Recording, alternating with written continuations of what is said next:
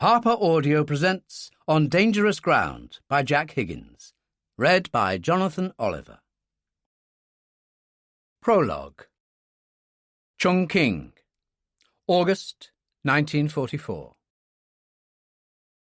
The pilot, Flight Lieutenant Joe Kane of RAF Transport Command, was tired, frozen to the bone, his hands clamped to the control column. He eased it forward and took the plane down, emerging from low cloud at 3,000 feet into driving rain. The aircraft ploughing its way through heavy cloud and thunderstorm was a Douglas DC-3, the famous Dakota, as much a workhorse for the American Air Force as for the RAF, who together operated them out of the Assam airfields of North India, flying supplies to Chiang Kai-shek's Chinese army.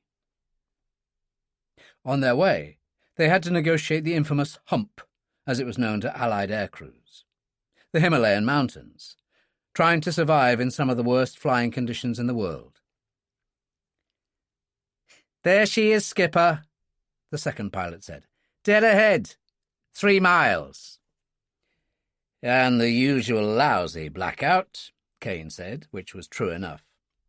The inhabitants of Chongqing were notoriously lazy in that respect, and there were lights all over the place. "Well, here we go," he said. "Message from Control Tower," the wireless operator called from behind. Kane switched onto VHF and called the tower. "Sugar Nan here. Is there a problem?" "Priority traffic coming in. Please go round," a neutral voice said. "Oh, for God's sake," Kane replied angrily. "I've just clocked 1,000 miles over the hump. We're tired, cold, and almost out of fuel." "VIP traffic to starboard and below you. Go round. Please acknowledge." The voice was firm. The second pilot looked out of the side, then turned. "About 500 feet below, Skipper. Another Dakota. A Yank from the look of it." "All right," Kane said wearily, and banked to port. The man who stood on the porch of the station commander's office, staring up into the rain, listening to the sound of the first Dakota coming in, wore the uniform of a Vice Admiral of the Royal Navy, a trench coat over his shoulders. His name was Lord Louis Mountbatten, and he was cousin to the King of England. A highly decorated war hero, he was also Supreme Allied Commander, Southeast Asia. The American general in steel-rimmed spectacles who emerged behind him, pausing to light a cigarette, was General Vinegar Joe Stilwell, Mountbatten's deputy and also Chief of Staff to Chiang Kai-shek. The greatest expert on China of anyone in the Allied forces, Stilwell was also fluent in Cantonese. He perched on the rail. "Well, here he comes, the great Chairman Mao." "What happened to Chiang Kai-shek?" Mountbatten asked. "Found an excuse to go up country. It's no use, Louis. Mao and Chiang will never get together. They both want the same thing." "China?" Mountbatten said. "Exactly. Yes, well, I'd like to remind you this isn't the Pacific, Joe. 25 Jap divisions in China, and since the start of their April offensive, they've been winning. No one knows that better than you. We need Mao and his communist army. It's as simple as that." They watched the Dakota land. Stilwell said, "The Washington viewpoint is simple. We've given enough lend-lease to Chiang." "And what have we got for it?" Mountbatten asked. "He sits on his backside doing nothing, saving his ammunition and equipment for the civil war with the communists when the Japs are beaten." "A civil war he'll probably win," Stilwell said. "Do you really think so?" Mountbatten shook his head. "You know, in the West, Mao and his people are looked upon as agrarian revolutionaries, that all they want is land for the peasants." "And you don't agree?" "Frankly, I think they're more communist than the Russians. I think they could well drive Chiang Kai-shek out of mainland China and take over after the war." "An interesting thought," Stilwell told him. But if you're talking about making friends and influencing people, that's up to you. Washington won't play. Fresh supplies of arms and ammunition must come from your people, not American sources. We'll have a big enough problem handling Japan after the war. China is your baby. The Dakota came towards them and stopped. A couple of waiting ground crew wheeled steps forward and waited for the door to open. So you don't think I'm asking dear old Mao too much? Hell no, Stillwell laughed. To be honest, Louis, if he agrees, I don't see how you'll be getting very much in return for all that aid you intend to give him. Better than nothing, old sport, especially if he agrees. The door swung open. A young Chinese officer emerged. A moment later, Mao Tse-tung appeared. He paused for a moment, looking towards them, wearing only a simple uniform and cap with the red star. Then he started down the steps. Mao Tse-tung, chairman of the Chinese Communist Party, was at that time 51. A brilliant politician, a master of guerrilla warfare, and a soldier of genius. He was also the implacable foe of Chiang Kai-shek, and the two sides had been engaged in open warfare instead of taking on the Japanese together. In the office, he sat behind the station commander's desk, the young officer behind him.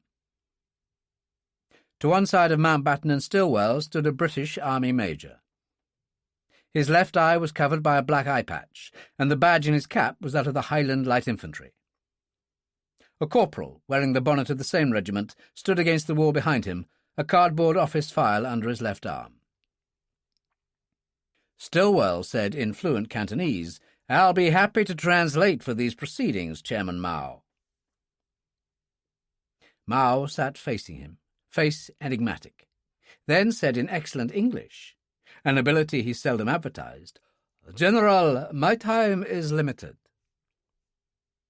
Stillwell stared at him in astonishment, and Mao said to Mountbatten, "Who is this officer, and the man with him?"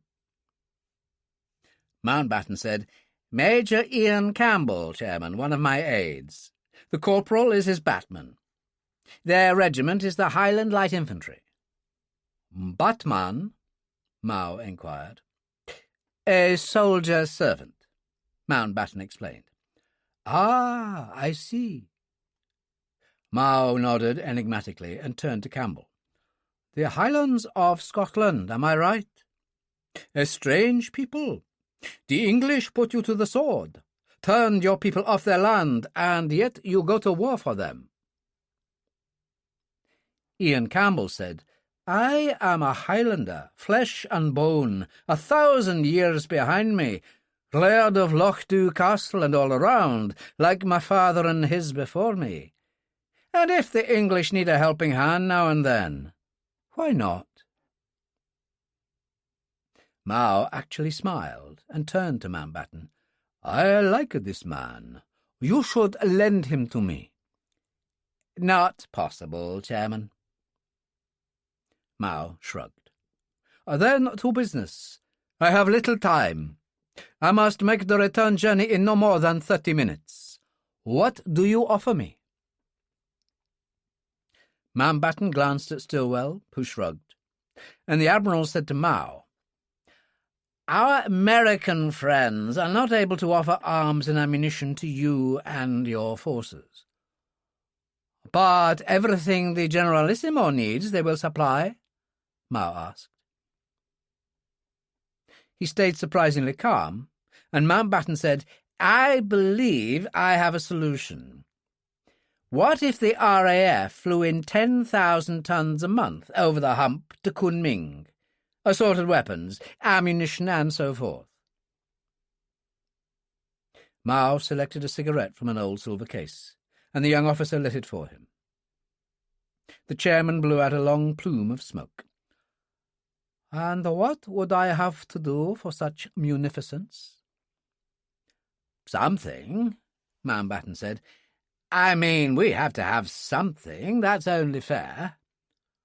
"And what would you have in mind?"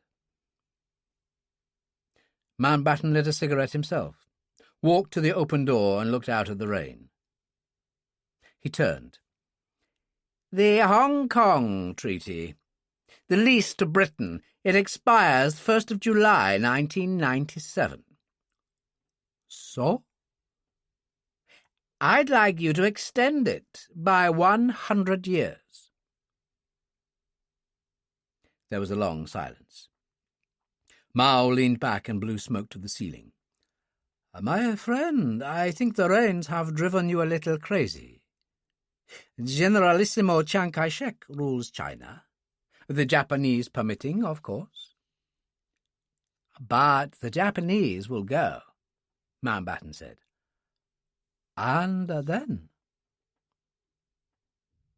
The room was very quiet.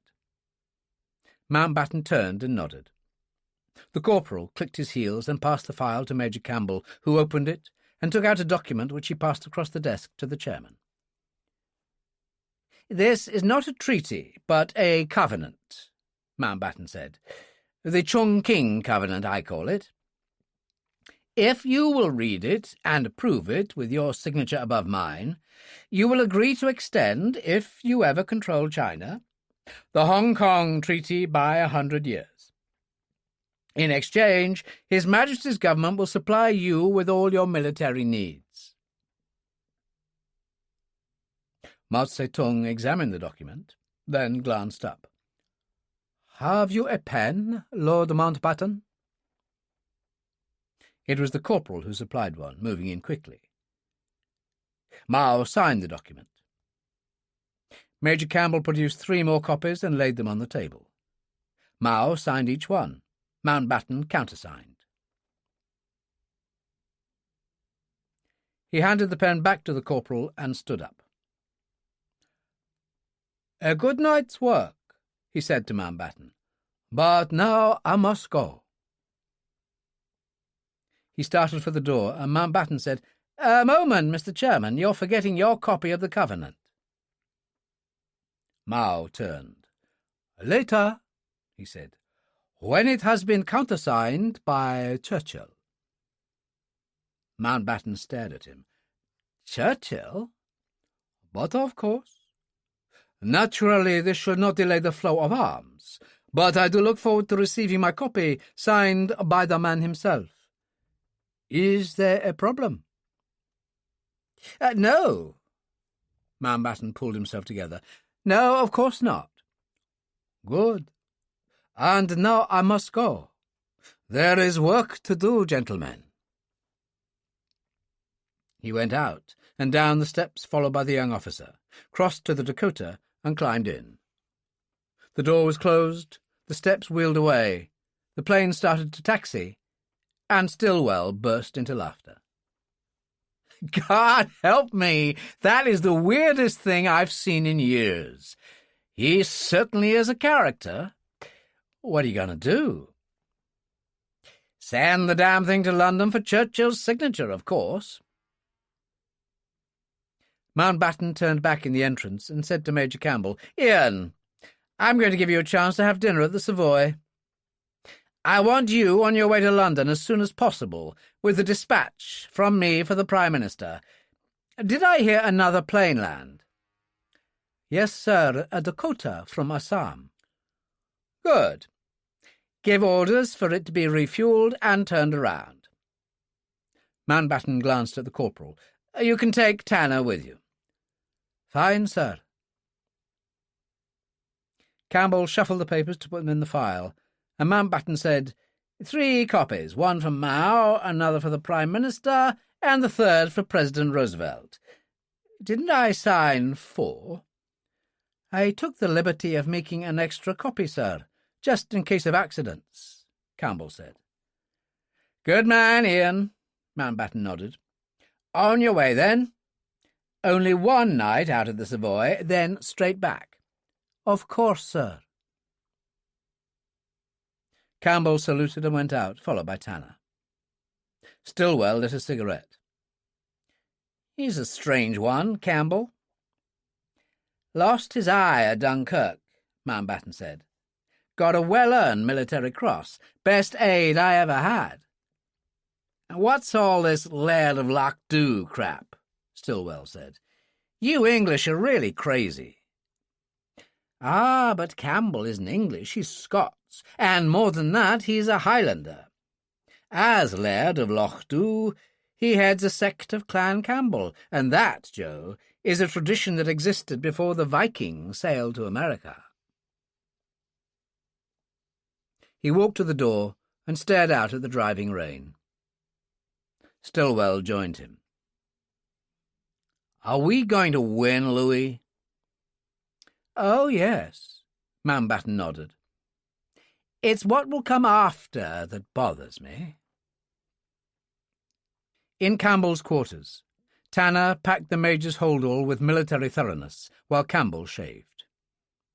They had been together since boyhood, for Tanner's father had been a gamekeeper on the Lochdu estate, and together they endured the shattering experience of Dunkirk. When Campbell had first worked for Mountbatten at Combined Operations Headquarters in London, he had taken the corporal with him as his batman. The move to Southeast Asia Command had followed that. But to Jack Tanner, a good soldier with a military medal for bravery in the field to prove it, Campbell would never be anything else but the Laird. The Major came out of the bathroom drying his hands. He adjusted the black eye patch and smoothed his hair, then pulled on his tunic.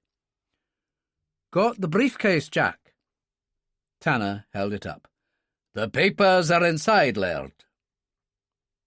He always gave Campbell the title when they were alone. Campbell said, Open it. Take out the fourth copy, the extra copy. Tanner did as he was told and passed it to him.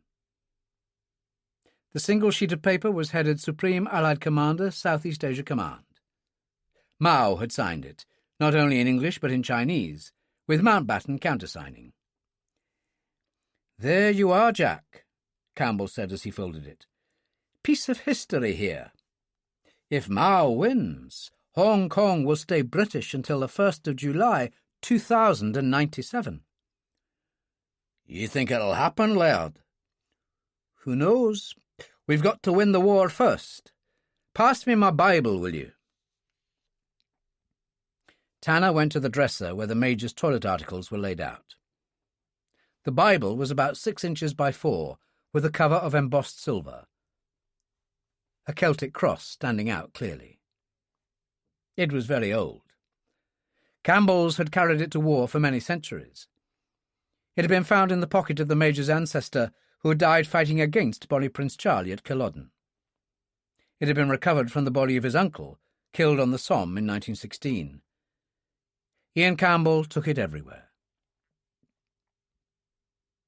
Tanner opened it. The inside of the Bible's cover was also silver. He felt carefully with his nail. It sprang open, revealing a small hidden compartment. Campbell folded the sheet of paper to the appropriate size and fitted it in, closing the lid. Top secret, Jack. Only you and I know it's there. Your Highland oath on it. You have it, Laird. Shall I put it in the hold-all, Laird? No, I'll carry it in my map pocket. There was a knock at the door. Tanner went to open it, and Flight Lieutenant Kane stepped in. He was carrying heavy flying jackets and boots. You'll need these, sir. We'll probably have to go as high as 20,000 over part of the hump. Bloody freezing up there. The young man looked tired, dark circles under his eyes. Campbell said, I'm sorry about this. I know you've only just got in. That's all right, sir. I carry a co-pilot, Pilot Officer Giffard. We can spell each other. We also have a navigator and wireless operator. We'll make out. He smiled. One can hardly say no to Lord Mountbatten. All the way to Delhi on this one, I see. That's right. Then onwards to London. Wish I was doing that leg of the trip. Kane opened the door and looked out at the rain. Never stops, does it? What a bloody country. I'll see you at the plane, sir. He went out. Campbell said, Right, Jack, let's get moving. They pulled on the flying boots, the heavy sheepskin jackets. Finally ready, Tanner picked up his hold-all and the Major's. "On your way, Jack." Tanner moved out. Campbell glanced around the room, reached for his cap and put it on. Then he picked up the Bible, put it in the map pocket of his flying jacket, and fastened the flap. Strange, but he felt more than tired. It was as if he had reached the end of something. His Highland blood speaking again. He shrugged the feeling off, turned and went out into the rain, following Tanner to the Dakota. To Kunming from Chongqing was 450 miles. They took the opportunity of refuelling and then pressed on to the most hazardous section of the trip, the 550 miles over the hump to the Assam airfields. Conditions were appalling. Heavy rain and thunderstorms, and the kind of turbulence that threatened to break the plane up. Several hundred aircrew had died making this run over the past couple of years. Campbell knew that. It was probably the most hazardous flying duty in the RAF or the USAF. He wondered what persuaded men to volunteer for such work, and while thinking about it, actually managed some sleep, only surfacing as they came into their Assam destination to refuel. The onward trip to Delhi was another 1,100 miles, and a completely different proposition. Blue skies, considerable heat, and no wind to speak of. The Dakota coasted along at 10,000 feet, and Kane left the flying to Giffard, came back, and tried to get a couple of hours' sleep. Campbell dozed again, and came awake to find the wireless operator shaking Kane by the shoulder. "Delhi in 15 minutes, skipper." Kane got up, yawning. He grinned at Campbell. "Piece of cake, this leg, isn't it?" As he turned away, there was an explosion. Pieces of metal flew off the port engine. There was thick black smoke, and as the propeller stopped turning, the Dakota banked and dived steeply, throwing Kane off his feet. Campbell was hurled against the bulkhead behind with such force that he was almost knocked senseless. The result was that he couldn't really take in what was happening. It was a kind of nightmare, as if the world was breaking up around him. The impact of the crash, the smell of burning, and someone screaming. He was aware of being in water, managed to focus his eyes, and found himself being dragged through a paddy field by a wild-eyed Tanner, blood on his face. The corporal heaved him onto a dike, then turned and hurried back, knee-deep in water, to the Dakota, which was burning fiercely now. When he was halfway there, it blew up with a tremendous explosion. Debris cascaded everywhere, and Tanner turned and came back wearily. He eased the Major higher on the dike and found a tin of cigarettes. His hand shook as he lit one. "Are we it?" Campbell managed to croak. "So it would appear, Laird. Dear God." Campbell's hands moved over his chest. "The Bible," he whispered. "Dinna fash yourself, Laird. I'll hold it safe for you." Tanner took it from the map pocket, and then all sounds faded for Campbell, all colour. Nothing now but quiet darkness.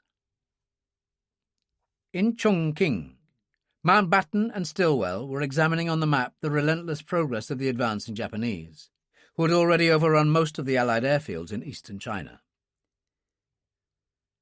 "I thought we were supposed to be winning the war," Stillwell said. Mountbatten smiled ruefully. "So did I." Behind him the door opened and an aide entered with the signal flimsy. "Sorry to bother you, sir, but this is from Delhi, marked urgent." Mountbatten read it, then swore softly. "All right, you can go." The aide went out. Stillwell said, "Bad news?" "The Dakota Campbell was travelling in lost an engine and crashed just outside Delhi. It fireballed after landing. By all accounts, the documents and my dispatches went with it." "Is Campbell dead?" "No, that corporal of his managed to get him out. All the crew were killed. It seems Campbell received a serious head injury. He's in a coma." "Well, let's hope he hangs in there," Stillwell said. "Anyway, something of a setback for you, your Chongqing covenant going up in flames. What will you do? Try to get Mao to sign another one?" "I doubt if I'll ever get close enough to him again. It was always an anything-is-better-than-nothing situation. I didn't really expect much to come out of it. Anyway, in my experience, Chinese seldom give you a second bite at the cherry." "I agree," Stillwell said. "In any case, the wily old bastard's probably already regretting putting his signature to that thing. But what about his supplies?" "Oh, we'll see he gets those, because I want him actively on our side taking on the Japanese. The Hong Kong business was never serious, Joe. I thought we ought to get something out of the deal if we could, and the Hong Kong thing was all that the Prime Minister and I could come up with. Not that it matters now. We've got far more serious things to consider." He walked back to the wall map. "Now, show me exactly where those Japanese forward units are." 1993. London. Chapter 1. Nora Bell got out of the taxi close to St. James' Stairs on Wapping High Street. She paid off the cab driver and walked away, a small, hippie, dark-haired girl in leather jacket, tight black miniskirt and high-heeled ankle boots. She walked well, with a sort of total movement of the whole body. The cab driver watched her put up her umbrella against the heavy rain, sighed deeply, and drove away. She paused on the first corner and bought an Evening Standard. The front page was concerned with only one thing: the arrival of the American president in London that day to meet with both the Israeli and British prime ministers to discuss developments in the Palestinian situation. She folded the newspaper, put it under her left arm, and turned the corner of the next street, walking down towards the Thames. The youth standing in a doorway opposite was perhaps 18 and wore lace-up boots, jeans, and shabby bomber jacket. With the ring in his left nostril and the swastika tattooed on his forehead, he was typical of a certain type of gang animal that roamed the city streets in search of prey. She looked easy meat, and he went after her quickly, only running in at the last minute to grab her from behind, one hand over her mouth. She didn't struggle, went completely still, which should have told him something, but by then he was beyond reason, charged with the wrong kind of sexual excitement.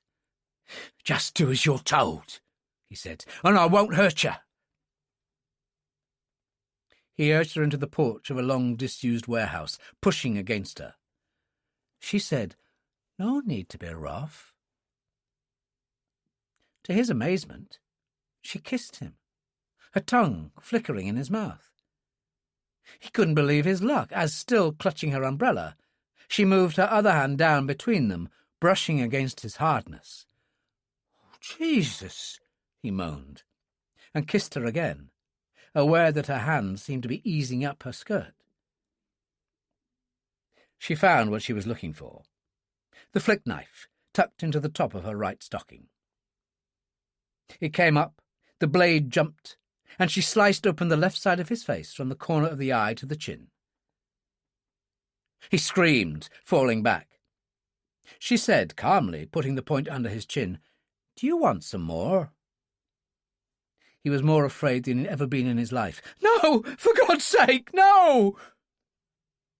She wiped the blade on his jacket. "Then go away."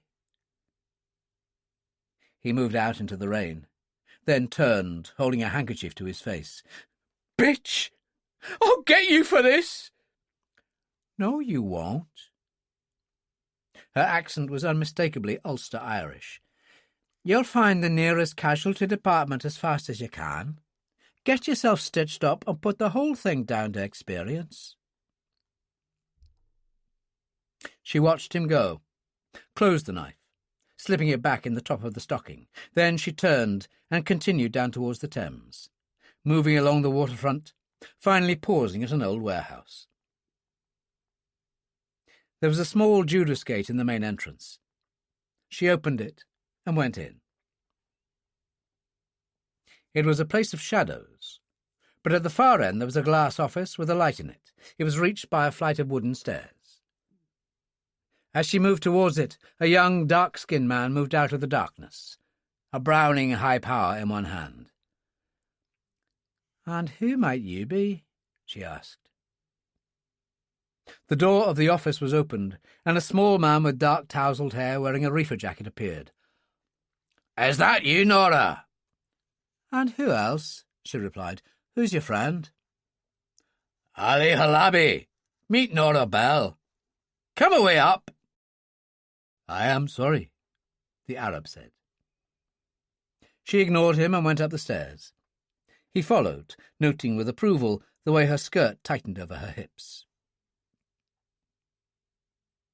When she went into the office, the man in the reefer coat put his hands on her shoulders.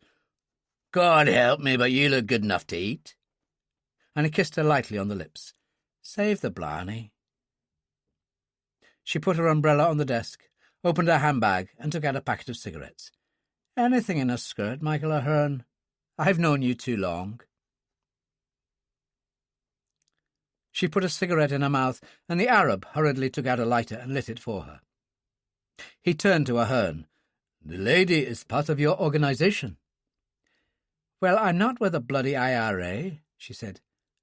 "We're prods, mister, if you know what that means." "Nora and I were in the Ulster Volunteer Force together, and then the Red Hand of Ulster," Ahern said, "until we had to move on." Nora laughed harshly. "Until they threw us out? A bunch of old women, that lot. We were killing too many Catholics for their liking." "I see," Ali Halabi said. "Is it Catholics who are your target, or the IRA?" "The same difference," she said. "I'm from Belfast, Mr. Halabi. My father was an army sergeant killed in the Falklands War. My mother, my kid's sister, my old granddad, all the family I had in the world, were killed in a street bomb planted by the IRA back in '86. You might say I've been taking my revenge ever since." "But we are open to offers," Ahern said amiably. "Any revolutionary organization needs money." The Judas gate banged below. Ali took the gun from his pocket, and Ahern moved to the door. "Is that you, Billy?" "As ever was." "Would that be Billy Quigley?" Nora asked. "Who else?" Ahern turned to Ali. "Another one the Red Hand threw out. Billy and I did some time together in the Maze prison." Quigley was a small, wiry man in an old raincoat. He had faded blonde hair and a careworn face that was old beyond his years. "Jesus, is that you, Nora?" "Hello, Billy." "You got my message?" Ahern said. "Yes, I drop into the William of Orange in Kilburn most nights." Ahern said to Ali, "Kilburn is what you might call the Irish quarter of London. Plenty of good Irish pubs there, Catholic and Protestant. This, by the way, is Ali Halabi from Iran." "So what's it all about?" Quigley demanded.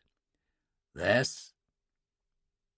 Ahern held up the Evening Standard with the headline about the American president. "Ali here represents a group of fundamentalists in Iran called the Army of God. They, shall we say, deeply deplore Arafat's deal with Israel over the new status of Palestine. They're even more unhappy with the American president presiding over that meeting at the White House and giving it his blessing." "So," Quigley said, "they'd like me to blow him up for them while he's in London, me having a certain reputation in that field." "For £5 million, Ali Halabi said. "Don't let us forget that."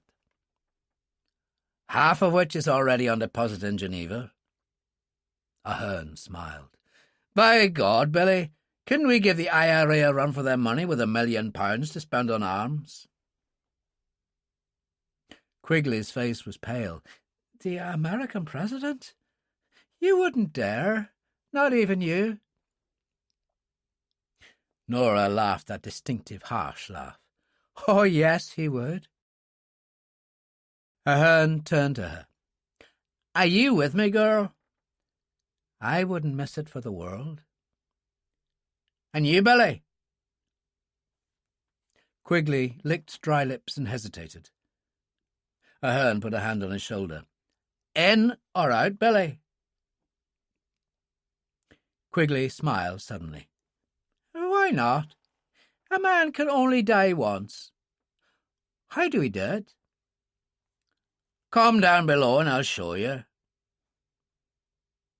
Ahern led the way down the steps and switched on a light at the bottom. There was a vehicle parked in a corner covered by a dust sheet, which he pulled away, revealing a grey British Telecom van.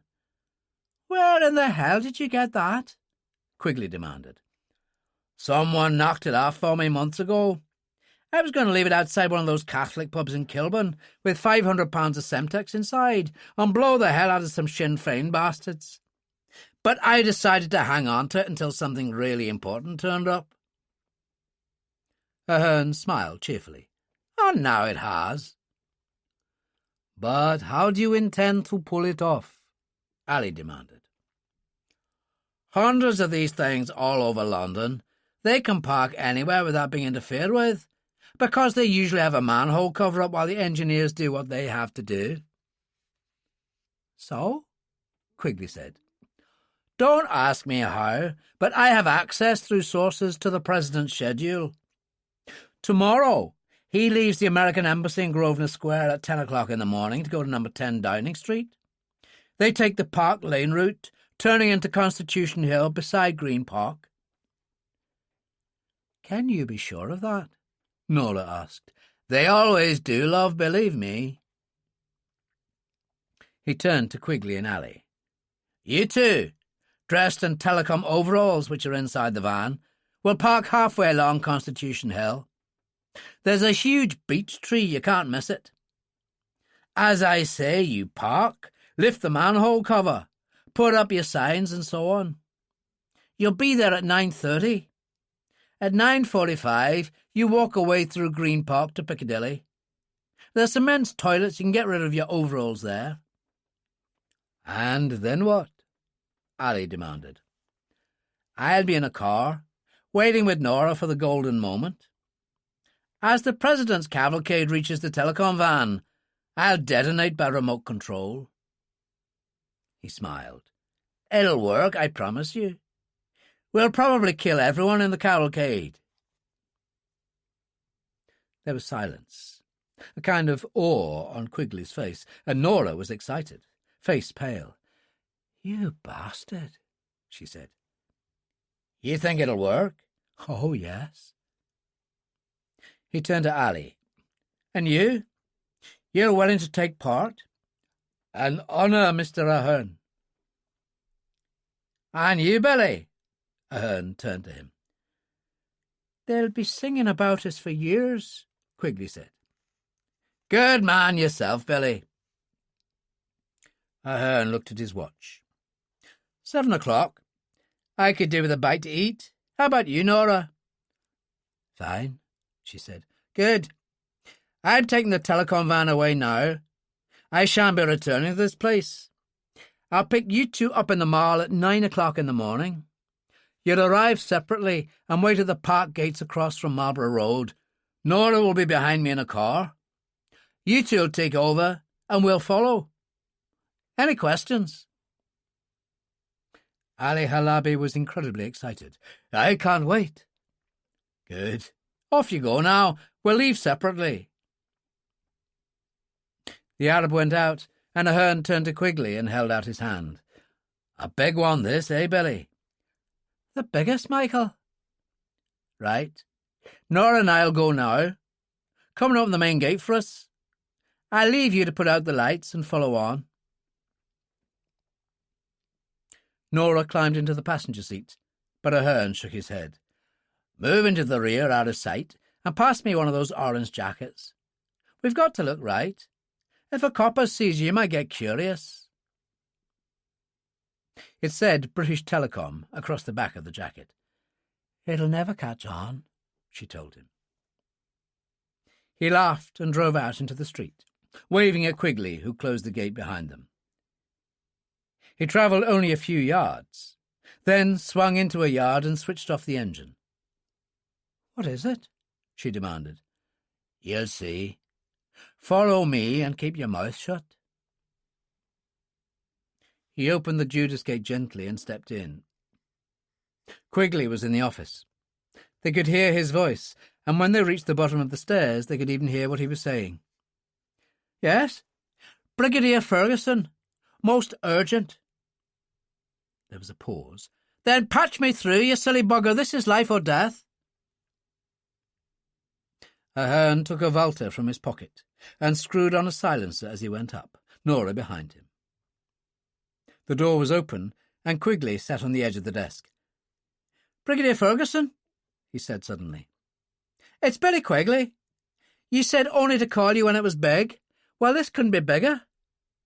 Michael Ahern and that bitch Nora Bell and some Iranian named Ali Halabi are going to try to blow up the American president tomorrow." There was a pause. "Yes, I'm supposed to be in on it. Well, this is the way of it." "Billy boy," Ahern said, "that's really naughty of you." As Quigley turned, he shot him between the eyes. Quigley fell back over the desk, and Ahern picked up the phone. "Are you there, Brigadier? Michael Ahern here. You'll need a new man." He replaced the receiver, turned off the office light, and turned to Nora. "Let's go, my love." "You knew he was an informer," she said. "Oh, yes. I think that's why they let him out of the Maze prison early. He was serving life, remember? They must have offered him a deal." "The dirty bastard," she said. "And now he's screwed everything up." "Not at all," Ahern said. "You see, Nora, it's all worked out exactly as I planned." He opened the van door and handed her in. "We'll go and get a bite to eat, and then I'll tell you how we're really going to hit the president." In 1972, aware of the growing problem of terrorism, the British Prime Minister of the day ordered the setting up of a small elite intelligence unit, which became known rather bitterly in intelligence circles as the Prime Minister's private army, as it owed allegiance only to the office. Brigadier Charles Ferguson had headed the unit since its inception, had served many prime ministers, and had no political allegiance whatsoever. His office was on the third floor of the Ministry of Defence, overlooking Horse Guards Avenue. He had been working late when Quigley's call was patched through. He was a rather untidy-looking man in a guard's tie and tweed suit, and was standing looking out of his window when there was a knock at the door. The woman who entered was in her late 20s and wore a fawn trouser suit of excellent cut and black horn-rimmed glasses that contrasted with close-cropped red hair. She could have been a top secretary or PA.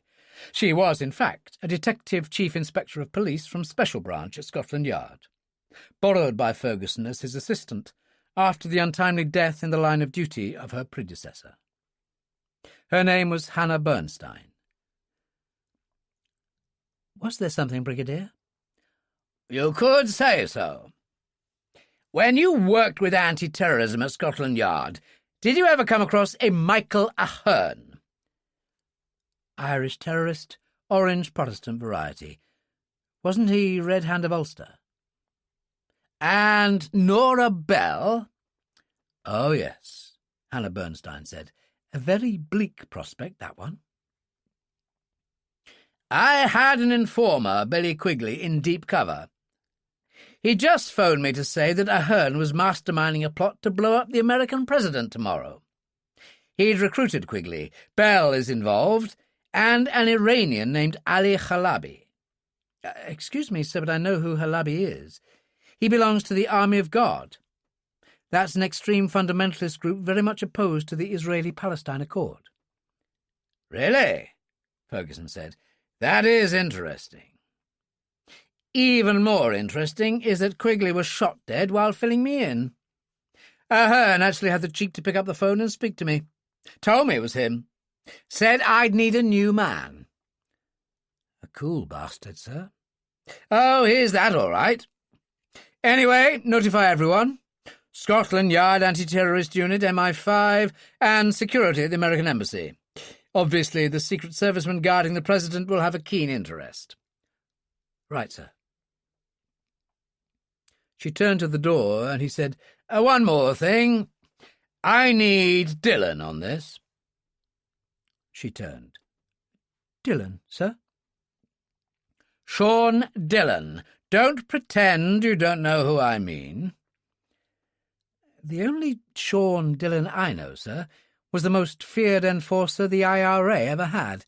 And, if I'm right, he tried to blow up the Prime Minister and the War Cabinet in February 1991 during the Gulf War. And nearly succeeded, Ferguson said. But he works for this department now, Chief Inspector, so get used to it. He only recently completed a most difficult assignment on the Prime Minister's orders that saved the royal family considerable grief. I need Dillon, so find him. Now, on your way. Ahern had a studio flat in what had been a warehouse beside the canal in Camden. He parked the telecom van in the garage, then took Nora up in what had been the old freight hoist. The studio was simply furnished, the wooden floor sanded and varnished, a rug here and there, 2 or 3 large sofas. The paintings on the wall were very modern. Nice, she said, but it doesn't seem you. It isn't. I'm on a 6-month lease. He opened the drinks cabinet, found a bottle of Jameson Irish whiskey, and poured some into 2 glasses. He offered her one, then opened a window and stepped out onto a small platform overlooking the canal. What's going on, Michael? She said. I mean, we don't really stand much of a chance of blowing up the President on Constitution Hill. Not now. I never thought for a moment that I could. You should remember, Nora, that I never let my left hand know what my right's doing. Explain, she said. Because of Quigley's phone call. Wherever the President goes tomorrow, they'll be on tenterhooks. Now, follow my reasoning. If there is an abortive explosion on his intended route to number 10 Downing Street, everyone heaves a sigh of relief, especially if they find what's left of Halabi there. Go on. They won't expect another attempt the same day in an entirely different context. My God, she said, you planned this all along. You used Quigley. Poor sod. Ahern brushed past her and helped himself to more whiskey. Once they have their explosion, they'll think that's it, but it won't be. You see, tomorrow night at 7:30, the American President, the Prime Minister and selected guests board the riverboat Jersey Lily at Cadogan Pier on the Chelsea Embankment for an evening of frivolity and cocktails, cruising the Thames past the Houses of Parliament, ending up at Westminster Pier. The catering is in the hands of Orsini & Co., by whom you and I are employed as waiters. He opened a drawer and took out 2 security cards. My name is Harry Smith. Nice and innocuous. You'll note the false moustache and horn-rimmed glasses. I'll add those later. Mary Hunt, Nora said. That does sound prim. Where did you get my photo? An old one I had. I got a photographer friend to touch it up and add the spectacles. They intend a cocktail party on the forward deck, weather permitting. What about weapons? How will we get through security? Taken care of. An associate of mine was working as a crew member till yesterday. He's left 2 silenced Valters, wrapped in cling film at the bottom of the sand in a fire bucket in one of the men's restrooms. And that was after the security people did their checks. Very clever. I'm no kamikaze, Nora. I intend to survive this. We hit from the upper decks. With silenced weapons, he'll go down as if he's having a heart attack. And what happens to us? The ship has an inflatable tender on a line at the stern. My associate checked it out. It has an outboard motor. In the confusion, we'll drop in and head for the other side of the river. As long as the confusion is confusion enough. Well, nothing's perfect in this life. Are you with me? Oh, yes, she said. To the end, Michael. Whatever comes. Good girl. He put an arm around her and squeezed. Now, could we go and get something to eat? I'm starving. Chapter 2. A strange man, Sean Dillon, Ferguson said. I'd say that was an understatement, sir, Hannah Bernstein told him. They were sitting in the rear of Ferguson's Daimler, threading their way through the West End traffic. He was born in Belfast, but his mother died in childbirth. His father came to work in London, so the boy went to school here. Incredible talent for acting. He did a year at the Royal Academy of Dramatic Art, and 1 or 2 roles at the National Theatre. He also has a flair for languages, everything from Irish to Russian. All very impressive, sir. But he still ended up shooting people for the Provisional IRA. Yes, well, that was because his father, on a trip home to Belfast, got caught in some crossfire and was killed by a British Army patrol. Dillon took the oath, did a fast course on weaponry in Libya, and never looked back. Why the switch from the IRA to the international scene? Disenchantment with the glorious cause. Dillon is a thoroughly ruthless man when he has to be. He's killed many times in his career, but the random bomb that kills women and children, let's say that's not his style. Are you trying to tell me he actually has some notion of morality? Ferguson laughed. Well, he certainly never played favourites. Worked for the PLO, but also was an underwater specialist for the Israelis. For money, of course. Naturally.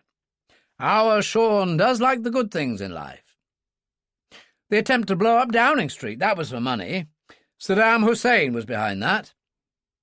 And yet, 18 months later, he flies a light plane loaded with medical supplies for children into Bosnia, and no payment involved. What happened? Did God speak down through the clouds to him or something? Does it matter?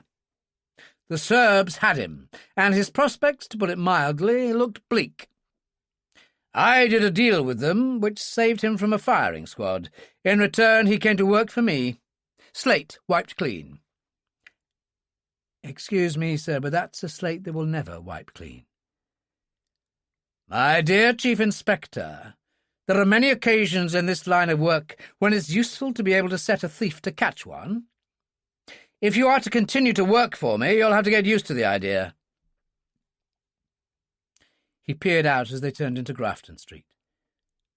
Are you sure he's at this place? So they tell me, sir. His favourite restaurant. Excellent, Ferguson said. I could do with a bite to eat myself. Sean Dillon sat in the upstairs bar of Mulligan's Irish restaurant and worked his way through a dozen oysters and half a bottle of Krug champagne to help things along as he read the evening paper. He was a small man, no more than 5'5", with hair so fair that it was almost white. He wore dark cord jeans, an old black leather flying jacket, a white scarf at his throat. The eyes were his strangest feature, like water over a stone, clear, no colour, and there was a permanent, slight ironic quirk to the corner of his mouth, the look of a man who no longer took life too seriously.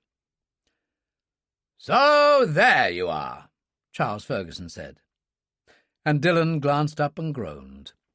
No place to hide, not tonight. I'll have a dozen of those and a pint of Guinness.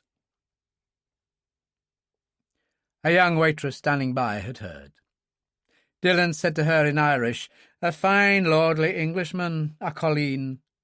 But his mother, God rest her, was Irish, so give him what he wants." The girl gave him a smile of true devotion and went away. Ferguson sat down, and Dillon looked up at Hannah Bernstein. "And who might you be, girl?" "This is Detective Chief Inspector Hannah Bernstein, Special Branch, my new assistant, and I don't want you corrupting her. Now, where's my Guinness?" It was then that Hannah Bernstein received her first shock, for as Dillon stood, he smiled, and it was like no smile she'd ever seen before. Warm and immensely charming, changing his personality completely. She had come here wanting to dislike this man, but now... He took her hand. "And what would a nice Jewish girl like you be doing in such bad company? Will you have a glass of champagne?" "I don't think so. I'm on duty." She was slightly uncertain now and took a seat. Dillon went to the bar, returned with another glass and poured Krug into it. "When you're tired of champagne, you're tired of life." "What a load of cobblers," she said, but took the glass. Ferguson roared with laughter. "Beware this one, Dillon. She ran across a hoodlum emerging from a supermarket with a sawn-off shotgun last year. Unfortunately for him, she was working the American Embassy detail that week and had a Smith & Wesson in her handbag." "So you convinced him of his wicked ways?" Dillon said. She nodded. "Something like that." Ferguson's Guinness and oysters appeared. "We've got trouble, Dillon. Bad trouble. Tell him, Chief Inspector." Which she did in a few brief sentences. When she was finished, Dillon took a cigarette from a silver case and lit it with an old-fashioned Zippo lighter. "So, what do you think?" she asked. "Well, all we know for certain is that Billy Quigley is dead."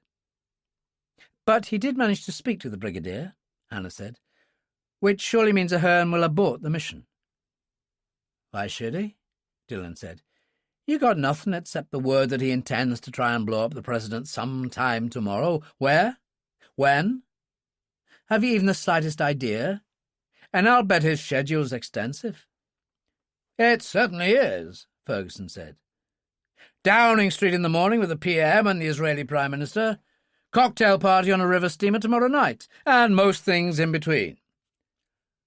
"None of which he's willing to cancel." "I'm afraid not." Ferguson shook his head. "I've already had a call from Downing Street. The President refuses to change a thing." Hannah Bernstein said, "Do you know Ahern personally?" "Oh, yes," Dillon told her. "He tried to kill me a couple of times, and then we met for face-to-face negotiations during a truce in Derry." "And his girlfriend?" Dillon shook his head. "Whatever else Nora Bell is, she isn't that. Sex isn't in her bag. She was just an ordinary working-class girl till her family was obliterated by an IRA bomb. These days, she'd kill the Pope if she could." "And Ahern?" "He's a strange one. It's always been like a game to him. He's a brilliant manipulator. I recall his favourite saying, that he didn't like his left hand to know what his right hand was doing." "And what's that supposed to mean?" Ferguson demanded. "Just that nothing's ever what it seems with Ahern." There was a small silence. Then Ferguson said, "Everyone is on this case. We've got them pumping out a not very good photo of the man himself."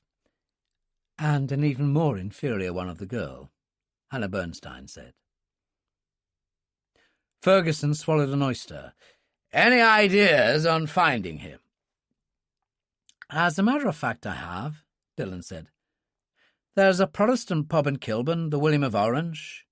I can have words there." Then what are we waiting for? Ferguson swallowed his last oyster and stood up. Let's go. The William of Orange in Kilburn had a surprising look of Belfast about it, with the fresco of King William victorious at the Battle of the Boyne on the whitewashed wall at one side. It could have been any Orange pub in the Shankill. You wouldn't exactly fit in at the bar, you two, Dillon said as they sat in the back of the Daimler. I need to speak to a man called Paddy Driscoll. What's he, UVF? Ferguson asked. Let's say he's a fundraiser. Wait here. I'm going round the back. Go with him, Chief Inspector, Ferguson ordered. Dillon sighed. All right, Brigadier, but I'm in charge. Ferguson nodded. Do as he says. Dillon got out and started along the pavement. Are you carrying? He asked. Of course. Good. You never know what'll happen next in this wicked old world. He paused in the entrance to a yard, took a Walter from his waistband at the rear, produced a Carswell silencer and screwed it into place. Then he slipped it inside his flying jacket. They crossed the cobbled yard through the rain, aware of music from the bar area, where some loyalist band thumped out The Sash My Father Wore. Through the rear window was a view of an extensive kitchen, and a small grey-haired man seated at a table doing accounts. That's Driscoll, Dillon whispered. In we go.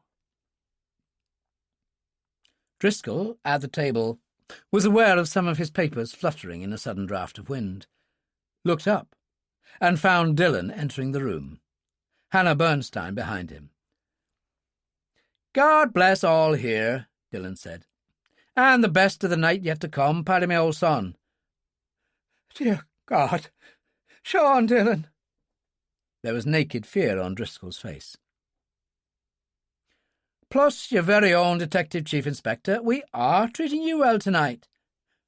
What do you want? Hannah leaned against the door, and Dillon pulled a chair over and sat across the table from Driscoll. He took out a cigarette and lit it. Michael Ahern. Where might he be? Ah, Jesus, Sean, I haven't seen that one in years. Billy Quigley. Don't tell me you haven't seen Billy, because I happen to know he drinks here regularly. Driscoll tried to tough it out. Sure, Billy comes in all the time, but as for Ahern... He shrugged. He's bad news, that one, Sean. Yes, but I'm worse. In one swift movement, Dillon pulled the Walter from inside his flying jacket, levelled it, and fired. There was a dull thud. The lower half of Driscoll's left ear disintegrated, and he moaned, a hand to the ear, blood spurting. Dillon! For God's sake! Hannah cried. I don't think he's got much to do with it. Dillon raised the Walter. Nor the other one. No, I'll tell you, Driscoll moaned. Ahern did phone here yesterday. He left a message for Billy. I gave it to him around 5 o'clock when he came in for a drink. What was it? He was to meet him at a place off Wapping High Street. A warehouse called Oliver's. Brick Wharf. Driscoll fumbled for a handkerchief, sobbing with pain. Dillon slipped the gun inside his flying jacket and got up. There you are, he said. That didn't take long. You're a bastard, Dillon, Hannah Bernstein said as she opened the door. It's been said before. Dillon turned in the doorway. One more thing, Paddy. Michael Ahern killed Billy Quigley earlier tonight. We know that for a fact. Dear God, Driscoll said. That's right. I'd stay out of it if I were you. And Dillon closed the door gently. Shall I call for backup, sir? Hannah Bernstein said, as the Daimler eased into Brick Wharf beside the Thames. Ferguson put his window down and looked out. I shouldn't think it matters, Chief Inspector. If he was here, he's long gone. Let's go and see. It was Dillon who led the way in, the Walter ready in his left hand, stepping through the Judas gate, feeling for the switch on the wall, flooding the place with light. At the bottom of the steps, he found the office switch and led the way up. Billy Quigley lay on his back on the other side of the desk. Dillon stood to one side, shoving the Walter back inside his flying jacket, and Ferguson and Hannah Bernstein moved forward. "Is that him, sir?" she asked. "I am afraid so," Ferguson sighed. "Take care of it, Chief Inspector." She started to call in on her mobile phone, and Ferguson turned and went down the stairs, followed by Dillon. He went out into the street and stood by a rail overlooking the Thames. As Dillon joined him, Hannah Bernstein appeared. Ferguson said, "Well, what do you think?" "I can't believe he didn't know that Billy was an informer," Dillon said. Ferguson turned to Hannah. "Which means—" "If Dillon's right, sir, Ahern is playing some sort of game with us." "But what?" Ferguson demanded. "There are times for waiting, Brigadier, and this is one of them," Dillon said. "If you want my thoughts on the matter, it's simple. We're in Ahern's hands.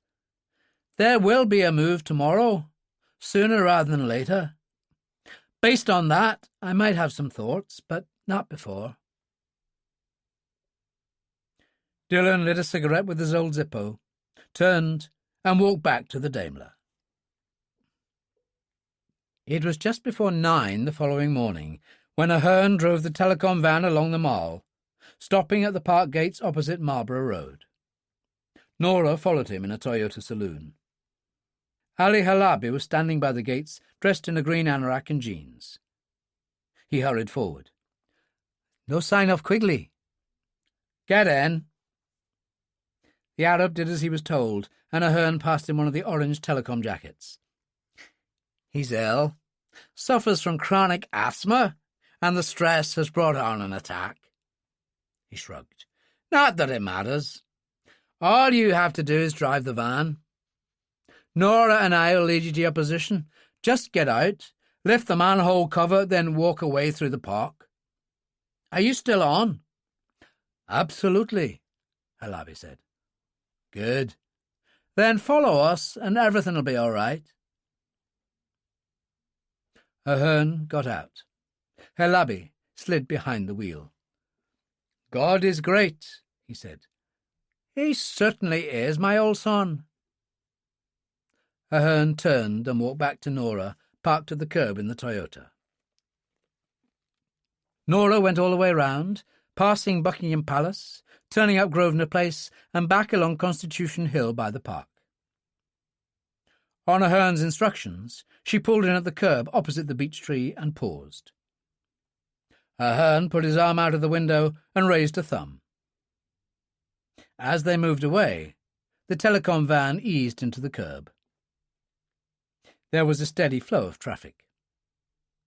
Ahern let her drive about 50 yards, then told her to pull in. They could see Halabi get out. He went round to the back of the van and opened the doors. He returned with a clamp, leaned down and prized up the manhole cover. "He's working well, is the boy," Ahern said. He took a small plastic remote-control unit from his pocket and pressed a button. Behind them the van fireballed, and 2 cars passing it, caught in the blast, were blown across the road. "That's what dedication gets you." Ahern tapped Nora on the shoulder. "Right, girl dear. Billy told them they'd get an explosion, and they've got one." "An expensive gesture. With Halabi gone, we won't get the other half of the money." £2.5 million on deposit in Switzerland, Nora. Not a bad payday, so don't be greedy. Now let's get out of here." It was late in the afternoon, with Ferguson still at his desk at the Ministry of Defence, when Hannah Bernstein came in. "Anything new?" he asked. Not a thing, sir. Improbable though it sounds, there was enough of Halabi left to identify, his fingerprints anyway. It seems he must have been on the pavement, not in the van. And the others? 2 cars caught in the blast. Driver of the front one was a woman doctor, killed instantly. The man and woman in the other were going to a sales conference. They're both in intensive care. She put the report on his desk. Quigley was right, but at least Ahern shot his bolt. You think so? Sir, you've seen the President's schedule. He was due to pass along Constitution Hill at about 10 o'clock on the way to Downing Street. Ahern must have known that. And the explosion? Premature. That kind of thing happens all the time. You know that, sir. Halabi was just an amateur. I've looked at his file in depth. He had an accountancy degree from the London School of Economics. Yes, it all makes sense. At least to me. But not to Dillon. Where is he? Out and about, nosing around. He wouldn't trust his own grandmother, that one. I suppose that's why he's still alive, Ferguson told her. Help yourself to coffee, Chief Inspector. At the studio flat in Camden, Ahern stood in front of the bathroom mirror and rubbed brilliantine into his hair. He combed it back, leaving a centre parting, then carefully glued a dark moustache and fixed it in place. He picked up a pair of horn-rimmed spectacles and put them on, then compared himself with the face on the security pass. As he turned, Nora came in the room. She wore a neat black skirt and white blouse. Her hair was drawn back in a tight bun. Like him, she wore spectacles, rather large ones with black rims. She looked totally different. "How do I look?" she said. "Bloody marvellous," he told her. "What about me?" "Great, Michael. First class." "Good." He led the way out of the bathroom and crossed to a drinks cabinet. He produced a bottle of Bushmills and 2 glasses. "It's not champagne nor a bell, but it's good Irish whiskey." He poured and raised his glass. "Our country too." "Our country too," she replied, giving him that most ancient of loyalist toasts. He emptied his glass. "Good. All I need's our box of cutlery, and we'll be on our way." It was around 6:30 when Ferguson left the Ministry of Defence with Hannah Bernstein and told his driver to take him to his flat in Cavendish Square. The door was opened by Kim, the ex-Gurkha corporal who had been his manservant for years. "Mr. Dillon has been waiting for you, Brigadier." "Thanks," Ferguson said. When they went into the living room, Dillon was standing by the open French window, a glass in his hand. He turned. "Help myself. Hope you don't mind." "Where have you been?" Ferguson demanded. "Checking my usual sources. You can discount the IRA on this one. It really is a hern, and that's what bothers me." "Can I ask why?" Hannah Bernstein said. Dillon said, "Michael O'Hearn is one of the most brilliant organisers I ever knew. Very clever, very subtle, and very, very devious. I told you, he doesn't let his left hand know what his right is doing." "So you don't think he's simply shot his bolt on this one?" Ferguson said. "Too easy. It may sound complicated to you, but I think everything, from Quigley's betrayal and death to the so-called accidental explosion of the telecom van on the President's route, was meant to happen." "Are you serious?" Hannah demanded. "Oh, yes. The attempt failed, so we can all take it easy. Let me look at the President's schedule." Hannah passed a copy across, and Ferguson poured himself a drink. "For once, I really do hope you're wrong, Dillon." "Here it is," Dillon said. "Cocktail party on the Thames riverboat Jersey Lily. The Prime Minister, the President, and the Prime Minister of Israel. That's where he'll strike. That's where he always intended. The rest was a smokescreen." "You're mad, Dillon," Ferguson said. "You must be." And then he turned and saw Hannah Bernstein's face. "Oh, my God," he said. She glanced at her watch. 6:30, sir." "Right," he said. "Let's get moving. We don't have much time." At the same moment, Ahern and Nora were parking the Toyota in a side street off Cheney Walk. They got out and walked down towards Cadogan Pier. There were police cars by the dozen, uniformed men all over the place, and at the boarding point a portable electronic arch that everyone had to pass through. Beside it were two large young men in blue suits. Ahern said, "Secret Service, the President's bodyguard. I think they get their suits from the same shop." He and Nora wore their identity cards on their lapels, and he grinned and passed a plastic box to one of the Secret Service men as they reached the arch. "Sorry to be a nuisance, but there's 200 knives, spoons and forks in there. He might blow a fuse on that thing." "Give it to me and you go through," the Secret Serviceman said. They negotiated the arch, and he opened the plastic box and riffled the cutlery with his hand. At that moment, several limousines drew up. "For Christ's sake, man, it's the Israeli Prime Minister," his colleague called. The Secret Serviceman said to Ahern, "You'll have to leave this box. On your way." "Suit yourself." Ahern went up the gangplank, followed by Nora.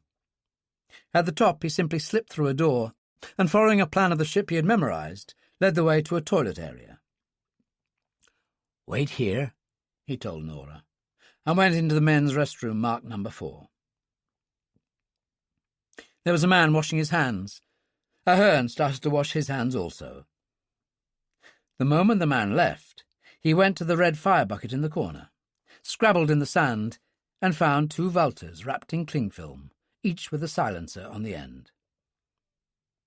He slipped one into the waistband of his trousers at the rear, and concealed the other inside his uniform blazer. When he went outside, he checked that no one was around for the moment, and passed the second Walter to Nora, who slipped it into the inside breast pocket of her blazer under the left armpit. "Here we go," he said. At that moment, a voice with a heavy Italian accent called, "You two, what are you doing?" When they turned, a grey-haired man in a black coat and striped trousers was coming along the corridor. "Who sent you?" Ahern, already sure of his facts, said, "Signor Orsini. We were supposed to be at the buffet at the French embassy, but he told us to come here at the last minute. He thought you might be short-handed." "And he's right." The head waiter turned to Nora. "Canapes for you and wine for you," he added to Ahern.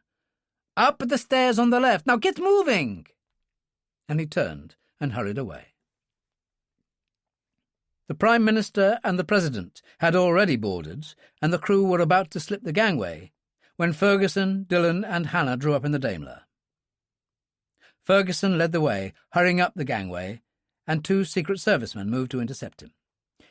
"Brigadier Ferguson, is Colonel Candy here?" A large, grey-haired man in a black suit and striped tie hurried along the deck. "It's all right. Is there a problem, Brigadier?" "These are aides of mine, Dillon and Chief Inspector Bernstein." Behind him, the gangway went down as the crew cast off, and the Jersey Lily started to edge out into the Thames. "I'm afraid there could be. The explosion this morning, we now believe it to be a subterfuge. You've had a photo of this man Ahern. Please alert all your men. He could well be on the boat." "Right." Candy didn't argue and turned to the 2 Secret Service men. "Jack, you take the stern. George, go up front. I'll handle the President. Alert everybody." They all turned and hurried away. Ferguson said, "Right, let's try to be useful in our own small way, shall we?" There was music on the night air provided by a jazz quartet up in the prow. People crowding around, mainly politicians and staff from the London embassies. The President, the Prime Minister, and the Israeli Prime Minister moving among them. waiters and waitresses offering wine and canapes to everyone. "It's a nightmare," Ferguson said. Candy appeared, running down a companionway. "The big three will all say a few words in about 10 minutes. After that, we continue down past the Houses of Parliament and disembark at Westminster Pier." "Fine." Ferguson turned to Dillon as the American hurried away. "This is hopeless." "Maybe he's not here," Hannah said. "Perhaps you're wrong, Dillon." It was as if he wasn't listening to her. "He'd have to have a way out." He turned to Ferguson. "The stern? Let's look at the stern." He led the way to the rear of the ship quickly, pushing people out of the way, and leaned over the stern rail. After a moment he turned. "He's here." "How do you know?" Ferguson demanded. Dillon reached over and hauled in a line, and an inflatable with an outboard motor came into view. "That's his way out," he said. "Or it was." He reached over, opened the snap link that held the line, and the inflatable vanished into the darkness. "Now what?" Hannah demanded. At that moment, a voice over the tannoy system said, "Ladies and gentlemen, the Prime Minister." Dillon said he isn't the kind to commit suicide, so he wouldn't walk up to him in the crowd. He looked up at the wheelhouse perched on top of the ship, 3 levels of deck below it. "That's it. It has to be." He ran for the steps leading up, Hannah at his heels, Ferguson struggling behind. He looked along the first deck, which was deserted, and started up the steps to the next. As he reached it, the Prime Minister said over the tannoy, "I'm proud to present to you the President of the United States." At the same moment as Dillon reached the deck, he saw Michael Ahern open the saloon door at the far end and enter, followed by Nora Bell, carrying a tray covered by a white napkin.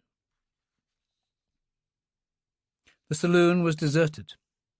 Ahern moved forward and looked down through the windows to the forward deck, where the President stood at the microphone, the British and Israeli Prime Ministers beside him. Ahern eased one of the windows open and took out his gun. The door opened gently behind him, and Dillon moved in, his Walter ready. "Jesus, Michael, but you never give up, do you?" Ahern turned, the gun against his thigh. "Sean Dillon, you bastard!" And then his hand swung up. Dillon shot him twice in the heart, a double thud of the silenced pistol that drove him back against the bulkhead. Nora Bell stood there frozen, clutching the tray.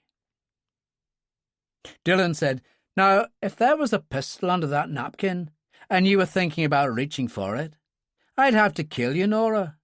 And neither of us would like that, you being a decent Irish girl. Just put the tray down." Very slowly, Nora Bell did as she was told, and placed the tray on the nearest table. Dillon turned, the Walter swinging from his right hand, and said to Ferguson and Hannah, "There you go. All's well that ends well." Behind him, Nora hitched up her skirt, pulled the flick knife from her stocking, and sprang the blade, plunging it into his back. Dillon reared up in agony and dropped his Walter. "Bastard!" Nora cried, pulled out the knife, and thrust it into him again. Dillon lurched against the table and hung there for a moment.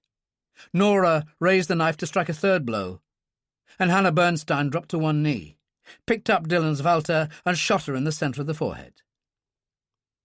At the same moment, Dillon slipped from the table and rolled onto his back. It was around midnight at the London Clinic, one of the world's greatest hospitals, and Hannah Bernstein sat in the first-floor reception area close to Dillon's room. She was tired, which in the circumstances was hardly surprising, but a diet of black coffee and cigarettes had kept her going. The door at the end of the corridor swung open, and to her astonishment, Ferguson entered, followed by the President and Colonel Candy. "The President was returning to the American Embassy," Ferguson told her. "But in the circumstances, I felt I should look in. You're Chief Inspector Bernstein, I understand." The President took her hand.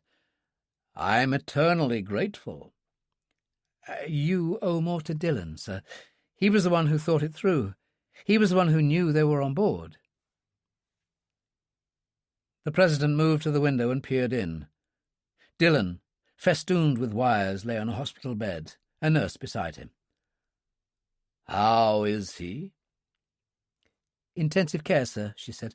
"A 4-hour operation. She stabbed him twice." "I brought in Professor Henry Bellamy of Guy's Hospital, Mr. President," Ferguson said. "The best surgeon in London." "Good." The President nodded. "I owe you and your people for this, Brigadier. I'll never forget." He walked away, and Colonel Candy said, "Thank God it worked out the way it did. That way we can keep it under wraps." "I know," Ferguson said. "It never happened."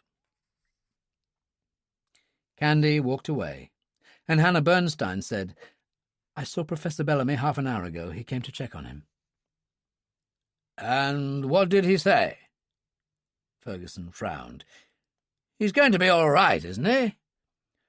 "Oh, he'll live, sir, if that's what you mean. The trouble is, Bellamy doesn't think he'll ever be the same again. She almost gutted him." Ferguson put an arm round her shoulder. "Are you all right, my dear?" "You mean, am I upset because I killed someone tonight? Not at all, Brigadier. I'm really not the nice Jewish girl Dillon imagines. I'm a rather Old Testament Jewish girl. She was a murderous bitch. She deserved to die." She took out a cigarette and lit it. "No, it's Dillon I'm sorry for. He did a good job. He deserved better." "I thought you didn't like him," Ferguson said. "Then you were wrong, Brigadier." She looked in through the window at Dillon. "The trouble is I liked him too much, and that never pays in our line of work." She turned and walked away. Ferguson hesitated, glanced once more at Dillon, then went after her. Chapter 3. And 2 months later, in another hospital, Our Lady of Mercy in New York, on the other side of the Atlantic, as darkness fell, young Tony Jackson clocked in for night duty. He was a tall, handsome man of 23 who had qualified as a doctor at Harvard Medical School the year before. Our Lady of Mercy, a charity hospital mainly staffed by nuns, was not many young doctors' idea of the ideal place to be an intern. But Tony Jackson was an idealist. He wanted to practice real medicine, and he could certainly do that at Our Lady of Mercy. Who could not believe their luck at getting their hands on such a brilliant young man?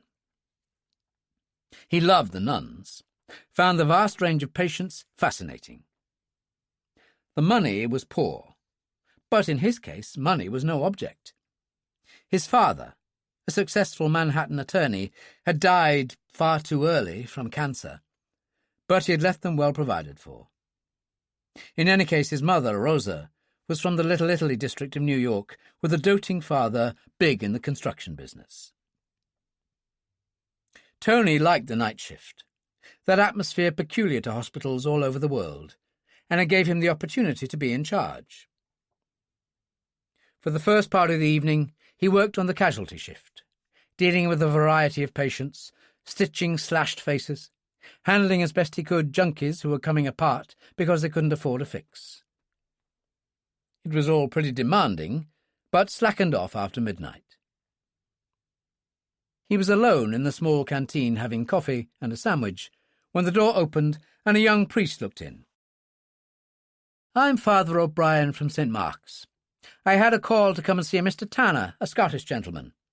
I understand he needs the last rites." Sorry, Father, I only came on tonight. I wouldn't know. Let me look at the schedule. He checked it briefly, then nodded. Jack Tanner, that must be him, admitted this afternoon. Age 75, British citizen. Collapsed at his daughter's house in Queens. He's in a private room on level 3, number 8. Thank you, the priest said, and disappeared. Jackson finished his coffee and idly glanced through the New York Times. There wasn't much news. An IRA bomb in London, in the city's financial centre. An item about Hong Kong, the British colony in China, which was to revert to Chinese control on the 1st of July, 1997. It seemed that the British governor of the colony was introducing a thoroughly democratic voting system while he had the chance, and the Chinese government in Peking were annoyed, which didn't look good for Hong Kong when the change took place. He threw the paper down, bored and restless, got up and went outside. The elevator doors opened, and Father O'Brien emerged. "Ah, there you are, Doctor. I've done what I could for the poor man, but he's not long for this world. He's from the Highlands of Scotland, would you believe? His daughter is married to an American." "Well, that's interesting," said Jackson. "I always imagined the Scots as Protestant." "My dear lad, not in the Highlands," Father O'Brien told him. "The Catholic tradition is very strong." He smiled. "Well, I'll be on my way. Good night to you." Jackson watched him go, then got in the elevator and rose to the 3rd level. As he emerged, he saw Sister Agnes, the night duty nurse, come out of room 8 and go to her desk. Jackson said, "I've just seen Father O'Brien. He tells me this Mr. Tanner doesn't look good." "There's his chart, Doctor. Chronic bronchitis and severe emphysema." Jackson examined the notes. Lung capacity only 12%, and the blood pressure is unbelievable. "I just checked his heart, Doctor. Very irregular." "Let's take a look at him." Jack Tanner's face was drawn and wasted, the sparse hair snow-white. His eyes were closed as he breathed in short gasps, a rattling sound in his throat at intervals. "Oxygen?" Jackson asked. "Administered an hour ago. I gave it to him myself."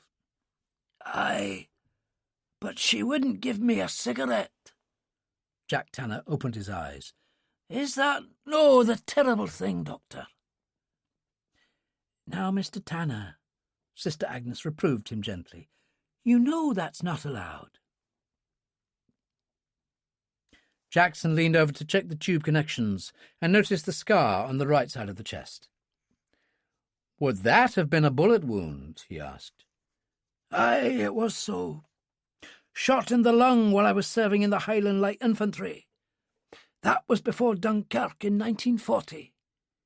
I'd have died if the laird hadn't got me out, and him wounded so bad he lost an eye." "The laird, you say?" Jackson was suddenly interested, but Tanner started to cough so harshly that he almost had a convulsion. Jackson grabbed for the oxygen mask. "Breathe nice and slowly. That's it." He removed it after a while, and Tanner smiled weakly. "I'll be back," Jackson told him, and went out. "You said the daughter lives in Queens." "That's right, Doctor." "Don't let's waste time. Send a cab for her now. Put it on my account. I don't think he's got long. I'll go back and sit with him." Jackson pulled a chair forward. "Now, what were you saying about the laird?" "That was Major Ian Campbell, Military Cross and Bar, the bravest man I ever knew. Laird of Lochdu Castle in the Western Highlands of Scotland, as his ancestors had been for centuries before him." "Lochdu?" "That's Gaelic. The Black Loch. To us who grew up there, it was always the place of dark waters." "So you knew the laird as a boy?" "We were boys together.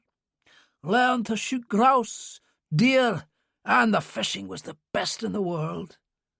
And then the war came.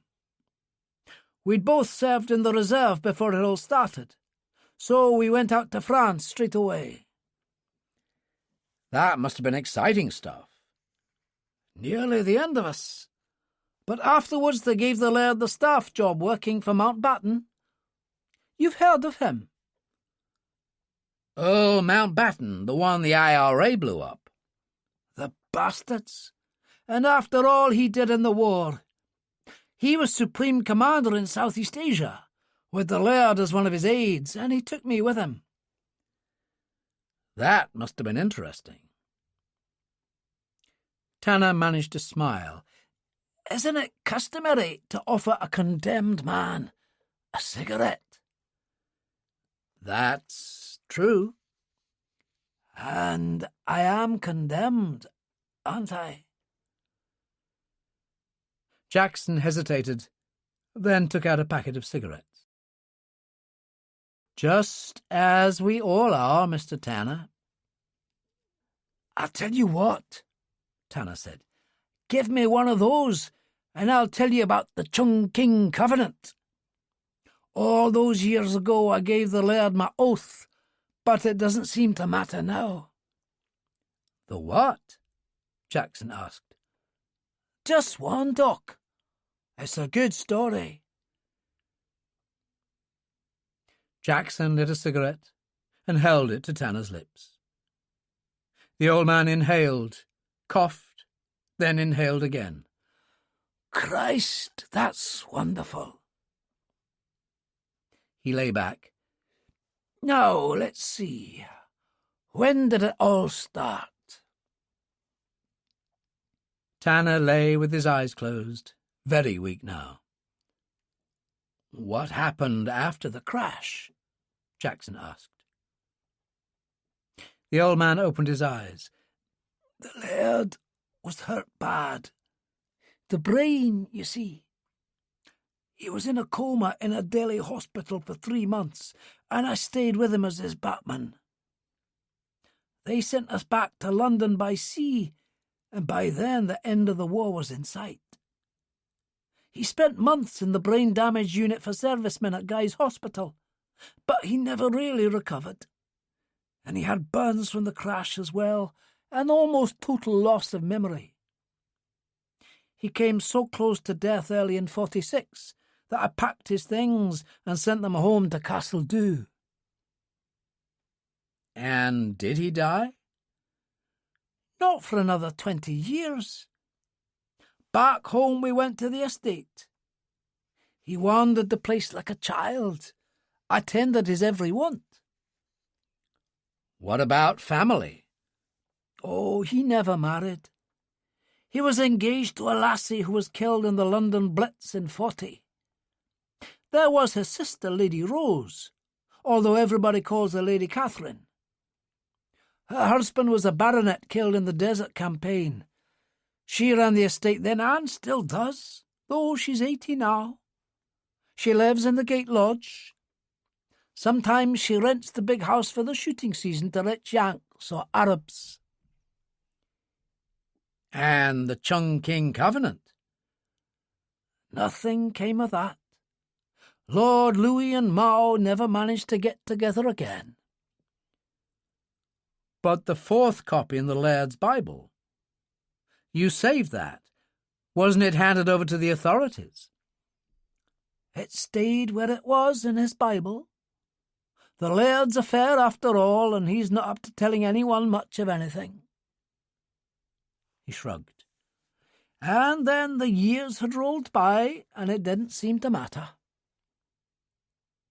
Did Lady Catherine ever come to know of it? I never told her. I never spoke of it to anyone, and he was not capable, and, as I said, it didn't seem to matter any longer. But you've told me. Tanner smiled weakly. That's because you're a nice boy who talked to me and gave me a cigarette. A long time ago, Chongqing in the rain, and Mountbatten and your General Stilwell. And the Bible. Like I told you, I sent all his belongings home when I thought he was going to die. So the Bible went back to Lochdu. You could say that. For some reason, Tanner started to laugh, and that led to him choking again. Jackson got the oxygen mask, and the door opened, and Sister Agnes ushered in a middle-aged couple. Mr. and Mrs. Grant. The woman hurried forward to take Tanner's hand. He managed to smile, breathing deeply, and she started to talk to him in a low voice and in a language totally unfamiliar to Jackson. He turned to her husband, a large, amiable-looking man. It's Gaelic, Doctor. They always spoke Gaelic together. He was on a visit. His wife died of cancer last year back in Scotland. At that moment, Tanner stopped breathing. His daughter cried out, and Jackson passed her gently to her husband and bent over the patient. After a while, he turned to face them. I'm sorry, but he's gone, he said simply. There it might have ended, except for the fact that, having read the article in the New York Times on Hong Kong and its relations with China, Tony Jackson was struck by the coincidence of Tanner's story. This became doubly important, because Tanner had died in the early hours of Sunday morning, and Jackson always had Sunday lunch, his hospital shifts permitting, at his grandfather's home in Little Italy, where his mother, since the death of his grandmother, kept house for her father in some style.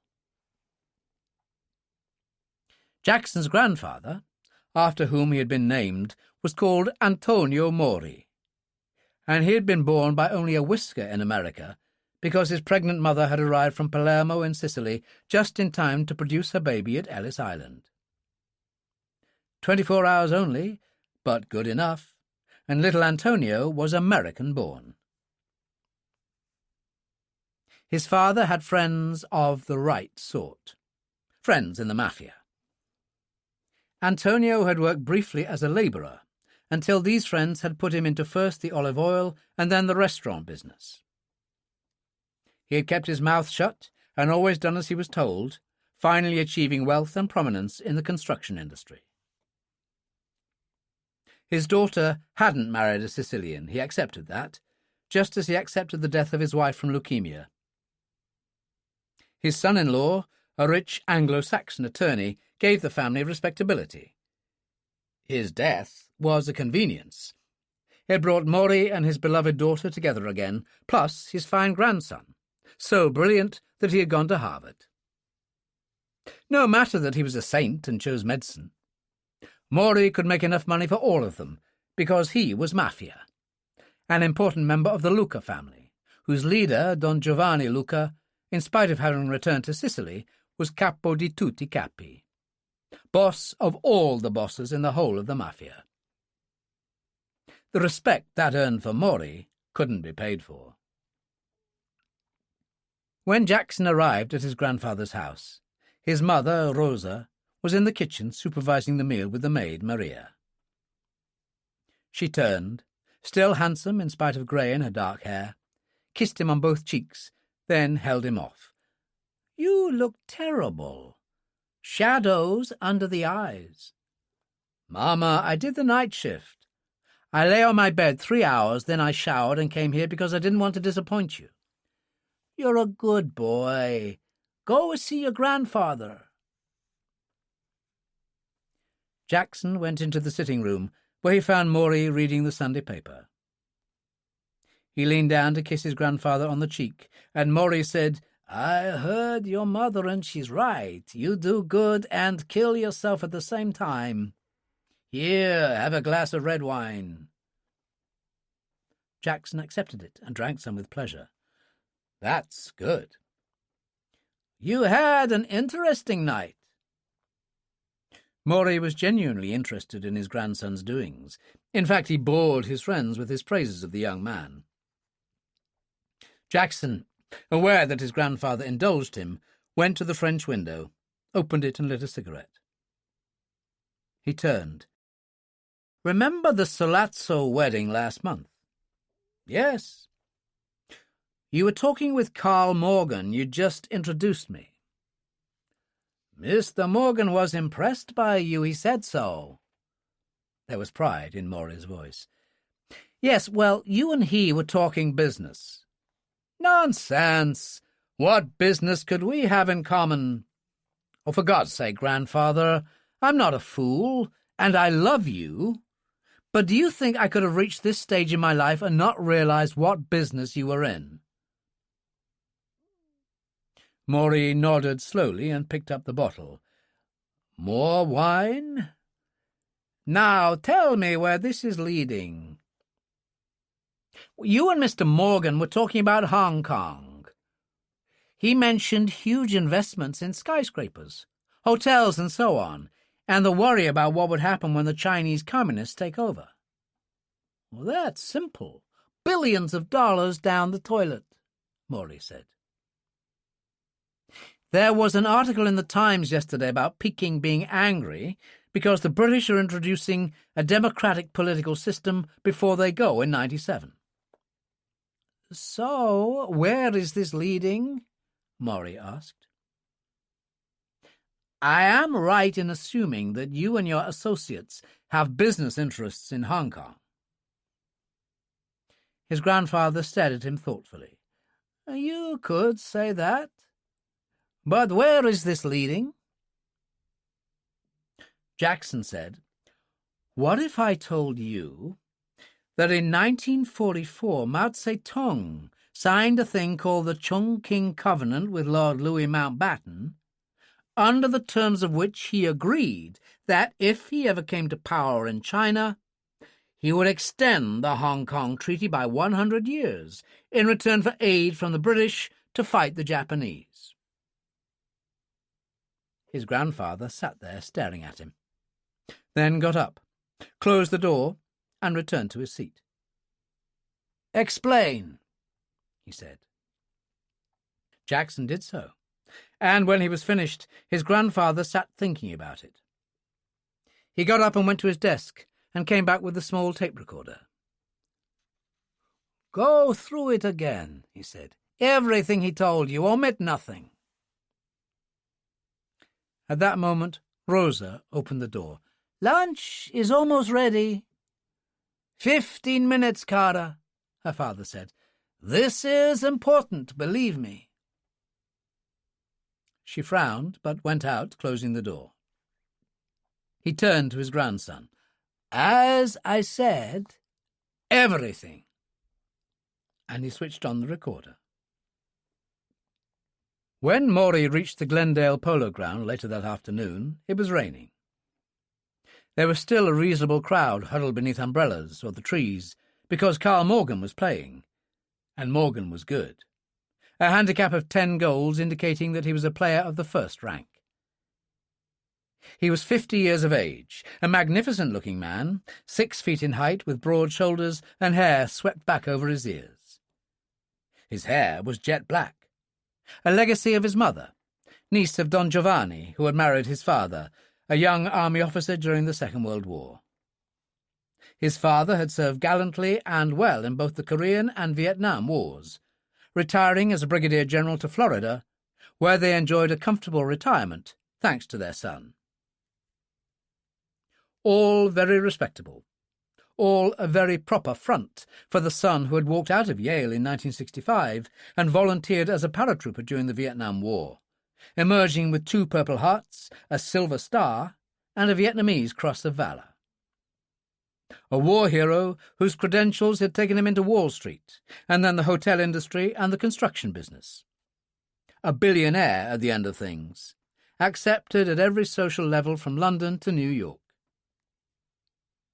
There are 6 chukkers in a polo game, lasting 7 minutes each, 4 players on each side.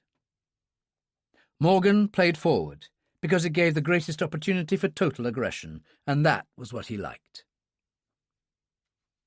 The game was into the final chukker as Mori got out of the car and his chauffeur came round to hold an umbrella over him.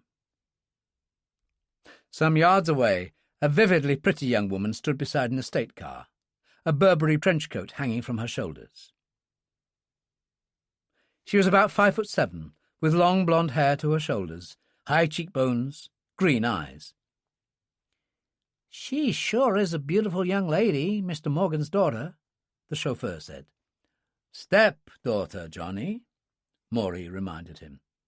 "Sure, I was forgetting. But with her taking his name and all. That was a real bad thing, her mother dying like that.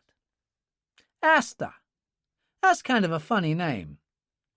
"It's Swedish," Mori told him. Asta Morgan jumped up and down excitedly. "Come on, Carl! Murder them!" Carl Morgan glanced sideways as he went by. His teeth flashed, and he went barrelling into the young forward for the opposing team, slamming his left foot under the boy's stirrup and lifting him quite illegally out of the saddle. A second later, he had thundered through and scored. The game won, he cantered across to Asta through the rain and stepped out of the saddle. A groom took his pony. Asta handed him a towel, then lit a cigarette and passed it to him. She looked up, smiling, an intimacy between them that excluded everyone around. "He sure likes that girl," Johnny said. Mori nodded. "So it would appear." Morgan turned and saw him and waved, and Mori went forward. "Carl, nice to see you. And you, Asta." He touched his hat. "What can I do for you?" Morgan asked. "Business, Carl. Something came up last night that might interest you." Morgan said, "Nothing you can't talk about in front of Asta, surely." Mori hesitated. "No, of course not." He took the small tape recorder from his pocket. "My grandson, Tony, had a man die on him at Our Lady of Mercy Hospital last night. He told Tony a hell of a story, Carl. I think you would be interested." "Okay, let's get in out of the rain."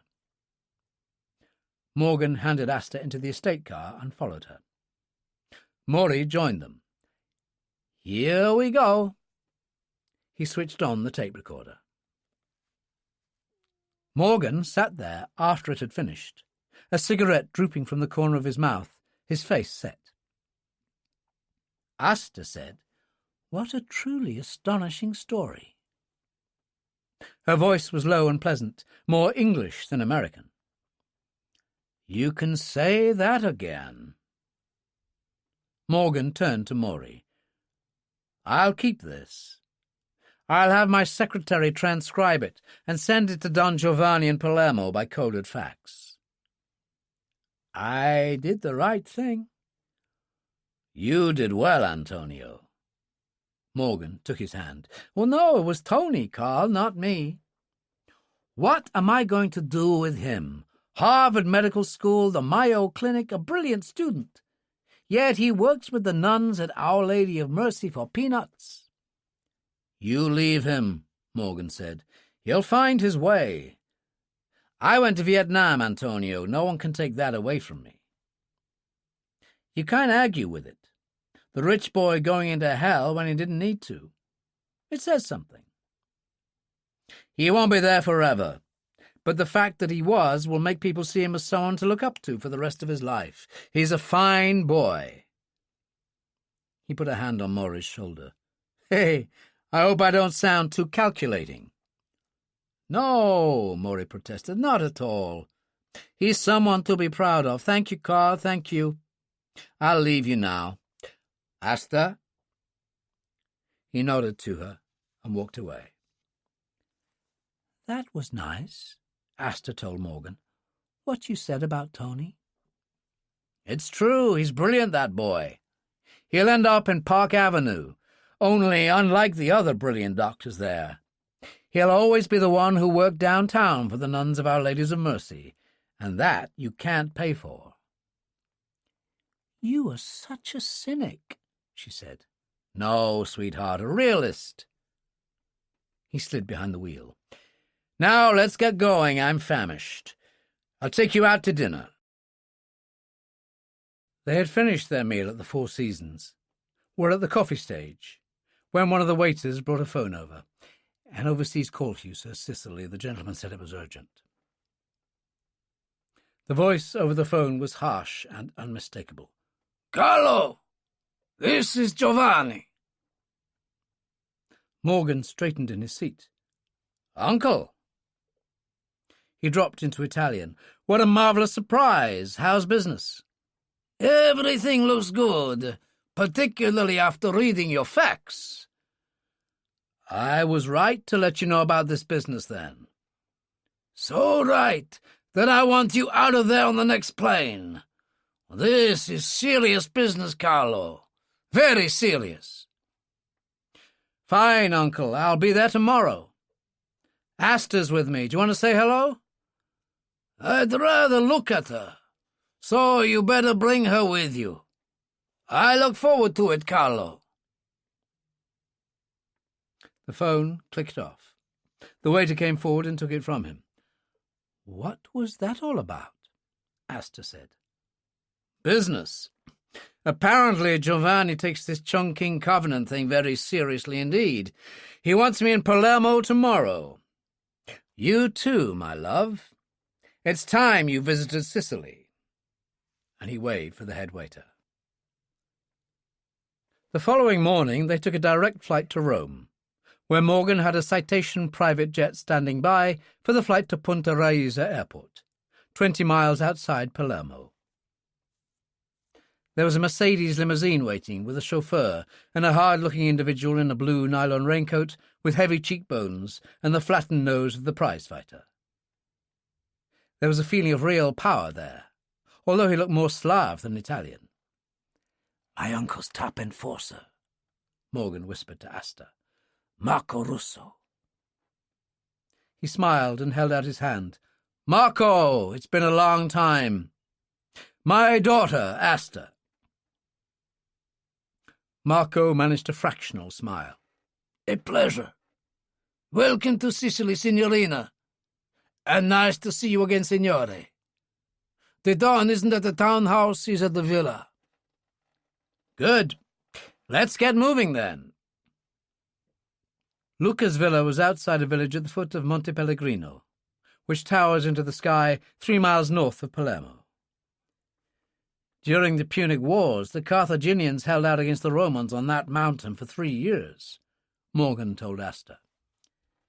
"It looks a fascinating place," she said. "Soaked in blood for generations." He held up the local paper which Marco had given him. 3 soldiers blown up by a car bomb last night. A priest shot in the back of the neck this morning because he was suspected of being an informer. "At least you're on the right side." He took her hand. "Everything I do is strictly legitimate, Asta. That's the whole point. My business interests and those of my associates are pure as driven snow." "I know, darling," she said. "You must be the greatest frontman ever. Grandad Morgan a general, you a war hero, billionaire, philanthropist, and one of the best polo players in the world. Why, last time we were in London, Prince Charles asked you to play for him." "He wants me next month." She laughed, and he added, "But never forget one thing, Asta. The true power doesn't come from New York. It lies in the hands of the old man we're going to see now." At that moment, they turned in through electronic gates set in an ancient 15-foot wall and drove through a semi-tropical garden towards the great Moorish villa. The main reception room was enormous.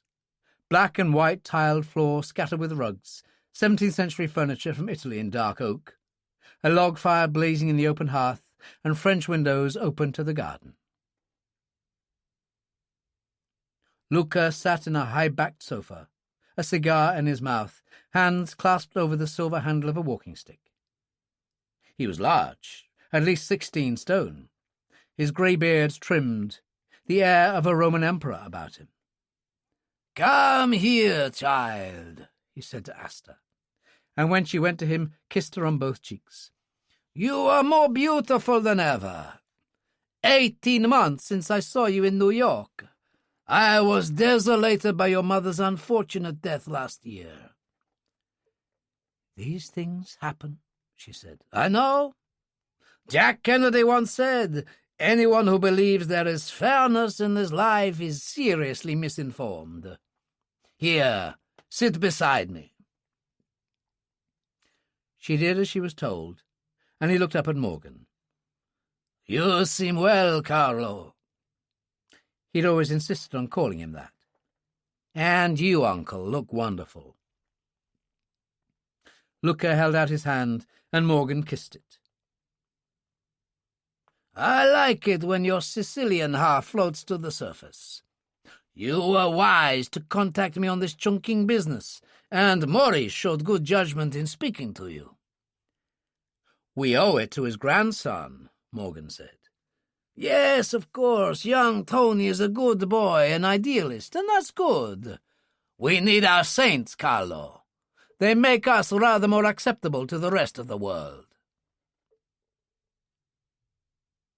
He snapped a finger, and a white-coated houseboy came forward. "Zibibo, Alfredo." "At once, Don Giovanni." "You will like this, Asta. A wine from the island of Pantelleria, flavored with anise." He turned to Morgan. "Marco took me for a run into the country the other day, to that farmhouse of yours at Valdini." "How was it?" "The caretaker and his wife seemed to be behaving themselves.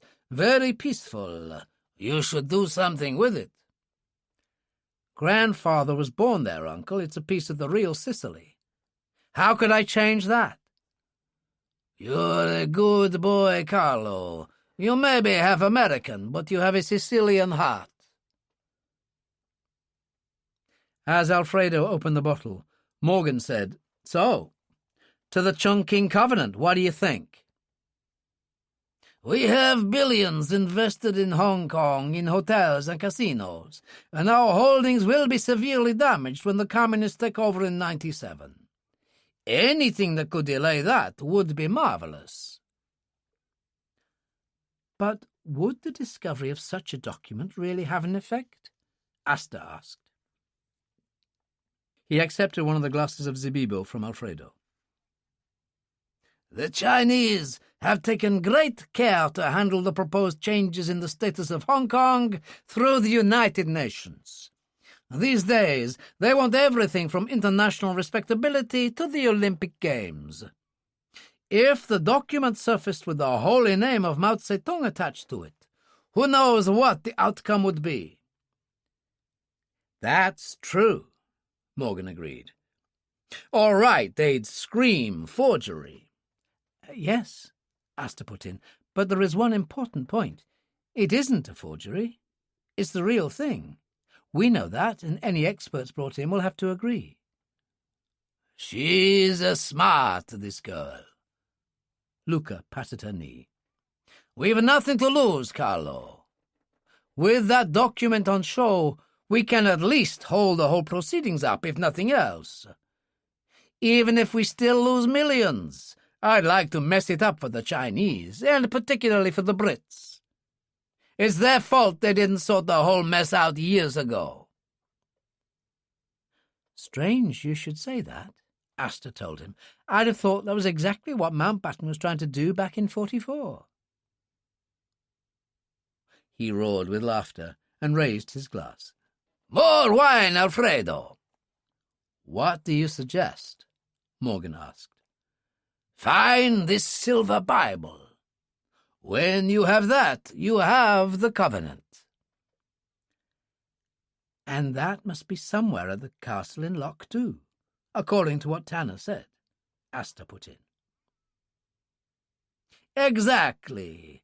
There's a problem. I had my London lawyer check on the situation at the castle the moment I received your fax. It's rented out at the moment to a sheikh from Trushul, Oman. A prince of the royal family, so there's nothing to be done there. He's in residence, and he won't be leaving for another month. My lawyer has leased it in your name for 3 months from then." "Fine," Morgan said. "That gives me plenty of time to clear the decks where business is concerned. That Bible must be there somewhere." "I instructed my lawyer to get straight up there and see this Lady Catherine Rose, the sister, to do the lease personally. He raised the question of the Bible, told her he'd heard a legend of how all the lairds carried it into battle. When he phoned me, he said she's old and a bit confused, and told him she hadn't seen the thing in years." "There is one thing," Asta said. "According to Tony Jackson, he said to Tanner, 'So the Bible went back to Lochdu?'" Morgan cut in, "And Tanner replied, 'You could say that.'" Asta nodded. "And then Tony said he started to laugh. I'd say that's rather strange." "Strange or not, that Bible must be there somewhere," Luca said. "You'll find it, Carlo." He stood up. "Now we eat." Marco Russo was standing by the door in the hall, and as they passed him, Luca said, "You can take Marco with you in case you need a little muscle." He patted Marco's face. "The Highlands of Scotland, Marco. You will have to wrap up." "Whatever you say, Capo." Marco opened the dining-room door where 2 waiters were in attendance. Back in the reception room, Alfredo cleared the wine bottle and glasses and took them into the kitchen, putting them beside the sink for the maid to wash later. He said to the cook, "I'm a-going now," went out, lit a cigarette, and walked down through the gardens to the staff quarters. Alfredo Ponti was an excellent waiter, but an even better policeman, one of the new dedicated breed imported from mainland Italy. He'd managed to obtain the job with Luca 3 months previously. Usually he phoned from outside when he wanted to contact his superiors, but the other 2 houseboys, the cook and the maid, were working, so for the moment he was alone. In any case, what he had overheard seemed important, so he decided to take a chance, lifted the receiver on the wall phone at the end of the corridor, and dialed a number in Palermo. It was answered at once. "Gaggini, it's me, Ponti. I've got something. Carl Morgan appeared tonight with his stepdaughter. I overheard them tell a most curious story to Luca. Have you ever heard of the Chongqing Covenant?" Paolo Gaggini, who was a major in the Italian Secret Intelligence Service based in Rome, posing as a businessman in Palermo, said, "That's a new one. Let me put the tape recorder on. Thank God for that photographic memory of yours. Right, start talking. Tell me everything." Which Alfredo did in some detail. When he had finished, Gaggini said, "Good work, although I can't see it helping us much. I'll be in touch. Take care." Alfredo replaced the receiver and went to bed. Gaggini, in his apartment in Palermo, sat thinking. He could let them know in Rome, not that anyone would be very interested. Everyone knew what Carl Morgan was, but he was also legitimate. In any case, anything he did in Scotland was the responsibility of the British authorities, which made him think of his oldest friend in British intelligence. Gaggini smiled. He loved this one. He got out his code book and found the number of the Ministry of Defence in London. When the operator answered, he said, "Give me Brigadier Charles Ferguson. Priority 1, please." It was perhaps 2 hours later, when Morgan and Asta had retired, that Alfredo was shaken awake to find Marco bending over him. "The capo wants you." What is it?" Marco shrugged. "Search me. He's on the terrace."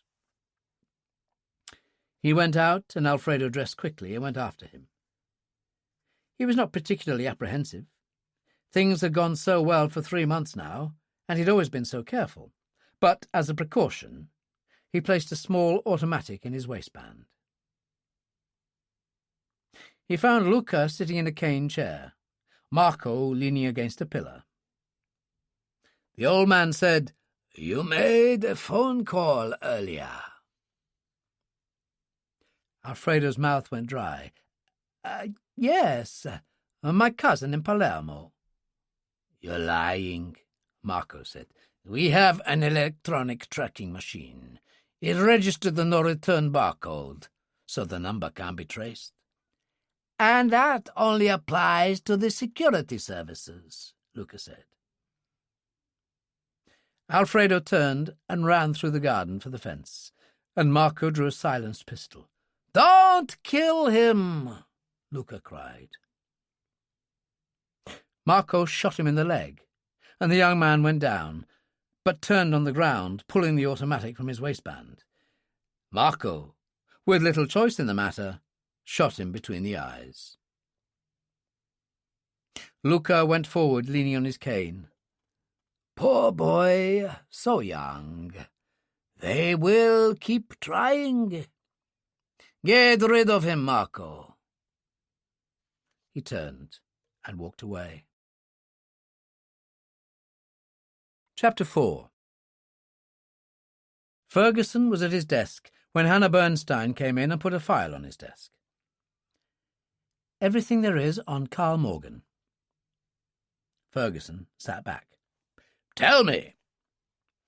"His father is a retired brigadier general, but his mother is the niece of Giovanni Luca, which means that in spite of Yale and all the war hero stuff in Vietnam and his hotels and construction business, he's fronting for the mafia.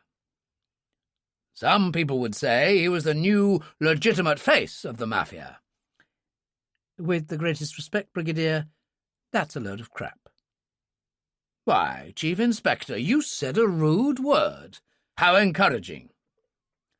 "A thug is a thug, even if he does wear suits by Brioni and plays polo with Prince Charles." "I couldn't agree more. Have you checked on Lochdu Castle and the situation there?" "Yes, sir. It's a present leased to Prince Ali Ben Yusuf from Oman. He'll be there for another month." "Well, not much joy there.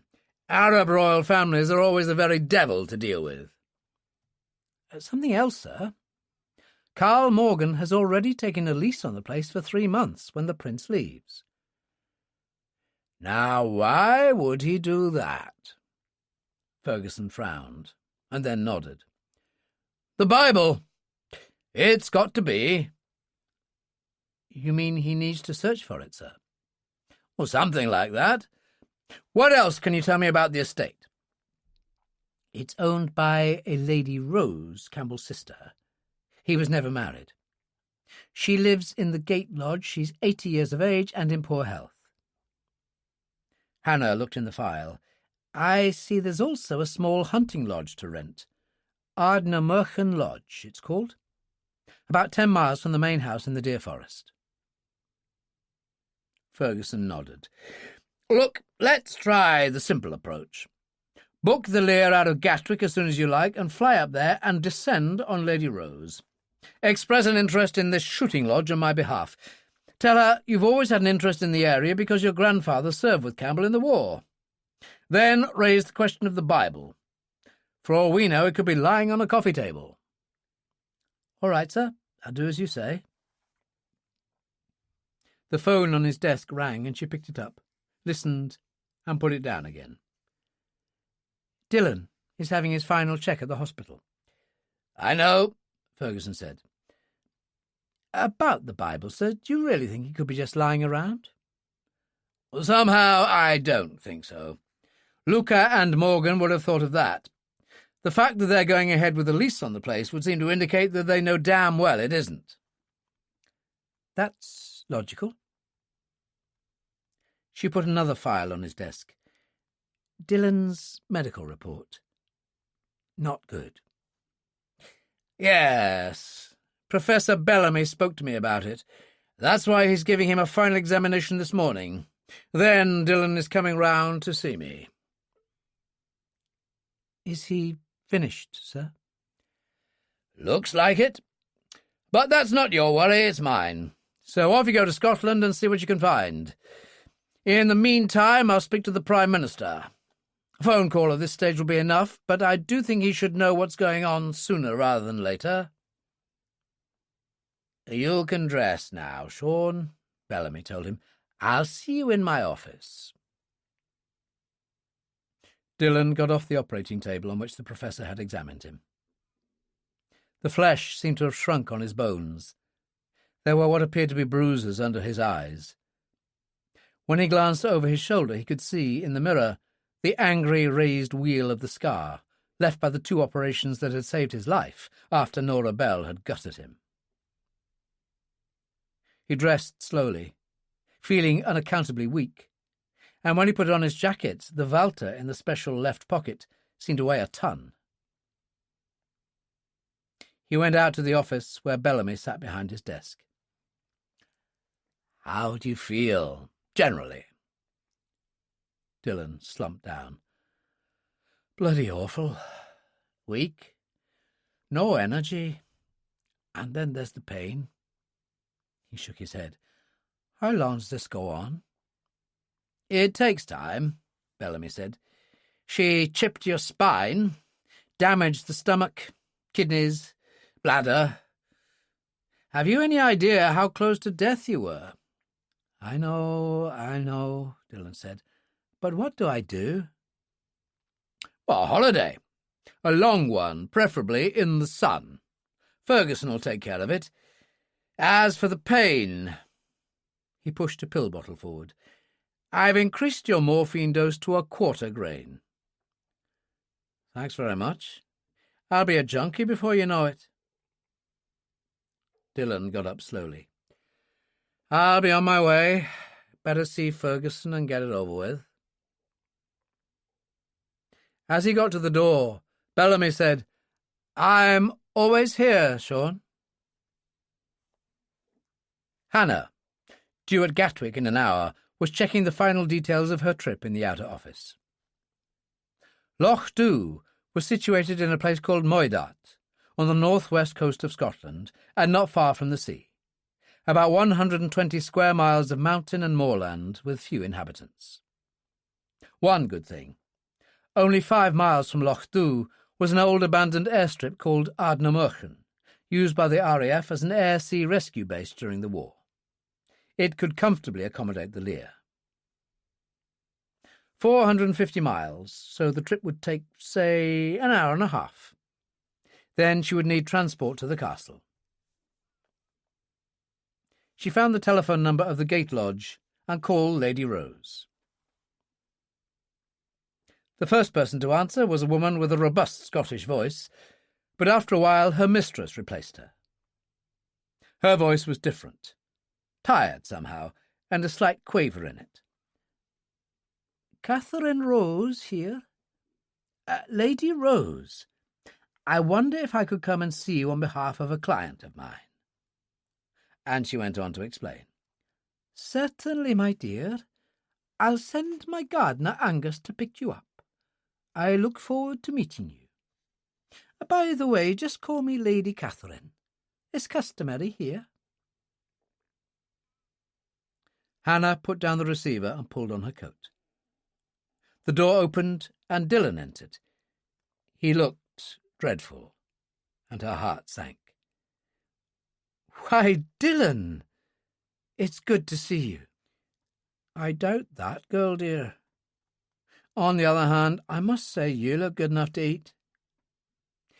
Is the great man in? He's expecting you. Listen, I'll have to dash. The Lear's waiting for me at Gatwick, and I have a fast trip to make to Scotland. Then I won't detain you. Happy landings. And he knocked on Ferguson's door and went in. God save all here, Dillon said. Ferguson glanced up. You look bloody awful. God save you kindly, was the reply to that one, Dillon told him. And as I see the brandy over there, I'll help myself. He did, taking it down in one swallow, then lit a cigarette. Ferguson said, Remarkably bad habits for a sick man. Don't let's waste time. Are you putting me out to grass? I'm afraid so. Your appointment was never exactly official, you see. Makes things awkward. Oh, well. All good things come to an end. He helped himself to more brandy, and Ferguson said, Normally, there would have been a pension, but in your circumstances, I'm afraid not. Dillon smiled. Remember Michael Aroon, the bastard I did away with in Britain in 91 after the Downing Street affair? He was supposed to put $2 million into my bank account and screwed me. I remember, Ferguson said. I cleaned out his safe before I left. Assorted currencies, but it came to around £600,000. I'll be all right. He finished the brandy. Well, working with you has been a sincere sensation, I'll say that. But I'd better be on my way. As he put his hand to the door, Ferguson said formally, One more thing, Dillon. I presume you're carrying the usual Walter. I'd be obliged if you'd leave it on my desk. Screw you, Brigadier, Sean Dillon said, and went out. The flight to Moidat was spectacular. Straight over the English Lake District at 30,000 feet, then Scotland and the Firth of Forth, the Grampian Mountains on the right, and soon the islands Eigg and Rum and the Isle of Skye to the north. The Lear turned east towards the great shining expanse of Loch Shiel, but before it was the deer forest, Lochdu Castle, and the loch itself, black and forbidding. The co-pilot was navigating, and he pointed as they descended, and there was the airfield, decaying Nissen huts, 2 hangars, and an old control tower. Ardna Merchant Field. Air-sea rescue during the big war. It was on the far side of the loch from the castle, and as they turned to land, Hannah saw an old station wagon approaching. The Lear rolled to a halt. Both the pilots, who were RAF on secondment, got out with her to stretch their legs. The skipper, a Flight Lieutenant Lacey, said, Back and beyond this, Chief Inspector, and no mistake. Better get used to it, Flight Lieutenant. I suspect we'll be up here again, she said, and walked towards the station wagon. The driver was a man in a tweed cap and jacket with a red face, blotched from too much whisky drinking. Angus, miss. Her ladyship sent me to find you. My name's Bernstein, she said, and got into the passenger seat. As they drove away, she said, You've no idea how excited I am to be here. Why would that be, miss? He inquired. Oh, my grandfather knew the old laird during the war, Major Campbell. They served in the Far East together with Lord Mountbatten. Well, I wouldn't know about that, miss. I'm only 64, so all I did was national service, and that was in 1948. I see. I remember my grandfather saying the laird had a batman from the estate, a Corporal Tanner. Did you know him? Indeed I did, miss. He was estate manager here for years. Went on a visit to his daughter in New York and died there. Only the other day that happened. What a shame. Death comes to us all, he intoned. It was like a line from a bad play, especially when delivered in that Highland Scots accent, and she lapsed into silence as he turned the station wagon into huge, old-fashioned iron gates and stopped beside the lodge. Lady Catherine Rose was old and tired, and it showed on her wizened face as she sat there in the wing-backed chair, a rug over her knees. The drawing-room in which she greeted Hannah was pleasantly furnished, most of the stuff obviously antique. There was a fire in the hearth, but she had a French window open. I hope you don't mind, my dear, she said to Hannah. I need the air, you see. My chest isn't what it used to be. A pleasant, rather overweight woman in her 50s bustled in with tea and scones on a tray which she placed on a mahogany table. "Shall I pour?" she said, and like Angus, her accent was Highland. "Don't fuss, Jean. I'm sure Miss Bernstein is quite capable. Off you go." Jean smiled, picked up a shawl which had slipped to the floor, and put it around the old woman's shoulders. Hannah poured the tea. "So," Lady Catherine said, "your employer is Brigadier Charles Ferguson. Is that what you said?" "Yes. He was wondering whether there might be a chance of renting Ardnamurchan Lodge for the shooting. I did contact your agents in London, but was given to understand that the big house was leased." "Indeed it is. An Arab prince, no less. A dear man with several children who keep descending on me, far too generous. He sends me food I can't eat, and bottles of Dom Perignon I can't drink." Hannah put a cup of tea on a side table. "Yes. I heard he was in residence for another month, and after that an American gentleman." "Yes, a Mr. Morgan. Scandalously wealthy. I've seen his picture in the Tatler magazine playing polo with Prince Charles. His lawyer flew up to see me just like you, in a jet plane. He's taken the place for 3 months. She didn't bother with the tea. "There are some cigarettes in the silver box. Get one for me, there's a dear, and help yourself if you indulge." She held it in a hand that shook slightly. "That's better," she said as she exhaled. "Clears my chest. Anyway, to business. Ardnamurchan Lodge is free and has full sporting rights, deer, grouse next month, the fishing. There are 2 bathrooms, 5 bedrooms. I could arrange servants." "Oh, no need for that. The Brigadier has a manservant who also cooks." "How very convenient.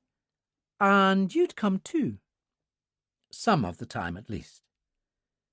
"The Brigadier must be as wealthy as this American, what with private aeroplanes and so forth. What does he do?" Various things on the international scene." Hannah hurried on. "I was telling your gardener what a thrill it was for me to be here. I first heard of Lochdu when I was a young girl, from my mother's father. He was an army officer during the Second World War and served on Lord Louis Mountbatten's staff in the Far East." She was making it up as she went along. "Gort was his name, Colonel Edward Gort.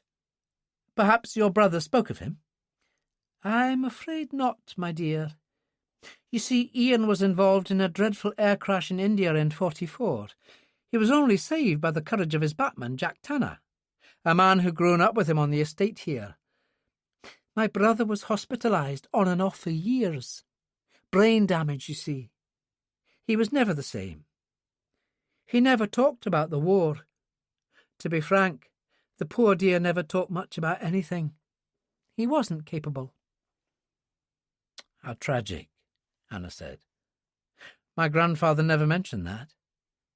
I believe the last time he saw him was in China." "That must have been before the crash." Hannah got up and poured more tea into her cup. "Can I get you anything?" "Another cigarette, my dear. My only vice, and at my age, what does it matter?" Hannah did as she was told, then walked to the French window and looked out from the terrace at the great house in the distance. "It looks wonderful. Battlements and turrets, just as I imagined it would be." She turned. "I'm a hopeless romantic. It was the idea of the laird of the clan, as my grandfather described it, that intrigued me. Bagpipes and kilts and all that sort of thing." She came back. "Oh, and there was another rather romantic side to it. He told me that Major Campbell always carried a silver Bible with him that was a family heirloom. He'd had it at Dunkirk, but the story was that all the Campbells had carried it into battle for centuries." "You're right," she said. "It was certainly in Rory Campbell's pocket when he died at the Battle of Culloden, fighting for Bonnie Prince Charlie. It's interesting that you should mention it. I haven't thought about that Bible in years. I suppose it must have been lost in the plane crash." "I see," Hannah said carefully. "Certainly nothing survived, except poor Ian and Jack Tanner, of course." She sighed. "I just heard the other day that Jack died in New York on a visit to see his daughter. A good man. He ran things on the estate for me for years. The new man, Murdoch, is a pain. You know the kind. College degree in estate management, so he thinks he knows everything." Hannah nodded and got up. "So, we can have Ardnamurchan Lodge?" "Whenever you like. Leave me the details and I'll have Murdoch send you a contract." Hannah was already prepared for that, and took an envelope from her handbag, which she placed on the table. "There you are. The Brigadier's office is in Cavendish Square. I'll find Angus, shall I, and get him to run me back to the plane?" "You'll find him in the garden." Hannah took her hand, which was cool and weightless. "Goodbye, Lady Catherine." "Goodbye, my dear. You're a very lovely young woman." "Thank you." She turned to the French window, and Lady Catherine said, "A strange coincidence. When that lawyer was here, he asked about the Bible too. Said Mr. Morgan had mentioned reading about it in an article on Highland legends in some American magazine. Isn't that extraordinary?" "It certainly is," Hannah said. "He must have been disappointed it wasn't on show." "That was the impression I received." The old woman smiled. "Goodbye, my dear." Hannah found Angus digging in the garden. "Ready to go, miss?" "That's right," she said. As they walked round to the front, a Range Rover drew up and a tall, saturnine young man in a hunting jacket and a deerstalker cap got out. He looked at her inquiringly. "This is Miss Bernstein," Angus told him. "She's been seeing the mistress." "On behalf of my employer, Brigadier Charles Ferguson," she said. "Lady Catherine has agreed to rent the Ardnamurchan Lodge to us." He frowned. "She didn't mention anything to me about it." He hesitated, then put out his hand. "Stuart Murdoch, I am the estate factor." "I only spoke to her this morning." "Then that explains it.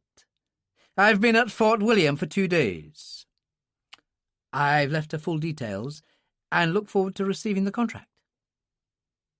She smiled and got into the station wagon. "I must rush. There's a plane waiting for me at Ardnamurchan. We'll meet again, I'm sure." Angus got behind the wheel and drove away. Murdoch watched them go, frowning, then went inside. The Lear took off, climbing steeply, rapidly rising to 30,000 feet. Hannah checked her watch. It was only just after 2. With luck, she'd be at Gatwick by 3:30, sooner with a tailwind. Another hour to reach the Ministry of Defence. She picked up the phone and told the co-pilot to patch her into Ferguson. His voice was clear and sharp. "Had a good trip?" "Excellent, sir, and the lease on Ardnamurchan Lodge is in the bag. No luck with the Bible. The lady hasn't seen it in years. Always presumed it was lost in the plane crash." "Yes, well, we know it wasn't, don't we?" "Looks like we're in for a sort of country house weekend treasure hunt, sir." "You mean Morgan is, Chief Inspector?" "So how do we handle it?" "I don't know. I'll think of something. Come home, Chief Inspector. I'll wait for you at the office." She put down the phone, made herself a cup of instant coffee, and settled back to read a magazine. When she reached the ministry, she found Ferguson pacing up and down in his office. "Ah, there you are. I was beginning to despair," he said unreasonably. "And don't bother to take your coat off. We can't keep the Prime Minister waiting." He took down his coat from the stand, picked up his Malacca cane and went out, and she hurried after him, slightly bewildered. "But what's going on, sir?" "I spoke to the Prime Minister earlier, and he told me he wished to see us the moment you got back. So, let's get cracking. The Daimler was admitted at the security gates at the end of Downing Street with no delay. In fact, the most famous door in the world opened the second they got out of the car, and an aide took their coats and ushered them up the stairs, past all the portraits of previous prime ministers, and along the corridor, knocking gently on the door of the great man's study. They went in. The door closed behind them. The Prime Minister looked up from his desk. "Brigadier." "May I introduce Detective Chief Inspector Hannah Bernstein, Prime Minister, my assistant." "Chief Inspector?" The Prime Minister nodded. "I was naturally more than intrigued by your telephone call this morning. Now, tell me everything you've discovered about this affair so far." So Ferguson told him, leaving nothing out. When he was finished, the Prime Minister turned to Hannah. "Tell me about your visit to this place." "Of course, Prime Minister." As she ended, he said, "No question that Lady Catherine could be wrong." "Absolutely not, Prime Minister. She was adamant that she hadn't seen it, the Bible, I mean, in years." There was silence while the Prime Minister brooded. Ferguson said, "What would you like us to do?" "Find the damn thing before they do, Brigadier. We've had enough trouble with Hong Kong. It's over, we're coming out, and that's it. So, if this thing exists, you find it and burn it. And I don't want the Chinese involved. There would be hell to pay. And keep our American cousins out of it, too." It was Hannah who had the temerity to cut in. "You really think all this is true, Prime Minister? That it exists?" "I'm afraid I do. After the Brigadier phoned me this morning, I spoke with a certain very distinguished gentleman, now in his 90s, who was once a power at the Colonial Office during the war. He tells me that many years ago he recalls rumours about this Chongqing covenant. Apparently it was always dismissed as a myth." "So what do you wish us to do, Prime Minister?" "We can hardly ask Prince Ali Ben Youssef for permission to ransack the house, and we can hardly send the burglars in." "He leaves in 4 weeks, and Morgan moves straight in," Hannah said. "Well, he would, wouldn't he? Once he's in, he can take his time and do anything he wants." The Prime Minister looked up at Ferguson. "But you'll be there at this Ardnamurchan Lodge to keep an eye on things. What do you intend to do?" "Improvise, sir," Ferguson smiled. The Prime Minister smiled back. "You're usually rather good at that. See to it, Brigadier. Don't let me down. Now, you must excuse me." As they settled in the back of the Daimler, Hannah said, "What now?" "We'll go up to Ardnamurchan Lodge just before Morgan in 3 to 4 weeks. In the meantime, I want to check on him. Use all international police contacts. I want to know where he goes and what he does." "Fine." "Good. Now let me give you dinner. Bloom's, I think, in Whitechapel. You can't say no to that, Chief Inspector. The finest Jewish restaurant in London." After leaving the Ministry of Defence, Dillon had simply caught a taxi to Stable Mews, not far from Ferguson's flat in Cavendish Square. He had a 2-bedroom cottage there at the end of the cobbled yard. By the time he reached it, the pain had come again quite badly, so he took one of the morphine capsules Bellamy had prescribed and went and lay down on the bed. It obviously knocked him out, and when he came awake quite suddenly it was dark. He got up, visited the toilet, and splashed water over his face. In the mirror he looked truly awful, and he shuddered and went downstairs. He checked his watch. It was 7:30. He really needed something to eat, he knew that, and yet the prospect of food was repugnant to him. Perhaps a walk would clear his head, and then he could find a café. He opened the front door. Rain fell gently in a fine mist through the light of the street lamp on the corner.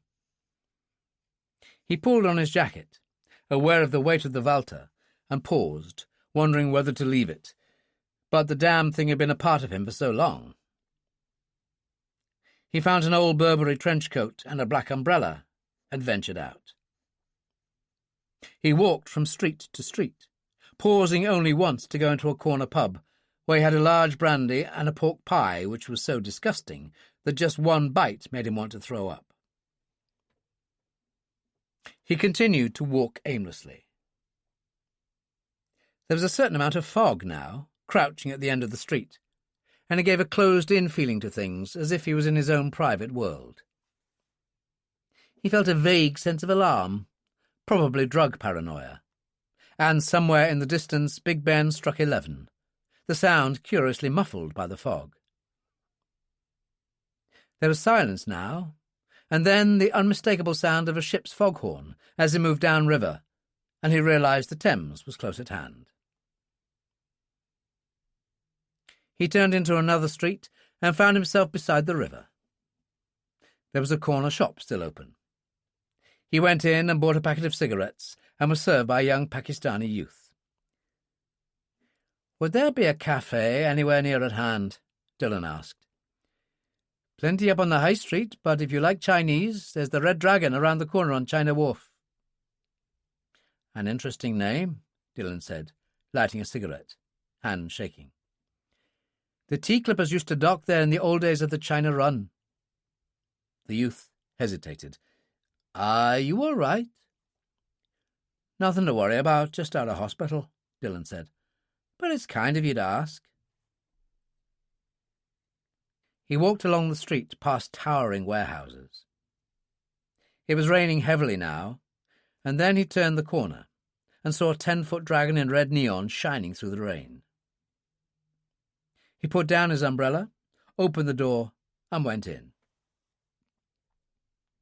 It was a long, narrow room with dark-panelled walls, a bar of polished mahogany, and a couple of dozen tables, each covered with a neat white linen cloth.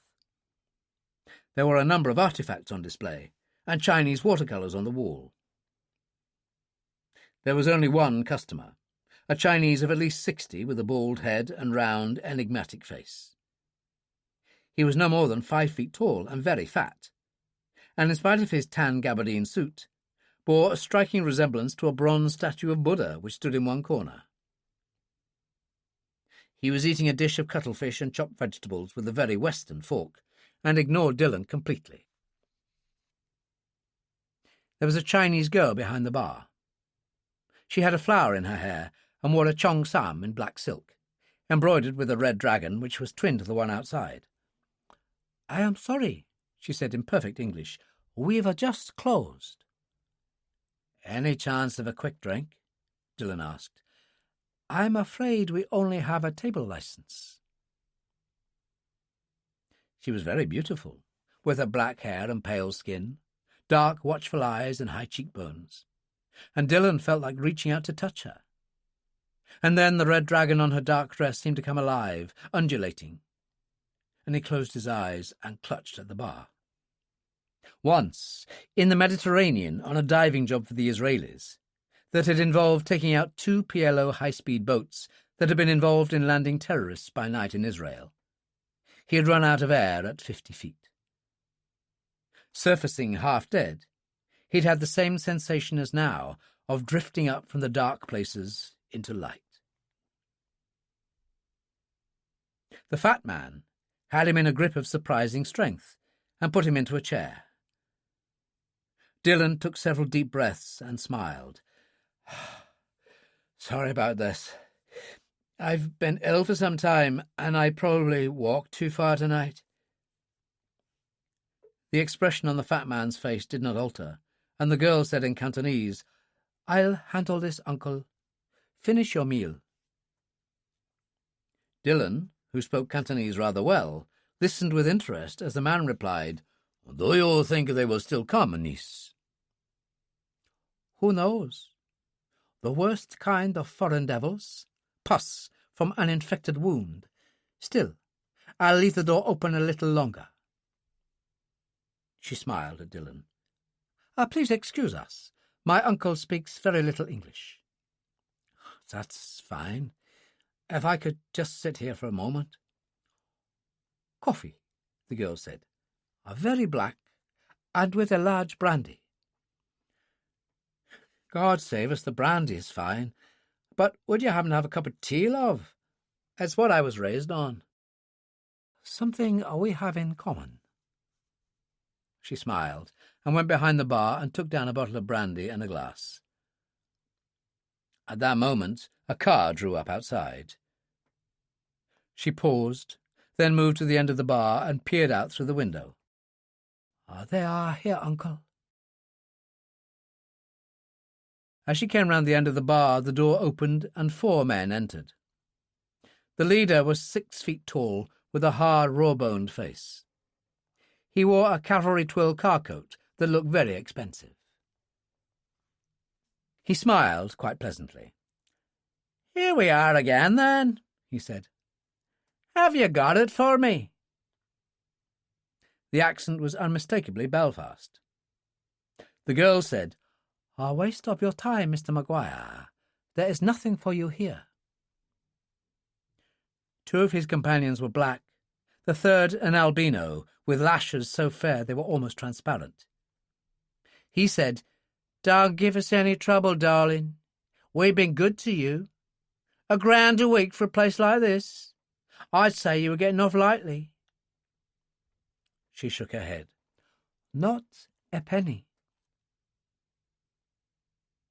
Maguire sighed, plucked the bottle of brandy from her hand and threw it into the bar mirror, splintering the glass. "That's just for openers. Now you, Terry." The albino moved fast, his right hand finding the high neck of the silk dress, ripping it to the waist, baring one of her breasts. He pulled her close, cupping the breast in one hand. "Now then, what have we here?" The fat man was on his feet, and Dillon kicked a chair across to block his way. "Stay out of this, uncle. I'll handle it," he called in Cantonese. The 4 men turned quickly to face Dillon, and Maguire was still smiling. "What have we got here, then? A hero?" "Let her go," Dillon said. Terry smiled and pulled the girl closer. "No, I like it too much." All the frustration, the anger and the pain of the last few weeks rose like bile in Dillon's mouth, and he pulled out the Walter and fired blindly, finishing off the bar mirror. Terry sent the girl staggering. "Look at his hand," he whispered. "He's shaking all over the place." Maguire showed no sign of fear. "The accent makes me feel at home," he said. "I mind yours too, old son," Dillon told him. "The Shankill or the Falls Road, it's no difference to me. Now toss your wallet across." Maguire didn't even hesitate and threw it on the table. It was stuffed with notes. "I see you've been on your rounds," Dillon said. "It should take care of the damage." "Here, there's nearly £2,000 there," Terry said. "Anything over can go to the widows and orphans." Dillon glanced at the girl. "No police, right?" "No police." Behind her the kitchen door opened and 2 waiters and a chef emerged. The waiters carried butcher's knives, the chef a meat cleaver. "I'd go if I were you," Dillon said. "These people have rather violent ways when roused." Maguire smiled. "I'll remember you, friend. Come on, boys." And he turned and went out. They heard the car start up and drive away. With what little strength Dillon had left in him, he sagged back in the chair and replaced the Walter. "I could do with that brandy now." And she was angry. That was the strange thing. She turned on her heel and pushed past the waiters into the kitchen. "What did I do wrong?" Dillon asked, as the staff followed her through. "It is nothing," the fat man said. "She is upset. Let me get you your brandy." He went to the bar, got a fresh bottle and 2 glasses, came back and sat down.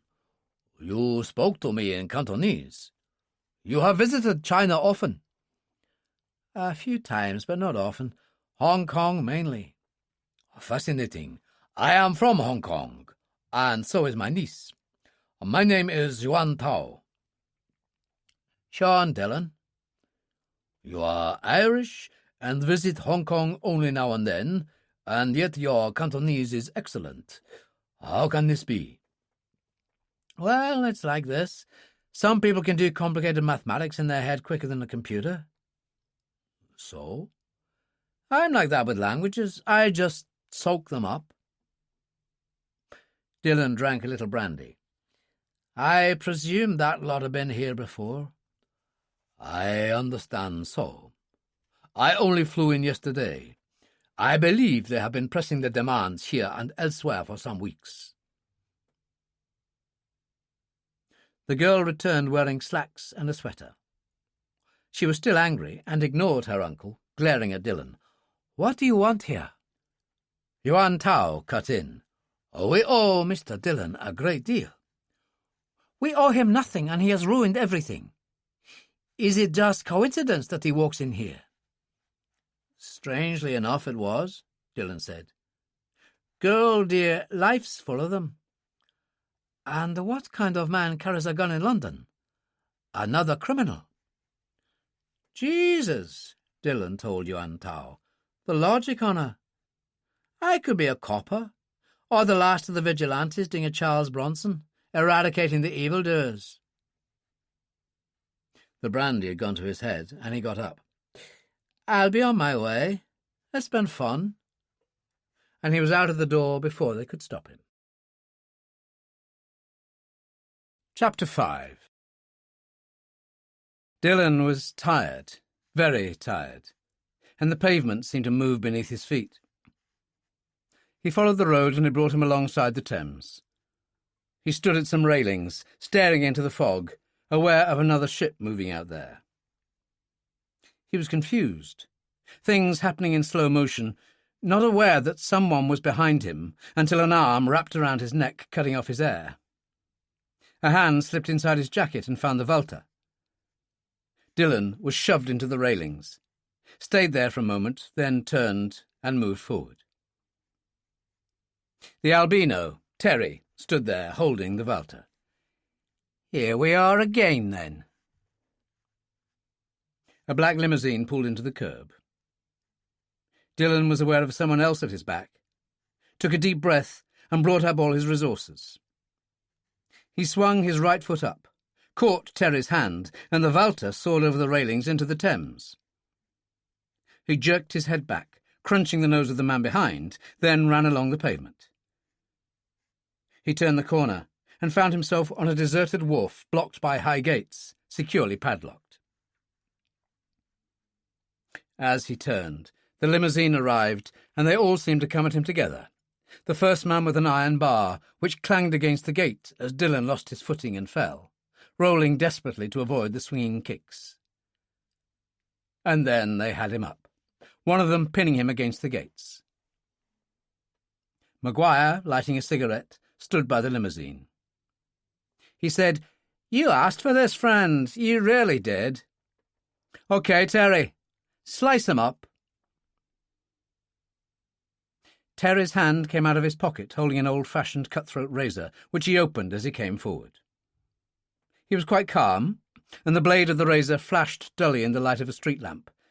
And somewhere a cry echoed flatly on the damp air. Terry and Maguire swung round, and Yuan Tao came walking out of the rain.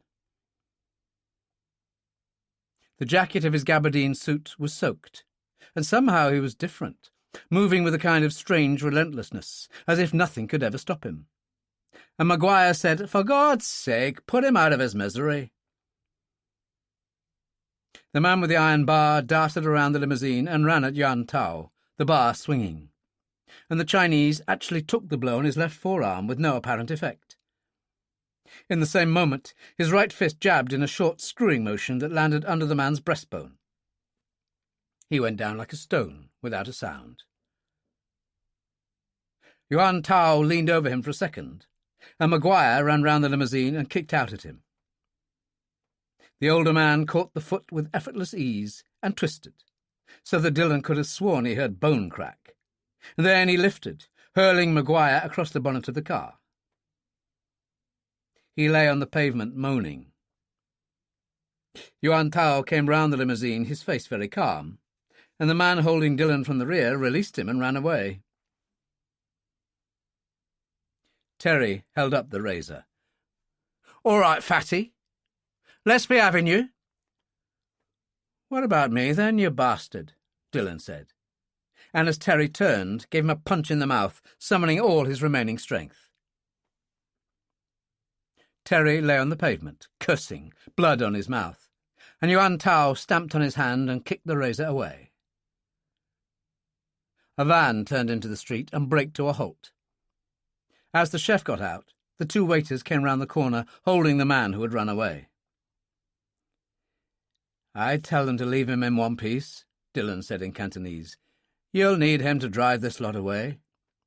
"An excellent point," Yuan Tao said. "At least you are still in one piece." "Only just. I'm beginning to see why your niece was annoyed. Presumably you're actually hoping Maguire would show up." "I flew in especially from Hong Kong for the pleasure. My niece Su Yin cabled for my help. A matter of family. It was difficult for me to get away. I was at a retreat at one of our monasteries." "Monasteries?" Dillon said. "I should explain, Mr. Dillon. I am a Shaolin monk, if you know what that is." Dillon laughed shakily. "I certainly do. If only Maguire had. It means, I suspect, that you're an expert in kung fu." "Dark master, Mr. Dillon. A most extreme grade. I have studied all my life. I think I shall stay for 2 or 3 weeks to make sure there is no more trouble." "I shouldn't worry. I think they'll have got the point."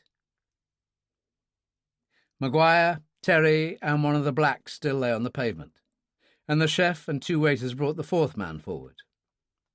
Yuan Tao went and spoke to them in Cantonese, and then returned. "They'll deal with things here. Su Yin is waiting in her car at the restaurant." They walked back, turned the corner, and found a dark saloon parked under the Red Dragon. As they approached, she got out, and, ignoring her uncle, said to Dillon in Cantonese, "Are you all right?" "I am now." "I am sorry for my behaviour," she bowed. "I deserve punishment, as my honourable uncle pointed out. Please forgive me." "There's nothing to forgive," Dillon told her, and from the direction of the river a scream sounded. She turned to her uncle. "What was that?" "The little worm with the white hair. The one who shamed you before us. I told them to cut off his right ear." Su Yin's face didn't alter. "I thank you, uncle." She bowed again, then turned to Dillon. "You will come with us now, Mr. Dillon." And this time she spoke in English. "Girl, dear, I wouldn't miss it for the world," he said, and got in the back of the car. "If you have studied judo or karate, you will have heard of kiai, the power that makes a man perform miracles of strength and force. Only the greatest of masters acquire this, and only after years of training and discipline, both mental and physical." "Well, you certainly have it," Dillon said. "I can still see that steel bar bouncing off your arm." He was immersed to his neck in a bath of water so hot that sweat ran down his face. Yuan Tao squatted against the wall in an old robe and peered at him through the stream. Dillon carried on. "Once in Japan I was taken to see an old man of 80, a Zen priest with arms like sticks. I think he might have weighed 7 stone. He remained seated while 2 karate black belts repeatedly attacked him. And he threw them effortlessly. I was told later that his power sprang from what they called the tanden, or second brain, which can only be developed by years of meditation. All this is a development of the ancient Chinese art of Shaolin temple boxing. It came from India in the 6th century with Zen Buddhism, and was developed by the monks of Shaolin Temple in Hohan province. Isn't that a rough game for priests? I mean, I had an uncle, a Catholic priest, who taught me bare-knuckle boxing as a boy, and him a prize fighter as a younger man. But this? We have a saying, a man avoids warfare only by being prepared for it. The monks learned that lesson. Centuries ago, members of my family learned the art and passed it down.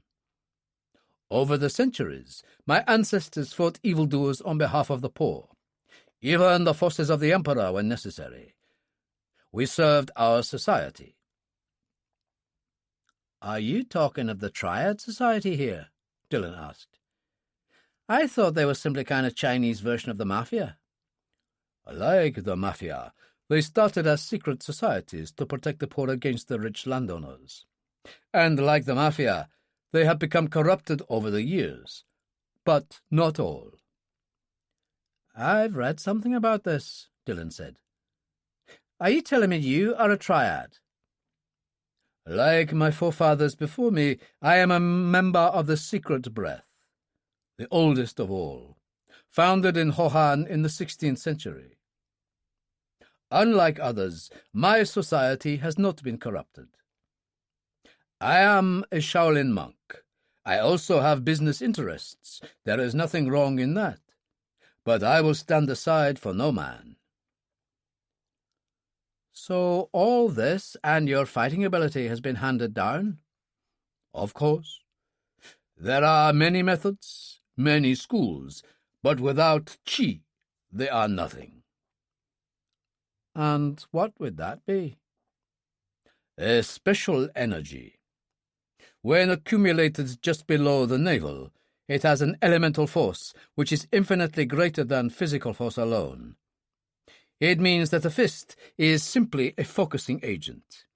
There is no need for the tremendous punches used by Western boxers. I strike from only a few inches away, screwing my fist on impact. The result may be a ruptured spleen or broken bones. I can believe that. But deflecting that steel bar with your arm, how'd you do that? Practice, Mr. Dillon. 50 years of practice. I haven't got that long. Dillon stood up, and Yuan Tao passed him a towel. One may accomplish miracles in a matter of weeks with discipline and application, and with a man like you, I doubt whether one would be starting from scratch. There are scars from knife wounds in your back, and that is an old bullet wound in the left shoulder. And then there was the gun. He shrugged. No ordinary man. I was stabbed in the back fairly recently, Dillon told him. They saved me with 2 operations, but it poisoned my system. And your occupation? I worked for British intelligence. They threw me out this morning, said I wasn't up to it anymore. Then they are wrong. There was a pause, and Dillon said, Are you saying you'll take me on? I owe you a debt, Mr. Dillon. Come off it, you didn't need me, I interfered. But you didn't know you were interfering, and that makes a difference. It is a man's intentions which are important. Yuan Tao smiled. Wouldn't you like to prove your people wrong? By God, I would so, Dillon said. And then he hesitated as Yuan Tao handed him a robe. I'd prefer honesty between us from the beginning. So? Dillon stood up and pulled on the robe. I was for years a member of the Provisional IRA, and high on the most wanted list of the Royal Ulster Constabulary and British intelligence.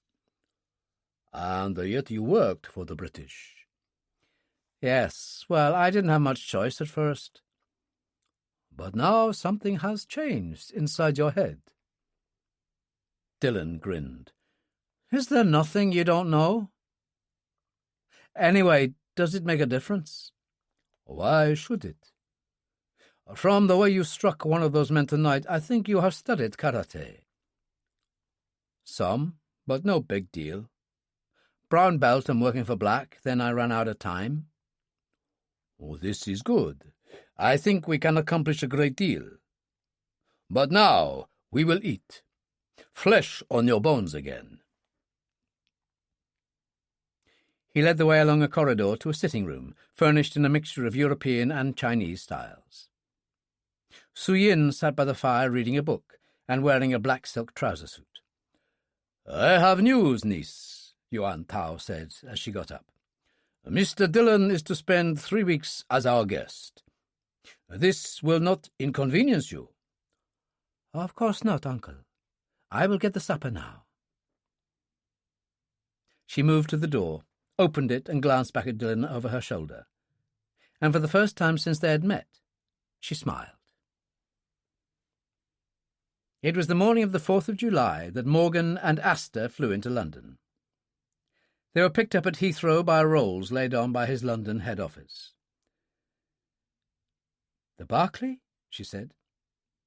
"Where else? The best hotel in town. I've got us the Wellington suite up on the roof, with the 2 bedrooms and that wonderful conservatory." "And so convenient for Harrods," she said. He squeezed her hand. "When did I ever tell you not to spend my money? I'll just drop you off. I've business at the office, but I'll be back. Don't forget we have the 4th of July party at the American Embassy tonight. Wear something really nice." "I'll knock their eyes out." "You always do, sweetheart. Your mother would have been real proud of you." And he took her hand as the rolls moved away. Hannah Bernstein knocked and went into Ferguson's office and found him working hard at his desk. "Paper! And even more paper!" He sat back.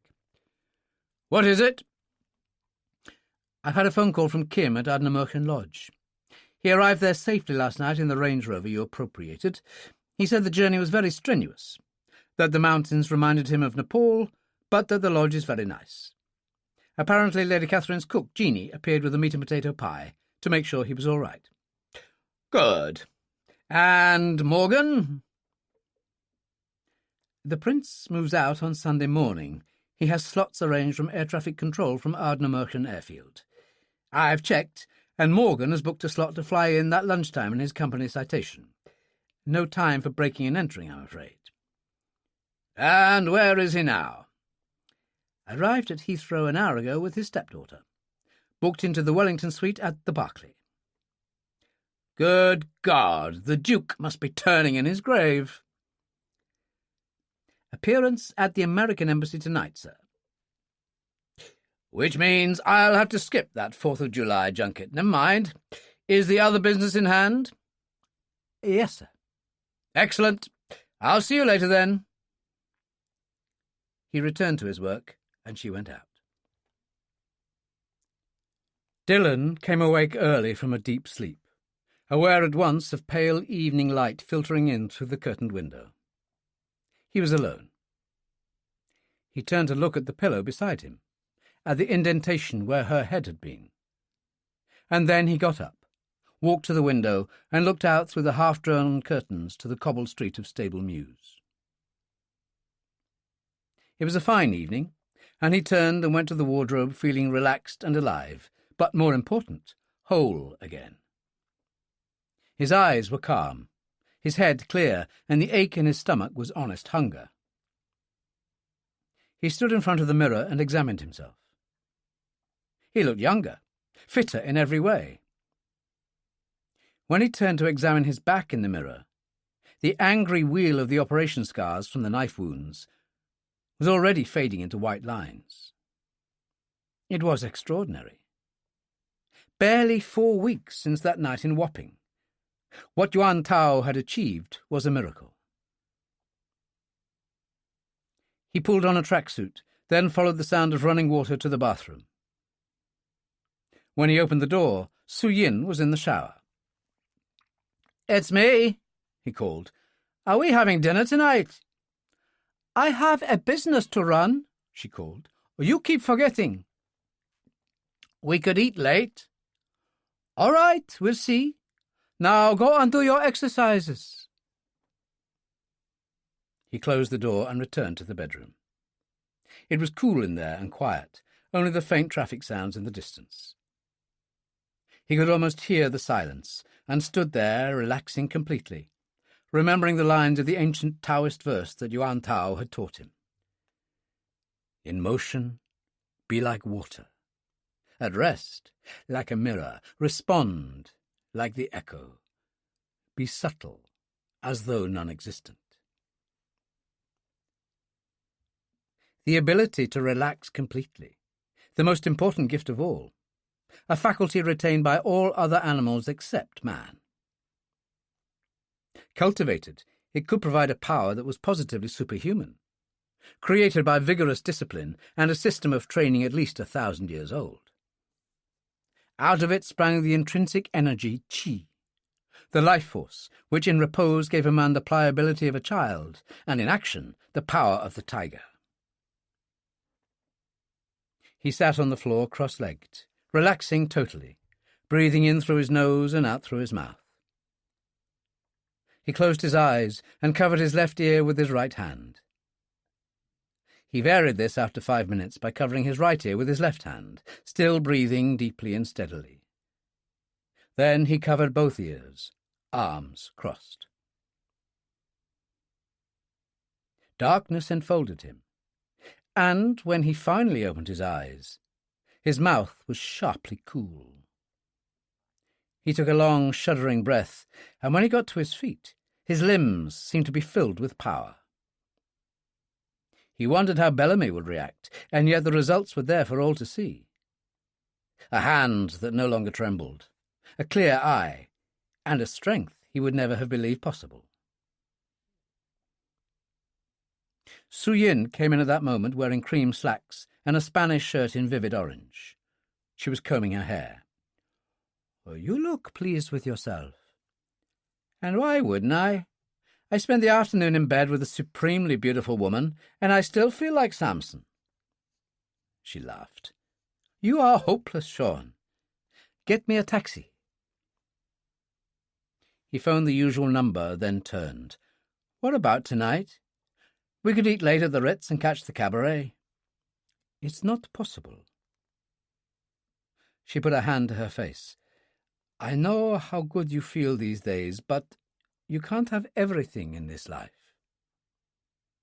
She hesitated. "You miss Yuan Tao, don't you?"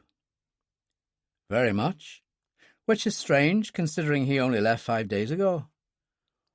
"Would you miss me as much?" "Of course. Why do you ask?" "I'm going home, Sean. My sister and her husband are opening a new nightclub in Hong Kong. My uncle phoned me last night. They need me." "And the Red Dragon?" "Will continue quite happily with my head waiter promoted to manager." "And me?" he said. "What about me?" "Are you trying to say you love me?" He hesitated before replying, and it was enough. "No, Sean. We've had as good a time together as any two people could hope for in this life. But everything passes, and it's time for me to go home." "How soon?" "Probably the weekend." As the doorbell rang, she picked up her briefcase. "There's my taxi. I must go. I've lots to do." He went with her to the door and opened it. The taxi was waiting, engine running. She paused on the step. "This isn't the end, Sean. You'll call me." He kissed her lightly on both cheeks. "Of course." But he wouldn't. He knew that, and she knew it too. He could tell that by the way she paused before getting into the taxi, glancing back as if aware that it was the last time. And then the door slammed, and she was gone. He was in the shower for a good 15 minutes thinking about it when the front doorbell rang. Perhaps she'd come back. He found a bathrobe and went out, drying his hair with a towel. When he opened the door, a man in brown overalls stood there, a clipboard in his hand, a British Telecom van parked behind him. Sorry to bother you, sir. We've had 4 telephone breakdowns already this morning in the Mews. Could I check your box? He held up a British Telecom identity pass with his photo on it above the name J. Smith. Sure, and why not? Dillon turned and led the way along the corridor. The junction box is under the stairs. I'll just go and change. He went upstairs, finished drying his hair, combed it, and pulled on an old tracksuit and trainers, then went downstairs. The telephone engineer was under the stairs. "Everything all right?" Dillon asked. "I think so, sir." Dillon turned to go through the living room to the kitchen and saw a large laundry basket in the middle of the room. "What in the hell is this?" he demanded. "Oh, that's for you." A second telephone engineer in the same uniform overalls stepped from behind the door, holding an Italian Beretta automatic pistol. He was getting on a little and had a wrinkled and kindly face. "Jesus, son, there's no need for that thing. Just tell me what you want," Dillon said, and moved to the wide Victorian fireplace and stood with his hand on the mantelpiece. "I wouldn't try to grab for the welter you keep hanging from a nail just into the chimney, sir. We've already removed it," the older man said. "So just lie on the floor, hands behind your neck." Dillon did as he was told as Smith joined them. "Steady does it, Mr. Dillon," he said, and Dillon was aware of a needle jabbing into his right buttock. Whatever it was good. One moment he was there, the next he was gone. It was as simple as that. He came back to life as quickly as he had left it. It was night now, and the only illumination in the room was from a kind of nightlight on the locker beside the single bed on which he lay. He still wore his tracksuit. They hadn't even taken off his trainers. He swung his legs to the floor, took a couple of deep breaths, then heard voices, and a key rattled in the lock. He hurriedly lay back and closed his eyes. "Still out. Is that all right, Doc?" It was Smith speaking. Dillon recognised his voice. Someone else said, "Let me see." A finger checked his pulse on the right wrist, and then his tracksuit top was unzipped and a stethoscope applied. "Pulse, fine. Heart, fine," the doctor said, and rolled back Dillon's eyelids one after the other and probed with a light. He was a tall, cadaverous Indian in a white coat, and Dillon, by an act of supreme will, stayed rigid, staring. "No, he'll be awake soon. One cannot be certain of the time element with these drug dosages. There are individual variations in response. We'll come back in an hour." The door closed, the key turned. 2 bolts were also rammed home. Dillon was on his feet now, moved to the door and stood there listening. There was little point in wasting time on the door, that was obvious. He moved to the window and drew the curtain, and was immediately presented with solid bars. He peered out. Rain fell steadily, dripping through a leak from the gutter which was just above his head. There was a garden outside, a high wall about 50 yards away. If that was the gutter, that meant there was only roof space above him. It could be an attic, but only one way to find out. There was a small wooden table and a chair against the wall. He dragged the table into the corner by the window and climbed onto it. The plaster of the ceiling was so old and soft that when he put his elbow into it, it broke at once, shards of plaster crumbling, dropping into the room. He enlarged the hole quickly, tearing wooden lathing away with his bare hands. When it was large enough, he got down, placed the chair on the table, then clambered up on it, pulling himself up to find a dark, echoing roof space, a chink of light drifting through a crack here and there. He moved cautiously, walking on beams. The roof space was extensive and obviously covered the whole house, a rabbit warren of half walls and eaves. He finally came to a trapdoor, which he opened cautiously. Below was a small landing in darkness, stairs leading down to where there was diffused light. Dillon dropped to the landing, paused to listen, and then went down the stairs. He found himself at one end of a long corridor which was fully lit. He hesitated, and at that moment a door opened on his left, and Smith and the Indian doctor walked out. And Smith was fast. Dillon had to give him that, pulling a Walter from his pocket even as Dillon moved in, smashing a fist into his stomach and raising a knee into the man's face as he keeled over. Smith dropped the Walter as he fell, and Dillon picked it up. "All right, old son," he said to the doctor. "Answers? Where am I?" The Indian was hugely alarmed. "St. Mark's Nursing Home, Holland Park, Mr. Dillon. Please." His hands fluttered. "I loathe guns." "You'll loathe them even more when I've finished with you. What's going on here? Who am I up against?" "Please, Mr. Dillon." The man was pleading now. "I just work here." There was a sudden shout, and Dillon turned to see the second of his kidnappers standing at the end of the corridor. He drew his Beretta. Dillon took a quick snapshot with the Walter. The man went over backwards. Dillon shoved the Indian into the room, turned and went headlong down the stairs. Before he reached the bottom, a shrill alarm bell sounded monotonously over and over again. Dillon didn't hesitate, reaching the corridor on the ground floor in seconds, running straight for the door at the far end. He unlocked it hurriedly and plunged out into the garden. It was raining hard. He seemed to be at the rear of the house, and somewhere on the other side he heard voices calling and the bark of a dog. He ran across a piece of lawn and carried on through bushes, a hand raised to protect his face from flailing branches, until he reached the wall. It was about 15 feet high, festooned with barbed wire. Possible to climb a nearby tree perhaps and leap across, but the black wire strung at that level looked ominous. He picked up a large branch lying on the ground and reached up. When he touched the wire, there was an immediate flash. He turned and ran on, parallel to the wall. There was more than one dog barking now, but the rain would help kill his scent. And then he came to the edge of the trees and the drive to the gates leading to the outside world.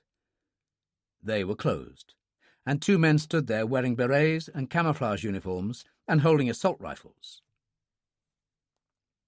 A Land Rover drew up, and someone got out to speak to them, a man in civilian clothes. Dillon turned and hurried back towards the house. The alarm stopped abruptly. He paused by the rear entrance he had exited from earlier, then opened it. The corridor was silent, and he moved along it cautiously and stood at the bottom of the stairs. There were voices in the distance. He listened for a moment, then went cautiously back up the stairs, the last place they'd look for him, or so he hoped. He reached the corridor on the top floor. Smith and the other man had gone, but as Dillon paused there, considering his next move, the door opened on his right, and for the second time that night, the Indian doctor emerged. His distress was almost comical. "Oh, my God, Mr. Dillon! I thought you well away by now." "I've returned to haunt you," Dillon told him. "You didn't tell me your name." "Chowdhury, Dr. Amos Chowdhury." "Good. Well, I'll tell you what we're going to do. Somewhere in this place is the person in charge. You're going to take me to where he is. If you don't," he chucked Chowdhury under the chin with the Walter, "you'll loathe guns even more." "No need for this violence, I assure you, Mr. Dillon. I will comply." He led the way down the stairs, turning along a corridor on the first floor, reaching a carpeted landing. A curving Regency staircase led to a magnificent hall. The dogs were still barking in the garden outside, but it was so quiet in the hall they could hear the ticking of the grandfather clock in the corner. "Where are we going?" Dillon whispered. "Down there, the mahogany door," Chowdhury told him. "Down we go, then." They descended the carpeted stairs, moved across the hall to the door. "The library, Mr. Dillon." Nice and easy, Dillon said. Open it. Chowdhury did so, and Dillon pushed him inside. The walls were lined with books. A fire burned brightly in an Adam fireplace. Detective Chief Inspector Hannah Bernstein stood by the fire, talking to the two fake telephone engineers. She turned and smiled. "Oh, come in, Mr. Dillon, do. You've just won me £5. I told these two this is exactly where you would end up." Chapter 6. The car, which dropped Dillon at his cottage in Stable Mews, waited while he went in. He changed into grey slacks, a silk navy-blue polo-neck sweater, and a Donegal tweed jacket. He got his wallet, cigarette case and lighter, and was outside and into the car again in a matter of minutes. It was not long afterwards that they reached Cavendish Square, and he rang the bell of Ferguson's flat. It was Hannah Bernstein who answered. "Do you handle the domestic chores as well now?" he asked. "Where's Kim?" "In Scotland," she told him. "You'll find out why. He's waiting." She led the way along the corridor into the sitting room, where they found Ferguson sitting beside the fire reading the evening paper. He looked up calmly. "There you are, Dillon. I must say you look remarkably fit." "More bloody games," Dillon said. "A practical test, which I thought would save me a great deal of time and indicate just how true the reports I've been getting on you were." He looked at Hannah. "You've got it all on video?" "Yes, sir." He returned to Dillon. "You certainly gave poor old Smith a working over. And as for his colleague, it's a good job you only had blanks in that Walter." He shook his head. "My God, Dillon, you really are a bastard when you get going." "God bless your honour for the pat on the head," Dillon said. "And is there just the slightest chance you could be telling me what in hell this is all about?" "Certainly," Ferguson said. "There's a bottle of Bushmills on the sideboard. You get the file out, Chief Inspector." "Thank you," Dillon said with irony, and went and helped himself. Ferguson said, "If I hadn't seen it with my own eyes, I wouldn't have believed it. Remarkable fellow, this Yuan Tao. Wish he could work for me." "I suppose you could always try to buy him," Dillon said.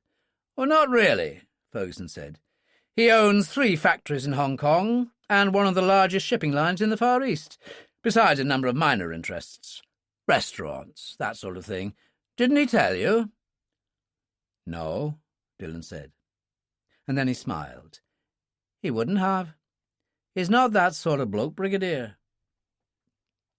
"His niece seems an attractive girl." "She is. She's also returning to Hong Kong this weekend. I bet you didn't know that." "What a pity. We'll have to find another way of filling your time." "I'm sure you won't have the slightest difficulty," Dillon told him. "As usual, you've hit the nail on the head. I obviously wanted you back anyway, but as it happens, something special has come up, something that I think requires the Dillon touch. For one thing, there's a rather attractive young lady involved, but we'll come to that later. Chief Inspector, the file?" "Here, sir," she said, and handed it to him. "Have you heard of a man called Carl Morgan?" "Billionaire hotel owner, financier, amongst other things," Dillon said. "Never out of the society pages in the magazines. He's also closely linked with the mafia. His uncle is a man called Don Giovanni Luca. In Sicily, he's capo di tutti capi, boss of all the bosses." Ferguson was genuinely impressed. "How on earth do you know all this?" "Oh, about 1,000 years ago, when I worked with a certain illegal organization called the IRA. The Sicilian mafia was one of the sources from which we obtained arms." "Really?" Hannah Bernstein said dryly. "It might be useful to have you sit down and commit everything you remember about how that worked to paper." "It's a thought," Dillon told her. She handed him a file. "Have a look at that." "Delighted." "I'll make some tea, sir." She went out, and Dillon sat on the window seat, smoking a cigarette. As he finished, She returned with the tray, and he joined them by the fire. Fascinating stuff, this Chongqing Covenant business. There were some photos clipped to the back of the file, one of them of Morgan in polo kit. The man himself? Looks like an advert for some manly aftershave. He's a dangerous man, Hannah said as she poured tea. Don't kid yourself. I know, girl dear, he said. There were other photos, some showing Morgan with the great and good, and a couple with Luca. He certainly knows everybody. You could say that. And this? Dillon asked. The last photo showed Morgan on his yacht at Cannes Harbour, reclining in a deck chair, a glass of champagne in hand, gazing up at a young girl who leaned on the rail. She looked about 16 and wore a bikini, blonde hair to her shoulders. His stepdaughter, Asta, though she uses his name, Hannah told him. Swedish? Yes, taken more than 4 years ago. She's 21 in 3 weeks or so. We have a photo of her in Tatler somewhere, taken with Morgan at Goodwood Races. Very, very attractive. I'd say Morgan would agree with you, to judge from the way he's looking at her in that picture. And why do you say that particularly? Ferguson asked. He smiles a lot, usually. He's smiling in all the other photos, but not on this one. It's as if he's saying, I take you seriously. Where does the mother fit in? You haven't indicated her on any photos. She was drowned a year ago while diving off a Greek island called Hydra, said Hannah. An accident. Faulty air tank, that's what the autopsy said. But there's a copy of an investigation mounted by the Athens police here. Hannah produced it from the file. The Brigadier tells me you're an expert diver. You'll find it interesting. Dillon read it quickly, then looked up, frowning. No accident, this. That valve must have been tampered with. Did it end at that? The police didn't even raise the matter with Morgan. I got this from their dead file, courtesy of a friend in Greek intelligence, Ferguson told him. Morgan has huge interests in Greek shipping, casinos, hotels. There was an order from the top to kill the investigation. They'd never have got anywhere, Hannah said. Not with the kind of money he has and all that power and influence. But what we're saying is he killed his wife, or arranged to have it done, Dillon said. Why would he do that? Was she wealthy? Yes, but nothing like as rich as he is, Ferguson said. My hunch is that perhaps she'd got to know too much. And that's your opinion? Dillon asked Hannah Bernstein. Possibly. She picked up the photo taken on the yacht. But maybe it was something else. Perhaps he wanted Asta. Dillon nodded. That's what I was thinking. He turned to Ferguson. So, what are we going to do on this one? Ferguson nodded to Hannah, who took charge. The house at Lochdu. Morgan goes in this coming Monday. The Brigadier and I are going up on Friday, flying to this old RAF station at Ardnamurchan, and we move into Ardnamurchan Lodge, where Kim is already in residence. And what about me? Oh, you're my nephew, Ferguson said. My mother was Irish, remember? You'll join us a few days later. Why? Our information is that Asta isn't going with Morgan. She's attending a ball at the Dorchester, which is being given by the Brazilian embassy on Monday night. Morgan was supposed to go, and she's standing in for him, Hannah said. We've discovered that she flies to Glasgow on Tuesday, and then intends to take the train to Fort William, and from there to Arisaig, where she'll be picked up by car. How do you know this? Dillon asked. Oh, let's say we have a friend on the staff at the Berkeley, she said. Why take the train from Glasgow when she could fly direct to Ardnamurchan in Morgan's citation? God knows, Ferguson said. Perhaps she fancies the scenic route. That train goes through some of the most spectacular scenery in Europe. So what am I supposed to do?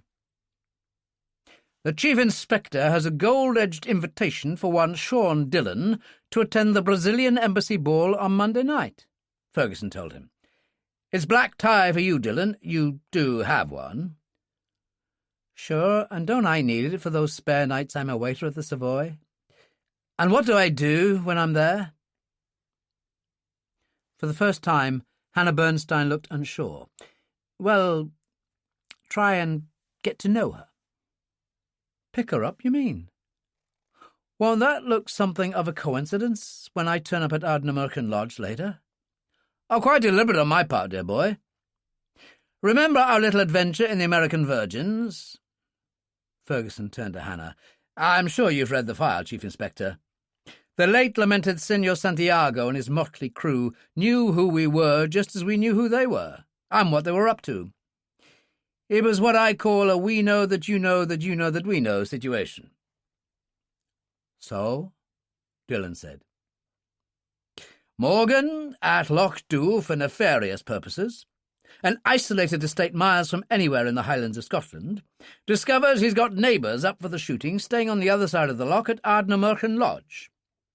He'll be checking us out the minute he knows we're there, dear boy, and don't tell me we could all use false names. With the kind of company he keeps, especially his mafia contacts in London, he'll not have the slightest difficulty in sorting us out." "All right, point taken. But I know you old bugger, and there's more to it." "Hasn't he an elegant turn of phrase, Chief Inspector?" Ferguson smiled. "Yes, of course there is. As I've indicated, I want him to know we're there. I want him to know we're breathing down his bloody neck. Of course, I'll also see that the story, Morgan taking Lochdu and Asta standing in for him at the Brazilian Embassy affair, is leaked to the Daily Mail's gossip column. You could always say later that you read that, were intrigued because you were going to the same spot, so you went out of your way to meet her. It won't make the slightest difference. Morgan will still smell stinking fish." "Won't that be dangerous, Brigadier?" Hannah Bernstein commented. "Yes, it will, Chief Inspector. That's why we have Dillon." He smiled and stood up. "It's getting late, and dinner is indicated. You must be famished, both of you. I'll take you to the river room at the Savoy. Excellent dance band, Chief Inspector. You can have a turn round the floor with the desperado here. He may surprise you." When Monday night came, Dillon arrived early at the Dorchester. He wore a dark blue Burberry trench coat, which he left at the cloakroom. His dinner jacket was a totally conventional piece of immaculate tailoring by Armani, single-breasted with lapels of raw silk, black studs vivid against the white shirt. He was really rather pleased with his general appearance, and hoped that Asta Morgan would feel the same. He fortified himself with a glass of champagne in the piano bar, and went down to the grand ballroom, where he presented his card and was admitted to discover the Brazilian ambassador and his wife greeting their guests. His name was called, and he went forward. "Mr. Dillon," the ambassador said, a slight query in his voice. "Ministry of Defence," Dillon said. "So good of you to invite me." He turned to the ambassador's wife and kissed her hand gallantly. "My compliments on the dress, most becoming." She flushed with pleasure, and as he walked away, he heard her say in Portuguese to her husband, "What a charming man." The ballroom was already busy, a dance band playing, exquisitely gowned women, most men in black tie, although there was a sprinkling of military dress uniforms, and here and there a church dignitary. With the crystal chandeliers, the mirrors, it was really quite a splendid scene, and he took a glass of champagne from a passing waiter and worked his way through the crowd, looking for Asta Morgan and seeing no sign of her. Finally he went back to the entrance, lit a cigarette and waited. It was almost an hour later that he heard her name called.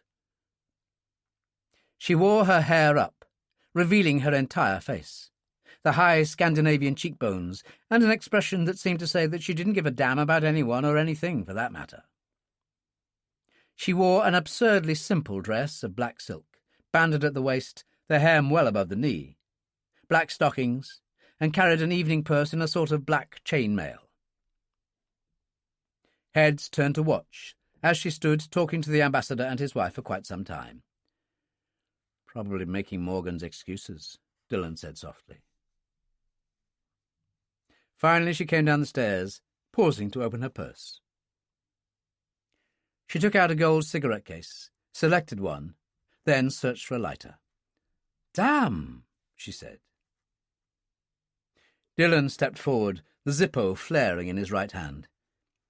"Sure, and nothing's ever there when you want it, isn't that the truth?" She looked him over calmly, then held his wrist and took the light. "Thank you." As she turned to go, Dillon said cheerfully, 6 inches at least, those heels.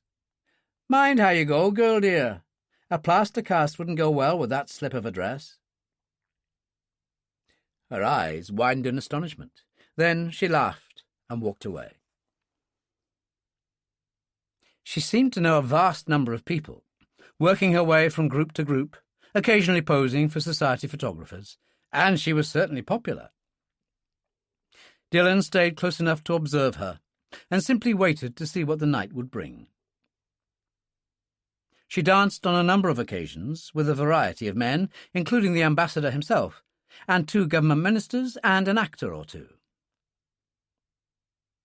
Dillon's opportunity came about an hour later, when he saw her dancing with a member of Parliament notorious for his womanizing. As the dance finished, he kept his arm around her waist as they left the floor. They were standing by the buffet, and she was trying to get away, but he had her by the wrist now. Dillon moved in fast. "Jesus, Astor, I'm sorry I'm so late. Business." The other man released her, frowning, and Dillon kissed her on the mouth. "Sean Dillon," he murmured.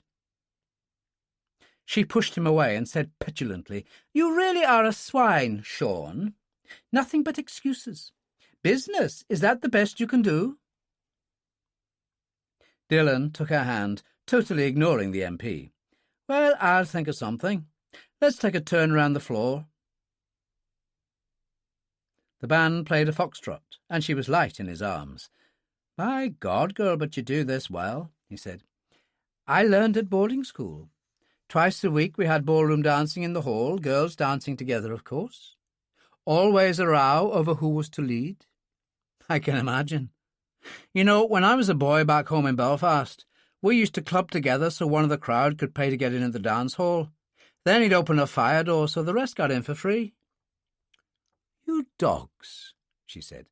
"Well, at 16 you didn't have the cash. But once in, it was fantasy time. All those girls in cotton frocks smelling of talcum powder." She grinned. "We lived in a very working-class area. Perfume was far too expensive." "And that's where you perfected your performance?" "And what performance would that be?" "Oh, come off it," she said. "The smooth act you pulled back there. Now I'm supposed to be grateful. Isn't that how it goes?" "You mean we vanish into the night so that I can have my wicked way with you?" He smiled. "I'm sorry, my love, but I've other things planned, and I'm sure you do." He stopped on the edge of the floor and kissed her hand. "It's been fun, but try and keep better company." He turned and walked away, and Astor Morgan watched him go, a look of astonishment on her face. The pianist in the piano bar at the Dorchester was Dillon's personal favourite in the whole of London. When the Irishman appeared, he waved, and Dillon joined him, leaning on the piano. "Hey, you look great, man. Something special tonight?" "Ball for the Brazilian embassy, the great and the good, sometimes making fools of themselves." "Takes all sorts. You want to fill in? I could do with a visit to the men's room." "My pleasure." Dillon slipped behind the piano and sat down as the pianist stood. A waitress approached, smiling. "The usual, Mr. Dillon." "Krug, my love, non-vintage." Dillon took a cigarette from his old silver case, lit it, and moved into A Foggy Day in London Town, a personal favourite. He sat there, the cigarette dangling from the side of his mouth, smoke drifting up, immersed in the music, and yet still perfectly aware of Astor Morgan's approach. "A man of talent, I see." As an old enemy of mine once said, a possible barroom piano, that's all. Fruits of a misspent youth. Enemy, you say? We supported the same cause, but had different attitudes on how to go about it. Let's put it that way. A cause, Mr. Dillon? That sounds serious. A heavy burden. The waitress arrived with a krug in a bucket, and he nodded. A glass for the lady. We'll sit in the booth over there. I was the stranger in the city, she said, giving him some of the verse. Out of town with the people I knew, he replied. Thank the Gershwins for it. George and Ira, they must have loved this old town. Wrote it for a movie called A Damsel in Distress. Fred Astaire sang it. I hear he could dance a little too, she said. The black pianist returned at that moment. Hey, man, that's nice. But not as good as you. Take over. Dillon got out of the way as the pianist sat beside him. They sat in the booth, and Dillon lit a cigarette for her and gave her a glass of champagne. I judge you to be a man of accomplishment and high standards, and yet you drink non-vintage, she said, as she sampled the krug. The greatest champagne of all, the non-vintage, he said. It's quite unique. It's the great mix, and not many people know that. They go by what's printed on the label, the surface of things. A philosopher, too?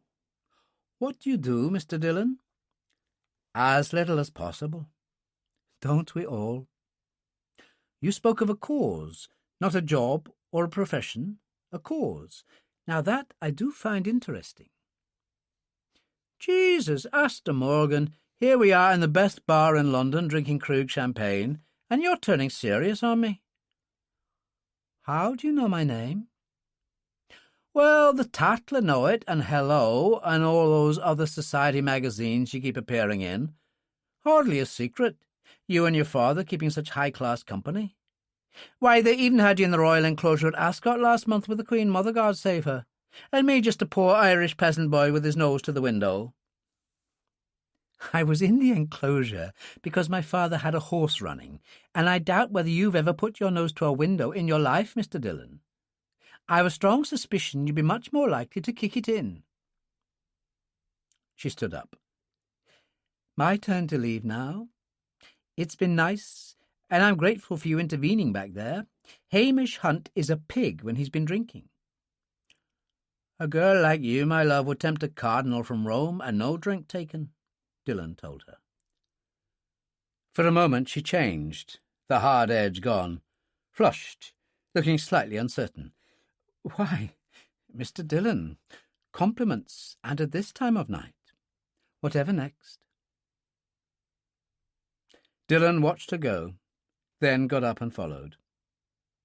He paid his bill quickly, retrieved his Burberry and pulled it on, walking out into the magnificent foyer of the Dorchester. There was no sign of her at the entrance, and the doorman approached. "Cab, sir?" "I was looking for Miss Astor Morgan," Dillon told him, "but I seem to have missed her." "I know Miss Morgan well, sir. She's been at the ball tonight. I'd say her driver will be picking her up at the side entrance." "Thanks." Dillon walked round and followed the pavement, the Park Lane traffic flashing by.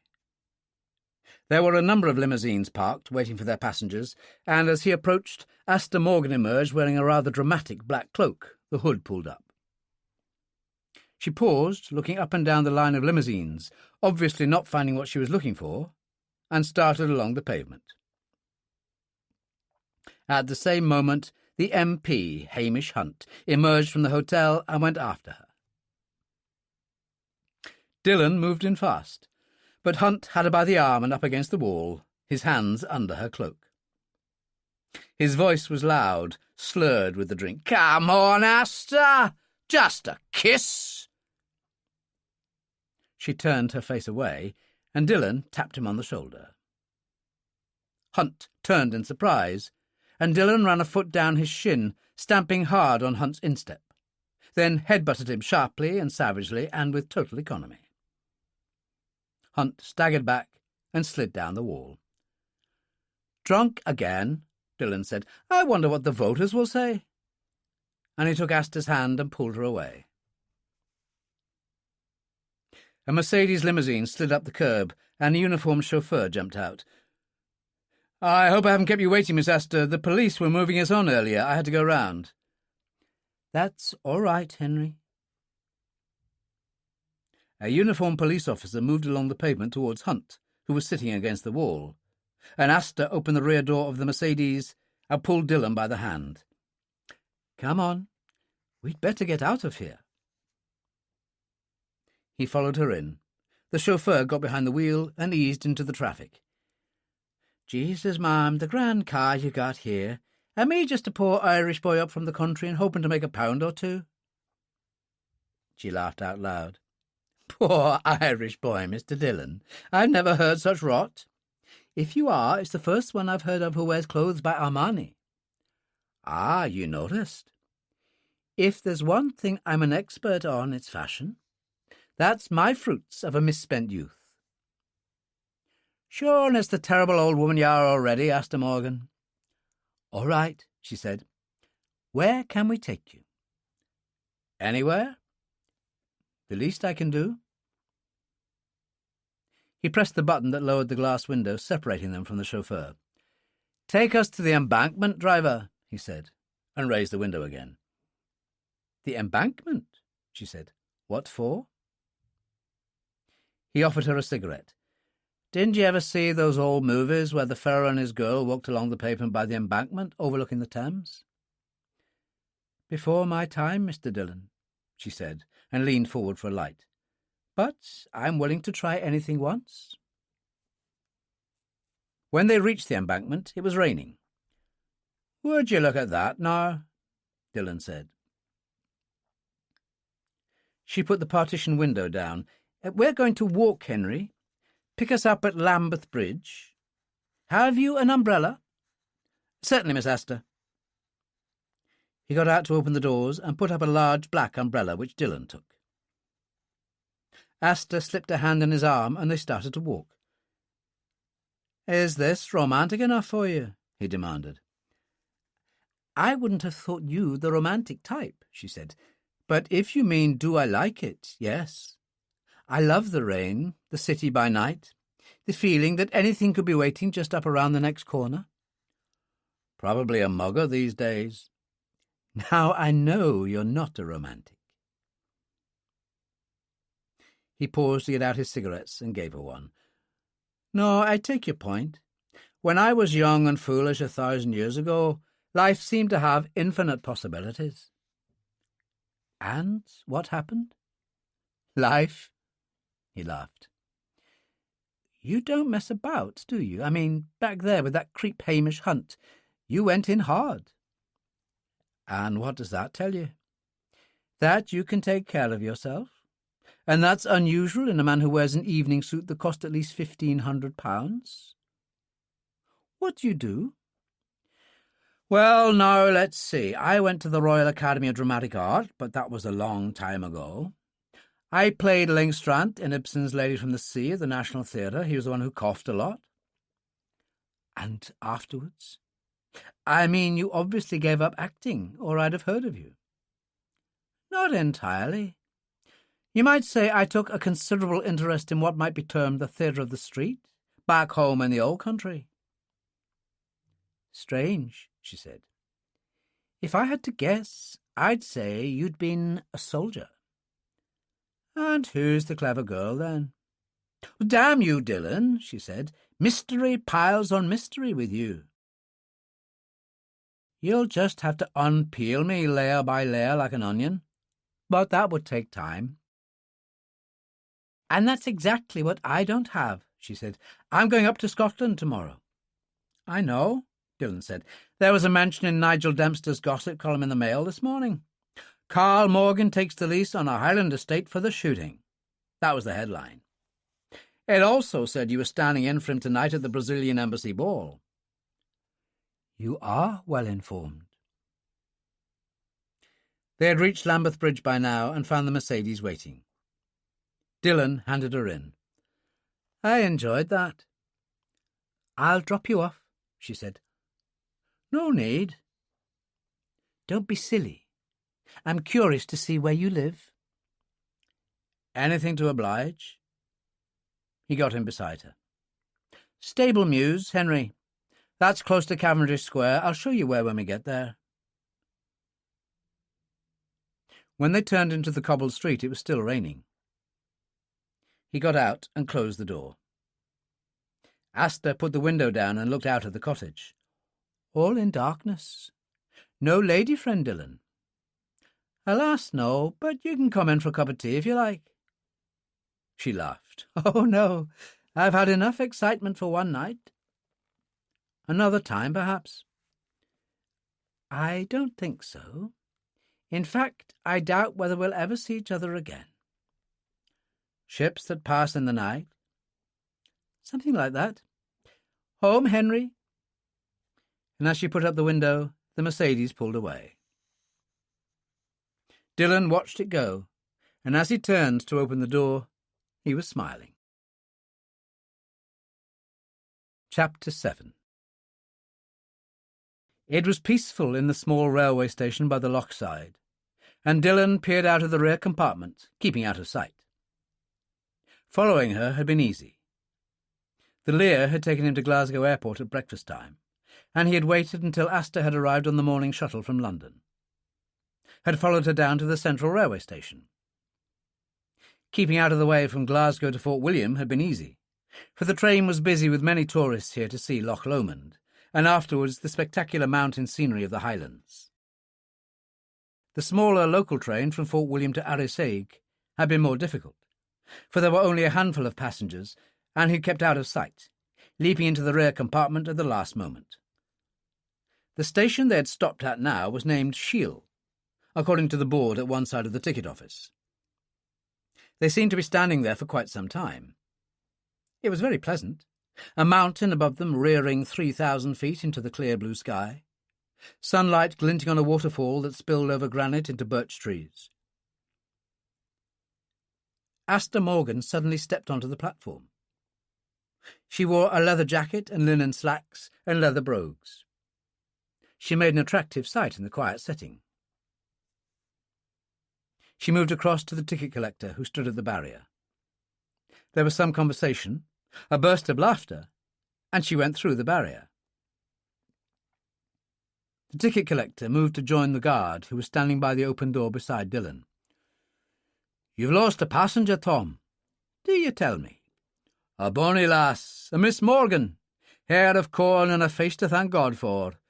Her father is yon fella Morgan that's just leased Lochdu Castle. She's away over the mountain. You'll put her luggage down at Arisaig and leave a message." Dillon grabbed his Burberry trenchcoat and brushed past the guard. "Do you mean there's a shortcut over the mountain?" "Well, that would depend where you want to be." "Ardnamurchan Lodge." The guard nodded. "Over the top of Benbriach and a 12-mile walk on the other side. You'll be staying with Brigadier Ferguson, the lieutenant." "My uncle." "He'll be waiting at Arisaig. Perhaps you could tell him where I am and give him my luggage." Dillon slipped a £5 note into his hand. "Leave it to me, sir." The guard blew his whistle and boarded the train. Dillon turned to the ticket collector. "Where do I go?" "Through the village and over the bridge. There's a path through the birches. Hard going, but you can't miss the cairns that mark the way. Once over the top, the track is plain to the glen below." "Will the weather hold?" The man looked up at the mountain. "A touch of mist and rain in the evening. I'd keep going. Don't waste time on top." He smiled. "I'd tell the young lady that, sir. No place for a lassie to be on her own." Dillon smiled. "I'll do that. A pity to see her get wet." "1,000 pities, sir." At the small village store, he purchased 2 packs of cigarettes and 2 half-pound bars of milk chocolate for sustenance. 12 miles on the other side of the mountain, and that didn't count the miles that stood up on end. Something told him he could be hungry before he reached Ardnamurchan. He marched down the street and crossed the bridge. The track snaked up through the birch trees, lifting steeply, bracken pressing in on either side. It was cool and dark and remote from the world, and Dillon, thanks to his renewed energy, was enjoying every moment of it. There was no sign of Aster, which suited him for now. The trees grew sparser, and he emerged onto a bracken-covered slope. Occasionally grouse or plover lifted out of the heather, disturbed by his presence, and finally he came to a boulder-strewn plain that stretched to the lower slopes of Ben Breach. He saw Aster then, 600 or 700 feet up on the shoulder of the mountain. She turned to look down, and he dropped into the bracken. When he glanced up a few moments later, she had disappeared round the shoulder of the mountain. She was certainly moving fast, but then she was young and healthy, and the track was plainly visible. There was another way, of course, though only a fool would try that, which was straight up the breast of the mountain and the granite cliffs beyond to the summit. He took out an Ordnance Survey map of Moidat and had a look at the situation. Dillon glanced up. What the hell? Strong nerves were all that was needed here, and with luck he might actually get ahead of her. He tied his Burberry around his waist and started up. The lower slopes were easy going with his newfound strength, but after half an hour he came to a great cascading bank of scree and loose stones that moved beneath his feet alarmingly. He went to his left, found the waterfall he'd noted from the station, and followed its trail upwards, moving from boulder to boulder. Finally he reached the plateau, and the final cliffs were before him, and they were not quite as intimidating as they'd looked from the station, fissured with gullies and channels reaching to the top. He looked, checking his route, ate half a bar of chocolate, then made sure his raincoat was secure and started up, climbing strongly, testing each handhold. He looked down once and saw the railway station in the valley below like a child's toy. The next time he looked, it had disappeared, blanked out by mist, and a sudden breeze touched him coldly. He came over the granite edge to the summit a few minutes later to find himself cocooned in mist, and he'd spent enough time in hill country in the past to know that there was only one thing to do in such conditions: stay put. He did just that, lighting a cigarette, wondering how Aster Morgan was getting on. It was a good hour later when a sudden current of air dissolved the curtain of the mist, and down there the valleys lay dark and quiet in the evening sunlight. In the distance was a cairn of stones, marking the ultimate peak, but there was no Aster. He cut across the track and followed it back until he reached a point where he could look down almost 3,000 feet to the railway line, and there was no sign of her. So, she had beaten him to the summit. Hardly surprising, for with the track to follow, the mist would have been no problem. He turned back, following the track to descend on the other side, and paused suddenly as he stared down at the incredible sight before him. The sea in the distance was calm, the islands of Rum and Egg like cardboard cutouts, and on the dark horizon, the Isle of Skye, the final barrier to the Atlantic. It was one of the most beautiful sights he had ever seen, and he started down.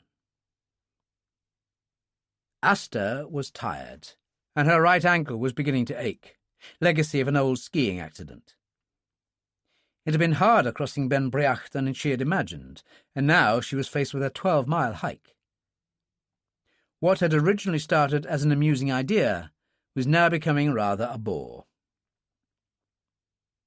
The track along the glen was dry and dusty and hard on her feet, and after a while she came to a 5-barred gate with a sign that said, "Lochdu Estate, keep out." It was padlocked, and she pulled herself over and limped on. And then she rounded a curve and saw a small hunting lodge by a burn. The door was locked, but when she went round to the rear, a window stood ajar. She hauled herself through and found herself in a small kitchen area. It was gloomy now, darkness falling, but there was an oil lamp and kitchen matches. She lit the lamp and went into the other room. It was adequately furnished with whitewashed walls and a wooden floor, and a fire was laid in the hearth. She put a match to it and sat in one of the wing-back chairs, suddenly tired. The warmth from the fire felt good, and her ankle didn't hurt now. She added pine logs to the fire and heard a vehicle drive up outside. A key rattled in the lock, and the front door opened. The man who stood there was of medium height, with a weak, sullen face that badly needed a shave. He wore a shabby tweed suit and cap, his yellow hair shoulder-length, and he carried a double-barrelled shotgun. "Would you look at that now?" he said. Asta said calmly, "What do you want?" "That's a good one," he said. "And you trespassing. How in the hell did you get in here?" "Through the kitchen window." "I don't think my boss would like that. He's new. Just took over the estate yesterday, did Mr. Morgan. But I know a hard man when I see one. I mean, if he knew about this, he might make it a police matter." "Oh, don't be stupid. I turned my ankle coming over Ben Briach. I needed a rest, that's all. Now that you're here, you can give me a lift." He moved closer, and his hand was shaking as he put it on her shoulder. "That depends, doesn't it?" His blotched face, the stink of whiskey on his breath, was suddenly repulsive to her. "What's your name?" "That's more friendly. It's Fergus Munro." She pulled away and sent him staggering with a vigorous push. "Then don't be stupid, Fergus Munro." He reached angrily, dropping the shotgun. "You bitch! I'll teach you!" He grabbed at her, catching the blouse beneath the leather coat, the thin material ripping from her left shoulder to the breast. She gave a cry of rage, striking out at him, her nails gouging his right cheek, and then beyond him she saw a man materialize from the darkness into the doorway. Dillon punched him in the kidneys very hard, and hauled him back by the scruff of the neck and hurled him across the room. Munro hit the wall and fell to one knee. He reached for the shotgun, which Dillon kicked out of the way, grabbing for his right wrist, twisting it up, taut and straight, ramming Munro headfirst into the wall. He scrambled up, blood on his face, and plunged through the open door. As Dillon went after him, Asta cried, "Let him go!" Dillon paused, a hand on each side of the door frame. Then he closed it and turned. "Are you all right?" Outside, an engine burst into life. "Yes, fine. What was that?" "He had a shogun." She eased herself back in the chair. "I was really beginning to despair, Dillon. I thought you were never going to catch up with me. What on earth are you doing here?" "Confession time," he said. "I have an uncle, Brigadier Charles Ferguson, who rented a place called Ardnamurchan Lodge, not far from here, for the shooting, which it shares with the Lochdu estate." "Really? My father will be surprised. He never likes to share anything with anyone." "Yes, well, when I read that item in the gossip column in the Daily Mail, saw your photo, I couldn't resist wangling myself an invitation to the Brazilian embassy to meet you." "Just like that?" "I'm terribly well connected, you'd be surprised." "Nothing would surprise me about you, and for what it's worth, I don't believe a word of it." She put down her right foot and winced. "Damn!" "Trouble?" "An old injury." She pulled up the right leg of her slacks, and he eased off the shoe and sock. "I'd have thought you would have caught up with me."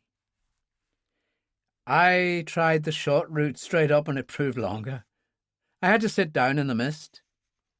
"Well, I just kept on walking. I noticed you at the station in Glasgow. I was coming out of the loo and saw you buying a map at the bookstall. I waited till you boarded the train before getting on board myself." "Most intriguing. especially when you change trains as I did at Fort William. So you left the train to draw me on? Of course. Damn you, Aster. I should put you over my knee. Is that a promise? We Swedes are reputed to be terribly oversexed. He laughed out loud. I'd better get on with this foot, while Fergus Munro hot-foots it to Lochdu Castle with his tale of woe. I should think we can expect company soon. I should hope so. I haven't the slightest intention of walking any further. Dillon raised her foot. There was a faint puffiness at the ankle and a jagged scar. How did you get that? Skiing. There was a time when I was an Olympic possibility. Too bad. I'll take the lamp for a minute. He went into the kitchen, checked the drawers and found some kitchen towels. He soaked one in cold water and returned to the living room. A cold compress will help. He bandaged the ankle expertly. Tired? Not too much. Hungry, though. He got one of the half-pound blocks of chocolate from his Burberry pocket. Bad for your figure, but sustaining. You're a magician, Dillon. She ate the chocolate greedily, and he lit a cigarette and sat by the fire. She suddenly paused. What about you? I had some. He stretched. The grand place, this. Fish in the burn, deer in the forest, a roof over your head, and a fine, strong girl like yourself to help on the land. Thanks very much. An arid sort of life, I should have thought. Haven't you heard the old Italian saying, one can live well on bread and kisses? Or chocolate? She held up what was left of the bar, and they both laughed. Dillon got up, went and opened the door. There was a full moon, and the only sound was the burn as its waters ran by. We could be the last two people left on Earth, she said. Oh, not for long. There's a vehicle coming. He moved out of the porch and stood there waiting. Two shoguns braked to a halt. Fergus Munro was driving the first one, and Murdoch was sitting next to him. As Munro got out, the factor came round from the other side, clutching a shotgun. Carl Morgan was at the wheel of the second one and got out, an enormously powerful-looking figure in his sheepskin coat. Murdoch said something to Munro and clicked back the hammers on the shotgun.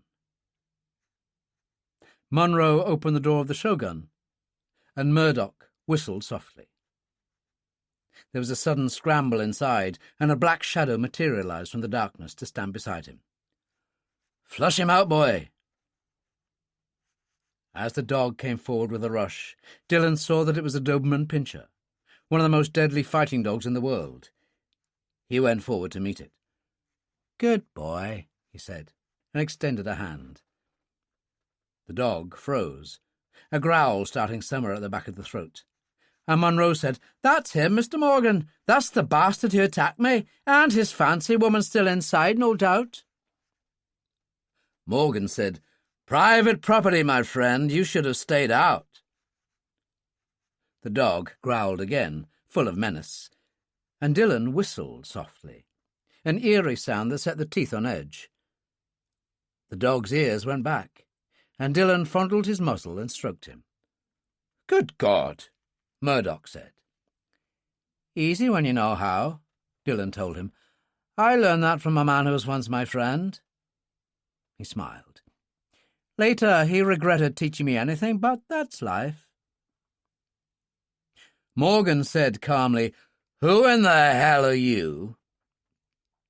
It was then that Aster joined the scene. "Carl, is that you? Thank God you're here." She stumbled from the doorway, and Morgan, astonishment on his face, moved fast to catch her in his arms. "Aster, for God's sake!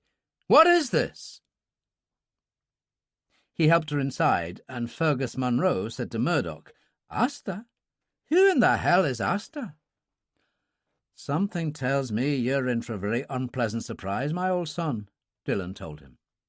and he turned and followed them in, the Doberman at his heels. Asta was back in the chair, and Morgan knelt beside her, holding her hand. "It was horrible, Carl. I left the train at Lochdu and came over the mountain, turned my ankle, and was feeling absolutely foul when I found the lodge, and got in through the kitchen window. And then this man came, the man out there. He was horrible." Morgan stood up. "The man out there," he said, and his face was very pale. "Yes, Carl, he threatened me." Her hand went to the torn blouse. "In fact, he was thoroughly unpleasant. And then Mr. Dillon here came, and there was a struggle, and he threw him out." Morgan had murder in his eyes. He turned to Murdoch, who stood in the doorway. "Do you realize who this is? My daughter, Asta. Where's that bastard Fergus who brought us here?" The roar of an engine breaking into life answered him, and he pushed Murdoch to one side and ran out to see one of the Shoguns drive away. "Shall I go after him?" Murdoch said. "No." Morgan shook his head, hands unclenching. "We'll deal with him later." He turned to Dillon and held out a hand. "I'm Carl Morgan, and I would seem to be considerably in your debt." "Dillon. Sean Dillon." Morgan turned to Asta. "Are you trying to tell me you walked over that damn mountain this afternoon?" "It seemed like a good idea at the time. I thought I'd just walk in on you, surprise you." Morgan turned to Dillon, who, lighting a cigarette, forestalled him. "I'm on my way to join my uncle, Brigadier Charles Ferguson, for the shooting. He's leased a place called Ardnamurchan Lodge." There was something in Morgan's eyes straight away, but he simply said, "Well, that makes us neighbours, then. I presume you also thought it was a good idea to walk over the mountain." "Not at all. I thought it was a lousy idea, and so did the ticket collector when she left the train.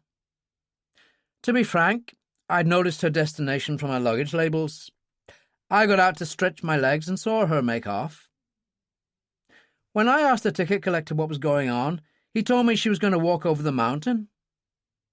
As I said, he didn't think much of the idea, and neither did I, so I decided to follow. Unfortunately, I chose another route and was delayed by the mist, so I didn't catch up with her till she reached the lodge." Asta said weakly, "I'm afraid I've made something of a fool of myself. Could we go now, Carl?"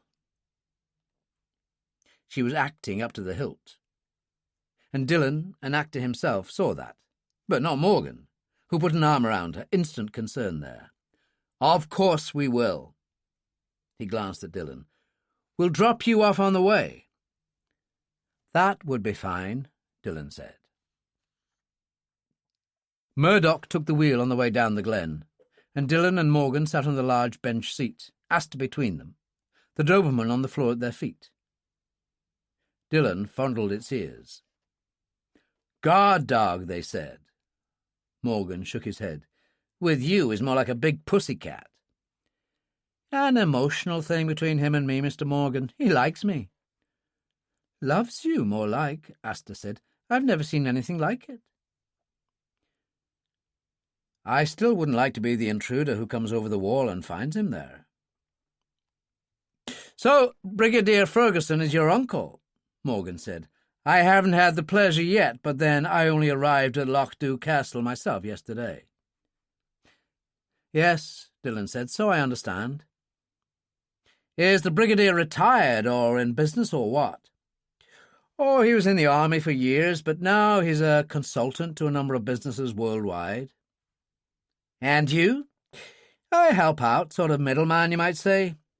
I got this thing for languages, so he finds me useful." "I'm sure he does." Murdoch changed down and swung in through gates, following a narrow drive to the house beyond, lights at the window. He braked to a halt. "Ardnamurchan Lodge." It was raining again, rattling against the windscreen.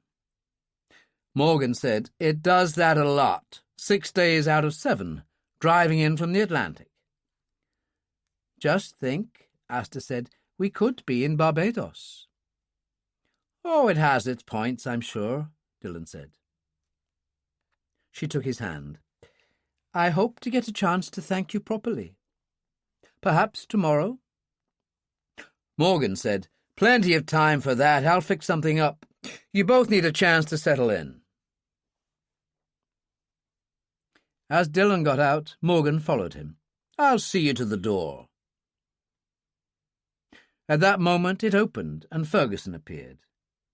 Good God, Sean, is that you? We got your message at Harris Hague, but I was beginning to get worried. What happened? A long story, I'll tell you later. Can I introduce our neighbour, Carl Morgan? What a pleasure. Ferguson took Morgan's hand. Your reputation precedes you. Will you have a drink before you go? And no, I must get my daughter home, Morgan said. Another time. I believe we'll be sharing the shooting, Ferguson said genially. Yes, they didn't tell me that when I took the lease, Morgan told him. Oh, dear me, I trust there won't be a problem. Oh, I don't see why there should be, as long as we're not shooting from opposite sides. Morgan smiled. Good night. He got back in the Shogun, and it drove away. He knows, Dillon said. Oh, of course he does, Ferguson told him. Now come in out of this appalling rain and tell me what you've been up to. When the Shogun arrived at Lochdu Castle, Morgan helped Asta out and said to Murdoch, You come too, we need to talk. Very well, Mr. Morgan. The great iron-banded oak door was opened by Marco Russo, wearing a black alpaca jacket and striped trousers. My God, Marco, Asta said. I can't believe it. A butler now? She was probably the only human being he had ever smiled for, and he did now. A short engagement only, Miss Asta. Tell the maid to run a bath, Morgan said, and turned to Murdoch. You wait in the study. He took Asta through the magnificent baronial hall and placed her in the great oak chair beside the log fire that crackled in the open hearth. Right, he said. Dillon. He followed you over the mountain. Why? He told you. That's a load of tripe. Well, he knew who I was and where I was going, but not because of my luggage labels. Explain? Which she did, the Brazilian Embassy ball, the write-up in the Daily Mail social column, everything. I might have known, Morgan said when she finished. Why do you say that? As soon as I heard about the new tenant at Ardnamurchan Lodge, I had him checked. Brigadier Charles Ferguson, Asta, is head of a very elite section of British intelligence, usually involved with anti-terrorism and responsible to the Prime Minister only. But I don't understand. They know, he said. The Chongqing Covenant. Oh, my God, she said. And Dillon works for him. She nodded. It makes sense now. What does? Well, I told you Dillon saved me from that beast Hamish Hunt at the ball. What I didn't tell you was that Hunt grabbed me in Park Lane afterwards. He was terribly drunk, Carl, and pretty foul. His face was pale again. And? Dillon appeared and beat him up. I've never seen anything like it. He was so economical. He would be. A real pro. I thought so. Morgan smiled. So I owe him not once but twice. He helped her up. Off you go and get your bath. We'll have some supper later. As he walked away, he called, Marco! The Sicilian appeared from the shadows. Signore! Listen to this. Very quickly, Morgan gave him a resume of events in Italian. When he was finished, Marco said, He sounds a hot stuff, this Dillon. Get on to London now. I want answers, and they've only got an hour. Make that clear. As you say, signore. He walked away, and Morgan went and opened the study door. It was a pleasant room, lined with books, French windows to a terrace, and, as in the hall, a fire burned in the hearth. Murdoch was standing staring down into it and smoking a cigarette.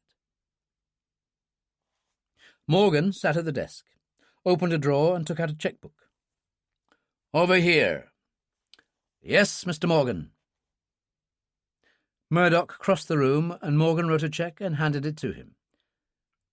The factor looked at it in astonishment. £25,000? But what's this for, Mr. Morgan? "Loyalty, Murdoch. I like greedy people, and I form the opinion that that's what you are." Murdoch was stunned. "If you say so, sir." "Oh, but I do, and here's the good news, Murdoch. When I leave, you get the same amount, for services rendered, naturally." Murdoch had control of himself now, a slight smile on his face. "Of course, sir, anything you say." Morgan said, "For several hundred years the lairds of Lochdu took a silver Bible into battle. It was always recovered, even when they died. It was with the old laird when his plane crashed in India in 1944. I've reason to believe it was returned to the castle. But where is it, Murdoch? That's the thing." "Lady Catherine, sir, knows nothing, hasn't seen it in years. It's here, Murdoch, tucked away somewhere, and we're going to find it, understand?" "Yes, sir." "Discuss it with the servants.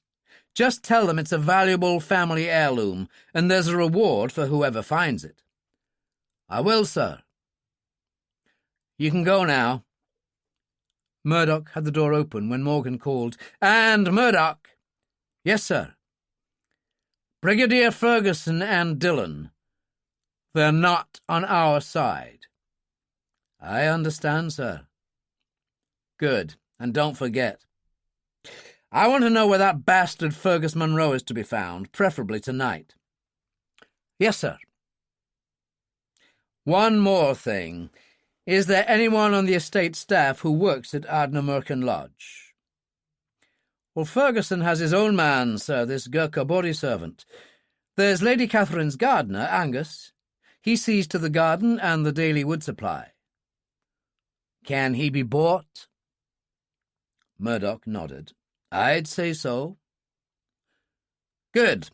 Eyes and ears is what I want. See to it, and find Fergus." "I will, sir." Murdoch went out, closing the door. Morgan sat there for a while, then noticed a library ladder. On impulse, he got up, pushed it to one end of the shelves on one of the walls, and mounted. He climbed to the top and started to remove the books a few at a time, peering behind. Chapter 8. Dillon, having bathed and changed into a comfortable tracksuit, sprawled in front of the fire, Hannah Bernstein in the chair opposite. He had just finished his account of the day's events, and Ferguson was pouring drinks at the cabinet in the corner. "Anything for you, Chief Inspector?" No, thank you, sir." "Well, the boy here could do with a brandy, I'm sure." "It was rather a long walk," Dillon said, and accepted the glass. "What do you think?" "About Morgan? Oh, he knows. That was totally apparent from our little exchange." "So what will his next move be?" Hannah asked.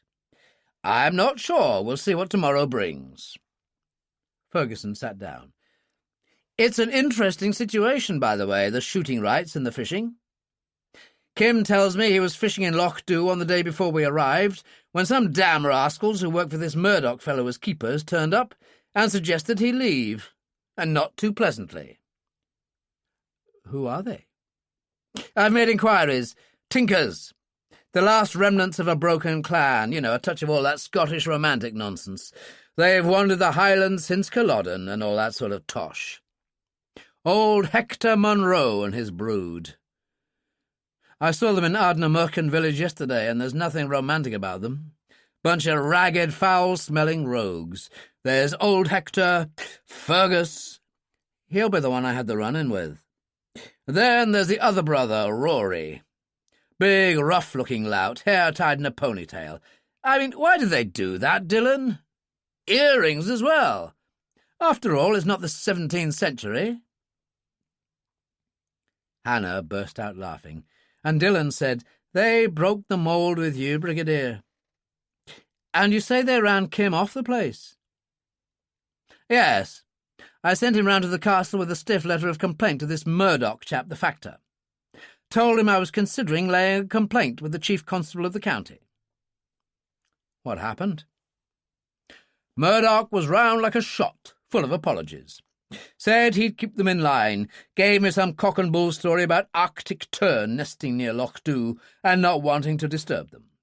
Apologised for the Munros, said he'd kick their backsides, and so on." Dillon went and helped himself to another brandy. He came back to the fire. "We're entitled to be here. To shoot deer in the forest, to fish in the loch." "Of course we are," Ferguson said. "Mind you, Morgan doesn't like it. I mean, he made that clear on the doorstep, didn't he?" "Well, let's draw his teeth, then. I'll put my head in the jaws of the tiger tomorrow. You've got all we need for the fishing?" "And the shooting." "Good. I'll try Lochdu in the morning. Plenty of trout, I suppose?" "Masses, dear boy. Quarter-pounders or occasional pounders." "Good. I'll take a rod down there after breakfast." Hannah said, "The Munros could prove unpleasant if they catch you, especially after your bout with Fergus. I was with the Brigadier when we saw them in Ardnamurchan village. They really are a fearsome-looking clan. I'd say they're the sort who don't take kindly to being beaten." "And neither do I." Dillon finished his drink. "I'll see you at breakfast." And he went up to bed. At the same moment, Asta was sitting opposite Morgan by the fire in the great hall at the castle when Marco came in, a piece of paper in his hand. "Fax from London, signore." Morgan read it quickly, then laughed out loud. "Dear God, listen to this. The Bernstein woman is a detective chief inspector, special branch of Scotland Yard. But it's Dillon who takes the biscuit. Sean Dillon. Once an actor, RADA and the National Theatre, superb linguist, speaks many languages, first-class pilot, expert diver. Oh, good God! He worked for the Israelis in Beirut." "But what was he doing there?" "Sinking PLO boats, apparently. Not choosy, our Mr. Dillon. He's worked for just about everyone you've ever heard of, and that includes the KGB in the old days." "You mean he's some kind of mercenary?" Asta asked. "That's one way of putting it. But before that, he was for some years with the Provisional IRA, one of their most feared enforcers. There's even a suggestion he was behind the attack on Downing Street during the Gulf War." "Then why would he be working for Ferguson?" "I suppose the Brits were the only people he hadn't worked for. And you know how unscrupulous they are. They'd use anybody to suit their purposes."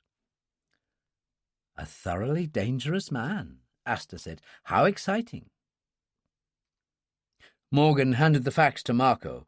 "Oh, we've handled thoroughly dangerous men before, haven't we, Marco?" "Many times, signore. Will there be anything else?" "Yes, bring me some coffee and tell Murdoch I'll see him now." Asta got up. "I'm for bed. Can we ride tomorrow?" "Why not?" He took her hand. "Sleep well."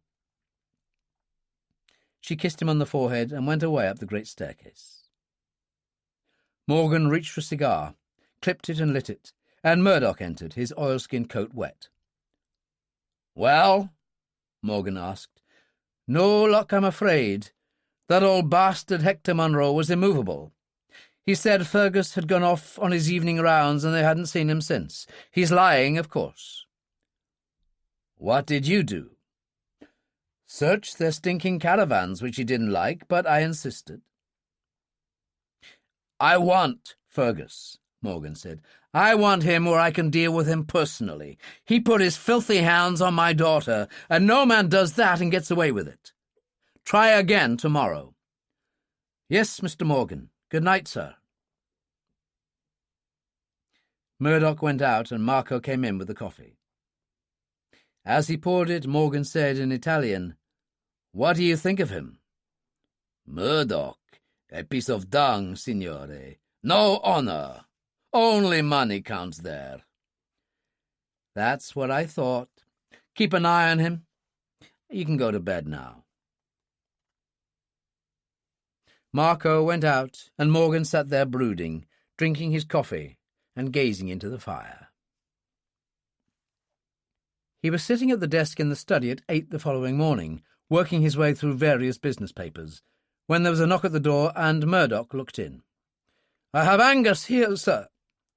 "Bring him in." Angus entered, took off his tweed cap and rolled it between his hands. "Mr. Morgan, sir." Morgan looked him over. "You look like a practical man to me, would I be right?" "I hope so, sir." Morgan opened a drawer and took out a bundle of notes which he tossed across. Angus picked it up. £500. Anything unusual happens at Ardnamurchan Lodge, you phone Murdoch. "How well, sir?" He was sweating slightly. "Have you been there this morning?" "To do the wood supply, sir." "And what's happening?" "Mr. Dillon was having an early breakfast before going for the fishing on Lochdu. He asked my advice." Morgan nodded. "Good. On your way." Angus left, and Murdoch said if the Munros come across him he could be in trouble. "Exactly what I was thinking." Morgan smiled, and at that moment Asta came in wearing a hacking jacket and jodhpurs. "There you are," she told him. "You said we could go riding." "And why not?" He glanced at Murdoch. "Get the horses ready. You can come with us." He smiled. "We could have a look at the loch." The waters of Lochdu were darker than even the name suggested, still and calm in the grey morning, and yet dappled by falling rain. Dillon wore waders, an old rain hat, and an Australian drover's waterproof with caped shoulders, all of which he had found at the lodge. He lit a cigarette and took his time over putting his rod together. Behind him the weather was waist-deep, a line of trees above, and a plover lifted into the morning. A wind stirred the surface of the loch, and suddenly a trout came out of the water beyond the sandbar, a good foot in the air, and disappeared again. Suddenly Dillon forgot everything, remembering only his uncle's sheep farm in County Down and the lessons he'd given his young nephew in the great art. He tied the fly Ferguson had recommended, apparently one of his own manufacture, and went to work. His first dozen casts were poor and inexpert, but gradually, as some of the old skill returned, he had better luck, and hooked 2 quarter-pounders. The rain still fell relentlessly. He let out another couple of yards of line, lifted his tip, and cast out beyond the sandbar to where a black fin sliced through the water. His cast was the most accurate he'd ever made, the fly skimming the surface. The rod bent over, and his line went taut. £2 if it was an ounce. His reel whined as the hooked trout made for deep water, and he moved along the sandbank, playing it carefully. The line went slack, and he thought he'd lost it. But the trout was only resting, and a moment later the line tightened again. He played it for a good 10 minutes before turning to reach for his net. He lifted the floundering fish, removed the hook, and turned back to shore. A harsh voice said, "Well and good, me bucko. A fine dinner for us." The man who had spoken was old, at least 70. He wore a tweed suit that had seen better days, and white hair showed beneath his Glengarry bonnet. His face was weather-beaten and wrinkled and covered with a heavy stubble, and he had a shotgun crooked in his right arm. Behind him, 2 men stood up in the heather. One was large and raw-boned with a perpetual smile, and that would be Rory, Dillon told himself. The other was Fergus, a livid bruise down one side of his face, his mouth swollen. "That's him, Dart! That's the bastard who attacked me!" And he raised his shotgun waist-high. Rory knocked it to one side, and it discharged into the ground. "Try not to play the fool as usual, little brother," he said in Gaelic. Dillon, an Irish speaker, had no difficulty in understanding, especially when Hector said, "He doesna look much to me," and swung a punch. Dillon ducked, avoiding it, but his foot slipped and he fell into the shallows. He scrambled up, and the old man raised his shotgun. "Not now, my brave wee man," he said in English. "You'll get your chance. Slow and easy. Walk on." As Dillon moved forward, Fergus said, "Wait till I've done with you," and swung the butt of his shotgun. Dillon avoided it easily, and Fergus went down on one knee. Rory lifted him by the scruff of his neck. "Will you listen, or must I kick your ass?" he demanded in Gaelic, and pushed him ahead. "God help him, but he never will learn that one," Dillon told him in Irish. "Some men stay children all their lives." Rory's mouth went slack with astonishment. "By God, Dad, did you hear that? The strangest Gaelic I ever heard." "That's because it's Irish, the language of kings," Dillon said. "But close enough that we can understand each other." And he walked on ahead of them. There was smoke beyond the trees, the sound of children's voices. So they were not taking him to Morgan, and he realised he'd made something of a miscalculation.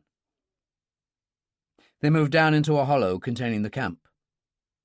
The 3 wagons were old, with canvas tilts, and patched many times, far removed from the romantic idea of a caravan. There was an air of poverty to everything, from the shabby clothes worn by the women, who squatted by the fire drinking tea, to the bare feet of the children, who played in the grass beside several bony horses.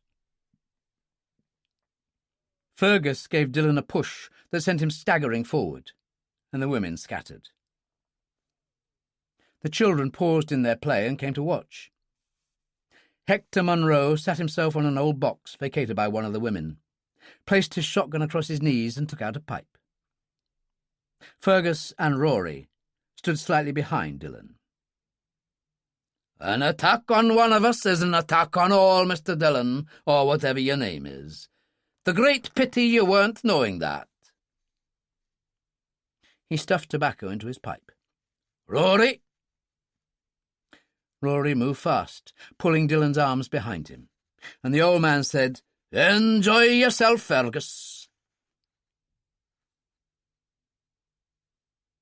Fergus moved in fast and punched Dillon in the stomach, right and left-handed. Dillon made no move, except to tense his muscles, and Fergus drove a fist into his ribs on the right side. "Now for that pretty face of yours," he said. "Hold his head up, Rory." In taking a handful of Dillon's hair, Rory had to release one of his arms. Dillon flicked a foot forward, catching Fergus in the crutch, half-turned, delivering a reverse elbow strike to the edge of Rory's jaw. The big man released him, staggering back, and Dillon ran for it, and stumbled headlong as one of the women stuck out a foot. He rolled desperately as they all kicked at him, even the children. And then there was the drumming of horses. A voice called, "Stop that, damn you!" and a shotgun was fired. The women and children broke and ran, and Dillon got up to find Murdoch on horseback, a shotgun braced against his thigh. Behind him, Carl Morgan and Astor rode down into the hollow. Dillon was aware of Fergus slipping under one of the wagons. "Stay there, you silly bastard," Rory hissed in Gaelic, then glanced at Dillon in alarm, realising he had heard. Carl Morgan urged his mount down into the hollow. The hooves of his horse scattered the fire, and he pulled on the right rein so that the animal turned, its hind quarters catching Hector Munro a blow that sent him staggering. He reined in. "Tell them who I am," he ordered. "This is Mr. Carl Morgan, new tenant of Lochdu Castle," Murdoch said, "and your employer." "Is that so?" Hector Munro said. "So bare your head, you mannerless dog," Murdoch told him, leaned down from his horse and plucked the old man's bonnet from his head and threw it down. Rory took a step forward, and Dillon said in Irish, "Easy, boy, there's a time and a place for everything." Rory turned, frowning, and his father said, "The man Dillon was fishing in the loch. We were only doing our duty." "Don't lie to me, Munro," Murdoch told him. "Mr. Dillon is nephew to Brigadier Ferguson, tenant at Ardnamurchan Lodge, and don't tell me you didn't know that. You scoundrels know everything that goes on in the district before it bloody well happens." "Enough of this," Morgan said, and looked down at Munro. "You wish to continue to work for the estate?" "Why, yes, sir," the old man said. "Then you know how to behave in future."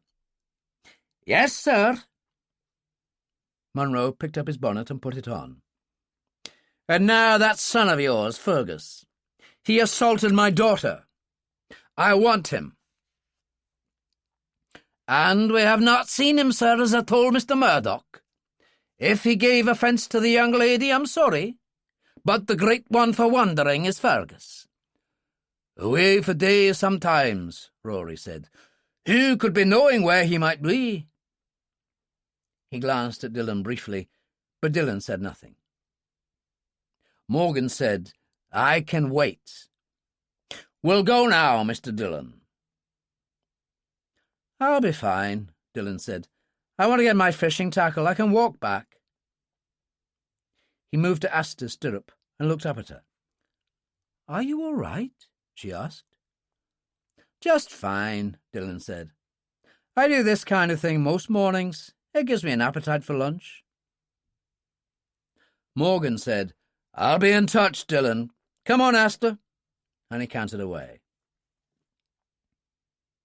Dillon turned to look down into the hollow at the Munros.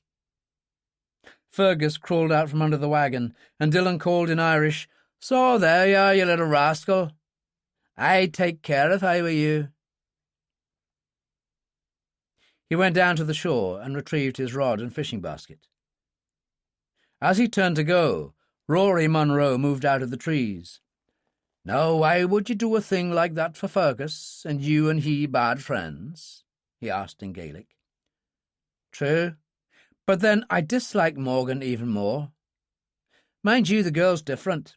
If Fergus touches her again, I'll break both his arms." Rory laughed. "Oh, the hard one, are you, small man?" "You could always try me," Dillon told him. Rory stared at him, frowning, and then a slow smile appeared. "And perhaps that time will come," he said, turned, and walked back into the trees. Dillon drank tea by the fire at Ardnamurchan Lodge, while he detailed the events of the morning to Ferguson and Hannah Bernstein. "So the plot thickens," Ferguson said. "Lucky for you that Morgan turned up when he did," Hannah said. "You might have been a hospital case by now." "Yes, a useful coincidence," Ferguson said. "And you know how much I believe in those," Dillon told him. Hannah frowned. "You think Morgan was behind the whole thing?" "I'm not sure about that, but I believe he expected it.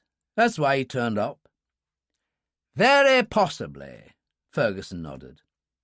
"Which raises the question of how he knew you were going to go fishing this morning." "I know, life's just one big mystery," Dillon said. "What happens now?" "Lunch, dear boy. I thought we might venture into Ardnamurchan village and sample the delights of the local pub. They must offer food of some sort. Pub grub, Brigadier? You? Hannah Bernstein said. And you, Chief Inspector, although I hardly expect it will be kosher. I'll find out, she said. I think that chap Angus is working in the garden. She opened the French windows and went out, returning a few moments later. He says the Campbell Arms does do food. Shepherd's pie, things like that. Real food, Ferguson said. How wonderful. Let's get going, then. Morgan was standing on the terrace at the top of the steps with Asta when Murdoch joined them. I've just had a phone call from Angus. Our friends are going to the Campbell Arms for lunch. Really? Morgan said. It could lead to an interesting situation. The day after tomorrow is the local fair and Highland Games. There are tinkers around, horse traders and so on. The Munros will probably be there. Is that so? Morgan smiled and turned to Asta. We couldn't possibly miss that, could we? He raised his voice and called, Marco! Russo appeared in the open windows. Bring the estate car round. We're going to the village for a drink, and you drive. I've a feeling we might need you.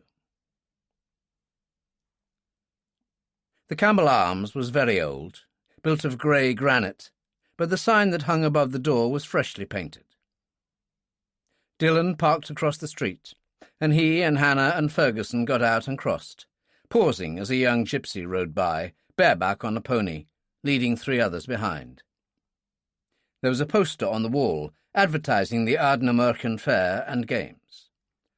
That looks like fun, Ferguson said, and opened the door and led the way in.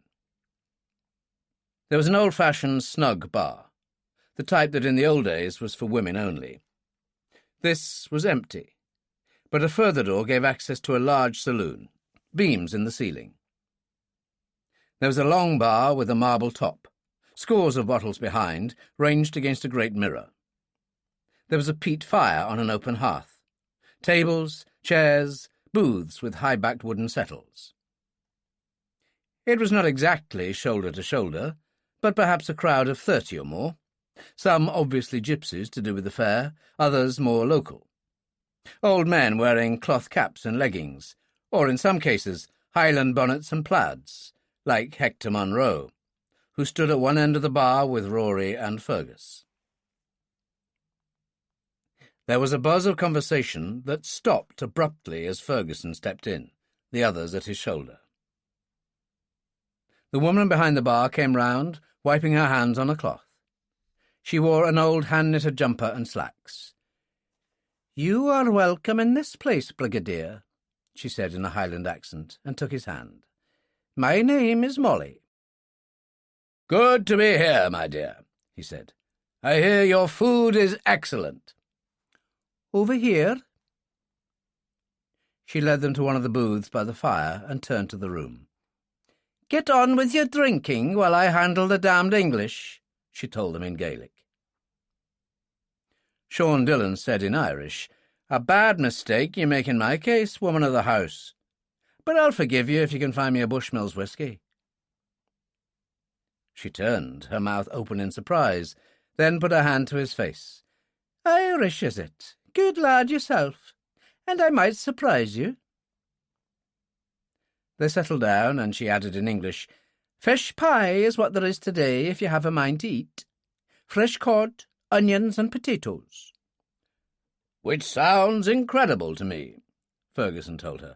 I'll have a Guinness, lager beer for the lady, and whatever you and my friend here have decided.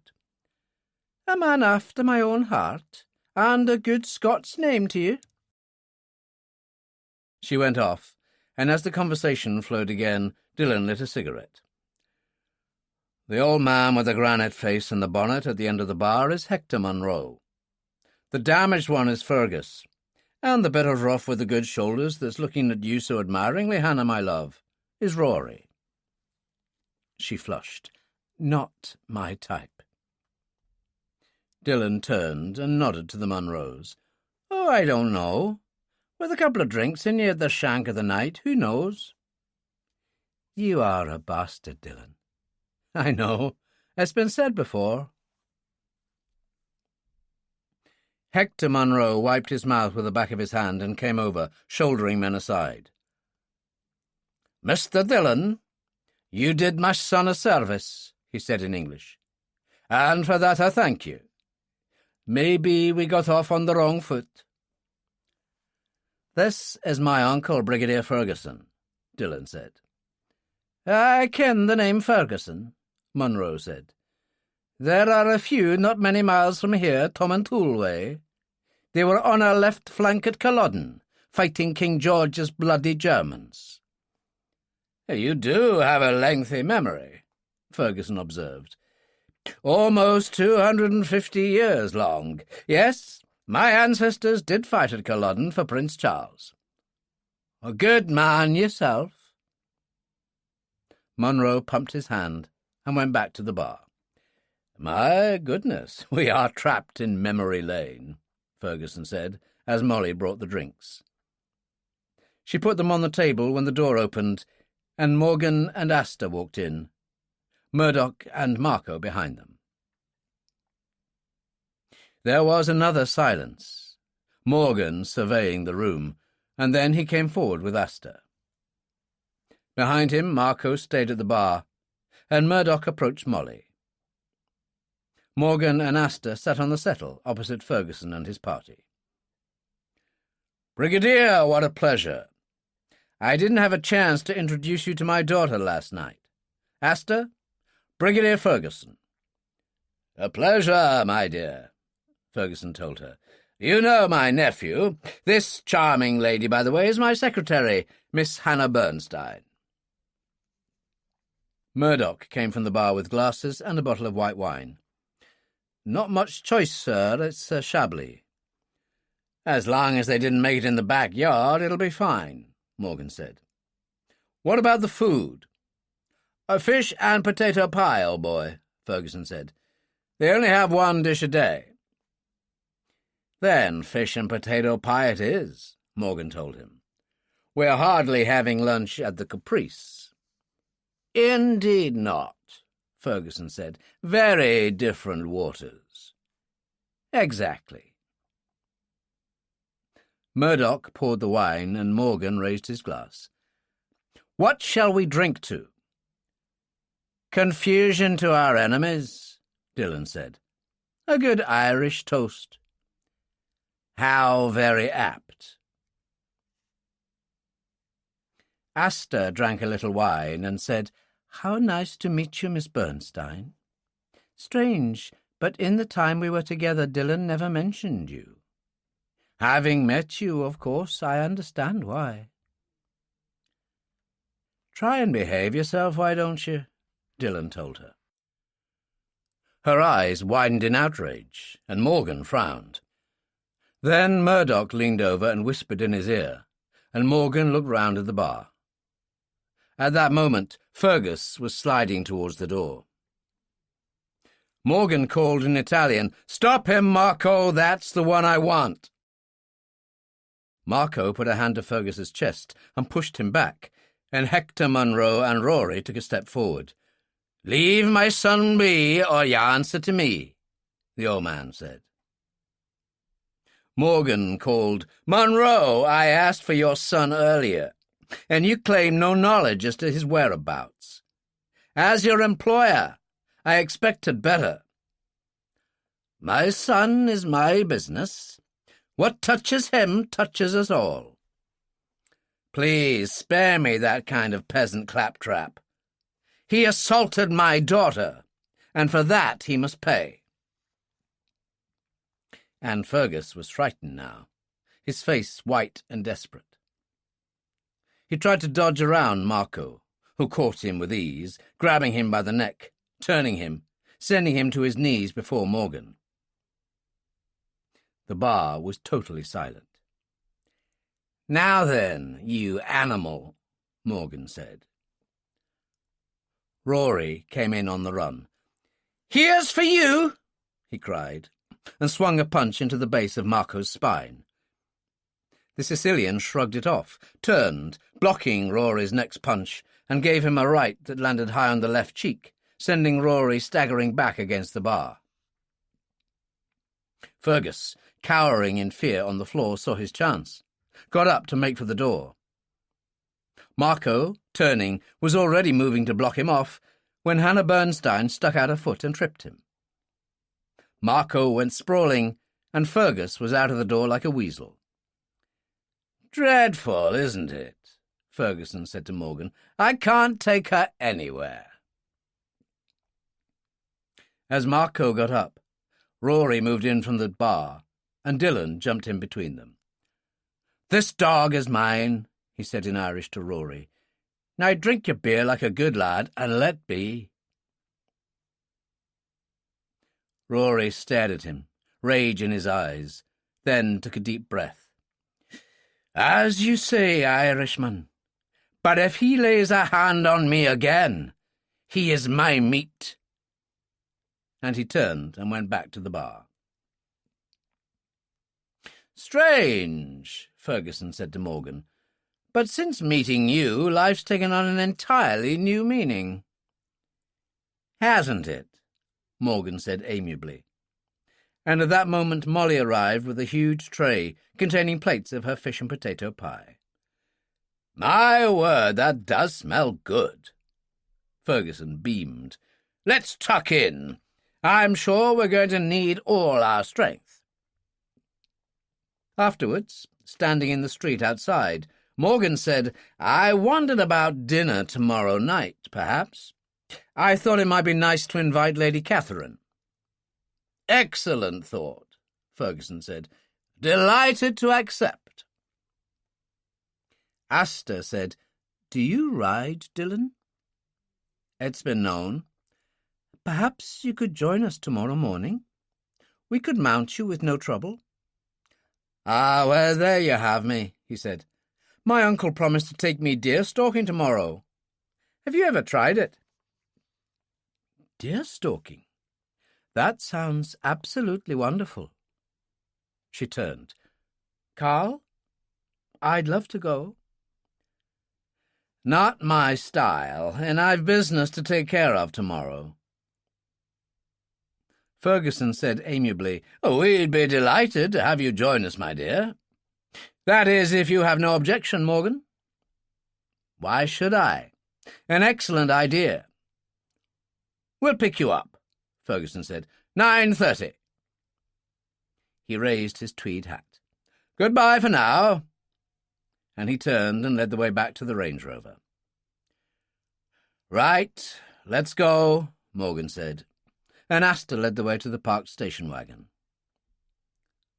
Murdoch murmured, "A word, sir. I've an idea where Fergus might have gone." "Is that so?" Morgan said. "All right, we'll take Miss Asta home, and then you can show me." At Ardnamurchan Lodge, Ferguson shrugged off his coat and went and stood with his back to the fire. "And what do you make of that?" "The heavy blocking the door, sir, was his present minder, one Marco Russo," Hannah Bernstein said. "I checked with immigration. He came in with Morgan. Information from the Italian police indicates he's a known mafia enforcer and member of the Luca family." "A thoroughly nasty bit of work, if you ask me," Ferguson said, and turned to Dillon. "What's all this deer-stalking nonsense, then?" "You've never stalked deer, Brigadier." Dillon shook his head. "You've never lived. And you a member of the upper classes."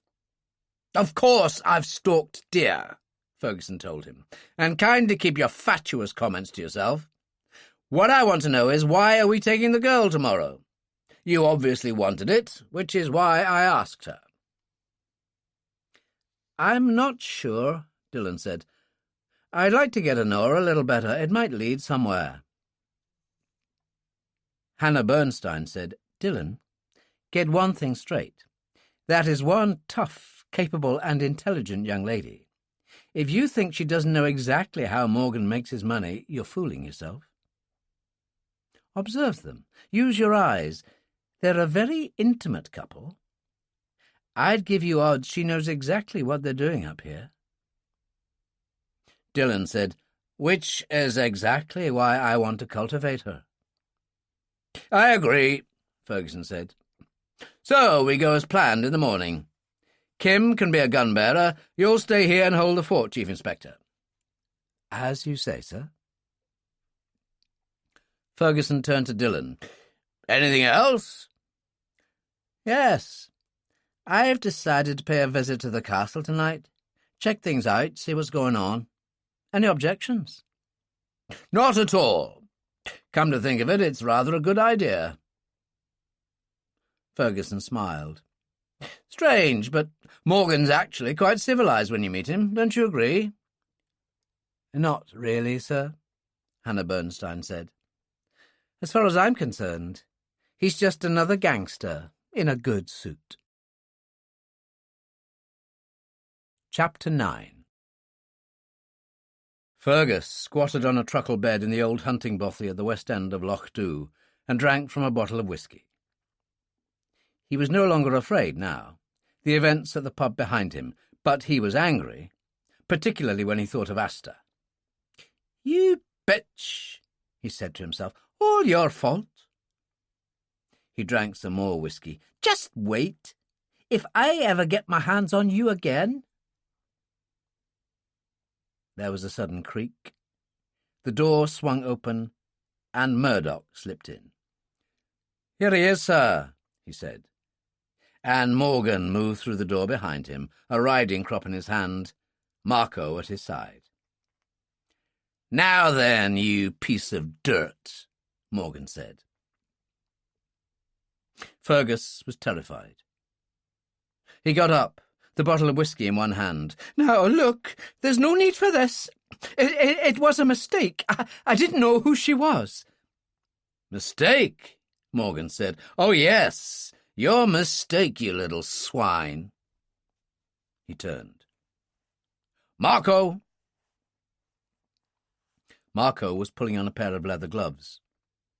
Fergus suddenly smashed the whisky bottle, spraying the bed with its contents, and held up the jagged glass threateningly. I'll do for you. I swear I will. As Marco advanced, Fergus swung the bottle. The Sicilian blocked his arm to one side and punched him with sickening force under the ribs.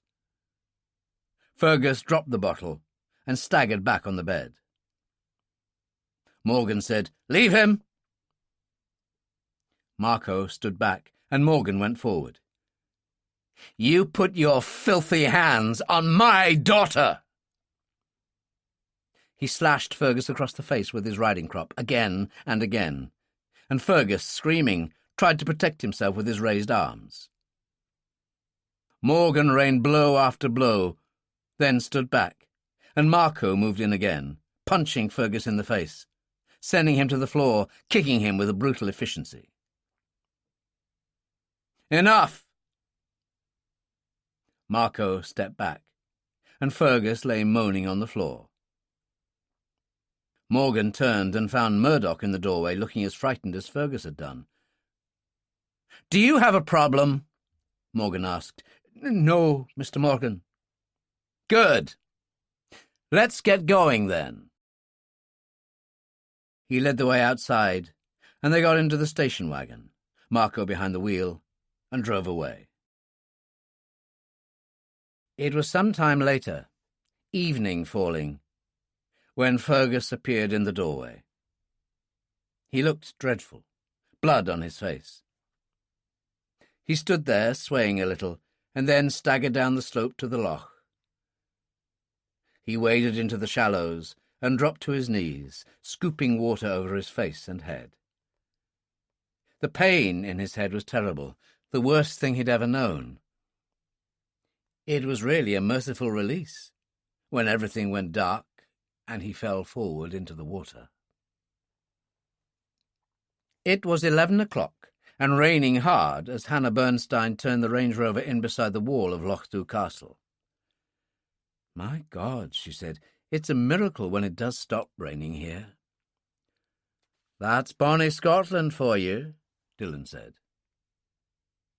He was all in black, sweater, jeans, running shoes, and now he pulled a black ski mask over his head, only his eyes and mouth showing. "You certainly look the part," she said. "That's the idea." He pulled on thin black leather gloves, took a Walter from the glove compartment, and fitted the new short Harley silencer to it. "For God's sake, Dillon, you aren't going to war." "That's what you think, my lovely." He slipped the gun into his waistband, and his teeth flashed in the opening of the ski mask as he smiled.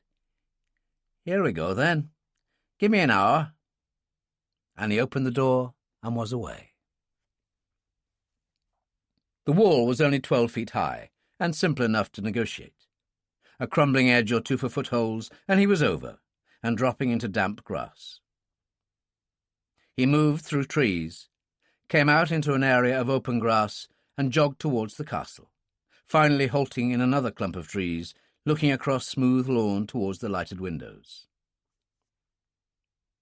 The rain fell relentlessly. He stood there, sheltered slightly by a tree, and the great oaken front door opened, and Marco Russo appeared, the Doberman at his side. Marco gave the dog a shove with his foot, obviously putting it out for the purposes of nature, then went inside. The dog stood still, sniffing the rain, then lifted a leg. Dillon gave the low, curious whistle he had used at the hunting lodge. The Doberman's ears went up, then it came bounding towards him. He crouched, stroking its ears, allowing it to lick his hands. "Good boy," he said softly. "Now do as you're told, and keep quiet." He moved across the lawn and peered in through the French windows, and saw Asta in the study, reading a book by the fire. She made an appealing figure in a pair of black silk lounging pyjamas. He moved away, the dog at his heels, looking in through a long, narrow window, and saw the empty hall. He moved round to the far side and heard voices, and noticed a French window standing ajar. Curtains were partly drawn, and when he peered cautiously inside, he saw Morgan and Murdoch in a large drawing-room. There were several bookcases against the wall, and Morgan was replacing books in one of them. "I've been through every inch in this room, taken down every book, searched every drawer, every cupboard, and the same in the study, not a bloody sign." "What about the staff?" "They've all got their instructions, sir. Every one of them is eager to win the £1,000 reward you promised. But nothing as yet." "It's got to be here somewhere. Tell them to renew their efforts." The Doberman whined, slipped in through the window, and rushed up to Morgan, who, rather surprisingly, greeted it with some pleasure. "You big lump! Where have you been?" He leaned down to pat the animal. "My God, he's soaking. He could catch pneumonia. Take him to the kitchen, Murdoch, and towel him off. I'm going to bed." Murdoch went out, his hand on the Doberman's collar, and Morgan turned and walked to the window. He stood there, looking at the night for a moment, then crossed to the door and went out, switching off the light. Dillon slipped in through the window, went to the door and stood listening for a moment. Then he opened the door a crack, aware of voices, Asta and Morgan. The study door was open, and he heard Morgan say, "I'm for bed. What about you?" "I suppose so," Asta said.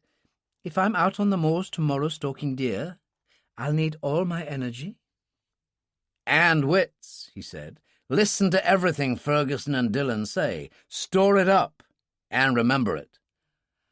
"Yes, oh master." She laughed, and when they came out, Morgan had an arm about her waist. "You're a great girl, Asta. One of a kind." Strange, but watching them go up the great staircase together was something of a surprise to Dillon. No suggestion of the wrong kind of intimacy at all. And at the top of the stairs, Morgan only kissed her on the forehead. "Good night, my love," he said. And he went one way, and she the other. "Well, I'll be damned," Dillon said softly. He stayed there for a while, thinking. There was little point in going any further. He'd picked up one useful piece of intelligence, that they hadn't got anywhere as regards finding the Bible. That was a good enough night's work, and the truth was, what he'd done had been more for the hell of it than anything else. On the other hand, again, just for the hell of it, he could do with a drink, and he'd noticed through the French windows the drinks cabinet in the study. He opened the door and hurried across the great hall to the study door. As he got it open, the Doberman arrived, skidding on the tiles as it tried to break, sliding past him into the study. Dillon closed the door and switched on a lamp on one of the tables. "You great Egypt," he said to the dog, and fondled its ears. He went to the drinks cabinet and found no Irish whiskey, so made do with Scotch. He went and stood looking down into the fire, taking his time, and behind him the door opened. As he turned, drawing the Walter, Asta came in. She didn't notice him at first, closed the door and turned. And she didn't show any sign of fear. Stood there looking at him calmly, and then said, "That couldn't be you, could it, Dillon?" Dillon laughed softly. "Jesus, girl, you really are on Morgan's side, aren't you?" He slipped the Walter back in his waistband at the rear and pulled off his ski mask. "Why shouldn't I be? He's my father, isn't he?" "Stepfather." Dillon helped himself to a cigarette from a silver box on a coffee table and lit it with his ever-present Zippo. "Mafia stepfather." "Father, as far as I'm concerned. The only decent one I've ever known. The first version was a rat, the kind of man who sniffed around everything in a skirt. He made my mother's life hell. It was a blessing when his car ran off the road one day and he was burnt to death in the crash." "That must have been rough." "A blessing, Dillon. And then after a year or two my mother met Carl, the best man in the world." "Really?" She took a cigarette from the box. "Look, Dillon, I know all about you, all about the IRA, all that stuff. And I know who decent old Ferguson really is. Carl told me." "I bet he tells you everything. I suppose you could give me chapter and verse on the Chongqing Covenant." "Of course I could. Carl tells me everything." "I wonder. I mean, there's the Carl Morgan of the social pages, the polo player, man of the year, billionaire. And then back there in the shadows are the same old mafia sources of cash flow. Drugs, prostitution, gambling, extortion." She moved to the French windows, opened one, and looked out at the rain. "Don't be tiresome, Dillon. After all, you can talk. What about all those years with the Provisional IRA? How many soldiers did you kill? How many women and kids did you blow up?" "I hate to disappoint you, but I never blew up a woman or a child in my life. Soldiers, yes, I've killed a few of those. But as far as I'm concerned, that was war. Come to think of it, I did blow up a couple of PLO boats in Beirut Harbour, but they were due to land terrorists on the Israeli coast with the deliberate intention of blowing up women and kids." "All right, point taken. What are you doing here, anyway?" "Just curious, that's all. I wondered if you were getting anywhere, but I overheard Morgan discussing things with Murdoch, and of the Bible there is no sign." "It must be here," she said. "Tanner said it came back." She frowned. "I'm not giving anything away, am I? I mean, you and Ferguson wouldn't be here if you didn't know." "That's right," he said. "Lord Louis Mountbatten, the Laird, Ian Campbell, the Dakota crash in India." "Oh, you needn't go on." "Carl would love to know how you found out, but I don't suppose you'll tell me." Classified information. He finished his drink, and there was a noise in the hall. On my way.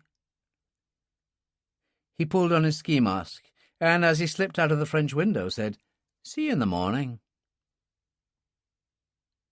The door opened and Morgan came in.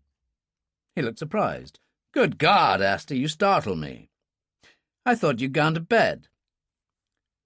"I decided to come down for my book, and guess what? Dillon was here." Morgan's eyes narrowed. "Really?" He looked terribly dramatic, all in black with a ski mask. Looked like Carlos the Jackal on a bad Saturday night in Beirut. He's just gone."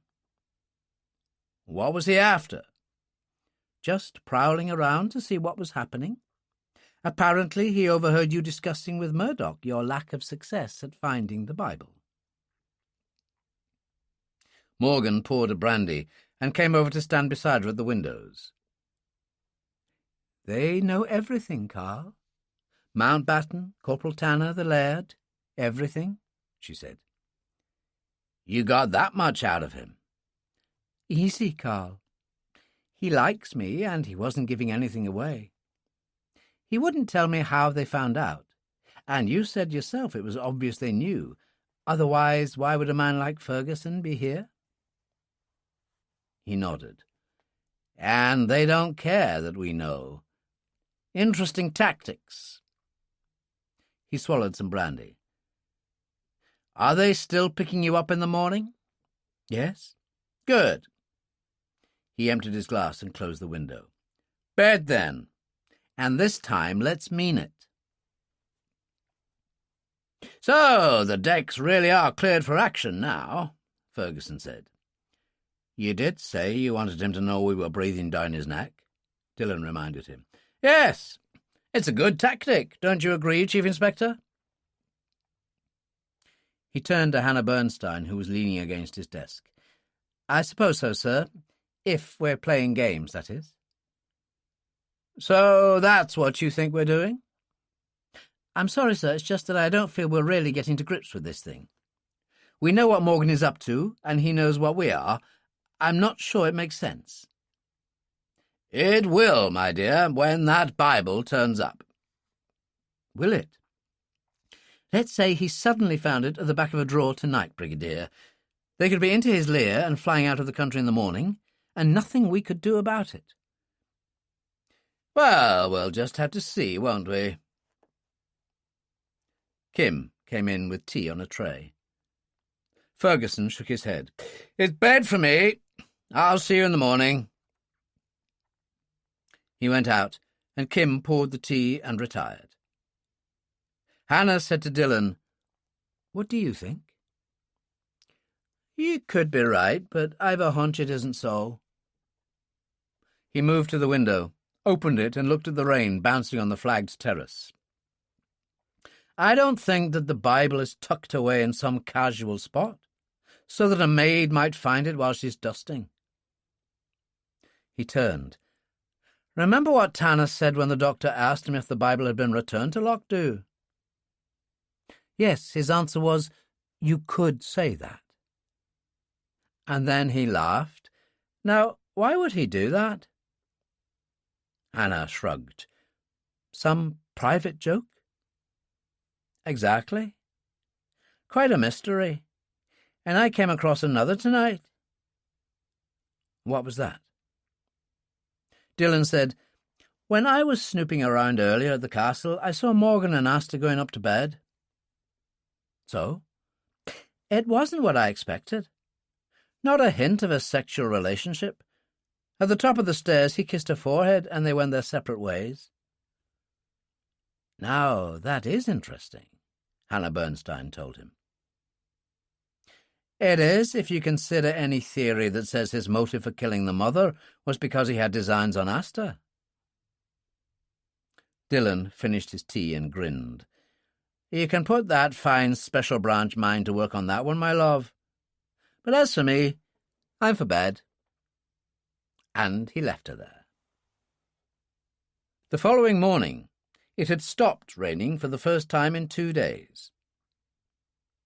As the Range Rover drove up to Lochdu Castle, Kim at the wheel, Asta and Morgan came out and stood waiting. She wore a Glengarry bonnet, leather jacket and a plaid skirt. "Very ethnic," Dillon said as he got out. "Morning," Ferguson boomed. "A good day's sport with any luck. I'm glad this damn rain stopped." "So am I," Morgan said. "Did you have a good night, Brigadier?" "Certainly. Slept like a top. It's the Highland air." Morgan turned to Dillon. "And you?"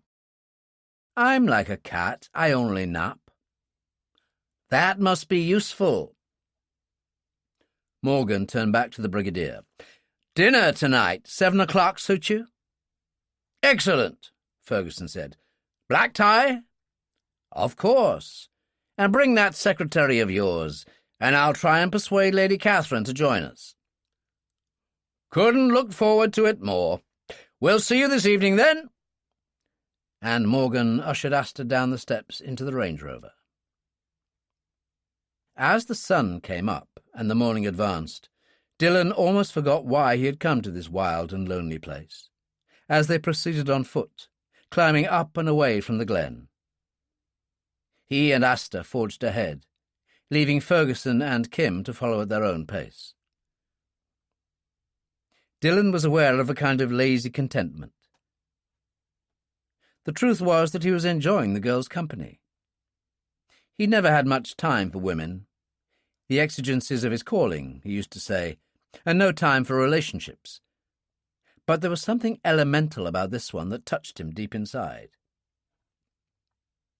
They didn't talk much, simply concentrated on climbing, and finally came up over an edge of rock and stood there, the glen below purple with heather, and the sea in the distance calm, islands scattered across it. "I don't think I've ever seen anything more beautiful," Asta said. "I have," Dillon told her. The wind folded her skirt about her legs, outlining her thighs, and when she pulled off her Glengarry and shook her head, her near-white hair shimmered in the sun. She fitted the scene perfectly. A golden girl on a golden day. "Your hair and mine are almost the same colour, Dillon." She sat down on a rock. "We could be related." "Oh, Jesus, girl, don't wish that on me." He lit 2 cigarettes, hands cupped against the wind, gave her one, then lay on the ground beside her. "Lots of fair hair in Ireland. 1,000 years ago, Dublin was a Viking capital." "I didn't know that." "Did you tell Morgan about my visit last night?" "Of course I did. In fact, you almost came face to face. The noise you heard in the hall was Carl." "And what did he have to say?" "My goodness, Dillon, you do expect a lot for your cigarette." She laughed. "All right, I told him everything you told me, the Chongqing covenant and so on. But that was because you wanted me to, didn't you?" "That's right." "Carl said he didn't mind. He checked on Ferguson the moment he discovered he was at the lodge, knew who he was in a matter of hours, and you. He knew you must have been aware of what was going on. Otherwise, why would you be here? He's no fool, Dillon. He would hardly be where he is today if he was that." "You really think a great deal of him, don't you?" "As I said last night, I know all about you, Dillon, so don't waste time telling me what a bad man Carl is. It would be the pot calling the kettle black, don't you agree?" "A nice turn of phrase you have." "I had an excellent education," she said. "A good Church of England boarding school for young ladies, St. Michael's, and St. Hugh's College, Oxford, afterwards." "Is that so? I bet you didn't get calluses on your knees from praying." "You are a bastard," she said amiably. And at that moment Ferguson came over the rise, Kim following with the gun case, a pair of old-fashioned Zeiss binoculars round his neck. "There you are." Ferguson slumped down. "Getting old. Coffee, Kim." The Gurkha put down the gun case, opened the haversack that hung at his side, and took out a thermos flask and several paper cups, which he filled and passed around. "This is nice," Asta said. "I haven't been on a picnic in years." "Well, you can forget that notion, young lady," Ferguson told her. "This is a serious expedition, the object of which is to expose you to the finer points of deer-stalking. Now drink up, and we'll get on." And so, tramping through the heather in the sunshine, he kept up a running commentary, stressing first a deer's incredible sense of smell, so that any successful approach could only be made downwind.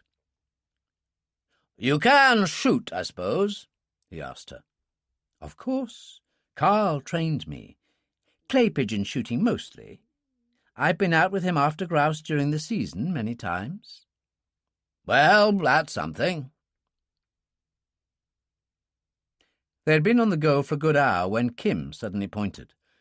"There, Sahib." "Down, everybody," Ferguson told them, and Kim passed him the binoculars.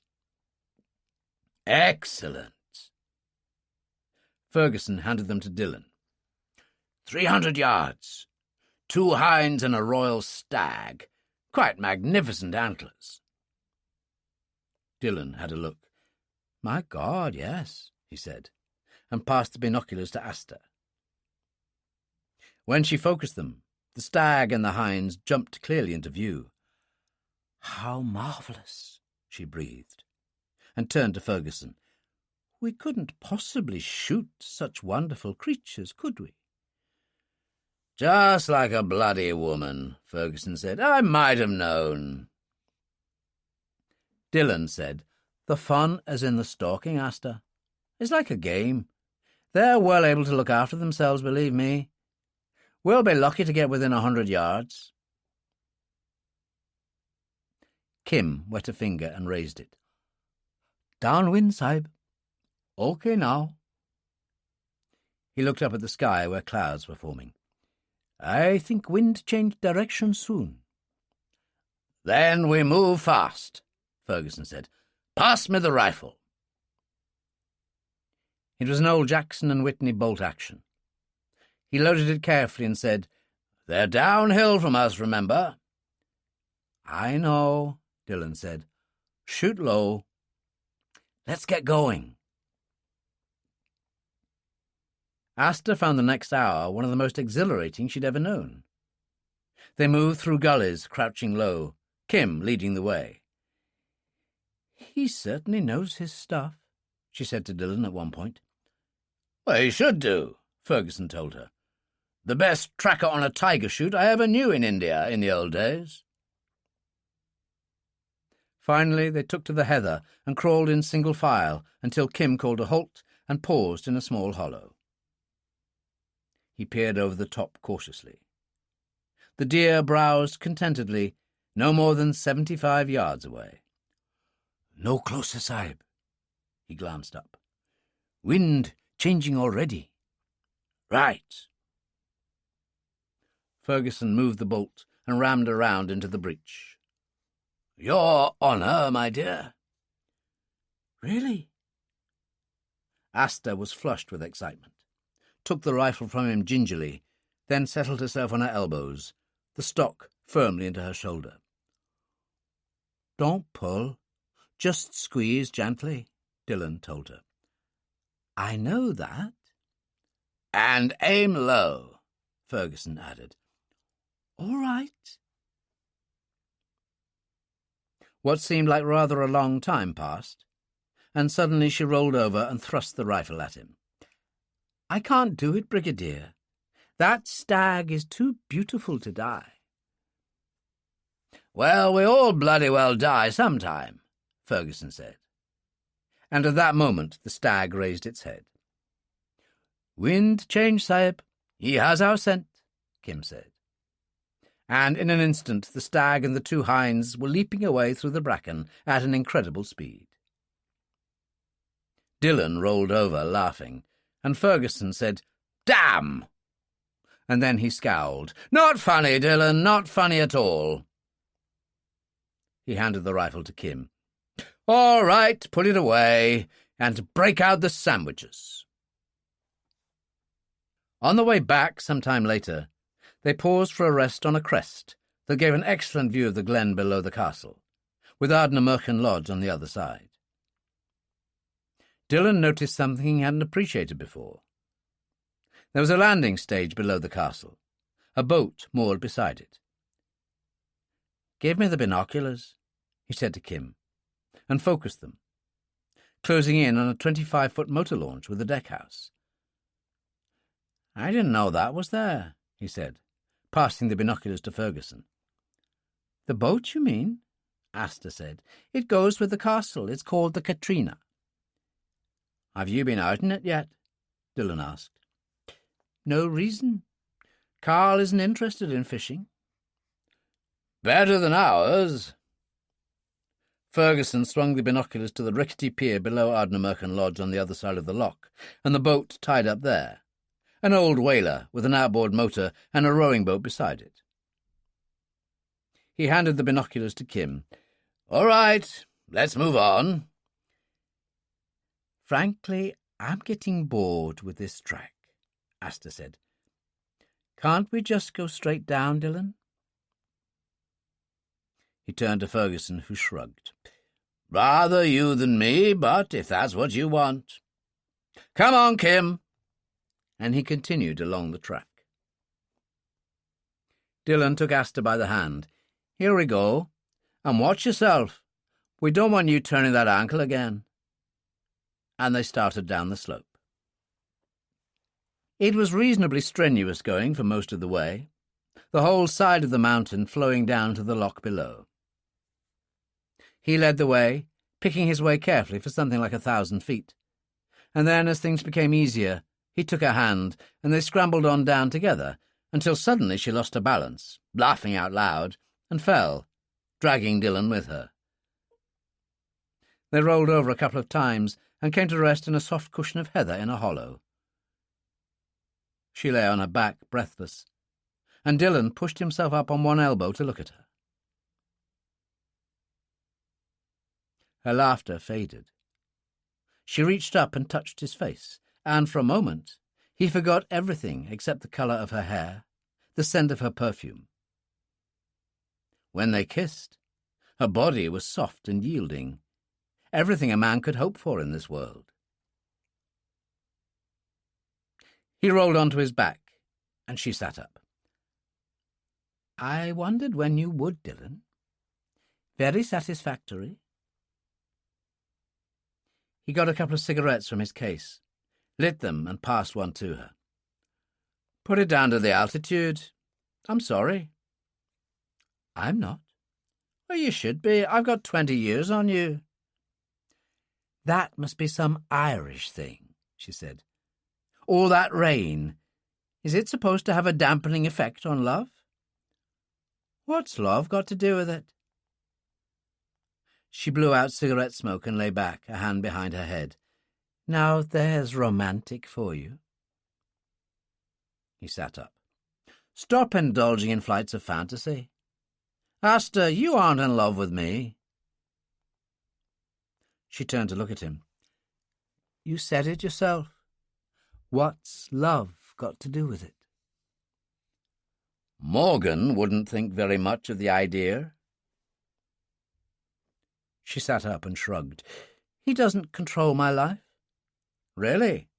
I'd have thought that's exactly what he does do." "Oh, damn you, Dillon!" She was angry and stubbed her cigarette out on a rock. "You've just ruined a lovely day. Can we go now?" She got up and started down the hill, and after a while he got up and followed her. They reached the edge of the loch about 30 minutes later and started to follow the shoreline. They hadn't spoken since the incident in the hollow, and now Dillon said, "Are we speaking again, or what?" She laughed and took his arm. "You're a pig, Dillon, but I like you." "All part of my irresistible charm," he said, and paused suddenly. They were close to the west end of the loch, the old hunting bothy where Morgan and Marco had dealt with Fergus on their left. He was still lying down on the shoreline, face in the shallows. Asta said, "My God, isn't that a body?" "That's what it looks like." They hurried down the slope and reached the sandbar. She stood there while Dillon waded in and turned Fergus over. Asta gave a sudden exclamation. "Fergus!" "Yes?" Dillon waded back. "I'd say he was given a thorough beating. Wait here." He went up to the hunting bothy. She watched him go in. A moment later he returned. "From the state of things, that's where the fight was. After they'd gone, he must have come down to the shore to revive himself and fell in. Something like that." "An accident," she said, and there was a strange calmness on her face. "That was it?" "You could describe it that way," Dillon said. "I'm sure Carl Morgan would." "Leave it, Dillon." She reached out and grabbed his lapel. "Do this for me. Just leave it. I'll handle it." There was a fierceness to her that was something new. He said, "I'm beginning to wonder if I really know you at all, Asta." "All right. I'll leave Morgan to stew in it." She nodded. "Thank you. I'll get back now." She walked away, paused and turned. "I'll see you tonight." He nodded. "I wouldn't miss it for anything." She hurried away. He looked out again at the body by the sandbar, then climbed up the slope and reached the road. He'd walked along it for perhaps 5 minutes when a horn sounded, and he turned and found the Range Rover bearing down on him. Ferguson opened the door. "Where's the girl?" "She's cut across to the castle on her own." Dillon climbed in and Kim drove on. "I must say you look thoughtful, dear boy." "So would you," Dillon said, lit a cigarette, and brought him up to date. Morgan was in the study when she went in, sitting at his desk and talking to Marco. He turned and smiled. "Had a nice day?" "It was, until things went sour." He stopped smiling and said to Marco, "You can go." "No, let him stay. You found Fergus, didn't you? You beat him up." Morgan reached for a cigar and clipped it. "He had it coming, Asta. Anyway, how'd you know?" "Dillon and I just found his body. He was lying in the shallows down there in the loch just below that old hunting lodge. He must have fallen in and drowned." Morgan glanced at Marco, then put the cigar down. "What did Dillon do?" "Nothing. I begged him to leave it to me." "And he agreed?" She nodded. "He said he'd leave you to stew in it." "Yes, that's exactly how he would play it." Morgan nodded. "And so would Ferguson. It wouldn't suit the dear old brigadier to have a police investigation, not at the moment." He glanced at Marco. "And it wouldn't get anywhere without a body, would it?" "No, signore." Morgan stood up. "All right, let's take care of it. You stay here, Asta." And he went out, followed by Marco. In the trees that fringed the loch below Ardnamurchan Lodge, just above the small jetty, Ferguson and Dillon waited, the Irishman holding the Zeiss binoculars. The light was fading, but visibility was still good enough for him to see the motor launch Katrina moving along the shoreline on the other side. "There they go," he said, and focused the binoculars. Morgan was in the wheelhouse, and he reversed the launch towards the shore, Marco in the stern. Marco jumped over into the water, and Morgan went to help him. A moment later, Fergus came over the rail. Morgan went back into the wheelhouse and turned out towards the middle of the loch. Dillon passed the binoculars to Ferguson. The brigadier said, "It looks to me as if Marco is wrapping a length of chain around the body." He shook his head. "How very naughty." He passed the binoculars back to Dillon, who focused them again in time to see Marco slide the body over the side. It went straight under, and a moment later the Katrina got under way and turned back towards the castle. "So that's it," Dillon said, and turned to Ferguson. "You're happy to leave it that way?" "I think so. A crime has undoubtedly been committed, but that's a police matter. And, frankly, I don't want the local constabulary swarming all over Lochdu Castle. We've bigger fish to fry here, Dillon." "I doubt whether the good Chief Inspector Bernstein would agree," Dillon said. "A great one for the letter of the law, that lady. Which is why we don't say a word about this to her." Dillon lit another cigarette. "One thing we can count on. He won't be missed, old Fergus, not for a few days. The Munros will think he's just keeping out of the way." "Which will be what Morgan is counting on. I would imagine he's hoping to be out of here quite quickly." Ferguson stood up. "Let's get moving. We've got dinner to look forward to. It should prove an interesting evening." Chapter 10. They arrived at the castle only a few minutes after 7. Dillon at the wheel of the old estate car that went with Ardnamurchan Lodge. He and Ferguson were in dinner jackets, and Hannah Bernstein wore a cream trouser suit in silk crepe. The door was opened by Marco, wearing his alpaca jacket and striped trousers, and he ushered them in, his face expressionless, to where Morgan stood by the fire in the hall. Asta, in a green silk dress, on the sofa beside Lady Catherine Rose. "Ah, there you are," Morgan said genially. "Come in. I think you've met Brigadier Ferguson, Lady Catherine?" "Indeed, yes. He called and took tea with me, he and this charming young girl." Hannah looked amused, and Ferguson took her hand. "Lovely to see you again. I don't think you've met my nephew, Sean Dillon." "Mr. Dillon?" Dillon took the cool, dry hand, liking her immediately. "A great pleasure." "Irish," she said. "I like the Irish. Charming rogues, the lot of them, but nice. Do you smoke, young man?" "My one vice." "What a liar you are. Give me one, will you?"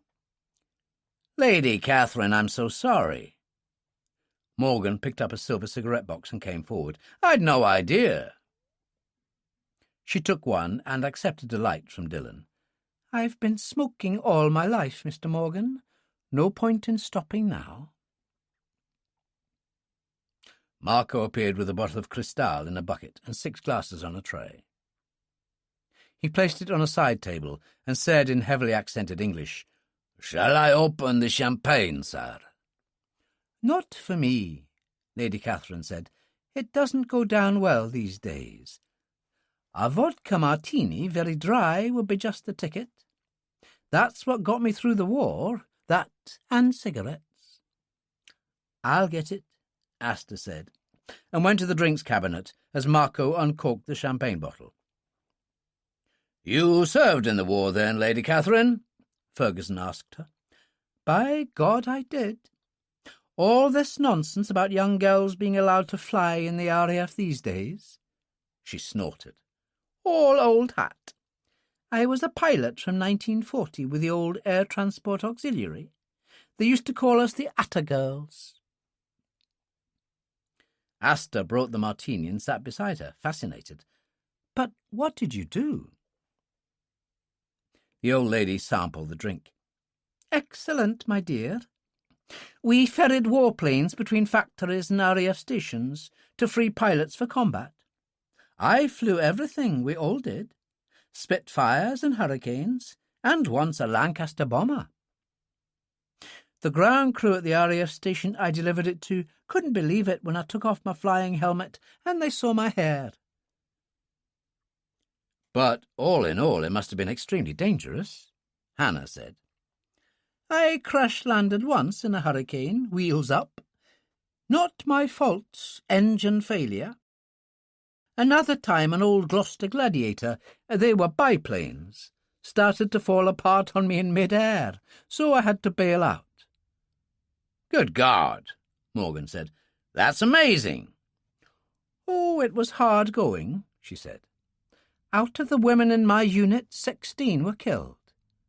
But then we had to win the war, didn't we, Brigadier?" "We certainly did, Lady Catherine." She held up her empty glass. "Another one, somebody, and then I'll love you and leave you." Asta went to get it, and Morgan said, "Lady Catherine doesn't feel up to dinner, I'm afraid." "Only eat enough for a sparrow these days." She accepted the drink Asta brought, and looked up at Morgan. "Well, have you found the Bible yet?"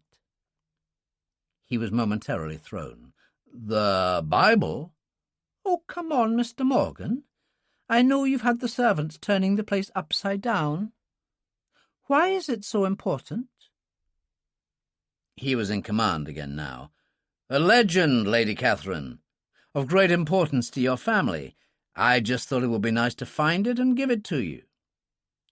"Indeed?" She turned to Hannah, and there was something in her eyes. "Amazing, the interest in the Bible all of a sudden. And I can't help. Haven't seen it in years. I still think it was lost in the air crash that injured my brother so badly."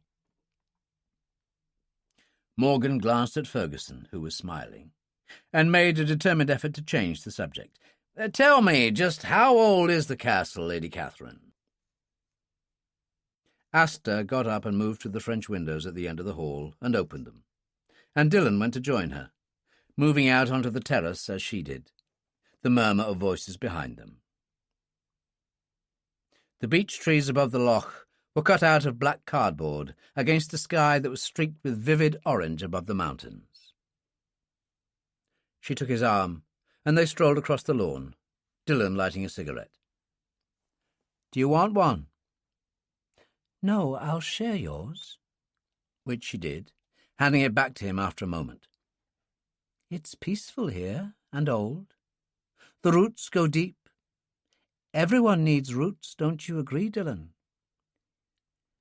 "Maybe it's people, not places," he said. "Take you, for instance. Perhaps your roots are Morgan." "It's a thought. But you, Dillon, what about you? Where are your roots?" "Maybe nowhere, love, nowhere at all. Or there's the odd aunt or uncle, and a few cousins here and there in Ulster, but no one who'd dare come near. The price of fame? Infamy, more like." "I know, I'm the original bad guy. That's why Ferguson recruited me." "You know, I like you, Dillon. I feel as if I've known you a long time. But what am I going to do with you?" "Take your time, girl dear. I'm sure something will occur to you." Morgan appeared on the terrace and called, "Asta, are you there?" "Here we are, Carl." They walked back and went up the steps to the terrace. "What is it?" "Lady Catherine's ready to leave." "What a pity. I wish she would stay. She's wonderful." "One of a kind," Morgan said. "But there it is. I'll run her down to the lodge." "No, you won't," Asta told him. "I'll see to it. You've got guests, Carl. We mustn't forget our manners." "Shall I come with you?" Dillon asked. "It's only 300 yards down the drive, for heaven's sake," she said. "I'll be back in no time." They went inside, and Lady Catherine said, "There you are. Thought we'd lost you." She pushed herself up on her stick, and Asta put an arm around her. "No chance. I'm taking you home now." "What a lovely girl." Lady Catherine turned to them all. "Such a delight. Do come and see me any time. Good night, all." Morgan had a hand on her elbow, and he and Asta took her out of the front door. A moment later the castle station wagon engine started up, and Morgan returned. He snapped his fingers at Marco. "More champagne!" Marco replenished the glasses, and Ferguson looked around the great hall, the weapons on the wall, the trophies, the armour. "Quite an amazing collection, all this. Fascinating." "I agree," Hannah said. "If you're into death, that is." "Aren't you being a little harsh?" Morgan said. She sipped some of her champagne. "If it was a museum exhibition, they'd probably call it In Praise of War. I mean, look at those great swords crossed under the shields. Their only purpose was to slice somebody's arm off." "You're wrong," Dillon said amiably. "The backstroke was intended to remove heads. Those swords are Highland claymores, and the shield was called a targ. That's where the word target comes from." "Actually, the particular one you're looking at up there was carried at the Battle of Culloden by the Campbell of the day," Morgan said. "He died fighting for Bonnie Prince Charlie." "Well, I don't consider that much of an ambition." "Haven't you any sense of history?" Ferguson demanded. "I can't afford one. I'm Jewish, remember, Brigadier? My people have always had enough on to simply survive in the present." There was a silence, and Dillon said, "Well, that's a showstopper if ever I've heard one." As he spoke, the door opened and Asta came in. "That's done. I've left her in the hands of the redoubtable genie. Can we eat now? I'm starving." "Only waiting for you, my love," Morgan said, and he gave her his arm and led the way in. The dining room was quite splendid, the walls lined with oak panelling, the table decorated with the finest crystal and silver, candles in great silver sticks flaring. Marco served the meal, aided by 2 young housemaids in black dresses and white aprons. "We've kept the meal relatively simple, as I wasn't sure what everyone would like," Morgan said. His idea of simplicity was beluga caviar and smoked salmon, followed by roast pheasant with the usual trimmings, all washed down with vintage Chateau Parma. "Absolutely wonderful," Ferguson said as he tucked into his pheasant. "You must have an extraordinary cook here." "Oh, she's all right for the simple things, but it's Marco who roasted the pheasant." "A man of many talents." Ferguson glanced up as Marco, face imperturbable, refilled the glasses. "Yes, you could say that," Morgan agreed. Marco disappeared shortly afterwards. Dillon noticed that as the 2 maids cleared the plates. Asta said, "And what delights do you have for the climax?" "Hard act to follow with a simple pudding," Ferguson observed. "Nothing simple about this, Brigadier. Something Marco specializes in," Morgan told him. Marco entered the room at that moment with a large silver chafing dish, the maids behind him. He removed the lid, and a most delicious smell was released. "Cannolo!" Asta said in delight. "Yes, the most famous sweet in Sicily, and so simple," Morgan said. "A tube of flour and egg filled with cream." Ferguson tried a spoonful and shook his head. "Nothing simple about this. The man's a genius. Where on earth did he learn to do such cooking? His father had a small restaurant in Palermo. As a boy, he was raised to it. Amongst other things, Dillon said. Yes, my friend, Morgan told him calmly. I suspect you and Marco would have a great deal in common. Now then, Dillon, let's concentrate on the meal, Ferguson said. There's a good chap. Which they did, returning to sit around the great fireplace in the hall for the coffee, which was Yemeni mocha, the finest in the world. Ferguson accepted a cigar. Well, I must tell you this, Morgan. That was the best simple meal I've ever had in my life. We aim to please. A most pleasant evening, the Brigadier replied.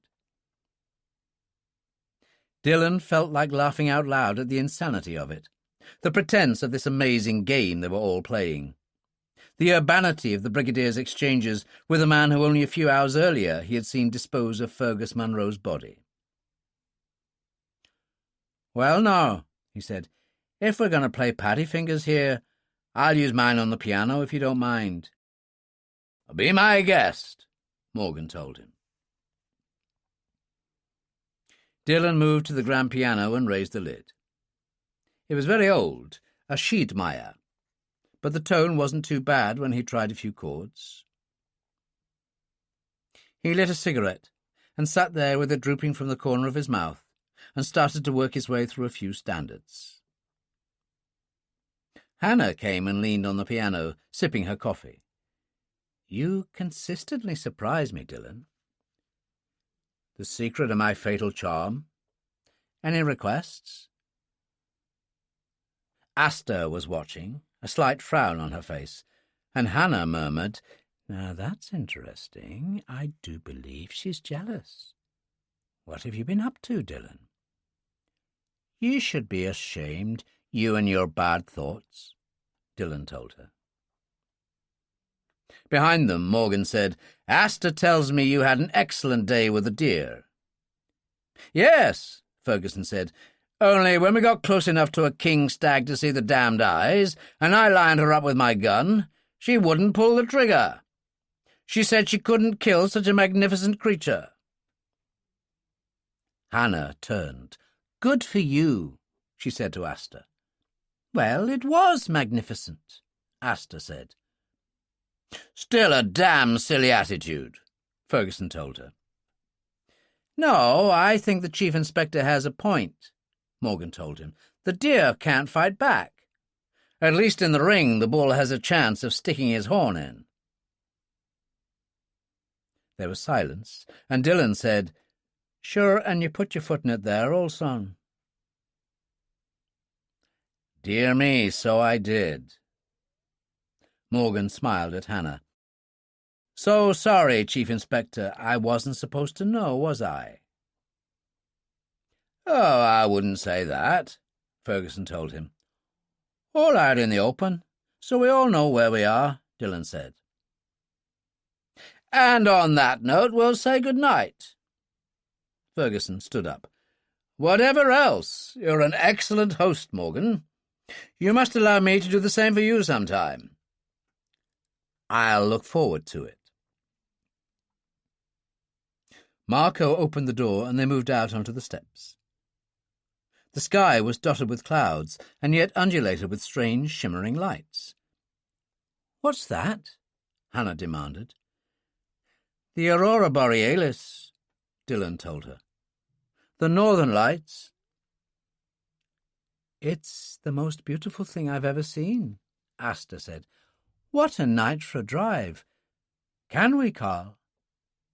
Asta, be reasonable. It's late. Oh, you're no fun, you.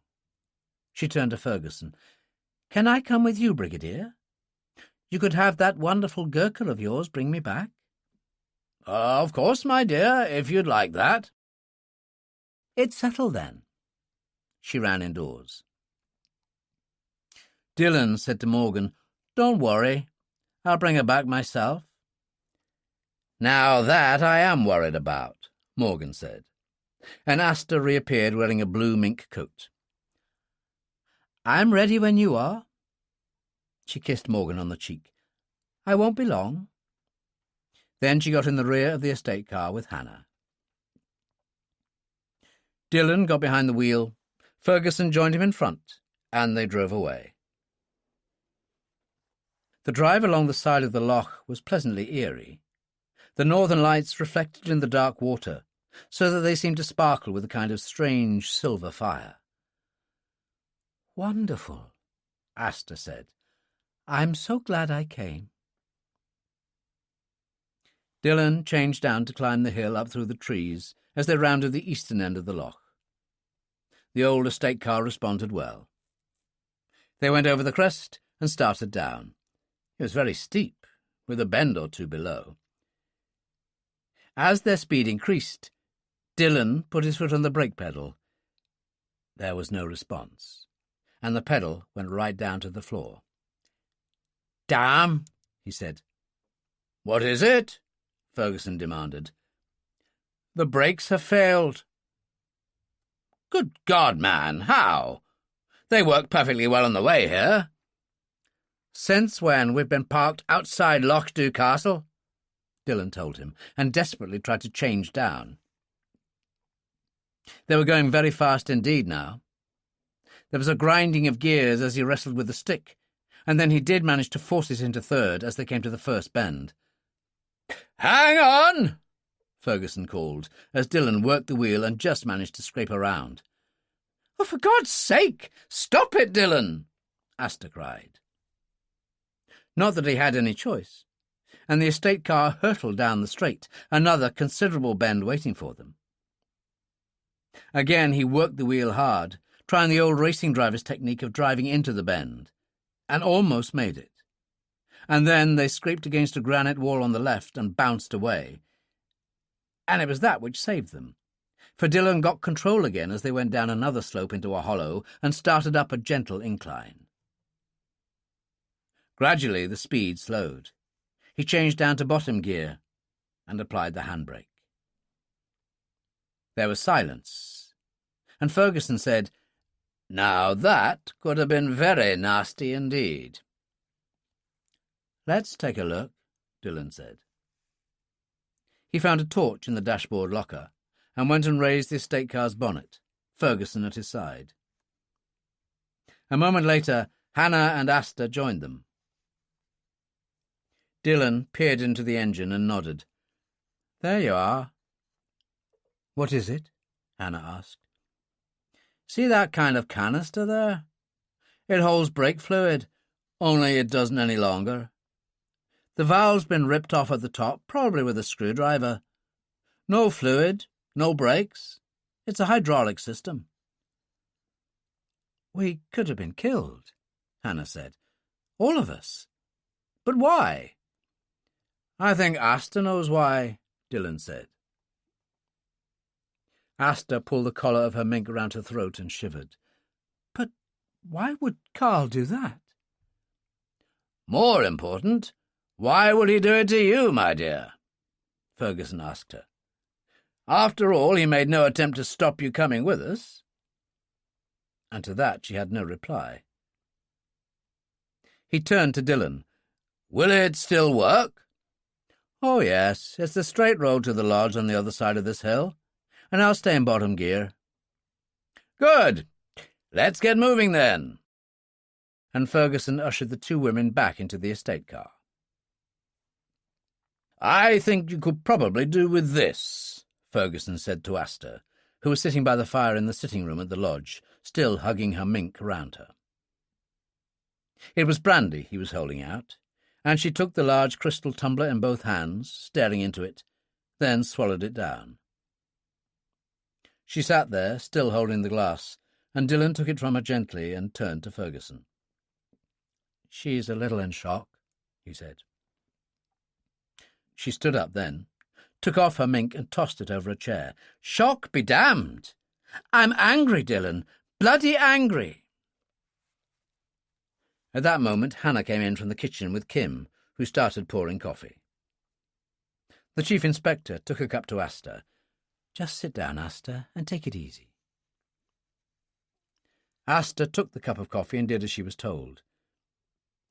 The rest of you would make some kind of sense, but why me? I don't understand. I think you will if you pause and think about it, Asta, Dillon said. But his connection with the mafia and all that stuff? You mean I know too much, but I always have? Yes, but something more important than that has cropped up, you know that. Hannah Bernstein looked puzzled, and Ferguson said, You signed the Official Secrets Act when you joined me, which means anything which takes place during your duties with me is sacrosanct. Am I correct? Of course, sir. Dillon, he said. I found Fergus Munro's body earlier today in the shallows by Lochdu. Asta was with me. By my observation, he'd been given a severe beating. I'd say he'd collapsed in the water afterwards and drowned. My God, Hannah said. Dillon turned to Asta, who said, I asked Dillon to let it go. Why? Hannah said. Because in a way it was my fault. It was because of me Carl wanted to teach him a lesson. I see. Hannah turned to Ferguson. On the face of it, you've condoned a criminal offence, sir. Manslaughter, at the very least. Absolutely right, Chief Inspector. If you want the sordid details, Dillon and I observed Morgan and the man Marco recover the body in the motor launch Katrina. They then disposed of it, wrapped in a length of chain in the middle of the loch. She said, You've stood by and let him get away with it? You got it wrong, girl dear, Dillon said. Retribution can come later. Exactly, Ferguson told her. More important things to consider. He took her hand, sat on the couch and pulled her down beside him. I chose you to assist me in my work because you're one of the most astute brains at Scotland Yard. Now it's flattery, Brigadier. Nonsense! Look at your background. Your grandfather is a highly respected rabbi. Your father, a brilliant professor of medicine. You have a Cambridge MA in psychology. You could have been anything. You chose to be a policewoman on the beat in Brixton, and have risen because of your own abilities. I need you, and I want you, but this isn't normal police work. This is a rather complicated game, our kind of work. We only have the end in view. Because the end justifies the means? It was Dillon who leaned down, took her hands and pulled her up. God save us, girl, but he's right, sometimes it does. It's called the greater good. He actually put an arm around her, and she leaned against him. Then she straightened and managed a faint smile. They must have loved you at the National Theatre, Dillon. You'd have ended up with a knighthood. Instead, you chose the IRA. She turned to Ferguson. No problem, sir. Anything I can do? He inclined his head towards Asta, and Hannah sat beside her and took her hand. When you told Morgan you wanted to come with us, he didn't say no, am I right? I suppose so, Asta said. Well, let's be logical. He was after us, hadn't counted on you being involved. But when the chance came, when you said what you did, he didn't say no. Asta sat there staring at her mutely. She moistened her lips. Why? He loves me. His account with you was full, Asta. Oh, you knew all about the mafia background and so on. And what you don't realize is that was always a liability. But Fergus... Hannah Bernstein shook her head. Even if he drowned because of the beating, the charge would be manslaughter. That would get Carl Morgan 7 years at the Old Bailey. And mafia lawyers don't enjoy the same kind of success in court in England as they do in America. 7 years, Asta. 7 years for a billionaire polo player used to the good things of life. There was no way he could take that chance. You knew too much. Asta jumped up and paced across the room and turned. He's always been so good to me. I can't believe this. Ferguson turned to Dillon. Would you say it's time? I think so. Ferguson said to Hannah, The Greek file, Chief Inspector. Hannah went to the desk, and he carried on. You take over, Dillon. Dillon took Asta's hand and brought her back to the sofa by the fire and sat down with her. What we've got to show you now is bad, Asta. As bad as anything could be. It's to do with Hydra and your mother's scuba diving accident. She frowned. I don't understand. You will, my dear. Ferguson took the file from Hannah Bernstein and passed it to her. Read that.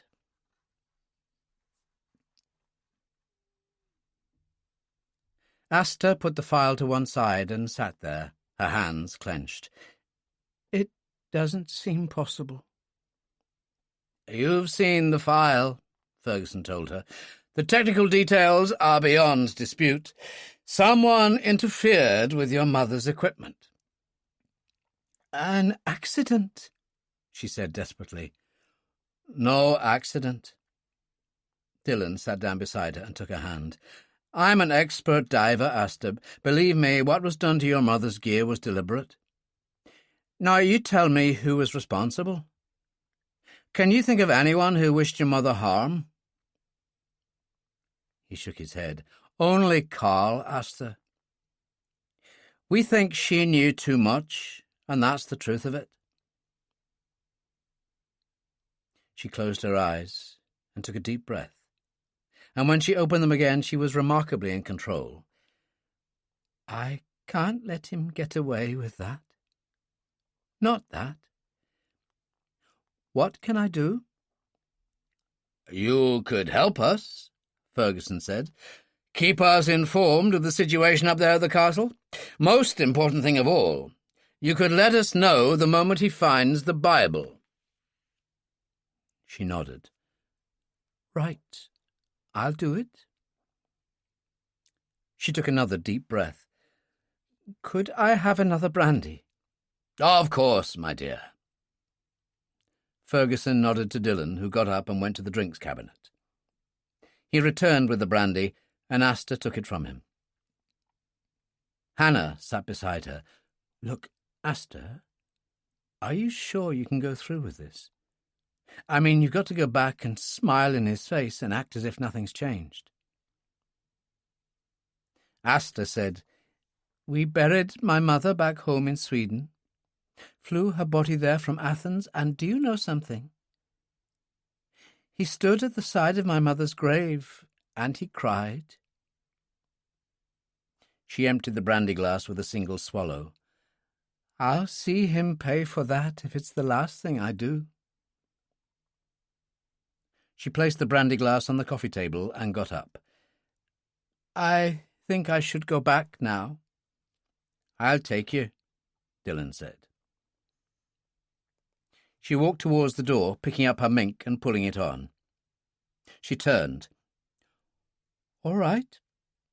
So far, the search for the Bible isn't getting very far, in spite of the fact that Carl has offered a substantial reward for anyone who finds it. Thank you for that, Ferguson said. As regards future moves, we're supposed to put in an appearance at the Ardnamurchan Fair and Games tomorrow. I don't think there's anything else. Dillon said, I'll take you now, Asta. She turned at the door. I've just remembered. Angus, the gardener. He's on Carl's payroll now. We'll bear that in mind, Ferguson said. She went out, and Dillon followed her. On the way back to the castle in the Range Rover, she sat beside him, clutching the collar of her mink coat around her neck, saying nothing. Are you all right? He asked, as they neared the gates. "Oh, yes," she nodded. "Don't worry about me, Dillon. I'll play my part." They drove along the drive, and he braked to a halt at the steps. Before they could get out, the front door opened, and Morgan appeared. "I was beginning to get worried," he said, as Dillon went round and opened the door for Asta. "Sorry, Carl," she said as she went up the steps, "but we nearly had a nasty accident." He was immediately all concern. "What happened?" "The brakes failed on the estate car," Dillon said. "Some sort of rupture in the canister, so we lost the hydraulic fluid. It's been around a few years, that car." "Dillon was wonderful," she said. "Drove like Nigel Mansell going down the hill. I really thought we'd had it." "My God!" He gave her a squeeze. "How can I thank you, Dillon?" "Self-preservation," Dillon told him. "I always struggle to survive, Mr. Morgan." Asta said, "I'll go in, Carl. I think I'll go to bed." She went inside, and Morgan turned as Dillon got in the Range Rover. "Thanks again. Will you be at the fair tomorrow?" "I should imagine so." "Good. We'll see you then." He went in and closed the door. "And I'll see you, you bastard," Dillon said as he drove away. Chapter 11. The following day was a local holiday. Ardnamurchan village awash with people from the surrounding district and others who had driven many miles to see the fair and take part in the games. And there were the tinkers and the gypsies with their ponies and horses to trade. Ferguson, Dillon and Hannah arrived just before lunch, parked the Range Rover at the church and walked down to the Campbell Arms. "A little bracer, I think. Then all the fun of the fair," Ferguson said. 10 minutes short of noon, Brigadier," Hannah reminded him. "That counts as morning drinking." "If the booze was going to get me, Chief Inspector, it would have done so long ago. The Korean War, to be exact, as a 20-year-old subaltern. I sat in a trench in the snow, 20 degrees below, with the Chinese attacking 10,000 at a time. Only the rum kept me going." He pushed open the door and led the way in. The saloon bar was packed, nowhere to sit. But he shouldered his way through cheerfully to the bar, where Molly worked feverishly with 4 local women to aid her. "Guinness," Ferguson called. 3. He turned to Hannah. "Extremely nourishing." Molly served them herself. "Where are you hoping to eat, Brigadier?" "It's an idea," he said. "Nothing fancy today? Just hot Cornish pasties?" "A unique thought, as we're in Scotland, but why not? We'll have one each." "Right, there's someone moving from the settle by the fire right now. You sit yourselves down and I'll bring them." She was right. 3 men getting up at that moment and moving off, and Ferguson pushed through the crowd to secure the places. He sat down and rubbed his hands. "Nothing like a day out in the country." "Shouldn't we have more important things to do, sir?" Hannah asked. "Nonsense, Chief Inspector. Everyone needs a break now and then." Molly brought the Guinness and the 3 pasties, which were enormous. "If that isn't enough for you, there's the refreshment tent," she said, as Ferguson paid her. "Up at the fair."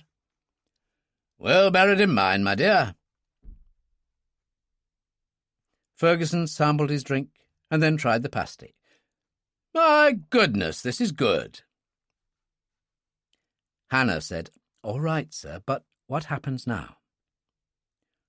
"What would you like to happen?" Dillon asked her. "But I don't know.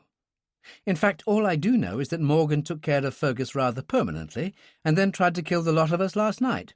I'd say that amounts to open warfare."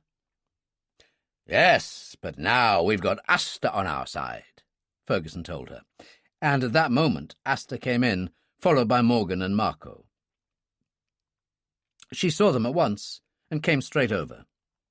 She was wearing the bonnet she had worn when deer stalking, and the plaid skirt, and there wasn't a man in the room who didn't look her way. She smiled. "There you are." Dillon stood up to let her sit. "You're looking particularly fragrant this morning." "Well, that's how I feel. Fighting fit, Dillon. It seems to me that's the way I need to be." Behind her, Morgan spoke to Marco, who entered the bar, and Morgan crossed to join them. "How are you? Asta was describing what happened last night. That's terrible." "Exciting, to say the least," Ferguson told him. "But the boy here kept his head and drove like Sterling Moss in his prime." He smiled.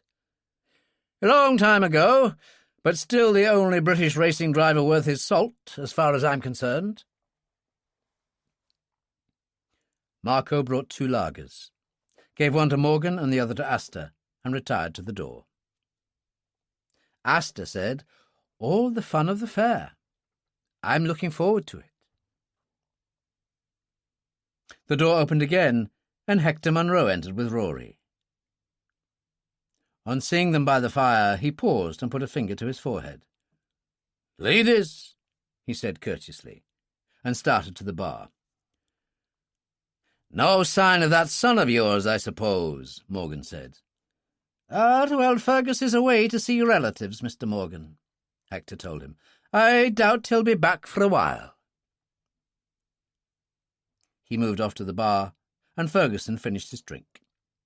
"Right, let's get moving." He stood up. "See you later, Morgan," and he led the way out. There was a refreshment tent, 2 or 3 roundabouts for children, and a primitive boxing ring which, for the moment, was empty. The main event taking place when they arrived was the horse sale, and they stood on the edge of the crowd and watched the gypsy boys running up and down, clutching the horses' bridles as they showed their paces. Dillon noticed Hector Munro and Rory at one point, inspecting a couple of ponies. He strolled over, lighting a cigarette, and said in Irish, "Dog meat only, those 2. "Do I need telling?" Hector replied in Gaelic. Rory grinned. "Expert, are you?" "I spent enough time on my uncle's farm in Carnydown as a boy to know rubbish when I see it." Dillon smiled amiably and returned to the others. "Game's just starting," Ferguson said. "Come on." There were 50-yard dashes and sack races for the younger children, but the adult sports were more interesting. Large men tossed the caber, an object resembling a telegraph pole. There was hammer-throwing and the long jump. Even Scottish reels danced to the skirl of the bagpipes. Morgan and Asta, Marco behind them, appeared on the other side of the crowd. She saw Dillon and waved. He waved back and then turned to watch as the wrestling began. Brawny men in kilts, with thighs like tree trunks, grappled with the power and striking force of sumo wrestlers, the crowd urging them on. "Rather jolly, all this." Ferguson produced a hip flask. He unscrewed the top and took a swallow. "Just like Samson. Didn't he smite the Philistines hip and thigh, Chief Inspector?" "I believe he did, sir, but frankly it isn't my cup of tea." "No, I don't suppose it would be." And then the crowd moved away towards the boxing ring, carrying them with it. Dillon said, "Now this looks more like it." "What is it?" Hannah demanded. "Old-style prize fighting, I'd say. Let's see what happens." A middle-aged man in boxing boots and shorts slipped under the ropes into the ring. He had the flattened nose of the professional fighter, scar tissue around his eyes. On the back of his old nylon robe was the legend Tiger Grant. "By God, he's seen a few fights," Ferguson said. "A hard one." Dillon nodded in agreement. At that moment Asta joined them, Marco forcing a way through for her and Morgan. The Sicilian looked up at Tiger Grant, his expression enigmatic. Dillon said, From the look of his face, Marco here has done a bit himself. Light heavyweight champion of Sicily in his day, Morgan said. 22 fights. How many did he win? All of them. 3 decisions on points, 12 knockouts, 7 where the referee stopped the fight. Is that a fact? Dillon said. I must remember to avoid him on a dark night. Marco turned to look at him, something in his eyes. But at that moment a small man in tweed suit and cap climbed through the ropes clutching a pair of boxing gloves and turned, waving for silence. Now, there must be a few sporting gentlemen here, so I'll give you a chance of some real money. He took a wad of banknotes from his inside pocket. £50, my friends, to any man who can last 3 rounds with Tiger Grant. £50. He didn't have to wait long. Dillon saw 2 burly young men on the other side of the ring talking to the Munros. One took off his jacket and gave it to Rory, and slipped between the ropes. "I'm on," he said, and the crowd cheered. The small man helped him into the boxing gloves, while Tiger Grant tossed his robe to someone acting as his second in the corner.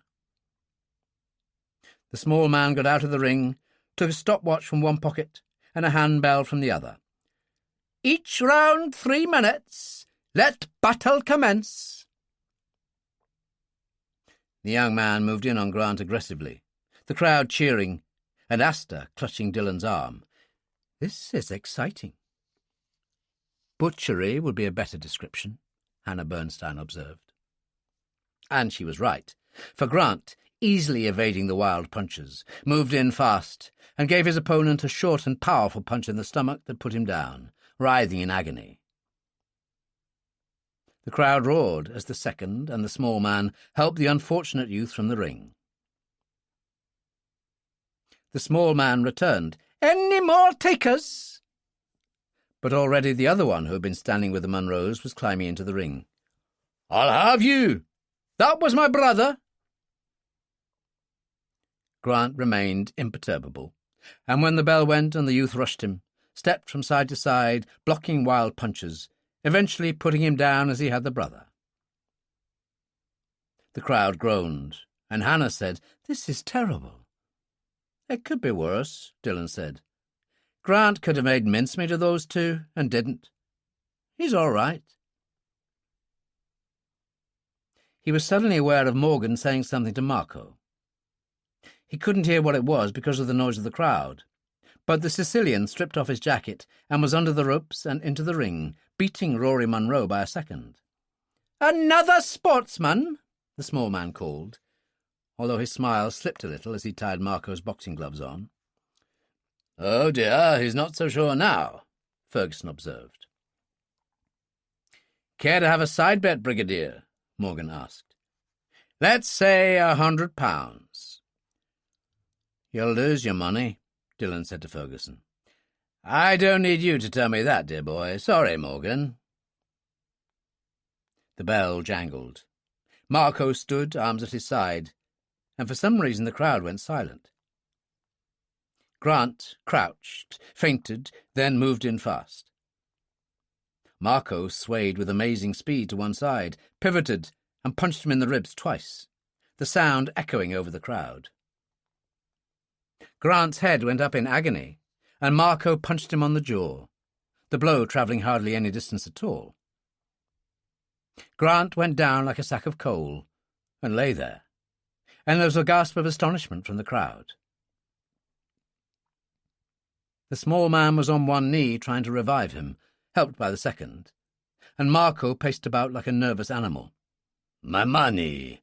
Where's my money?" he demanded, and pulled off his right glove and lifted the small man up. He, in his turn, looked terrified, took the notes from his pocket and passed them over. Marco moved round each side of the ring, waving the money over his head. "Anyone else?" he called. There were boos and catcalls as the small man and the second got Grant out of the ring, and then a voice called, "I'm for you, you bastard!"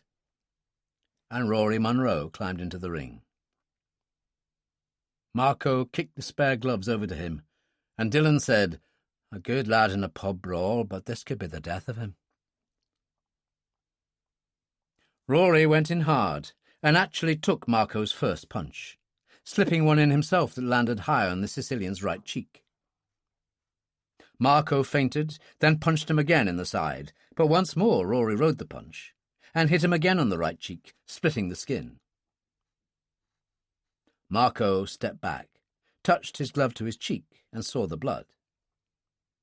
There was rage in his eyes now as he came on, head down, and punched Rory in the ribs once, twice, and then a third time. "He'll break bones before he's through," Dillon said. Ferguson nodded. "And that young fool won't lie down." Rory swayed, obviously in real pain, and Marco punched him in the face several times, holding his head with one gloved hand. The crowd roared their disapproval at such illegality, and Marco, contemptuous of them, stepped back and measured Rory for a final punch as he stood there swaying and defenceless. "Oh, God, no!" Hannah cried. Dillon slipped through the ropes, stepped between Marco and Rory, and held his hand out palm first to the Sicilian. "He's had enough." He turned, took Rory's weight and helped him to his corner, taking off his gloves and easing him down through the ropes to his father and willing hands. "If I was 30 years younger, I'd do for that bastard myself," Munro said in Gaelic. "Well, you're not." Dillon turned and found Marco standing looking at him, gloved hands on hips. "You fancy some too, you Irish dog," he said in Italian. "That could be arranged," Dillon replied in the same language. "Then get your gloves on." "Who needs them?" Dillon kicked them out of the ring. "With gloves, I can't hurt you." It was deliberate baiting, and Marco fell for it. "Delighted to oblige." "No, Dillon, no!" Asta called. "He'll kill you." In motion be like water. That's what Yuan Tao had taught him. Total calm, complete control. This was no longer a boxing match, and Marco had made a bad error. The Sicilian came in fast and swung a punch. Dillon swayed to one side, stamping at the left kneecap, pivoted and struck Marco in the side, screwing the punch as Yuan Tao had shown him. Marco cried out in agony, and Dillon struck him again in the same manner, and then turned his back, delivering a reverse elbow strike, smashing Marco's mouth. The crowd roared as Dillon walked away. Marco, with amazing resilience, went after him like a wild man, and as Dillon turned, punched him under the left cheek. Dillon was flung back by the assault, bounced off the ropes, fell over, and Marco kicked him in the ribs. The crowd were going wild now, and Dillon rolled away rapidly and got to his feet. "Jesus, son, this is getting to be a bore," he said. And as Marco swung another punch, he grabbed the Sicilian's right wrist, swung it round until the elbow locked, and ran him headfirst through the ropes and out of the ring to fall on his face in front of Ferguson, Morgan, and the two women. As Marco rolled onto his back, Dillon vaulted the ropes and put a foot on his neck. "You lie still now like a good dog, or I'll break it." Morgan said in Italian, "Leave it, Marco, I order you." He held out the man's jacket and turned to Dillon. "You are a remarkable man, my friend." "A hero." Asta clutched his arm. "No, he's not. He's a bloody fool," Ferguson said. "Now let's go to the refreshment tent, Dillon. I really think we've earned a drink after that little lot." And he turned and led the way through the crowd of well-wishers, all eager to pat Dillon on the back. It was reasonably quiet in the marquee, most people preferring to take advantage of the good weather. Ferguson went to the bar, which was laid out on a large trestle table. Dillon and Hannah sat at another of the tables, and she took out her handkerchief and soaked it in the jug of water on the table. "Dillon, it's split. I think you're going to need stitches." "We'll see. I can't feel a thing at the moment." "Well, hold that handkerchief to it for a while." "Better to let it dry up." He lit a cigarette. "And you're slowly killing yourself with those things." "A fascist, that's what you are. It'll be booze you're banning next, then sex." He grinned. "Nothing left." "I always thought you had a death wish," she told him. But she was smiling. Ferguson came back with drinks on a tray. "Scotch for us, gin and tonic for you, Chief Inspector." "I'd rather have tea, sir. And it wouldn't do Dillon any harm either." And she got up and went to the refreshment bar. "I knew it," Ferguson said. "When that girl marries, she'll be one of those Jewish mothers you read about, the kind who rules her husband with a rod of iron and tells everybody what to do." "Jesus, Brigadier, but you must be getting old. I've news for you. There's many a man would happily join the queue to be ruled with a rod of iron by Hannah Bernstein." At that moment, Asta appeared in the entrance, looked around, saw them and came over. "There you are." She sat down, and Dillon said, "Where's Morgan?" "Taking Marco down to the local hospital at Arisaig. He thinks you may have broken a rib. I said I'd make my own way back to the castle." "What perfectly splendid news," Ferguson said. Hannah joined them with a tray piled with cups and 2 teapots. "I saw you coming," she told Asta. "Help yourself." Asta laid the cups and saucers out on the table as Hannah poured. "Wasn't Dillon wonderful?" "I suppose it depends on your point of view." "Oh, come now, Chief Inspector, that wretched man had it coming, deserved every minute of it." Hector Munro came in and went to the bar. As they watched, he purchased half a bottle of whiskey and turned to leave. He saw them sitting there, hesitated and came over. "Ladies," he said politely. And then to Dillon in Gaelic, "You'll be expecting my thanks, I'm thinking." "Not really," Dillon said in Irish. "How is he?" "The hard head, that one, but that bastard hurt him." He grinned suddenly. "Mind you, you're a bit of a bastard yourself, Mr. Dillon." He walked away, and Asta said, "Was that Gaelic?" "That's right, and I used Irish, so very similar." "Was he thanking you for saving his son?" Hannah asked. Dillon smiled. "He never thanked anyone in his life, that one." Someone called, "There you are!"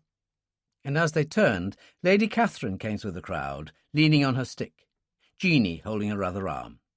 "My dear lady!" Ferguson got up. "I'm amazed to see you, and in all this crowd of people." Jeanie helped her into a seat, and Lady Catherine said, "I have to put in an appearance. They expect it, you know." She turned to Dillon. "I saw you from a distance over the heads of the crowd.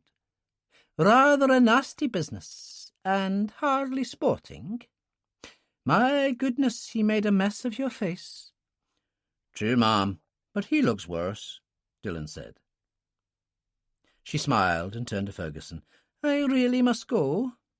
Can't afford to overdo it. But I've been thinking." "Thinking, Lady Catherine?" "Yes, the Bible, I've had a thought. Why don't you drop in on your way home? I'll discuss it with you." She pushed herself up. "Come on, Jeanie, let's make a move. Goodbye, all." She moved away through the crowd, leaning on Jeanie's arm, and Hannah said, "Now there's a turn-up for the book." "It certainly is," Ferguson said. "Frankly, I can't wait to hear what she's got to say. What do you think, Dillon?" Dillon lit a cigarette, frowning. Whatever it is, it's going to be special. I don't think she's going to say, look at the back of the third drawer down in the writing desk in the study or anything like that. He nodded slowly. No, something we haven't even thought of. And neither has Carl. Astor turned to Ferguson. Can I come too, Brigadier? I'd love to see you steal a march on him. Ferguson smiled. Of course, my dear, why not? After all, you're on our side now. Dillon drove the Range Rover on the way to Lochdu Castle. Before leaving the fair, he'd visited the first aid tent, and now sticking plaster adorned his right cheek, although the lady on duty from the St. John Ambulance Brigade had advised him to seek proper medical attention. Are you all right, my boy? Ferguson asked, as they got out in front of the gate lodge.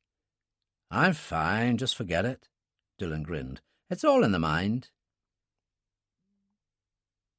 Ferguson knocked on the door, and Jeanie opened it after a few moments.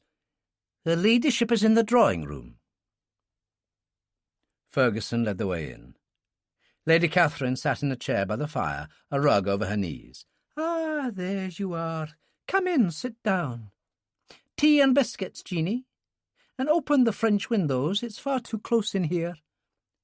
Certainly, your ladyship. Jeanie did as she was told. Everyone settled down. Dillon leaned on the piano and lit a cigarette. This is nice, he said. You can give me one of those cancer sticks, young man, and pass around that photo in the silver frame on the end of the piano. Certainly, ma'am. He did as he was told, lit the cigarette, and went and got the photo. It showed a young woman in an RAF flying jacket and helmet of Second World War vintage, standing beside a Spitfire. It was quite obviously Lady Catherine. You look like some film star in one of those old war films, he said, and passed it to Ferguson. The Brigadier smiled. Amazing, Lady Catherine, truly amazing. And he handed it to Hannah and Astor, who were sitting together on the couch.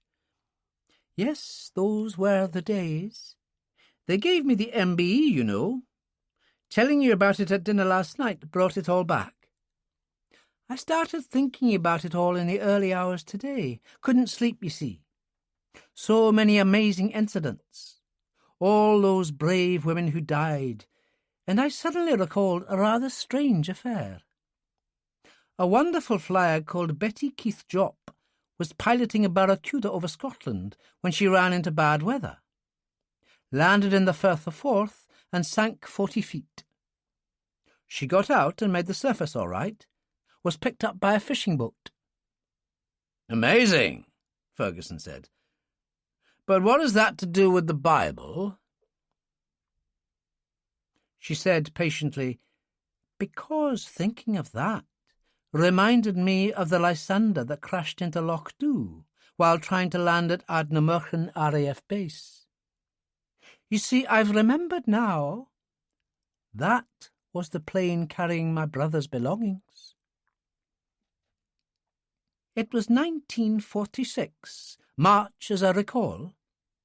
I should tell you that besides the injury to his brain in that terrible crash in India, my brother sustained some quite severe burns to his right arm and hand.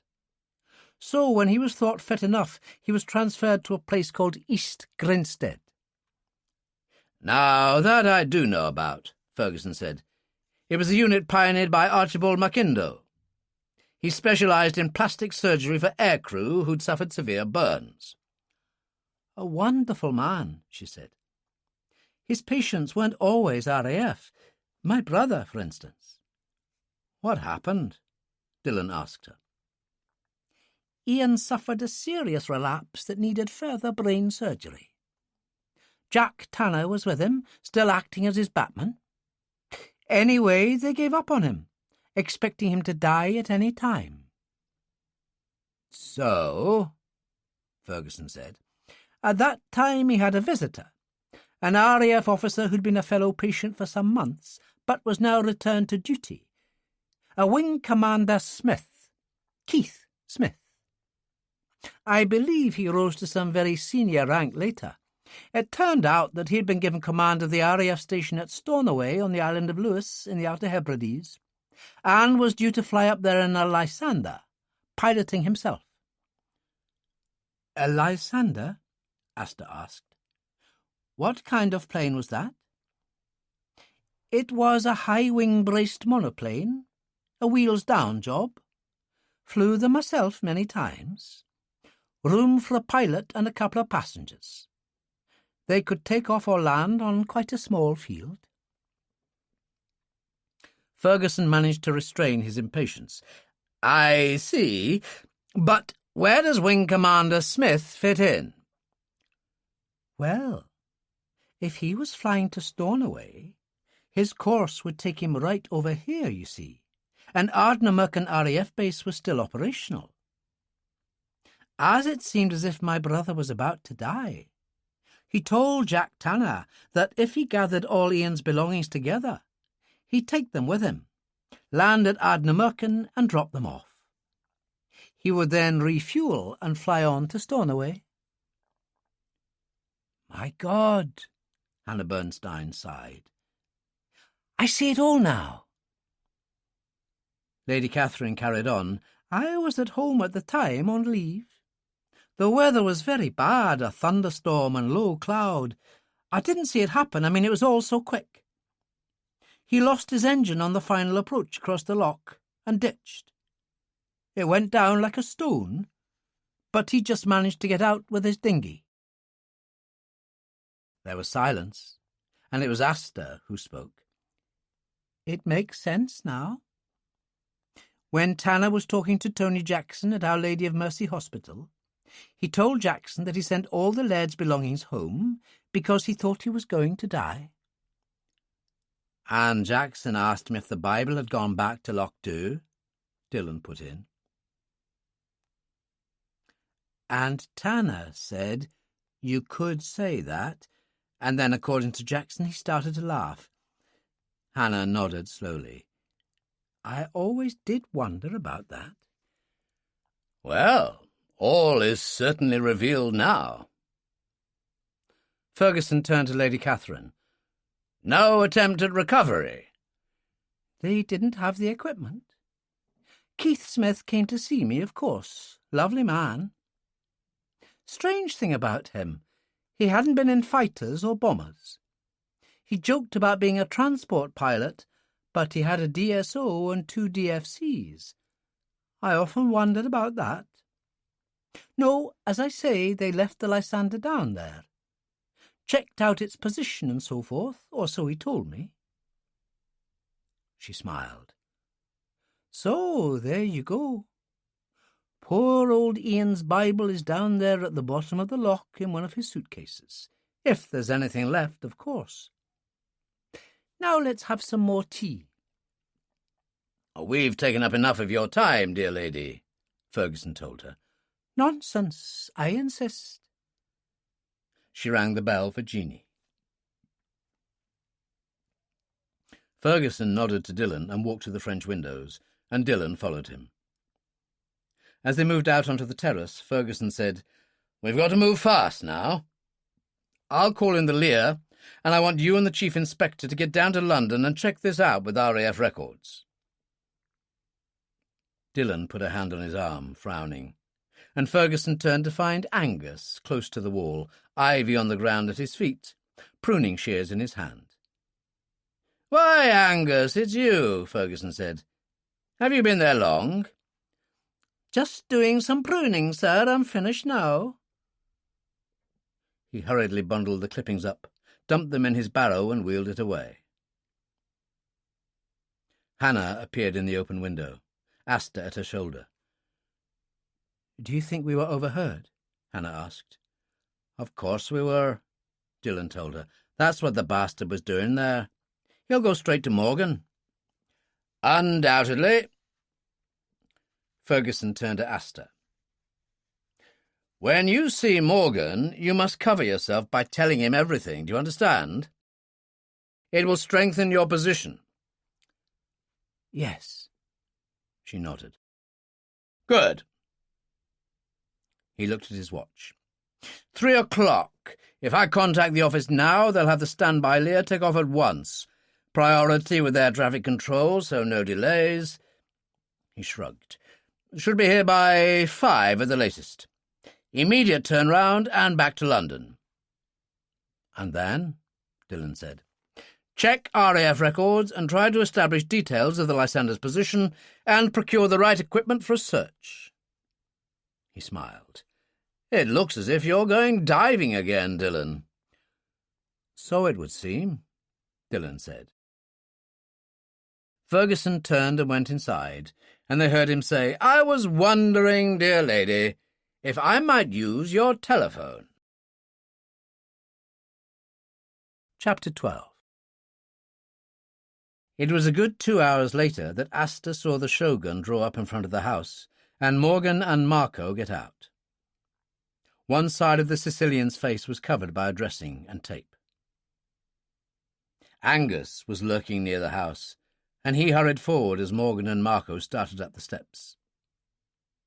They talked for quite a long time, and then Morgan took out his wallet and passed several notes across. He started up the steps again with Marco, and Asta eased back into the study and sat by the fire. The moment the door opened and Morgan entered, she jumped up and ran to him. Thank God you're back. Is Marco all right? They took an X-ray. Couple of cracked ribs, but they're only hairline, and he's had stitches in his face. Dillon needs stitches too, she said. You saw him? All of them, Carl. Lady Catherine invited us back for tea and came up with some sensational news. Really? He said, and reached for a cigar. Tell me. When she was finished, he paced across to the window and back again. That's it. It's got to be. So what are you going to do? Wait, my love, let them do all the work. Dillon's a master diver, remember. If they can position that plane, he'll go down and bring up what's inside.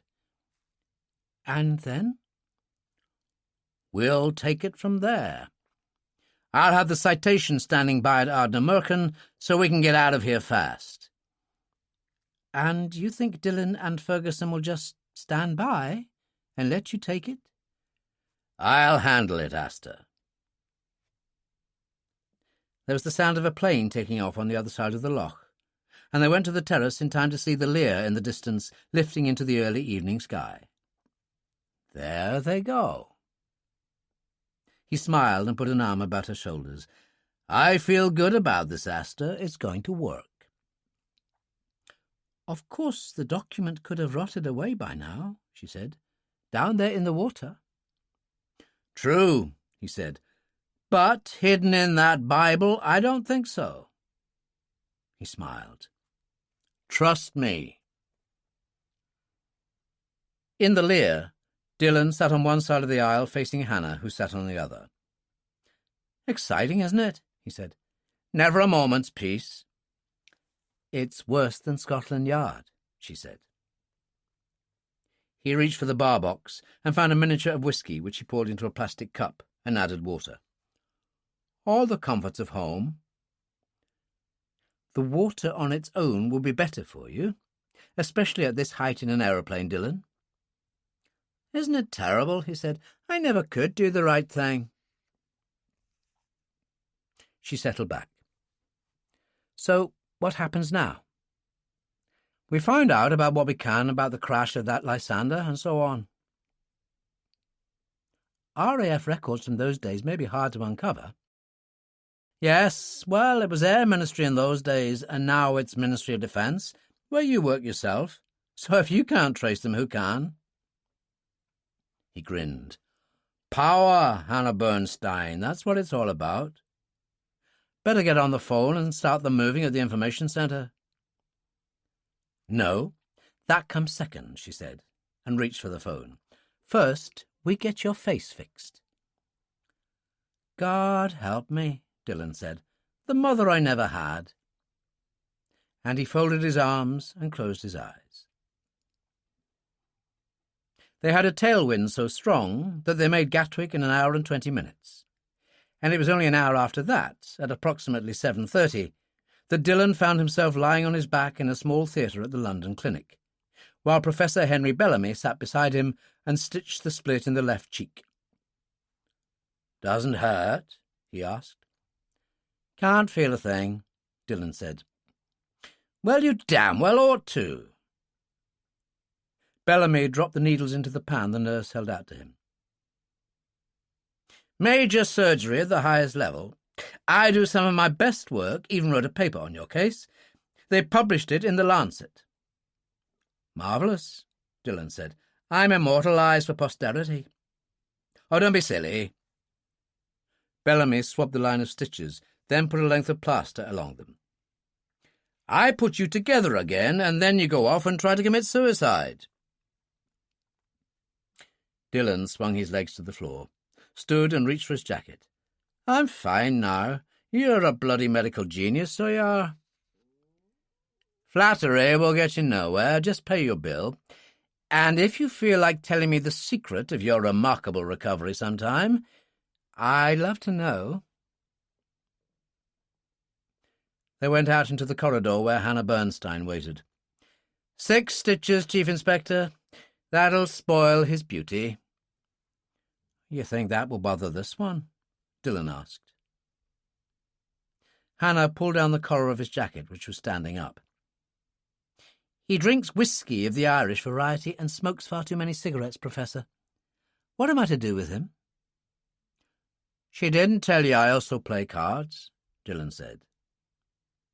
Bellamy laughed out loud. "Go on, get out of here, you rogue. I have work to do." And he walked away.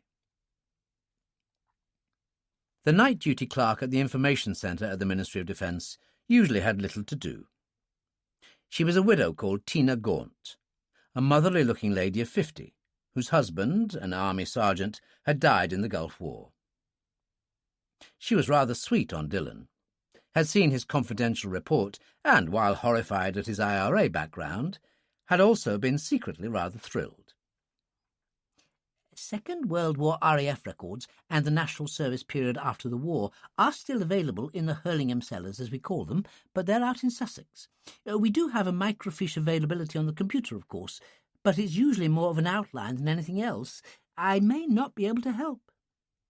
"Sure, and I can't believe that of a darling woman like yourself," Dillon told her. "Isn't he terrible, Chief Inspector?" Tina Gaunt said.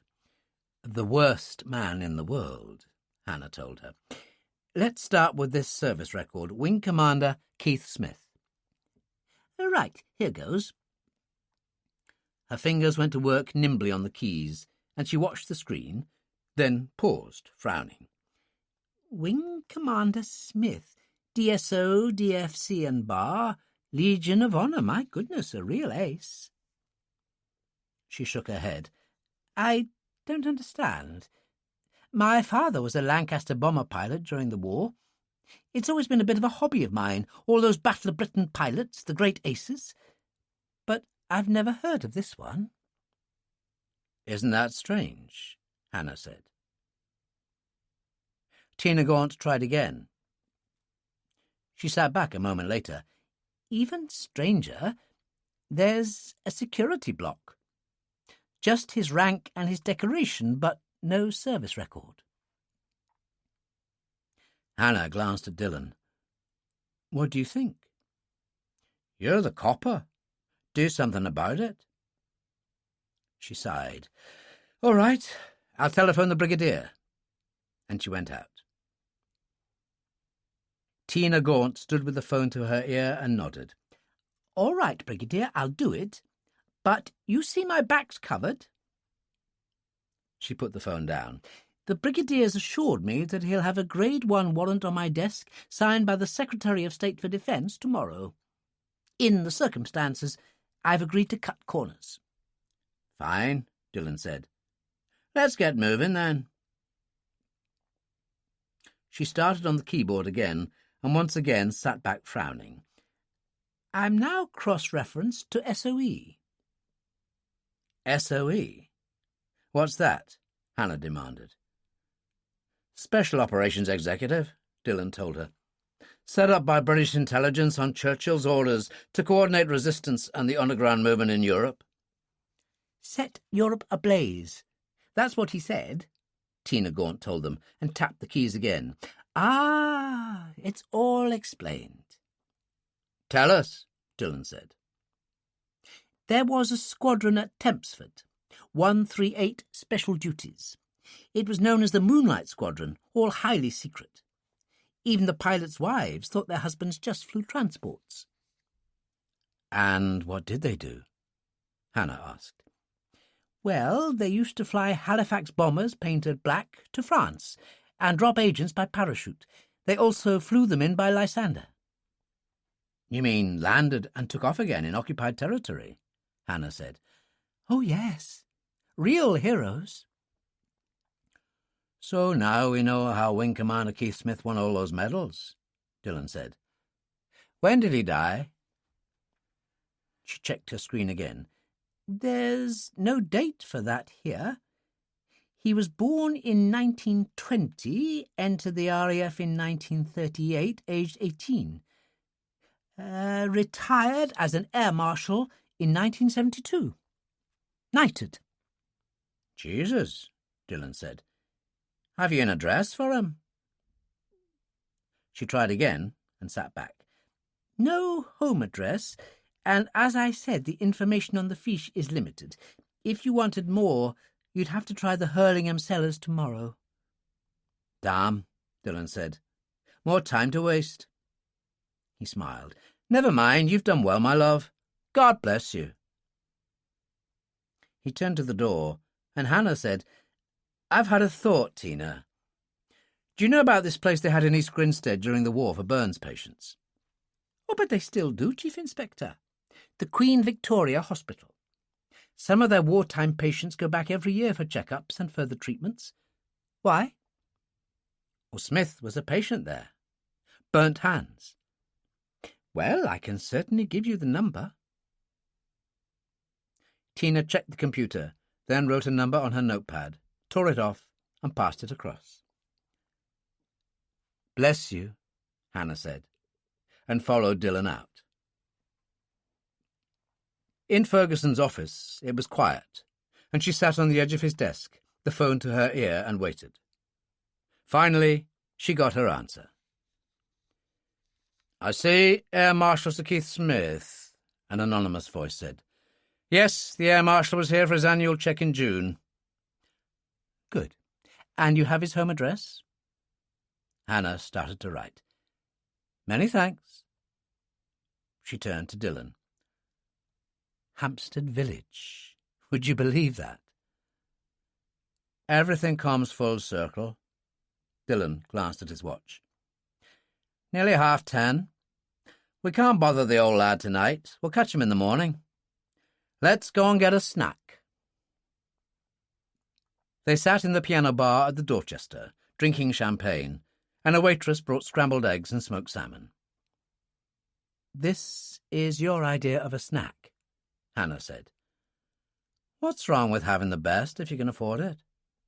That thought used to sustain me when I was being chased through side streets and the sewers of the Bogside in Derry by British paratroopers. Don't start all that again, Dillon. I don't want to know. She ate some of her smoked salmon. How do you think we'll fare with the good Air Marshal? I would imagine rather well. Anyone who could win all those medals and rise to the rank he did has got to be hot stuff. My bet is he's never forgotten a thing. Well, we'll find out in the morning. The waitress brought coffee, and Hannah took out a notebook. You'd better give me a list of the diving equipment you're going to need, and I'll get them started on it at the office first thing. All right, here goes. The suppliers will know what everything is. A mask, nylon diving suit, medium, with a hood because it'll be cold. Gloves, fins, 4 weight belts with 12 pounds in the pockets, a regulator, buoyancy control device, and 6 empty air tanks. Empty? She said. Yes, we're flying rather high. You'll also get a portable Jackson compressor, the electric type. I'll fill the tanks using that, and an Orca dive computer. Anything else? 200 feet of nylon rope, snap links, a couple of underwater lamps, and a big knife. That should take care of it. Oh, and a couple of Sterling submachine guns, the silence variety. He smiled. To repel boarders. She put the notebook in her handbag. Good. Can I go now? We've got a big day tomorrow. Of course. They moved to the door, and he paused to pay the bill. As they went out into the foyer, he said, You wouldn't consider stopping at Stable Mews on the way? No, Dillon. What I'd really like to do is surprise my mother. Ferguson's driver eased the Daimler into the curb, the head porter opening the door for her. I think that's marvellous, Dillon said. It shows such an affectionate nature. Stuff you, Dillon, she said, and the Daimler drew away. Taxi, sir? The porter asked. No, thanks. I'll walk, Dillon said, and he lit a cigarette and strode away. The house was in a quiet backwater not far from Hampstead Heath. It was just 9:30 the following morning when Dillon and Hannah arrived in Ferguson's Daimler. The chauffeur parked it in the street, and they went in through a small gate in a high wall and walked through a small garden to the front door of a Victorian cottage. It was raining slightly. This is nice, Hannah said as she rang the bell. After a while it was opened by a middle-aged black woman. Yes, what can I do for you? She asked in a West Indian accent. We're from the Ministry of Defence, Hannah told her. I know it's early, but we'd very much like to see Sir Keith, if that's possible. Not too early for him, she smiled. He's been in the garden an hour already. In this rain? Dillon asked. Nothing keeps him out of that garden. Here, I'll show you. She took them along a flagged path and round the corner to the back garden. Sir Keith, you got visitors? She left them there, and Hannah and Dillon walked to a small terrace with open French windows to the house. On the other side of the lawn, they saw a small man in an anorak and an old Panama hat. He was pruning roses. He turned to look at them, his eyes sharp and blue in a tanned face that was still handsome. He came forward. Good morning. What can I do for you? Hannah got her ID out and showed it to him. I'm Detective Chief Inspector Hannah Bernstein, assistant to Brigadier Charles Ferguson of the Ministry of Defence. And my name is Dillon. Sean Dillon. The Irishman held out his hand. I work for the same department. I see. The Air Marshal nodded. I'm familiar with Brigadier Ferguson's work. I served on the Three Services Joint Security Committee for 5 years after I retired. Am I to assume this is a security matter? It is indeed, Sir Keith, she said. But it goes back a long way, Dillon told him. To when you crashed a Lysander into Lochdu in the Scottish Highlands back in 1946. The old man said in astonishment, That is going back a bit. You'd better come inside, and I'll get Mary to make some tea, and we can talk about it. And he led the way in through the French windows. That was so long ago, Sir Keith said. His housekeeper brought tea in on a tray. That's all right, Mary, he told her. We'll manage. I'll pour, if I may, Hannah said. Of course, my dear. Now, what is it you want exactly? You met a Major Ian Campbell at East Grinstead Burns unit, Dillon said. I certainly did. Sir Keith held up his hands. The skin was light and shiny, and the middle finger was missing on the left one. That was from a run-in with an Me-262. That was the jet fighter the Germans did so well with at the end of things. February 1945. Blew me out of the sky over northern France. I was in a Lysander, you see, no contest. Yes, we checked your records at the Ministry of Defence, Dillon said. Found out about your work for SOE. We had to pull strings for that. You're still classified. Am I, by God? He took the cup of tea Hannah offered and laughed. We got onto you through Ian Campbell's sister, Hannah said. Lady Catherine Rose. Good God, is she still alive? Was an ATA pilot in the war. Wonderful woman. Yes, she still lives up there on the Lochdu estate, Dillon said. It was she who told us about you coming down in the loch in Lysander. Well, that's right. March of 46. I was on my way to a new command at Stornoway. Tried to land in damn bad weather at Ardnamurchan and lost my engine on the approach. I was lucky to get out. The plane sank almost at once. He spooned sugar into his tea. But why are you interested in that? Do you remember calling in at East Grinstead and finding Ian Campbell on the point of death? Hannah asked. That's right, though I heard he recovered later. You told his batman you were flying to Stornoway and offered to take his laird's belongings and drop in at Ardnamurchan. That's right. 2 suitcases. That was the reason I was going to land there anyway. He looked slightly bewildered. But what's that got to do with it?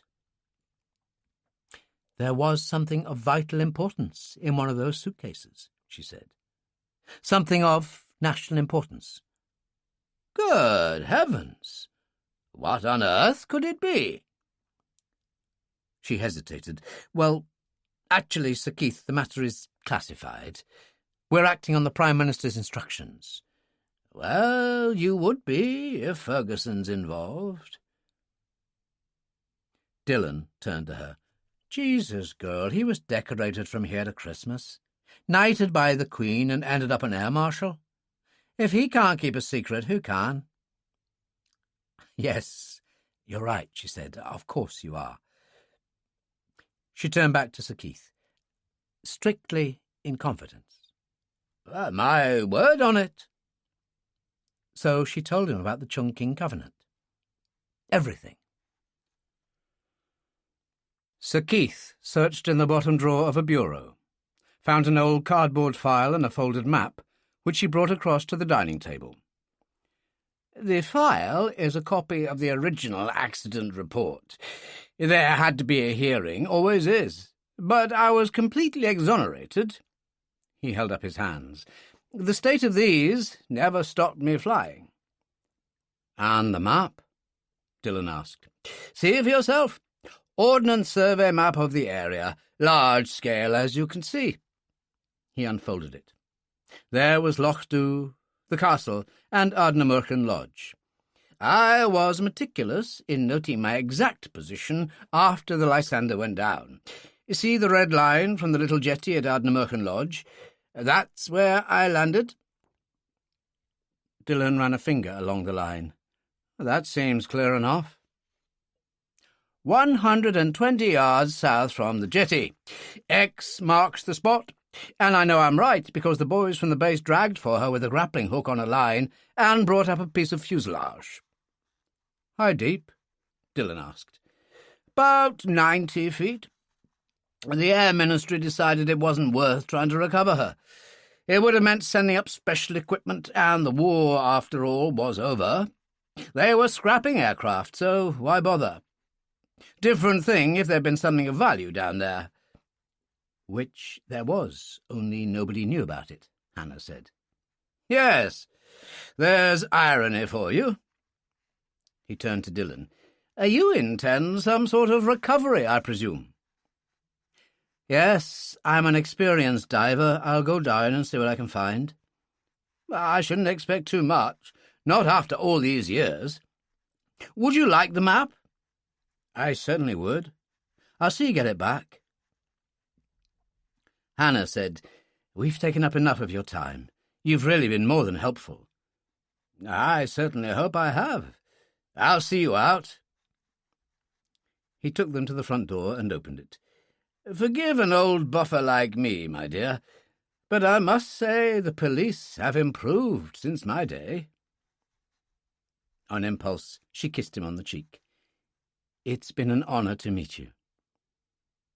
"Good luck, the both of you, with this Morgan fellow. Make sure he goes down, Dillon, and give Ferguson my regards." "I will," Dillon said, and they went down the path. "Oh, and Dillon," Sir Keith called as they reached the gate. They turned, and Dillon said, "What is it?" "If they're still there, you won't find 2 suitcases down there. There should be 3, and one of them's mine. Can't expect much after 47 years, but it would be fun to have it back." "I'll see that you do," Dillon said, and they went out. They got into the Daimler, and Hannah said, "What an absolutely smashing man." "Yes, they don't make 'em like that anymore," Dillon said. "Now what?" "A place called Underseas Supplies, located in Lambeth. They've got the order for those things you wanted. The manager said he'd have them ready by noon. He'd like you to check them out before he rushes them to Gatwick." "And the 2 sterlings I asked for?" "In the boot. I got them from the armourer at the Ministry before I picked you up this morning." "What a girl," Dillon said. "Let's get moving, then." The warehouse in Lambeth was crammed with diving equipment of every kind. The manager, a man called Speak, handled things himself, and he and Dillon went through the list, checking each item off as they did so. "There seems an awful lot," Hannah said. "Do you really need all this? I mean, what's this thing?" She held up a yellow-coloured orca, and Dillon said, "That's my lifeline, girl dear. A diving computer that tells me how deep it is, how long I've been down there, how long I've got to go. It even warns me if I'm coming up too fast." "I see. I need it just like I need this." He picked up the heavy nylon diving suit in orange and green. "It's going to be very cold down there and very dark. It isn't the Caribbean." "About the visibility, Mr. Dillon," Speak said. "The 2 lamps you asked for. I've given you the new Royal Navy halogen type, twice the power." "Excellent," Dillon said. "That's it, then. Get this lot up to Gatwick as soon as you can." "It'll take at least 2 hours, sir, maybe 3. "Just do your best," Hannah said. As they got into the Daimler, Dillon said, "What kind of time do you think we'll get off?" 3 o'clock, she said. "Good." He took her hand. "You and I can take a little time off. What about mulligans for oysters and Guinness? After all, tomorrow I'll be diving down to God knows what." "Damn it, Dillon. Why not?" she laughed. "We've earned it. Oysters and Guinness at Mulligan's it is." Chapter 13. The flight from London Gatwick was reasonably smooth until the final stages, when the weather deteriorated into low cloud and heavy rain. As they made their approach over the loch, Flight Lieutenant Lacey said over the loudspeaker, "Headquarters have notified the Brigadier of our arrival time. He's on his way." They dropped in for the touchdown, and as they rolled along the runway, they saw the Citation standing inside one of the hangars. "Now, what's that doing here?"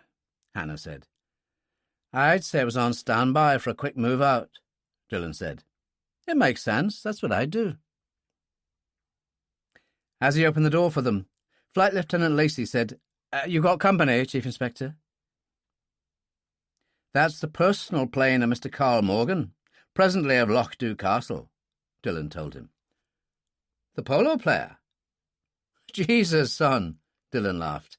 "And isn't that the grand way to describe him?"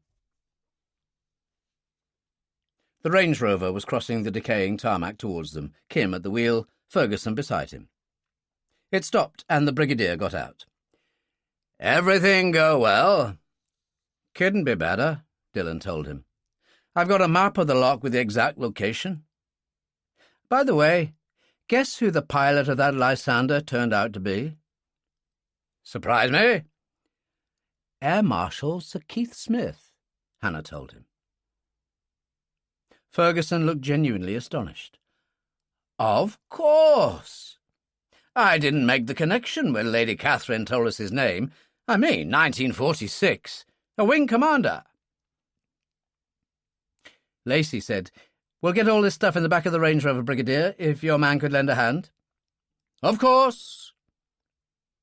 Ferguson nodded to Kim, then took a large golfing umbrella from inside the Range Rover and put it up against the rain. "Morgan's plane seems to have taken up permanent residence," Hannah said. "Yes, the bastard's there himself, keeping an eye on us. I saw their Shogun parked in the hangar beside the Citation. Probably got their field glasses turned our way right now."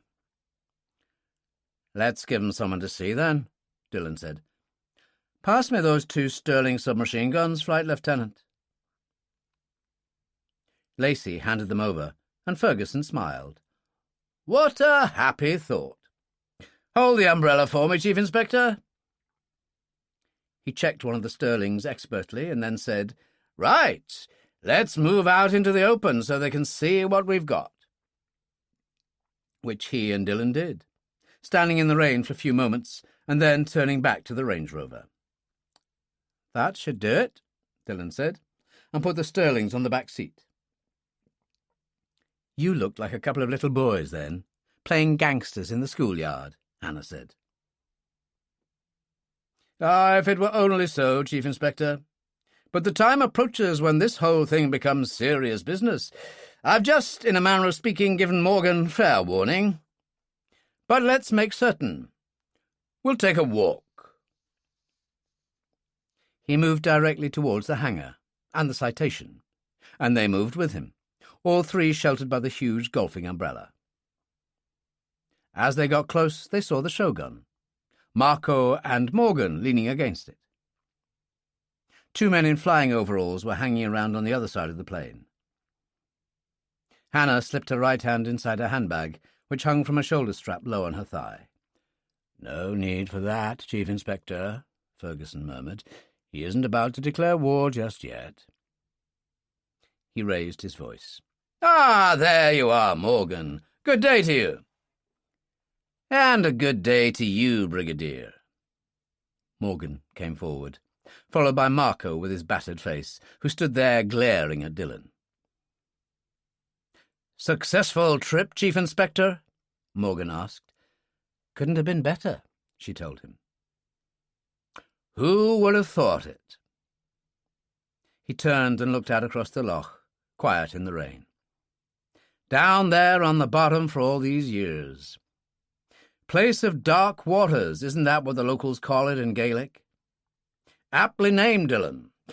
I should think you'll have problems down there." "Who knows?" Dillon told him. "I see you've got your plane on standby," Ferguson said. "Yes, leaving at the crack of dawn. We've got an 8 o'clock start.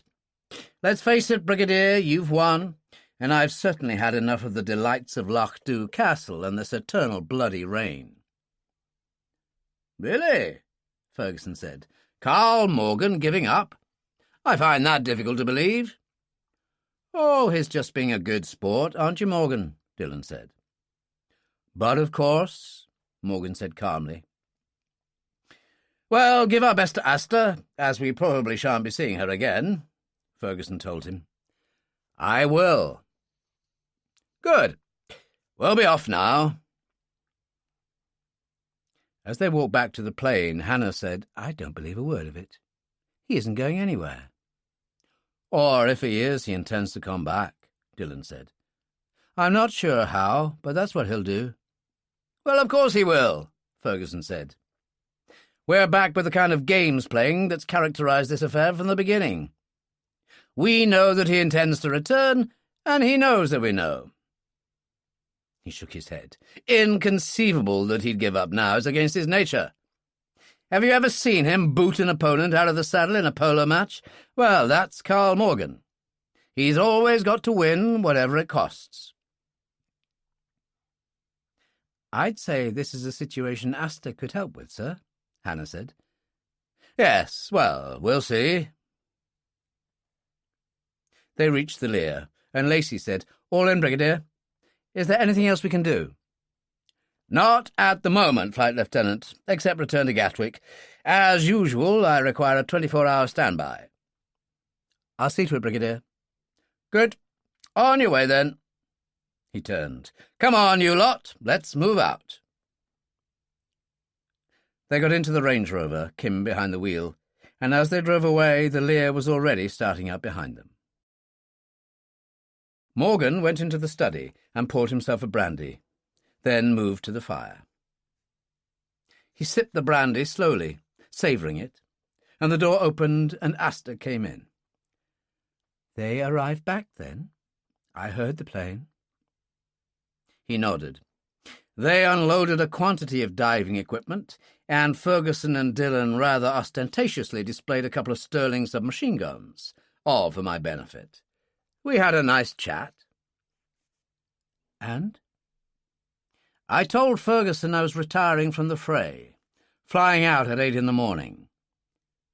And they believed you? He smiled. Of course not. Ferguson knows damn well I'll return in some way. Of course, the important thing is that I know that he expects that, so it's all a question of timing. How do you mean? He smiled. There's a bottle of champagne over there in the bucket, my love. Go and open it, and I'll tell you. At Ardnamurchan Lodge, the light was on in the garage, the diving equipment arranged neatly on the floor. There was a steady hum from the compressor as Dillon showed Kim how to fill the first air tank. Hannah came in and stood watching, arms folded. "Does he know what he's doing?" "Kim?" Dillon laughed. "I've just shown him, haven't I? And you only show a Gurkha something once." He said to Kim, "All 6. "Yes, Sahib, I'll take care of it." Dillon followed Hannah in through the side door and through the kitchen to the sitting room, where they found Ferguson sitting at the desk. He glanced up. "All in order." "So far," Dillon said. "Good. So the plan is simple. As soon as Morgan leaves in the Lear, we get to work. You hold the fort in the house, Chief Inspector, while Kim and myself go out with Dillon in the whaleboat." "Dillon, I'm totally ignorant about diving," she said, "so forgive my questions that seem stupid. Just how difficult will it be, and just how long will it take?" "Well, to start with, I'll go down very fast. My weight belt helps with that.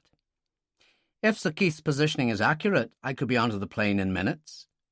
But it's going to be dark down there, and there's no way of knowing what the bottom's like. There could be 10 feet of sludge. Another thing, the depth is important. The deeper you go, the more air you use. It's astonishing how much 10 or 15 feet reduces your bottom time. Ideally, I'd like to do this dive within sport diving limits, because if I can't, I'll have to decompress on the way up, and that takes time." "Why, exactly?" "The deeper you go and the longer you're there, the more nitrogen you get in your bloodstream. It's like fizz in a bottle of champagne wanting to burst out. It can give you the bends, cripple you, and sometimes kill you." He smiled. "Here endeth the lesson." "I must say it all sounds rather heavy to me." "I'll be all right." He went and helped himself to a Bushmills. "I've had a thought, though, Brigadier." "What's that?" "Have Kim up at the airstrip in the morning with a pair of field glasses. I mean, we'll hear that plane leave, but let's make sure it doesn't just have the pilots on board." "Good idea," Ferguson said. He glanced at his watch. 11 o'clock. "I've had an even better idea, Dillon. Another of your little night forays up at the castle. See if you can have a word with Asta." "I'm surprised we haven't heard from her," Hannah said. "Well, I'm not. Too damn dangerous for the girl to use the phone, unless she's absolutely certain Morgan isn't around, Ferguson told her. No, you take Dillon up there like you did the other night, Chief Inspector, and we'll see what happens. It was still raining as Hannah turned in at the side of Lochdu Castle and switched off the engine. As on the previous occasion, Dillon wore black. He took out his Valter and tested it, then put it into his waistband at the rear. Seems to me we've done this before. I know, Hannah smiled. You'll have to think of a variation. He pulled the sinister ski mask on, leaving only his eyes and lips visible. I could always give you a kiss. While you're wearing that thing, don't be disgusting, Dillon. Go on your way. The door closed gently, and he disappeared into the darkness in a second. He negotiated the wall in the same way as before, and made his way through the grounds to the lawn, and paused in the trees, looking across at the lights of the castle. After a while, the French windows to the study opened, and Morgan appeared smoking a cigar, followed by Asta wearing a sweater and slacks, an umbrella in her hand. "What are you going to do?" Morgan demanded. "Walk the dog. You can come too, Carl. In this rain you must be crazy. Don't be too long," he told her, and turned back inside. She put the umbrella up and moved down the steps of the terrace. "Come on, boy," she called, and the Doberman came out of the study in a flash and hurried across the lawn. There was a small summer house, and Dillon moved to stand to one side of it. The dog stopped dead and whined. Dillon gave that peculiar low whistle, and it bounded to his side and licked his hand gently. "Where are you, boy?" Asta said. "Over here," Dillon said softly. "It's you, Dillon." She hurried forward and stood there, clutching the umbrella. "What are you up to this time?" "Oh, I didn't want to let you go without a word," he said. "You're leaving in the morning, that's right, isn't it?" He pulled off his ski mask. 8 o'clock, she said. "Yes, that's what Morgan told us at the airfield. So graceful in defeat he was. So bloody graceful that we didn't believe a word of it. He's coming back, isn't he, Asta?" She nodded. "He didn't expect you to believe him, that's what he told me. He said you'd expect him to return, so the only thing to get right was the timing." "All right, tell me." "We leave at 8 in the Citation. Carl said he would anticipate you making the dive the moment we're on our way." "Then what?" "You know how far Arisaig is?" "About 20 miles. "Exactly. There's another ex-RAF airstrip there like Ardnamurchan. He and Marco took the estate car down there and came back in the Shogun. The Citation will land there after leaving Ardnamurchan. We'll come back by road in the estate car. The pilots will give it an hour, then fly back to Ardnamurchan." "Where we'll have been caught with our pants down," Dillon said. "Exactly."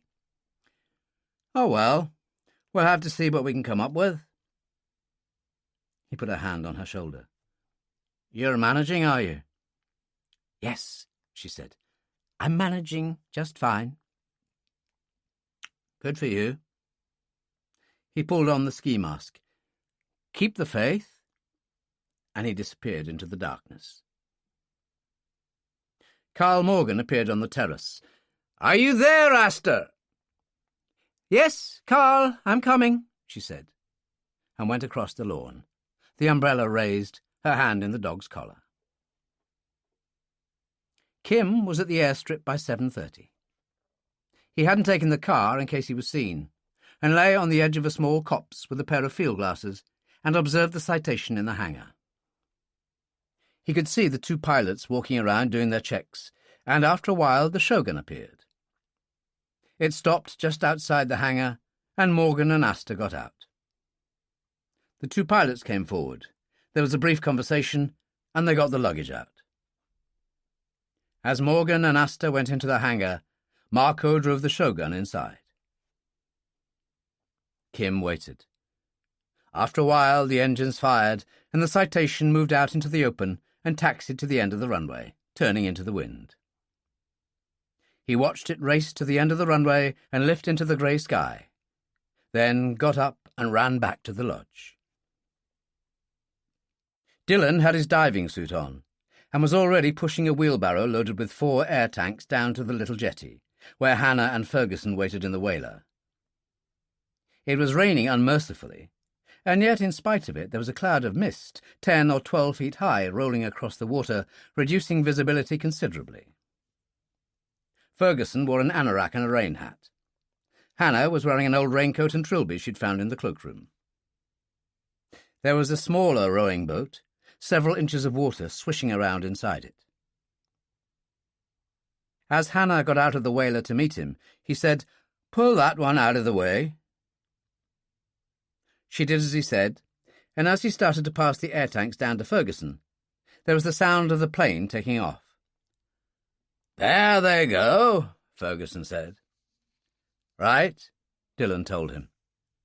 "I'll make do with the 4 tanks. With any kind of luck, I won't even need all of them. I'll get the rest of my gear." He pushed the wheelbarrow back up to the lodge, loaded it with everything else, including the 2 Sterlings. As he started back down to the jetty, Kim came out of the trees on the run. He caught up with Dillon just before he reached the whaler.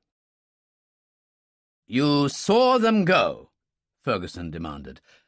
"Yes, Sahib. They arrived in the Shogun. I saw Morgan and the lady get out and go inside to the plane. The man, Marco, was there too. He drove the Shogun into the hangar. The plane came out and took off very quickly." "You mean they got on inside the hangar?" Dillon said. "Yes, Sahib." Dillon frowned, pausing as he handed the rest of the gear down, and Ferguson said, "You're worried." "For some reason, yes. I can't see why. He himself told us he was going. We expected him to try and work a flanker on us, and Asta told us exactly what he planned. And Kim did see them leave." "He saw the plane leave," Dillon said. "But what the hell? Let's get moving." Kim jumped down into the whaler, and Dillon passed everything down. Ferguson put the 2 Sterlings on the stern seat. "One thing is certain, dear boy. Anyone who tried to take us on when we've got those things to repel boarders would have to be crazy." "Let's hope so." Dillon handed Hannah up. "Now you take care." She took a Walter from her pocket. "Don't worry, I've got this." "Well, I do worry. That's how I've lasted as long as I have." He dropped into the boat, went to the stern and started the outboard motor. Hannah unfastened the line and tossed it into the boat. "Good luck," she called as they eased away. "Like I said, take care. The foolish one you can be on occasions, though lovable with it," Dillon called, and took the whaler round in a broad curve. Hannah watched them go, then turned and walked back up to the lodge. She went in the front door, took off the raincoat and the old trilby hat. She was cold and her feet were damp. She shivered and decided to make a cup of coffee and went into the kitchen. She started to fill the kettle at the sink. There was a slight, eerie creaking behind her. The larder door swung open, and Hector Munro stepped out, a sawn-off shotgun in his hands. And her Walter was in the raincoat. "Ah, God, Dillon," she thought, "you're right, I am a fool." She turned and darted to the open kitchen door, straight into Rory Munro. Like his father, he carried a sawn-off, and he held her easily in one arm. His face looked terrible, raw and bruised, but he smiled for all that. "And where would you be going, darling?" He pushed her gently back into the room, where Hector sat on the edge of the table filling his pipe. Now, be a good lassie and you'll come to no harm. There's a nice dry cellar for you we've already checked. No windows to break out of, mind you, Rory said, and an oak door with double bolts that you need a fire-axe to break through. Aye, Munro told her. You'll do well enough. Not even a need to tie your wrists. See how lucky you are, Rory said. She stepped away from him and went to the other side of the kitchen to face them. You're working for Morgan, aren't you? But why? She gestured to Rory. Remember what happened in the boxing ring? Look at what that animal Marco did to your son's face.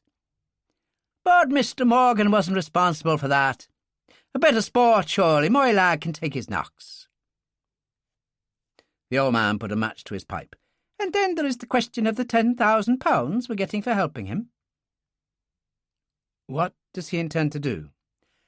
Ah, well, you'll have to wait and see, won't you? Hector Munro told her. She took a deep breath. I'm a police officer, did you know that? Rory laughed out loud, and Munro said, What bloody nonsense are you trying now, girl? Everybody knows you're secretary to the Brigadier. I can show you my ID. Let me get it. I'm a Detective Chief Inspector at Scotland Yard. Detective Chief Inspector. Munro shook his head sadly. Events have turned her wits, Rory. He got up, walked to the cellar door and opened it. Down with her! Rory shoved her through. The door closed, the bolts rammed home. She lost her balance and slipped several steps, banging a knee painfully. And then she remembered the one thing she should have said. The one thing that might have had an effect. Fergus! She went up the steps, found the switch, and turned it on, and light came on down in the cellar. She hammered on the door with clenched fists. Let me out! She called. I've got something to tell you. He killed your son. He killed Fergus. But by that time, there was no one there to answer her. Hector Munro and his son walked down towards the jetty in the rain. They could hear the whalers outboard, but couldn't see the boat itself because of the mist. They went along the jetty and paused beside the rowing boat. Damn it, there's 9 inches of water in the bottom, Rory said. And a bucket under the seat for you to bail her out with, so get on with it. Hector took out an old silver watch on a chain and consulted it. Not that we're in a hurry. We got 30 minutes to wait by my reckoning. Rory had lain down the shotgun and got into the rowing boat, cursing as water slopped over his boots. He looked up into the rain. By God, it's to be hoped Fergus has a roof of some sort over his head, wherever he is. Never mind, he won't need to keep out of the way much longer. There'll all be a way out of it, Hector Munro told him. Now get on with it, boy. Rory picked up the bucket and started to bail. Ferguson took over the tiller, while Dillon consulted the map. After a while, the Irishman said, It's got to be about here. He turned and could just see the chimneys of the lodge above the mist, the wood behind. Yes, that's the line, according to Sir Keith's notation on this map. Kill the engine.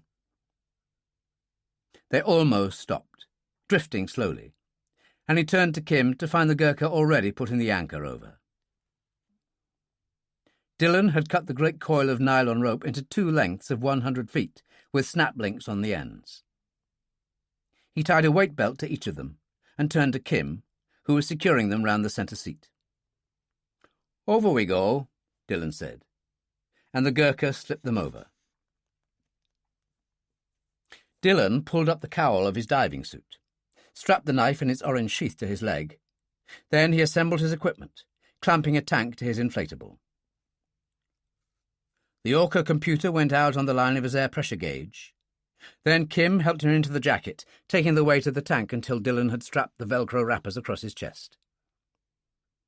He fastened the weight belt around his waist, then pulled on his gloves. He sat down to get his fins on. It was all very awkward because of the size and shape of the boat, but that couldn't be helped.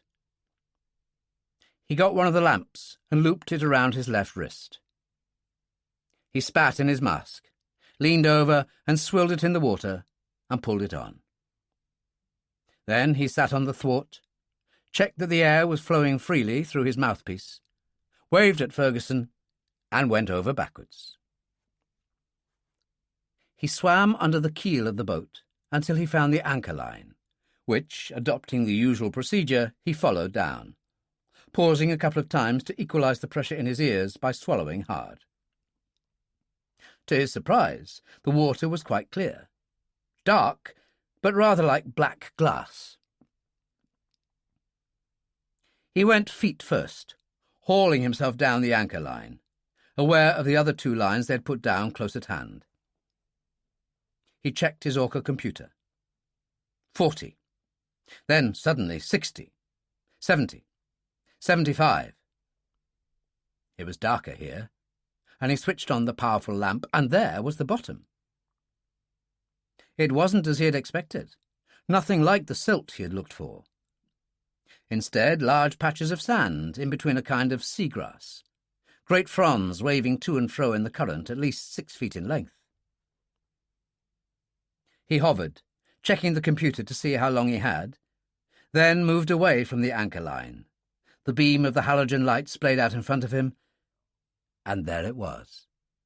A dark shadow at first, tilted up on its nose, tail high. The Bristol Perseus engine was quite visible due to fuselage corrosion, and the triple propeller was still there. The canopy had been pushed back, obviously when Smith had got out fast after hitting the surface of the lock. There was a corrugated metal ladder leading up to the passenger section, and beside it the outline of RAF roundels. Dillon went into the pilot section head first. It was all still intact in a kind of skeleton form. The instrument panel, the control column. He turned and pressed into the passenger section. There were 2 seats, only the tubular construction remaining, leather and cloth long since rotted away. The suitcases were there, as for some strange reason he had always known they would be. One was metal, the other 2 leather, and when he touched one of those it started to crumble. He ran his hand across the metal one, and the faint etching of a name appeared. There were 3 words. The first 2 were hopelessly faded, but when he rubbed with his gloved hand, the lamp held close, the name Campbell was plain. He backed, pulling the metal case out first, depositing it on the sand beside the Lysander.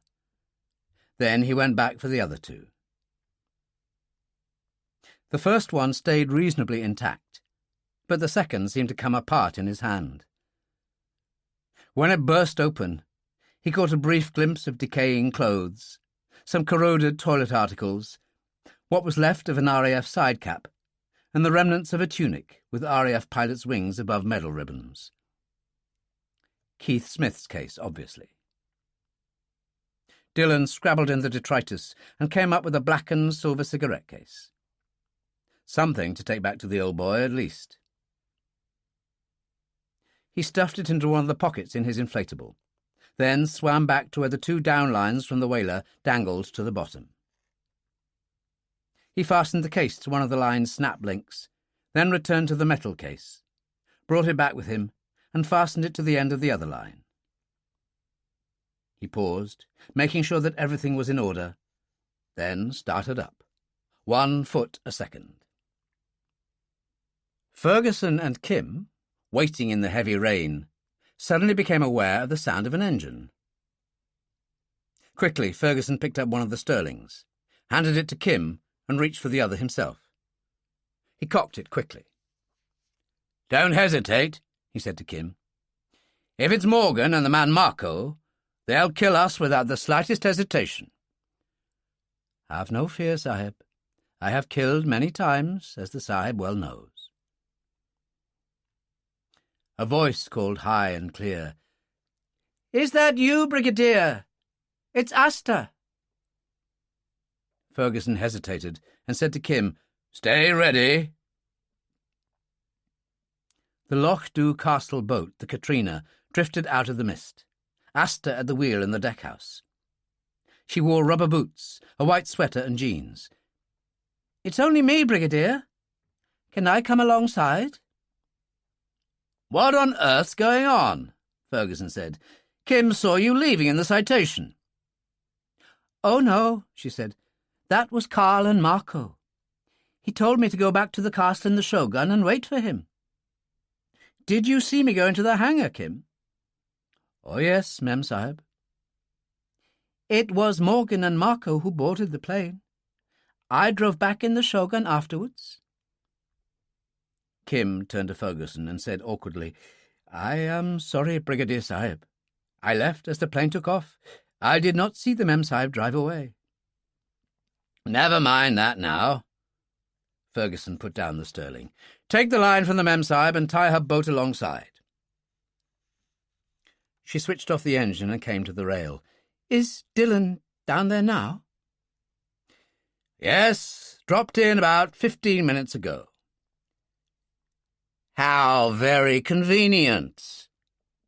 The door to the saloon opened, and Carl Morgan emerged, a Browning high-power in his hand, and Marco behind him holding an Israeli Uzi submachine gun. Chapter 14. At that precise moment, Dillon broke through to the surface and floated there, looking up at all of them. He raised his mask. "Asta? What is this?" "It means we've been had, I'm afraid," Ferguson said. Dillon looked straight up at her. "You're on his side, in spite of what he did to your mother?" Morgan's face turned dark with anger. "I'll take pleasure in making you pay for that filthy lie. Asta told me all about it. I love my wife, Dillon, more than anything in this life. She gave me the daughter I'd never had, and you think I could have killed her?" There was silence, only the sound of the rain hissing into the loch. Dillon said, "I'd say you're well suited to each other." Morgan put an arm around her. "She did her work well, telling you about my plan to fly to Arisaig, omitting the fact that we didn't actually intend to get on the plane. I knew one of you would be waiting, probably that man of yours, Ferguson, so we just stayed in the hangar until he'd gone.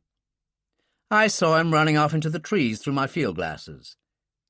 Then all that was needed was Asta to pilot the boat, while Marco and I stayed below, and the poor old Brigadier fell for it, Dillon.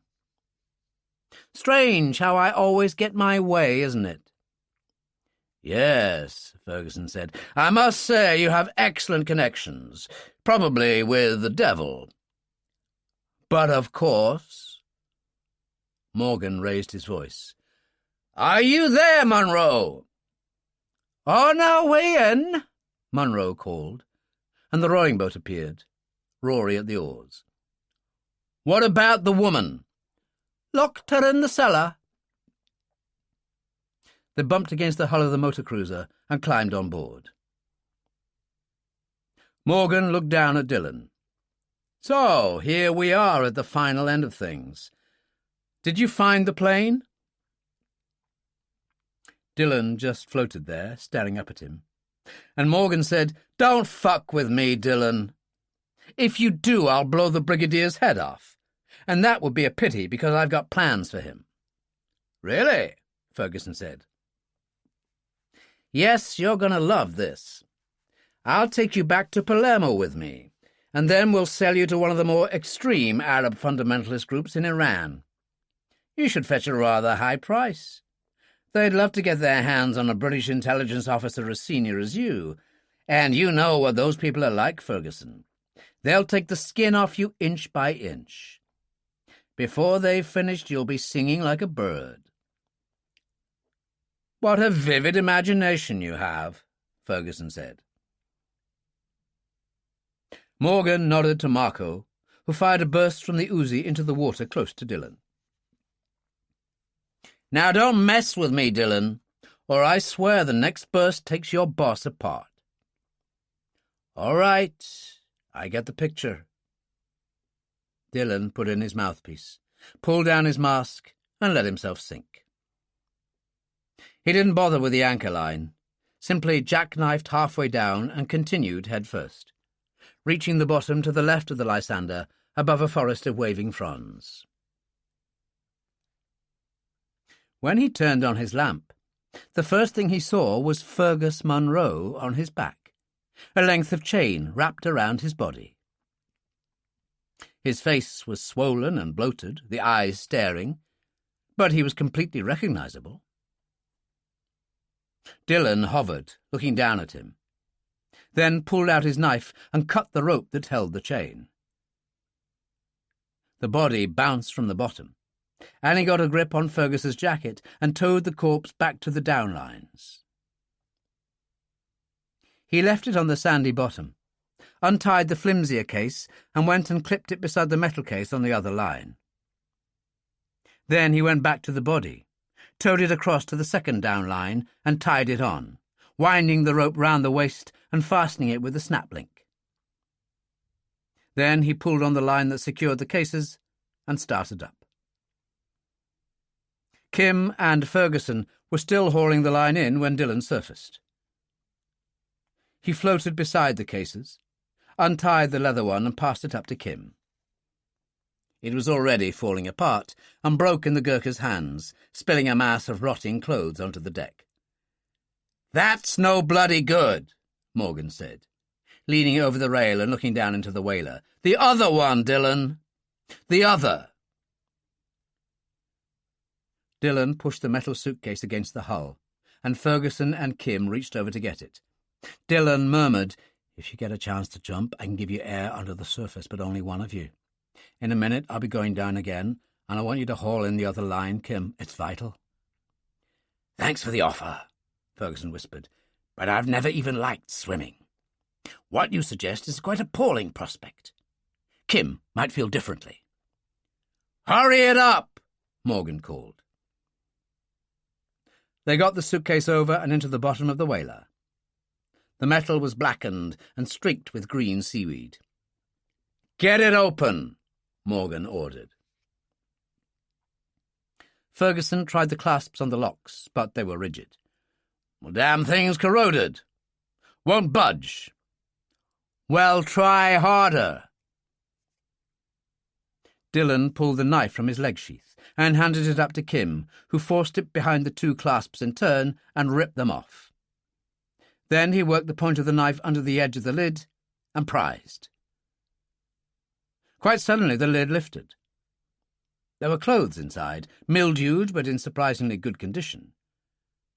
There was a uniform tunic on top, still recognizable with majors' crowns on the epaulettes. "Come on, damn you!" Morgan was intensely excited as he leaned over the rail. "Empty it out!"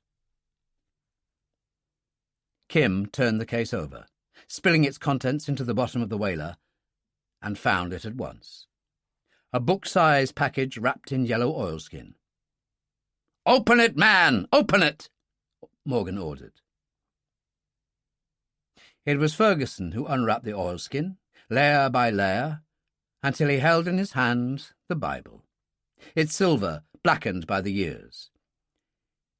"It would seem to be what we've all been looking for," he said. "Go on, get it open.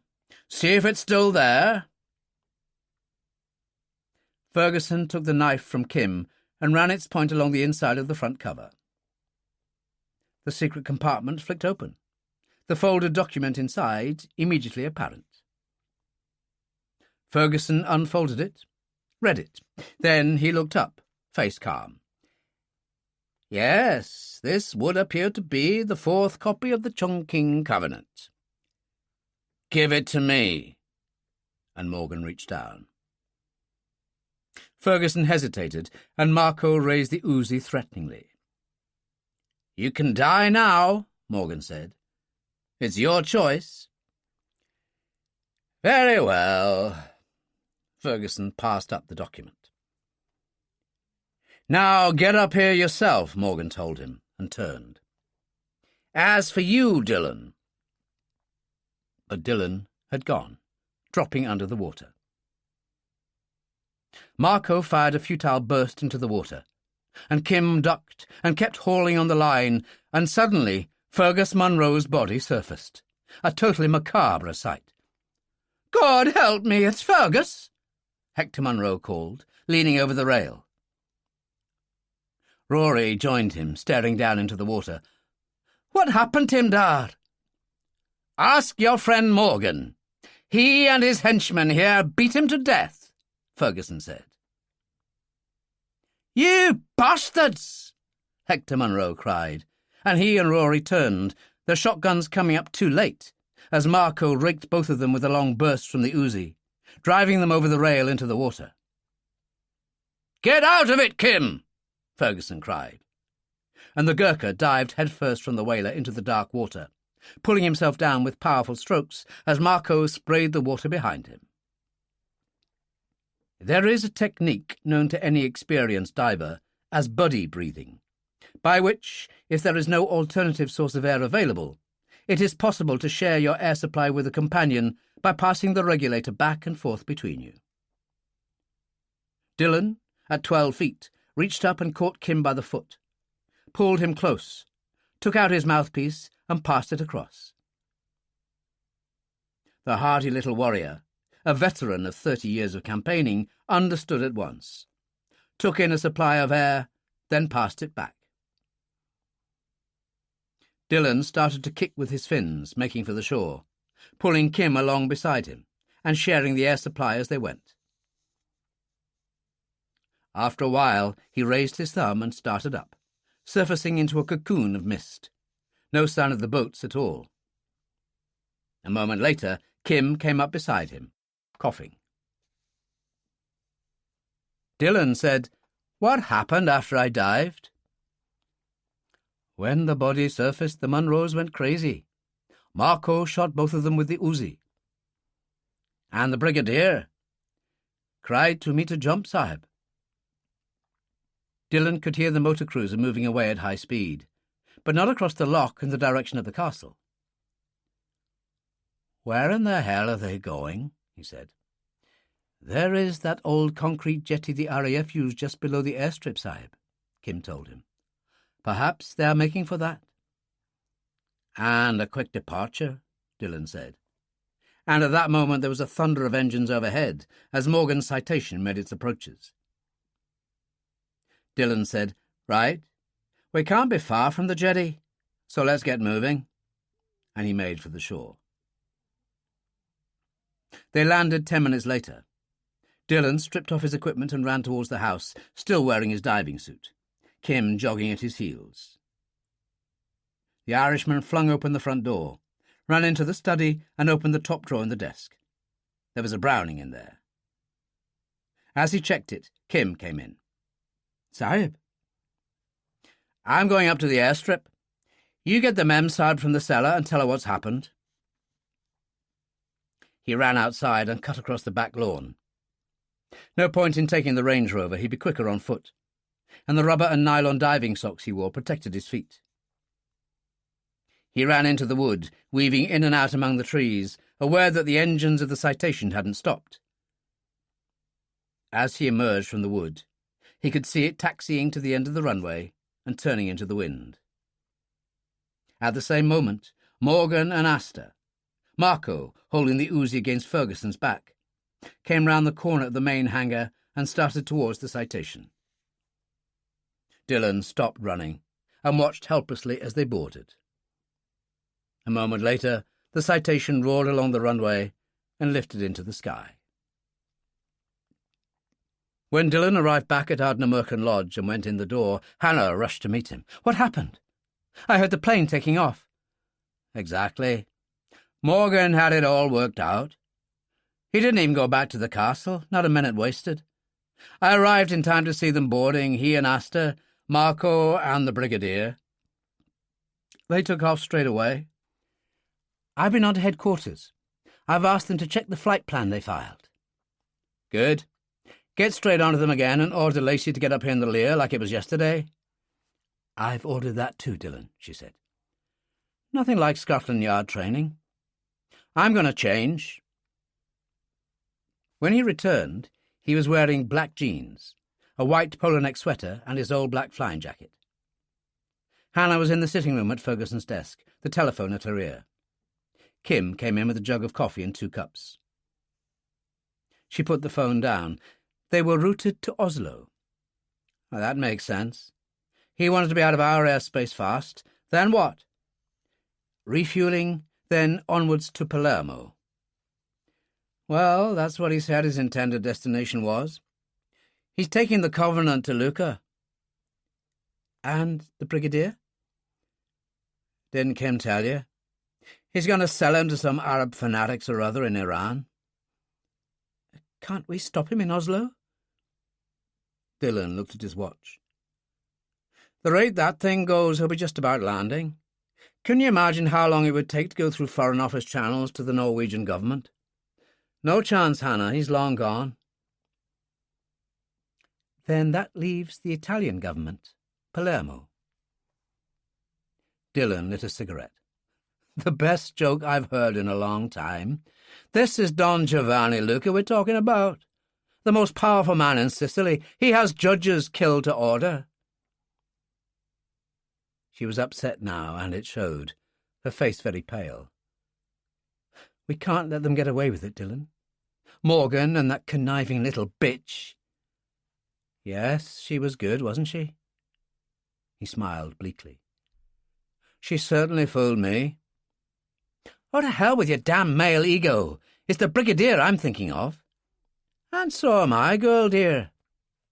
You get back to headquarters and tell him you want to contact Major Paolo Gaggini of the Italian Secret Intelligence Service in Palermo. He should be more than interested. After all, he's the one who brought the story of the Covenant to Ferguson in the first place. He's also the expert on Lucca, according to the file you showed me. Let's see what he can come up with. Right. Good thinking. She picked up the phone and got to work, and Dillon walked out to the terrace, lit a cigarette and looked out into the rain, wondering about it.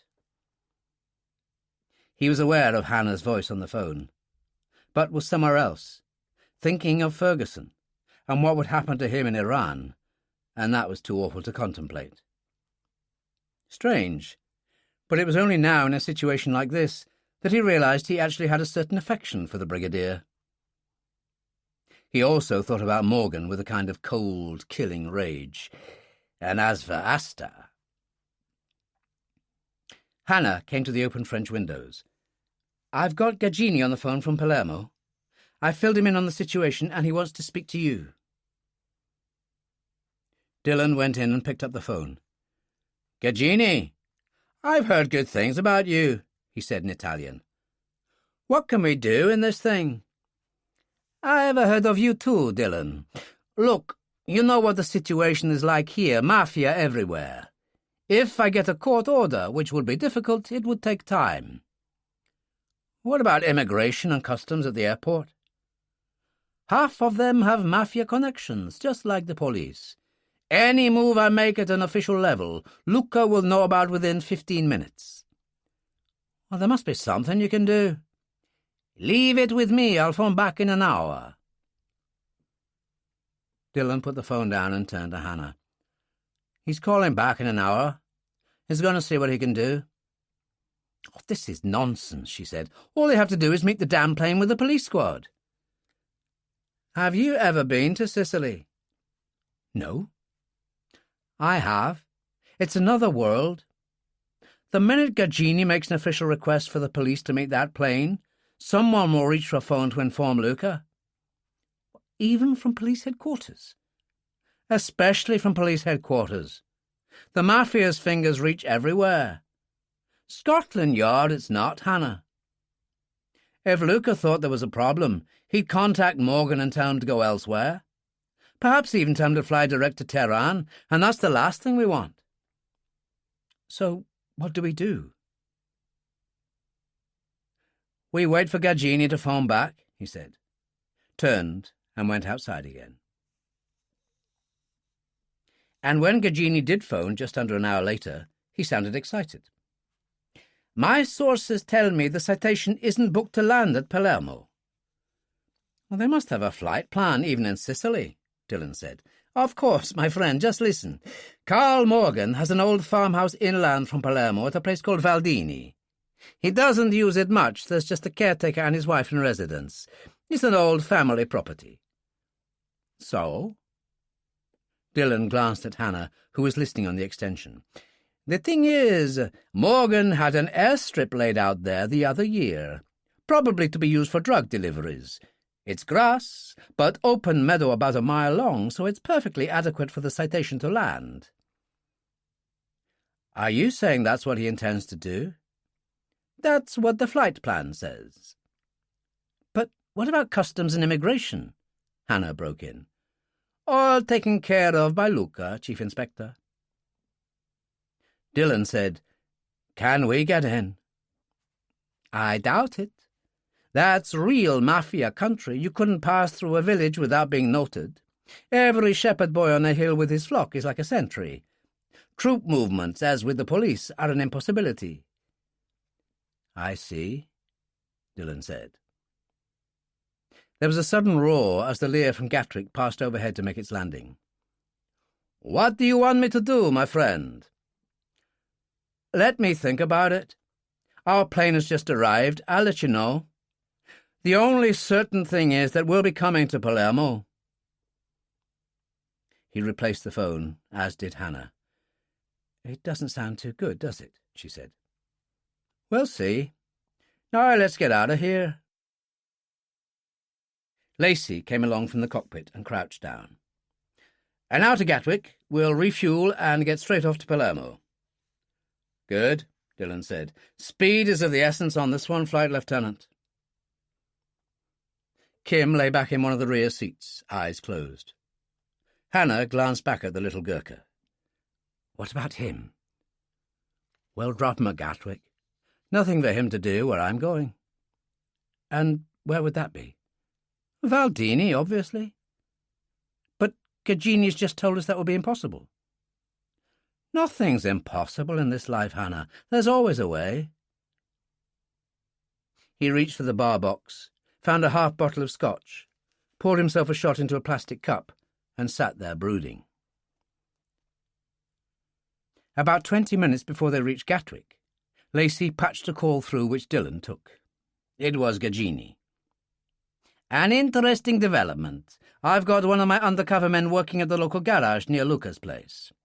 His driver came in to fill up the tank. Told the owner they were taking a run out to Valdini. That makes sense, Dillon said. Everything coming together. So, my friend, have you had any thoughts on how to handle this? Yes. What about flying in?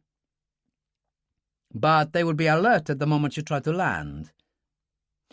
I'm thinking of something different. A story Ferguson told me once. He had a fellow called Egan working for him, and he needed to get down fast in a similar sort of situation. That was in Sicily, too, about 10 years ago. Of course, I remember the case. He parachuted in. That's right. But he was an expert at that kind of thing. He jumped at 800 feet, my friend. Well, he would, wouldn't he? But I can do that. I've jumped before. I know my stuff, believe me. Can you lay on a plane, parachute, weapons, and so on? That shouldn't be a problem. Well, see you at the airport, then, Dillon said, and put the phone down. What was all that about? Hannah demanded. But at that moment the seatbelt signs went on, and they started to descend towards Gatwick. I'll tell you later, Dillon told her. Now be a good girl and fasten your belt. The stopover at Gatwick took only an hour. Hannah took Kim across to the small office the special flying unit used and arranged a taxi. I would rather come with you, Mem-Sahib. No, Kim. You go back to Cavendish Square and make things nice for the Brigadier. He will come back, Mem Sahib, you swear it. She took a deep breath, and against every conviction, lied to him. He'll be back, Kim, I promise you. He smiled. Blessings on you, Mem Sahib. And he crossed to his taxi. She found Dillon in the waiting room, feeding coins into a sandwich machine.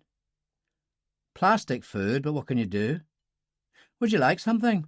Personally, I'm starving. I suppose so, anything there is. Well, you won't want the ham, so we'll make it tomato and boiled egg. There's tea and coffee on board. Come on. As they walked out to the Lear, the fuel truck was just moving away. Lacey stood waiting, the co-pilot already on board. Ready when you are, the flight lieutenant said. Well, get moving then, Dillon told him, and went up the steps behind Hannah. They settled in their seats, and a few minutes later, the Lear started to taxi. Dillon waited until they levelled off at 30,000 feet, then made tea in the plastic cups. He sat there eating the sandwiches without saying anything. Finally, Hannah said, You were going to tell me what you were going to do. There was a fella called Egan, worked for Ferguson a few years back, ex-SAS. He had a similar problem about getting somewhere fast, and that was in Sicily too. How did he solve it? Parachuted in from 800 feet from a small aircraft. At that height, you hit the ground in 30 seconds. There was genuine horror on her face. You must be mad. Not at all. As far as they're concerned, it'll be just a plane passing overhead, bit low perhaps, but they won't be expecting what I have in mind, and it'll be dark by then. And Major Gagini has agreed to this? Oh, yes. He's arranging a suitable plane. Equipment, weapons, everything. All I have to do is jump out of the plane. You can follow on and land in the Lear, say, 30 minutes later. He drank some of his tea, and she sat there staring at him, and then a curious expression appeared on her face. When you were talking to Gagini, I heard you say you jumped before. I wondered what you were talking about. It makes sense now. Well, it would, wouldn't it? Except that for some strange reason, I think you were lying to him. I don't think you've ever made a parachute jump in your life, Dillon. He gave her his best smile and lit a cigarette. True, but there's always a first time for everything. And you be a good girl now and don't speak a word about this to Gagini. I wouldn't want him changing his mind. But it's madness, Dillon. Anything might happen. You could break your bloody neck for one thing. Would you listen to the language, and you the decent girl? He shook his head. Can you think of an alternative? You have all the facts. She sat there, quiet for a moment, then sighed. When you come right down to it, no. It's simple, my love.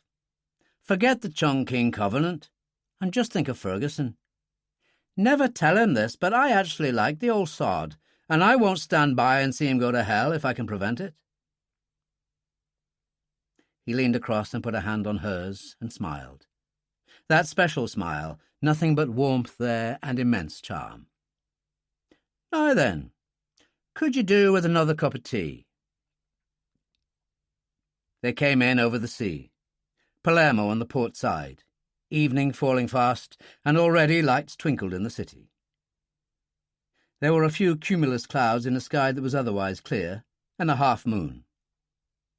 They landed at Punta Raisa a few minutes later, and Lacey, obeying orders from the tower, taxied to a remote area at the far end of the airport, where a number of private planes were parked. The truck which had shown them the way drove off, and Lacey killed the engines. There was a small man in a cloth cap and old flying jacket standing in front of the hangar, and as Dillon and Hannah went down the steps, he came forward. Chief Inspector Bernstein, Paolo Gagini. He held out his hand. Mr. Dillon, it's a real pleasure. Come this way. We believe Morgan landed at Valdini 2 hours ago, by the way. His citation put down here a little while ago. It's over there being refueled, but it isn't going anywhere tonight. I saw the pilots leave the airport. Dillon turned as Lacey and the co-pilot came down the ladder. You'd better come too. They went into the hangar, and Gagini led them to a large glass-walled office. Here you are, my friend. Everything I could think of. There was a parachute, a Celeste silenced machine pistol, a Beretta pistol in a shoulder holster, a Walter, and a bulletproof vest in dark blue, and a pair of infrared night glasses. Everything but the kitchen sink, Lacey said. Are you going to war, Mr. Dillon? You could say that. There's a camouflage suit for you over here, Gagini told him, and some army jump boots. I hope to God they're the right size. Fine. I'll go and get changed, Dillon said. If you'll point me to the men's room. He turned to Hannah. You fill in the flight lieutenant and his friend while I'm gone. And he followed Gagini out. And at that same moment at Valdini, Luca's Mercedes saloon turned in through the gates in the wall and went up the gravel drive to park at the bottom of the steps leading up to the front door. As the driver helped Luca out, the front door opened and Morgan appeared and hurried down the steps. Don Giovanni! They embraced. The old man said, So you got it, Carlo, against all the odds? I'm proud of you. I can't wait to see it. Come, let's go in, Uncle, Morgan said, and turned to the driver. You stay here. I'll have them bring you something from the kitchen. He helped Luca up the steps and into the house. Asta came out of the living room and came and put her arms around Luca at once, and he kissed both her cheeks. Carl did it, Don Giovanni. Isn't he clever? Don't listen to her, Morgan said. She played more than her part this time, believe me. Good. You must tell me about it. He led the way into the living room where Ferguson sat by the log fire, Marco standing behind him, Uzi in hand. So, this is the redoubtable Brigadier Ferguson, Luca said, leaning on his stick. A great pleasure. For you, perhaps, but not for me, Ferguson told him. Yes, that's understandable. Luca eased himself down into a large chair opposite Ferguson and held out his hand. Where is it, Carlo? Morgan took the document from his inside pocket, unfolded it, and passed it over. The Chongqing Covenant, Uncle. Luca read it slowly, then looked up and laughed. Incredible, isn't it? He looked at Ferguson. Think of the mischief I'll be able to make with this, Brigadier. Actually, I'd rather not, Ferguson told him. Come, Brigadier. Luca folded the covenant and put it in his inside pocket. Don't be a spoilsport. You've lost and we've won. I know you face an uncertain future, but surely we can be civilized about it. He smiled up at Morgan. A nice dinner and a bottle of wine, Carlo. I'm sure we can make the Brigadier a happier man. Dillon returned in the camouflage uniform and jump boots, picked up the bulletproof vest and pulled it on. He checked the Walter and slipped it under the waistband at the back under the tunic, then tried the Celeste. Gagini had some large blow-up photos on the table, which he was showing to the 2 RAF pilots and Hannah. What's this? Dillon asked. Pictures of the farmhouse at Valdini taken from the air. I got them from drug squad files. Would you anticipate any problems landing there? Dillon asked Lacey. Oh, not really. That strip across the meadow is one hell of a length, and that half-moon will help. Good. Dillon turned to Gagini. What about a plane? Navajo chieftain waiting outside, ready to go. And a good pilot who knows what he's doing? The best? Gagini spread his arms wide. Me, Dillon. Didn't I tell you I was in the Air Force before I transferred to intelligence work? Well, that's convenient. How long to get there? With the Navajo speed, no more than 15 minutes. Dillon nodded. Right. I need half an hour on the ground. Understood, Gagini nodded. I'll come straight back here and join the others in the Lear. By the time we're landing at Valdini, it should be just about right. I'll go and get the engines fired up. Dillon said to Lacey, I'll leave you that Beretta in the shoulder holster just in case. He picked up the parachute. Now, show me how to put this on. Lacey looked shocked. You mean you don't know? Don't let's argue about it, Flight Lieutenant. Just show me. Lacey helped him buckle the straps, pulling them tight. Are you really sure about this? Just show me what to pull, Dillon said. The ring there, and don't mess about. Not at 800 feet. The Navajo has an air stair door. Just go down it, fall off, and pull on that ring straight away. If you say so. Dillon picked up the Celeste machine pistol and slung it across his chest and hung the night glasses around his neck. He turned to Hannah. Well, are you going to kiss me goodbye? Get out of here, Dillon, she said. Yes, Ma'am. He gave her a mock salute, turned and went out and across the tarmac to the Navajo, where Gagini sat in the cockpit, propellers turning. Dillon went up the steps and turned. Hannah had a last glimpse of him pulling up the air stair door, and then the Navajo moved away. Chapter 15. The night sky was clear to the horizon and alive with stars, and in the light of the half-moon the countryside below was perfectly visible. They were flying at 2,000 feet along a deep valley, mountains rising on either side, and when Dillon looked out of one of the windows, he could see the white line of a road winding along the valley bottom. It was all very quick. Gagini climbed to 2,500 to negotiate a kind of hump at the end of the valley, and beyond was a great sloping plateau, and he started down. 5 minutes later, he levelled off at 800, turned and called over his shoulder, Drop the air door! It's any minute now, and I don't want to have to go round again. It could alert them. Go when I tell you, and good luck, my friend. Dillon moved back to the door, awkwardly because of the parachute. He rotated the handle. The door fell out into space. The steps unfolded. There was a roar of air, and he held on to the fuselage, buffeted by the wind, and looked down. And way over on his left was the farmhouse, looking just like the photo. Now! Gagini cried. Dillon took 2 steps down, holding the handrail, and then allowed himself to fall head first, turning over once in the plane's slipstream, pulling the ring of the ripcord at the same moment. He looked up, saw the plane climbing steeply over on his left, the noise of the engine already fading. In the dining room of the farmhouse, they had just finished the first course of the dinner, and Marco, acting as butler again, was clearing it away when they heard the plane. "What in the hell is that?" Morgan demanded, and he got up and moved out onto the terrace, Marco behind him.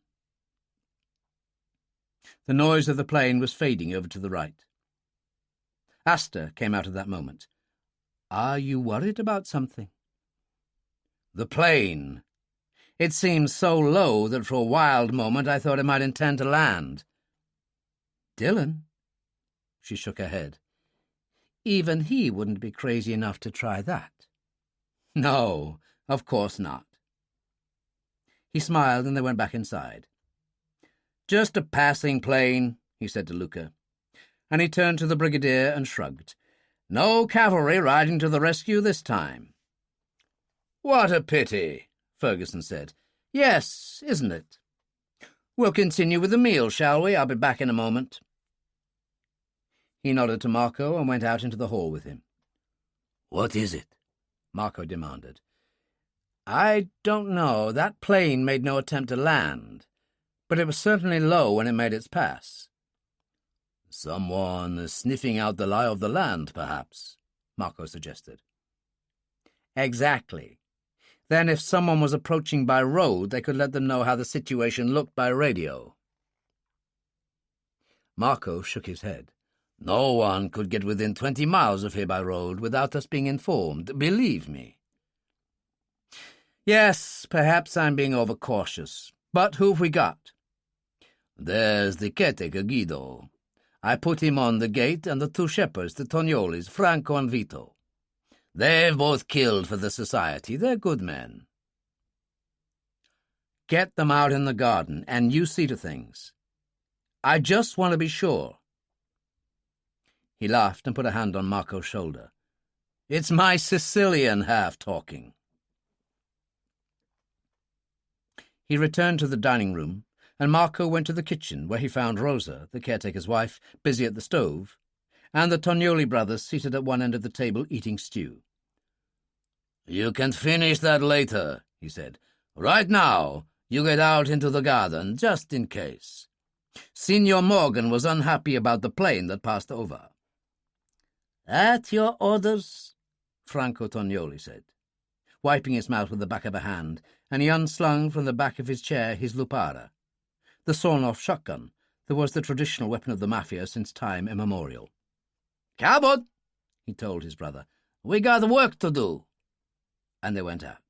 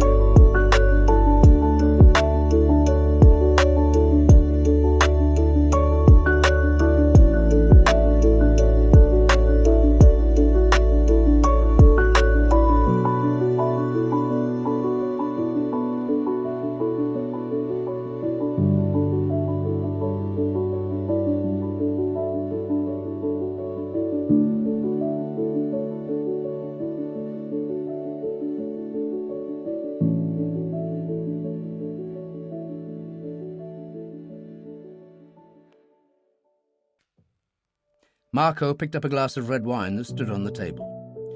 "You'll have to serve the food yourself, Rosa," he said. Emptied the glass at a single swallow, then took a beretta from his shoulder holster and checked it as he went out. The silence was extraordinary. Dillon felt no particular exhilaration. It was a strange black and white world in the moonlight, rather like one of those dreams in which you dreamt you were flying and time seemed to stand still. And then suddenly the ground was rushing up at him, and he hit with a thump and rolled over in long meadow grass. He lay there for a moment to get his breath, then punched the quick-release clip and stepped out of the parachute harness. The farmhouse was 200 yards to the left, beyond an olive grove on a slight rise. He started to run quite fast until he reached the grove, got down in the shelter of trees on the other side, and found himself approximately 75 yards from the crumbling white wall of the farmhouse. He focused the night glasses on the gate, which stood open, and straight away saw Guido, the caretaker, at the gate in cloth cap and shooting jacket, a shotgun over his shoulder. And yet he wasn't the problem. The problem was the large old-fashioned bell hanging above the gate, rope dangling. One pull on that, and the whole place would be roused. There was a break on the ground to his right, a gully, stretching towards the wall perhaps 2 feet deep. He crawled along it cautiously and finally reached the wall. The grass was long and overgrown at that point, and he unslung the silenced Celeste machine pistol and moved cautiously along the wall, keeping to the grass. But it petered out when he was still 20 yards away.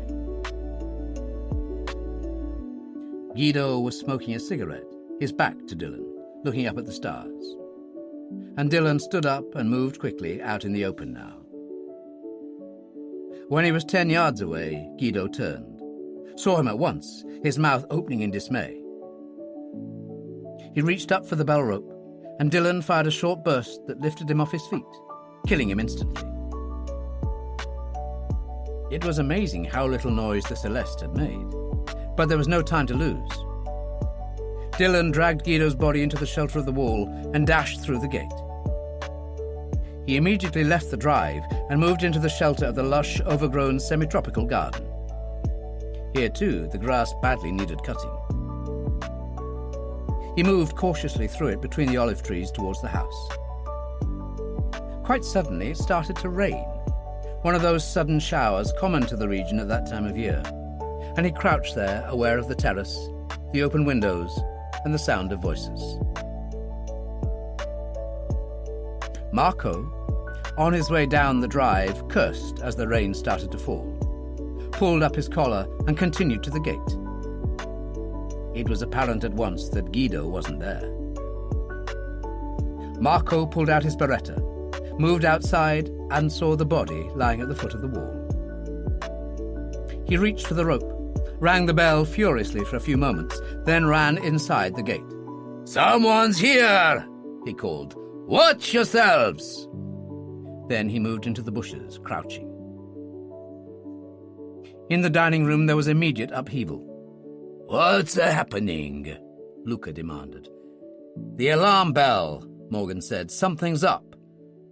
"Well now, who would have thought it?" Ferguson said.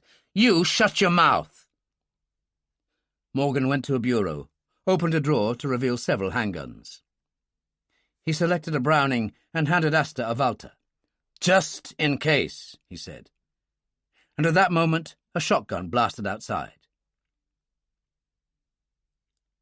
It was Vito Tognoli, who, panicking, made the mistake of calling to his brother. "Franco! Where are you? What's happening?" Dillon fired a long burst in the direction of the voice. Vito gave a strangled cry and pitched out of the bushes on his face. Dillon crouched in the rain, waiting, and after a while heard a rustle in the bushes and Franco's voice, low. "Hey, Vito, I'm here." A second later, he moved out of the bushes and paused under an olive tree. Dillon didn't hesitate, driving him back against the tree with another burst from the Celeste. Franco fell, discharging his shotgun, and lay very still. Dillon moved forward looking down at him, and behind there was the click of a hammer going back. Marco said, "I've got you now, you bastard. Put that thing down and turn round." Dillon laid the Celeste on the ground and turned calmly. "Ah, so it's you, Marco. I wondered where you'd be hiding."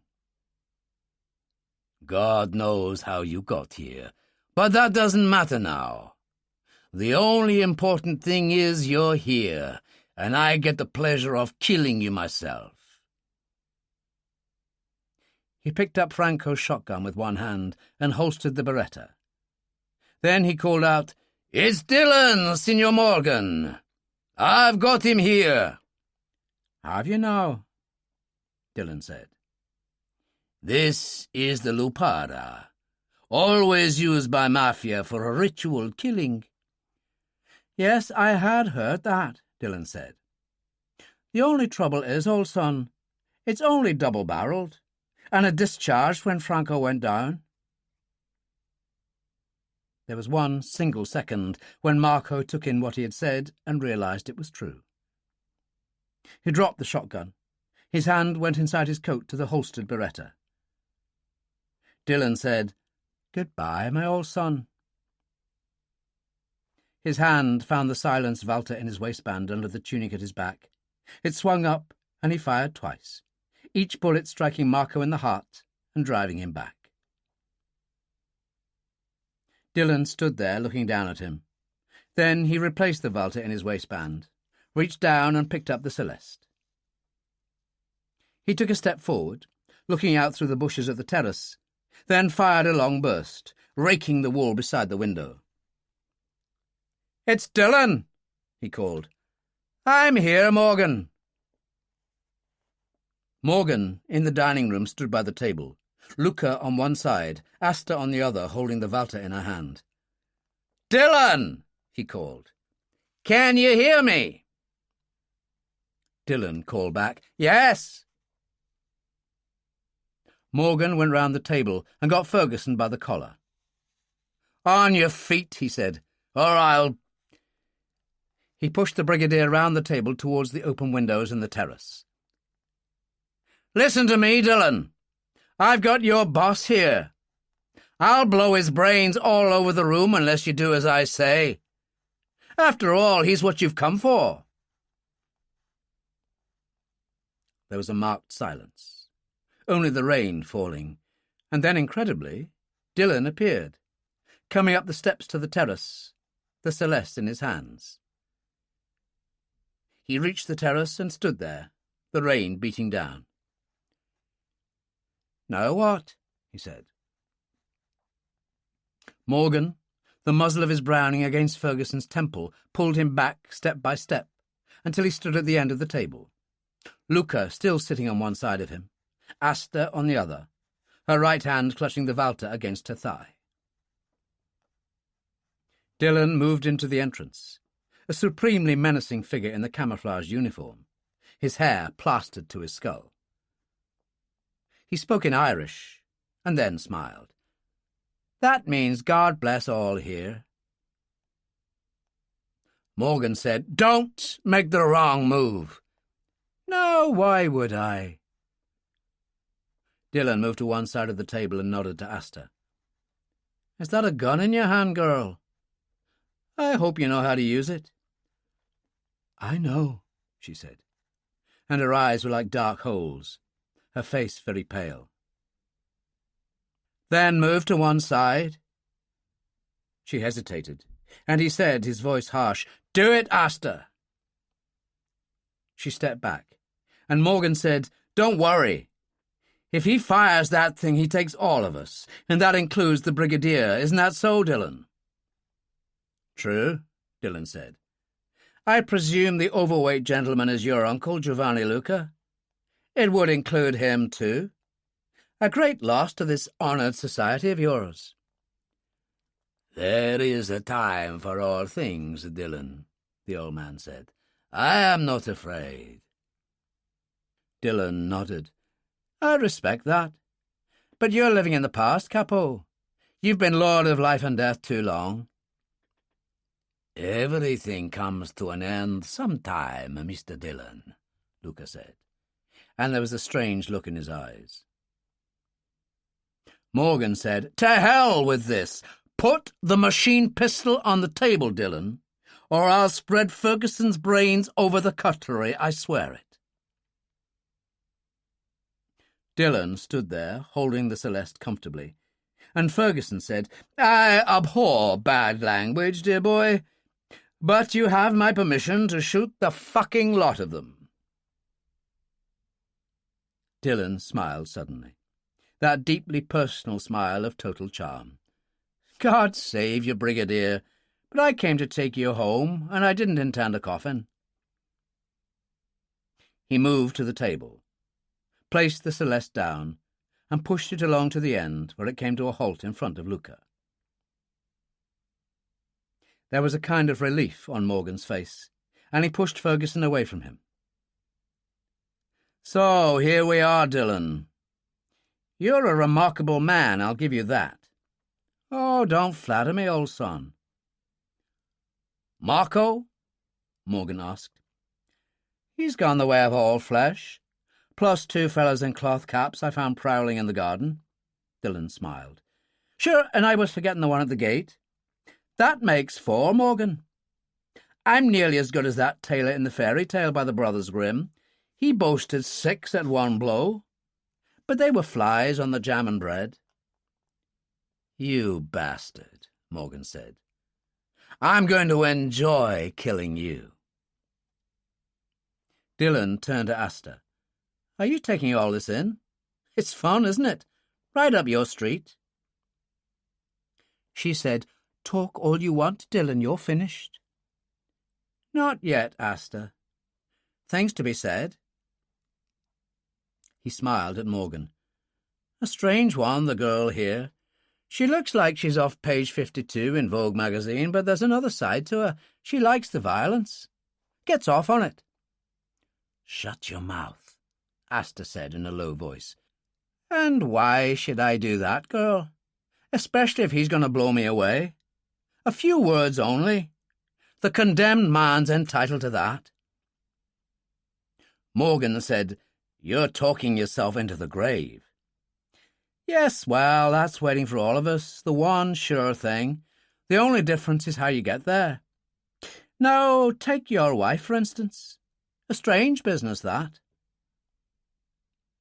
The Browning seemed suddenly heavy in Morgan's hand. It came down, and he held it against his thigh. "What are you talking about, Dillon?" "She died scuba diving off Hydra in the Aegean Sea, am I right? An unfortunate accident." "That's right."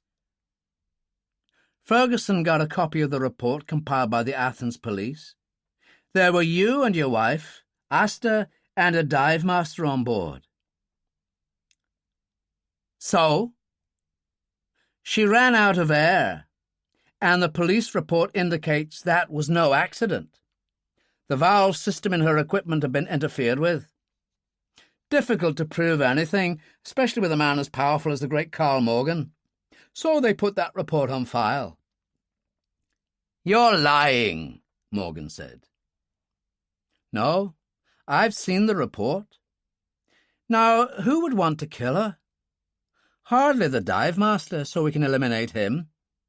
We thought it was you and told Asta as much, but you said on the boat it was a filthy lie, and seemed to mean it." Dillon shrugged. "That only seems to leave one person." Asta screamed. "You bastard, Dillon!" Morgan stilled her with one raised hand. "That's nonsense! It can't be!" "All right. So you're going to kill me, so just answer one question. The night of the dinner party, the brakes were interfered with in our estate car. Now, if that was you, it would imply you wanted Asta dead, because you let her take a ride back to the lodge with us." "But that was a nonsense," Morgan said. "I'd never do anything to harm Asta. It was an accident." There was a silence, and Dillon turned to Asta. When she smiled, it was the most terrible thing he'd ever seen in his life. "You really are a clever one, aren't you?" she said, and her hand came up with the Walter. "You screwed up the braking system, and yet you came with us," he said. "Oh, I had every confidence in you, Dillon. It seemed likely we'd survive with you at the wheel, but I knew you'd blame Carl, and that would strengthen my position with you." She turned to Morgan. "It was all for you, Carl, so I could find out every move they were likely to make." "And your mother," Ferguson said. "Was that also for Morgan?" "My mother?" She stared at them, a strangely blank look on her face, and she turned to Morgan again. "That was different. She was in the way, trying to take you away from me, and she shouldn't have done that. I saved her from my father." She smiled. "He interfered with our lives once too often." She smiled again. "He liked fast women and he liked fast cars, so I made sure he ran off the road in one." Morgan looked at her, horror on his face. "Aster? What are you saying?" "Please, Carl, you must understand I love you. I always have. No one else has ever loved you as I have, just like you love me." The look on her face was that of the truly mad, and Morgan seemed to come apart. "Love you? There was only one woman I loved, and you killed her." The Browning swung up, but already Dillon's hand was on the butt of the Walter in his waistband at the rear. He shot Morgan twice in the heart. Morgan went down, and Luca reached for the Celeste. Dillon turned, his arm extended, and shot him between the eyes, and the capo went back over the chair. At the same moment, Aster screamed, "No!" She shot Dillon twice in the back, driving him face down across the table. Then she turned and ran out through the French windows. Dillon had difficulty in breathing. Almost unconscious, he was aware of Ferguson calling his name, distress in his voice. His hands found the edge of the table. He levered himself up and lurched to the nearest chair.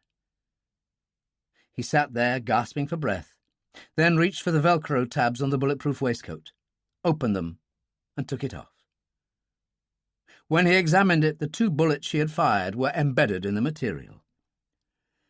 "Would you look at that now?" he said to Ferguson. "Thank God for modern technology." "Dillon, I thought I'd lost you. Here, have a drink." Ferguson poured red wine into one of the glasses on the table. "I could do with one myself." Dillon took it down. "Jesus, that's better. Are you all right, you old sod?" "Never better. How in the hell did you get here?" "Gagini flew me in and I parachuted." Ferguson looked shocked. "I didn't know you could do that." "There's always a first time." Dillon reached for the bottle and poured another glass. Ferguson toasted him. "You're a remarkable man." "To be honest with you, Brigadier, there's those who might think me a bit of a bloody genius, but that could be a subject for debate. What happened to the Covenant?" Ferguson went to Luca, dropped to one knee and felt in his inside pocket. He stood up, turned and unfolded the document. "The Chongqing Covenant. That's what it was all about." "And this is how it ends," Dillon said. "Do you have a match? And we'll burn the damn thing." "No, I don't think so." Ferguson folded it carefully, took out his wallet and put it inside. "I think we'll leave that to the Prime Minister." "You old bastard," Dillon said. "It's a knighthood you're after, so it is." He got up, lit a cigarette and went out to the terrace, and Ferguson joined him.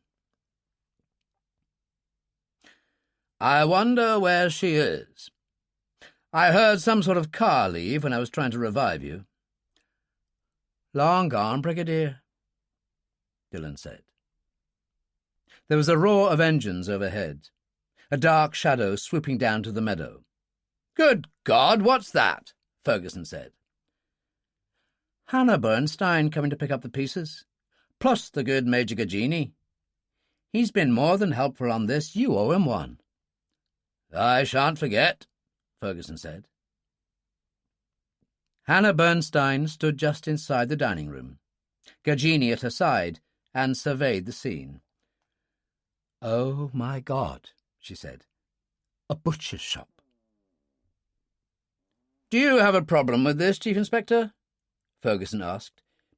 "Let me tell you what happened here." Which he did. She took a deep breath when he was finished, and on impulse went and kissed him on the cheek. "I'm glad to see you in one piece." "Thanks to Dillon." "Yes." She looked again at Morgan and Luca. "He doesn't take prisoners, does he?" "4 more in the grounds, my dear." She shuddered, and Dillon came in through the French windows with Gagini. The Italian stood looking down at Luca and shook his head. "I never thought to see the day. They won't believe he's gone in Palermo." "You should put him in an open coffin in a shop window, like they used to do with outlaws in the Wild West," Dillon told him. "Dillon, for God's sake," Hannah said. "You think I was bad, Hannah?" Dillon shrugged. "An animal, this one, who grew fat, not only off gambling, but on drugs and prostitution. He was responsible for the corruption of thousands. To hell with him." And he turned and walked out. At Punta Raisa it was raining as they waited in the office. Lacey looked in the door. "Ready when you are." Gagini came through the hangar with them and walked across the apron. "Strange how it all worked out, Brigadier. I thought I was doing you a favour when I got in touch with you about the Chongqing Covenant. And in the end, you do me the biggest favour of all. You got rid of Luca for me." "Ah, but that was Dillon's doing, not mine." Dillon said sourly, "Don't get too worked up, Major. There'll be someone to take his place by tomorrow morning." "True," Gagini said, "but some sort of victory." He held out his hand. "Thank you, my friend. Anything I can ever do, you only have to ask." "I'll remember that." Dillon shook hands, went up the steps into the Lear and settled in one of the rear seats. Ferguson sat opposite him on the other side, and Hannah took the seat behind him. They strapped themselves in, and the engines turned over. A few moments later, they were moving along the runway and lifting into the air. They climbed steadily until they reached 30,000 and started to cruise. Hannah sat there, face grave, and Dillon said belligerently, "What's wrong with you?" "I'm tired. It's been a long day, and I can still smell the cordite and the blood, Dillon. Is that so strange? I don't like it." She exploded suddenly. "My God, you just killed 6 people. 6, Dillon! Doesn't that bother you?"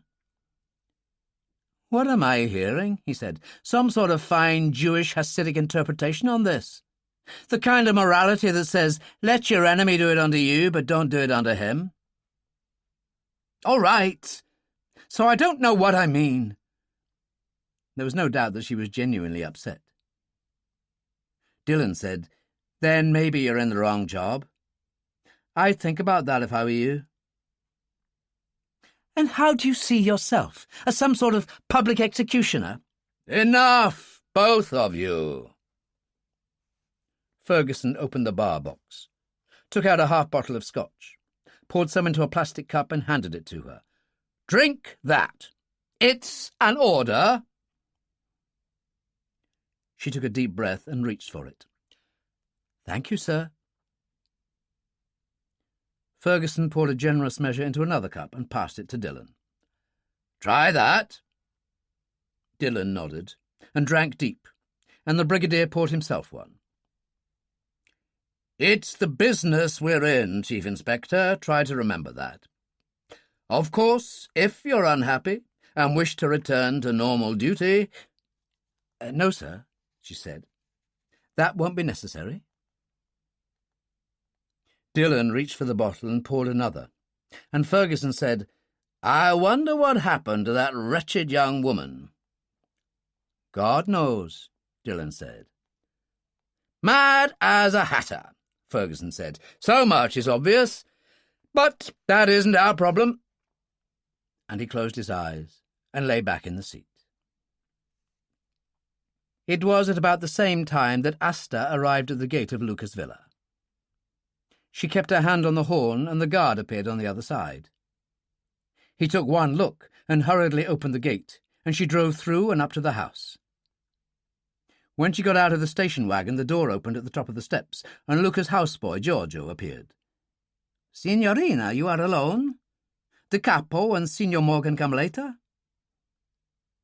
She could have told him the truth, yet for some reason hesitated, and at the same time realized why. If Luca was still alive, she could still use his power, and she wanted that power. Yes, she said. The capo and Signor Morgan are staying at Valdini on business. You will get in touch with the chief pilot of the citation? What is his name? Ruffolo, Signorina. Yes, that's right. Find where he is and tell him to get out here as fast as possible, and get in touch with our contact at the airport. There is a Lear from England there. It may have already left, but get all the information you can. Of course, Signorina. He bowed, ushering her into the house, closed the door and went to the phone. She went and poured herself a drink and stood sipping it, staring out across the terrace, and was surprised at how quickly Giorgio returned. I found Ruffolo. He is on his way, and you were right, Signorina. The English Lear has departed. There were 2 pilots and 3 passengers. She stared at him. 3? Are you sure? Yes, a woman, a stout, aging man, and a small man with very fair hair. Our contact didn't get the names, but saw them boarding. I see. Good work, Giorgio. Call me when Ruffolo gets here. Asta stripped and stood under a hot shower. It was like a bad dream. So difficult to believe that Dillon was still alive. Carl, her beloved Carl, and Luca, and it was all Dillon's fault. How could she have ever liked him? Dillon and Ferguson, but especially Dillon. They'd ruined everything, and for that they had to pay. She got out of the shower, towelled herself down, then oiled her body thinking about it. Finally she pulled on a robe and started to comb her hair. The phone rang. When she lifted it up, it was Giorgio. Signorina, Captain Ruffolo is here. Good. I'll be right down. Ruffolo was in an open-necked shirt, blazer and slacks when she went into the sitting room. He came to greet her, kissing her hand. Forgive me, Signorina. I'd gone out for a meal, but Giorgio managed to trace me. How can I serve you? Please, sit down. She waved him to a chair, went and started to open a bottle of Bollinger champagne Giorgio had left in an ice bucket. You'll take a glass, Captain? My pleasure, Signorina.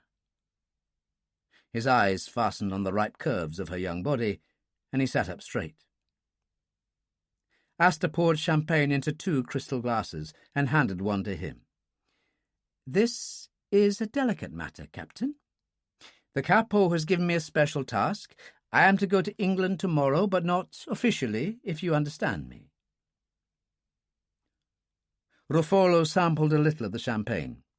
Excellent, Signorina. What you mean is you would like to land in England illegally. No trace that you are there. Am I right?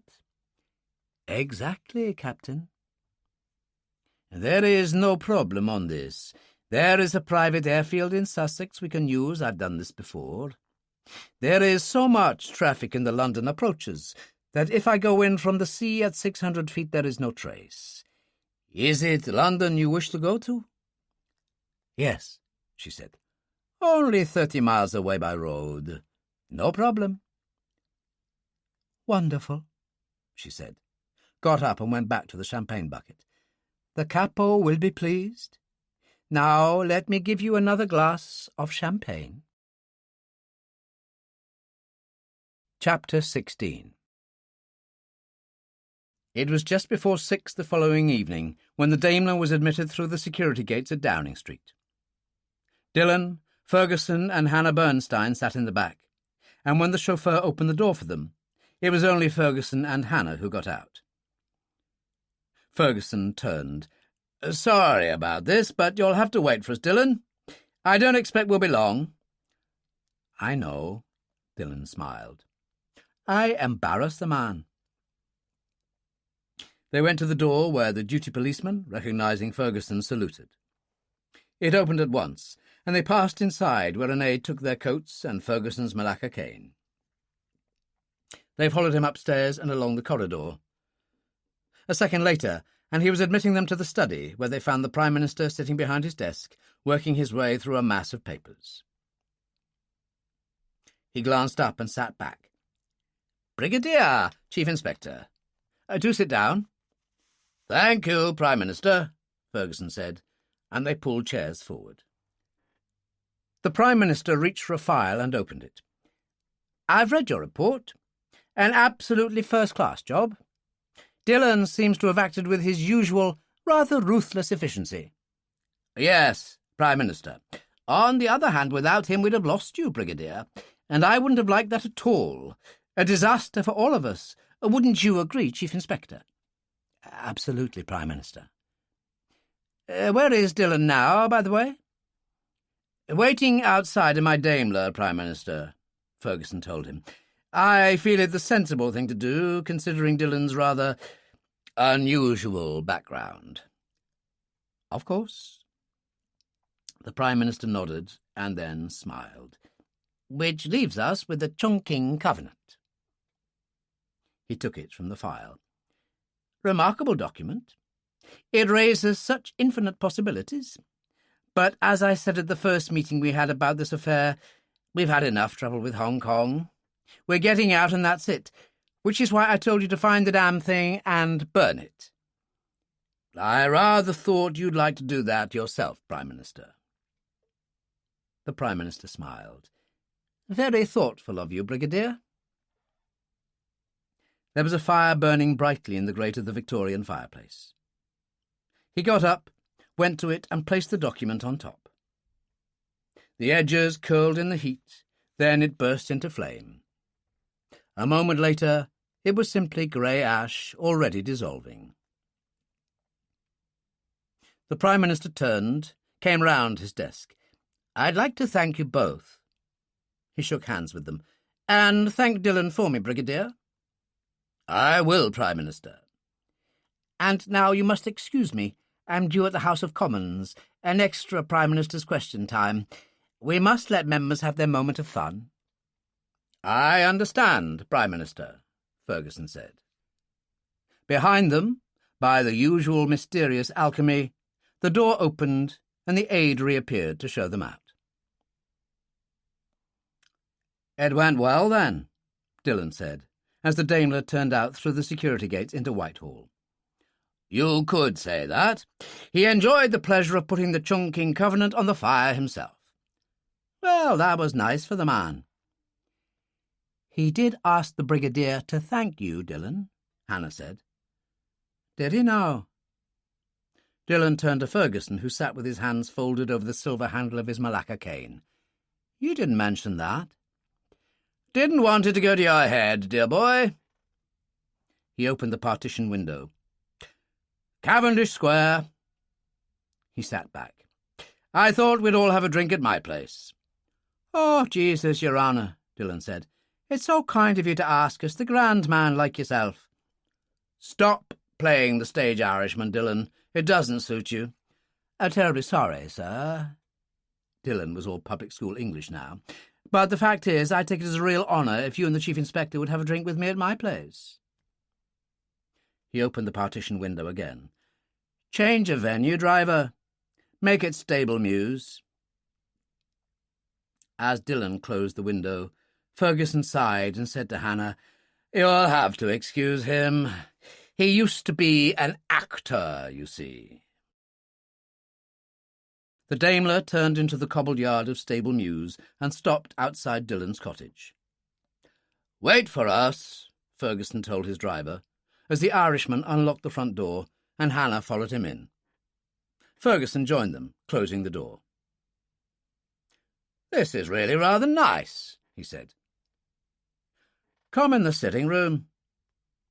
Dillon led the way in, feeling for the switch, and when the light came on, Asta Morgan was sitting in the wing-backed chair by the fireplace.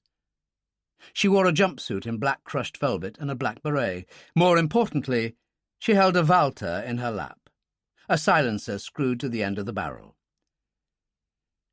"Well, this is nice.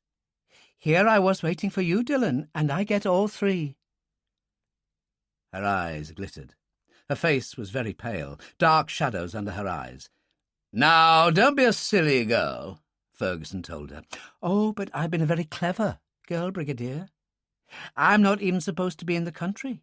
And when I finished here, my plane's waiting on a quiet little airstrip in Sussex to fly me out again." "What do you want, Asta?" Dillon said. "Turn round and lean on the table. As I remember, you favour a gun in the waistband at the back. That's how you killed Carl." There was nothing there. She checked his armpits. "No gun, Dillon. That's rather careless." "We've been to Downing Street, you see," Ferguson said. "Most sophisticated alarm system in the world there. Try passing through the security gates with any kind of gun, and all hell would break loose." "Yes, well, you can bend over too." Ferguson complied, and when she was finished she turned to Hannah. "Empty your handbag on the floor." Hannah did as she was told, and a compact, gold lipstick, wallet, comb and car keys scattered on the floor. "See, no gun." The Brigadier was telling the truth. "Stand over there," Asta ordered. "And you move to the right, Brigadier." Dillon still had his back to her. "I thought I'd killed you back there at the farm, Dillon. I'd like to know how I failed." "Bulletproof vest," he said. "They're all the rage these days." "Oh, you're good with the one-liners," she said. "But you ruined everything for me, Dillon. Took Carl from me, and for that you pay." "And what would you suggest?" Dillon said, easing his feet apart ever so slightly. 2 in the stomach? That should make you squirm." Hannah Bernstein reached for a small Greek statue that stood on the coffee table next to her and threw it. Asta ducked and fired wildly, catching Hannah in the left shoulder and knocking her back across the sofa. Dillon made his move, but she turned, the barrel of the Walter pushing out towards him. "Goodbye, Dillon." Behind her there was a click as Charles Ferguson turned the silver handle of his Malacca cane to one side. The 9-inch poniard it contained flashed out, and he plunged it into her back, penetrating her heart, the point emerging through the front of the jumpsuit.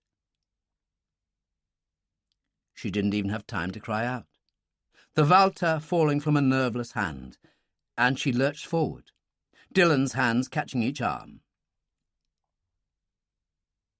Ferguson withdrew the poniard. She glanced down at her chest in a kind of amazement, looked at Dillon once more as if she didn't believe what was happening. Then her knees gave way and she went down, rolling on her back. Dillon let her go and crossed to Hannah, who lay back against the sofa, a hand to her shoulder, blood oozing between her fingers. He got his handkerchief out and put it in her hand. "Hold this against it hard. You'll be all right, I promise you." He turned to find Ferguson on the telephone.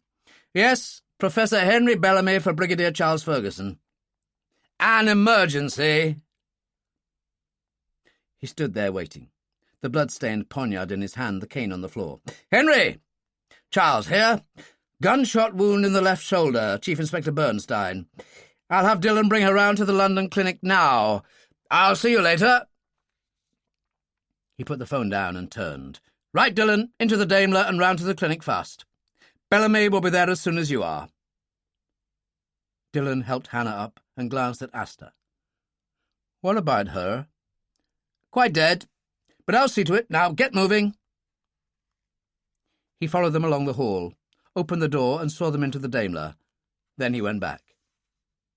He had laid the poniard on the desk, and now he picked it up, took his handkerchief from his breast pocket and wiped the blade carefully.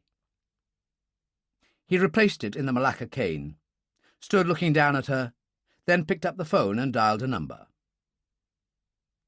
A calm, detached voice said, "Yes?" "Ferguson, I have a disposal for you. Absolutely top priority. I'm at Stable Mews, round the corner from Cavendish Square." "Dillon's place?" "That's right. I'll wait for you." 20 minutes, Brigadier." Ferguson replaced the receiver, stepped over Asta's body, went to Dillon's drinks cabinet and poured a scotch. Dillon was sitting in the corridor outside the operating theatre an hour later when Ferguson joined him. "How are things?" the Brigadier said as he sat down. "We'll know soon. Bellamy said a simple extraction job. He didn't anticipate any problems." Dillon lit a cigarette. "You move fast back there, Brigadier. I really thought I was on the way out." "Well, you weren't." "What have you done about it?" "Called in the disposal unit. I waited for them. She'll be processed through a certain crematorium in North London that we find rather useful. 6 pounds of grey ash by tomorrow morning, and as far as I'm concerned, they can do what they like with it. We won't tell the Chief Inspector until she's back on her feet." "I know," Dillon said. "That fine Hasidic conscience of hers." The theatre door opened and Bellamy emerged, mask down. They got up. "How is she?" Ferguson demanded. "Fine. Nice clean wound. A week in hospital, that's all. She'll be on the mend in no time. Here she comes now." A nurse pushed out Hannah Bernstein on a trolley. Her face was drawn and pale under a white skullcap. The nurse paused for them to look down, and Hannah's eyelids flickered, then opened. "Dillon, is that you?" "As ever was, girl dear." "I'm glad you're all right. You are a bastard, but for some strange reason I like you." Her eyes closed again. "Take her away, nurse," Bellamy said, and turned to Ferguson. "I'll get off now, Charles. See you tomorrow." And he walked away. Ferguson put a hand on Dillon's shoulder. "I think we should go too, dear boy. It's been a hell of a day. I think a drink is in order." "Now, where shall we go?" Ferguson said as the Daimler pulled away. Dillon slid back the glass partition. "The Embankment, Lambeth Bridge End'll do fine." Ferguson said, "Any particular reason?" "The night of the Brazilian Embassy ball, Asta Morgan and I walked along the Embankment in the rain." "I see," Ferguson said, and sat back without another word.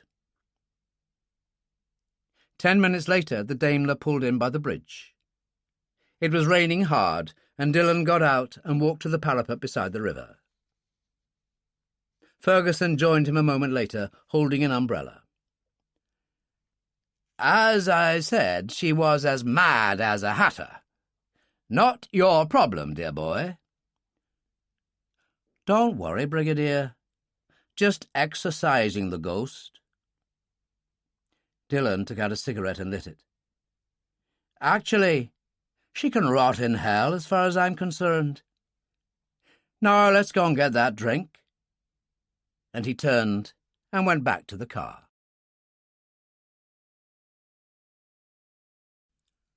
That was On Dangerous Ground by Jack Higgins, read by Jonathan Oliver. This program was produced by ID Audio for Harper Audio. Text copyright Harry Patterson, 1995. Production copyright 2016 by HarperCollins Publishers. All rights reserved. Jack Higgins asserts the moral right to be identified as the author of this work. Thank you for listening.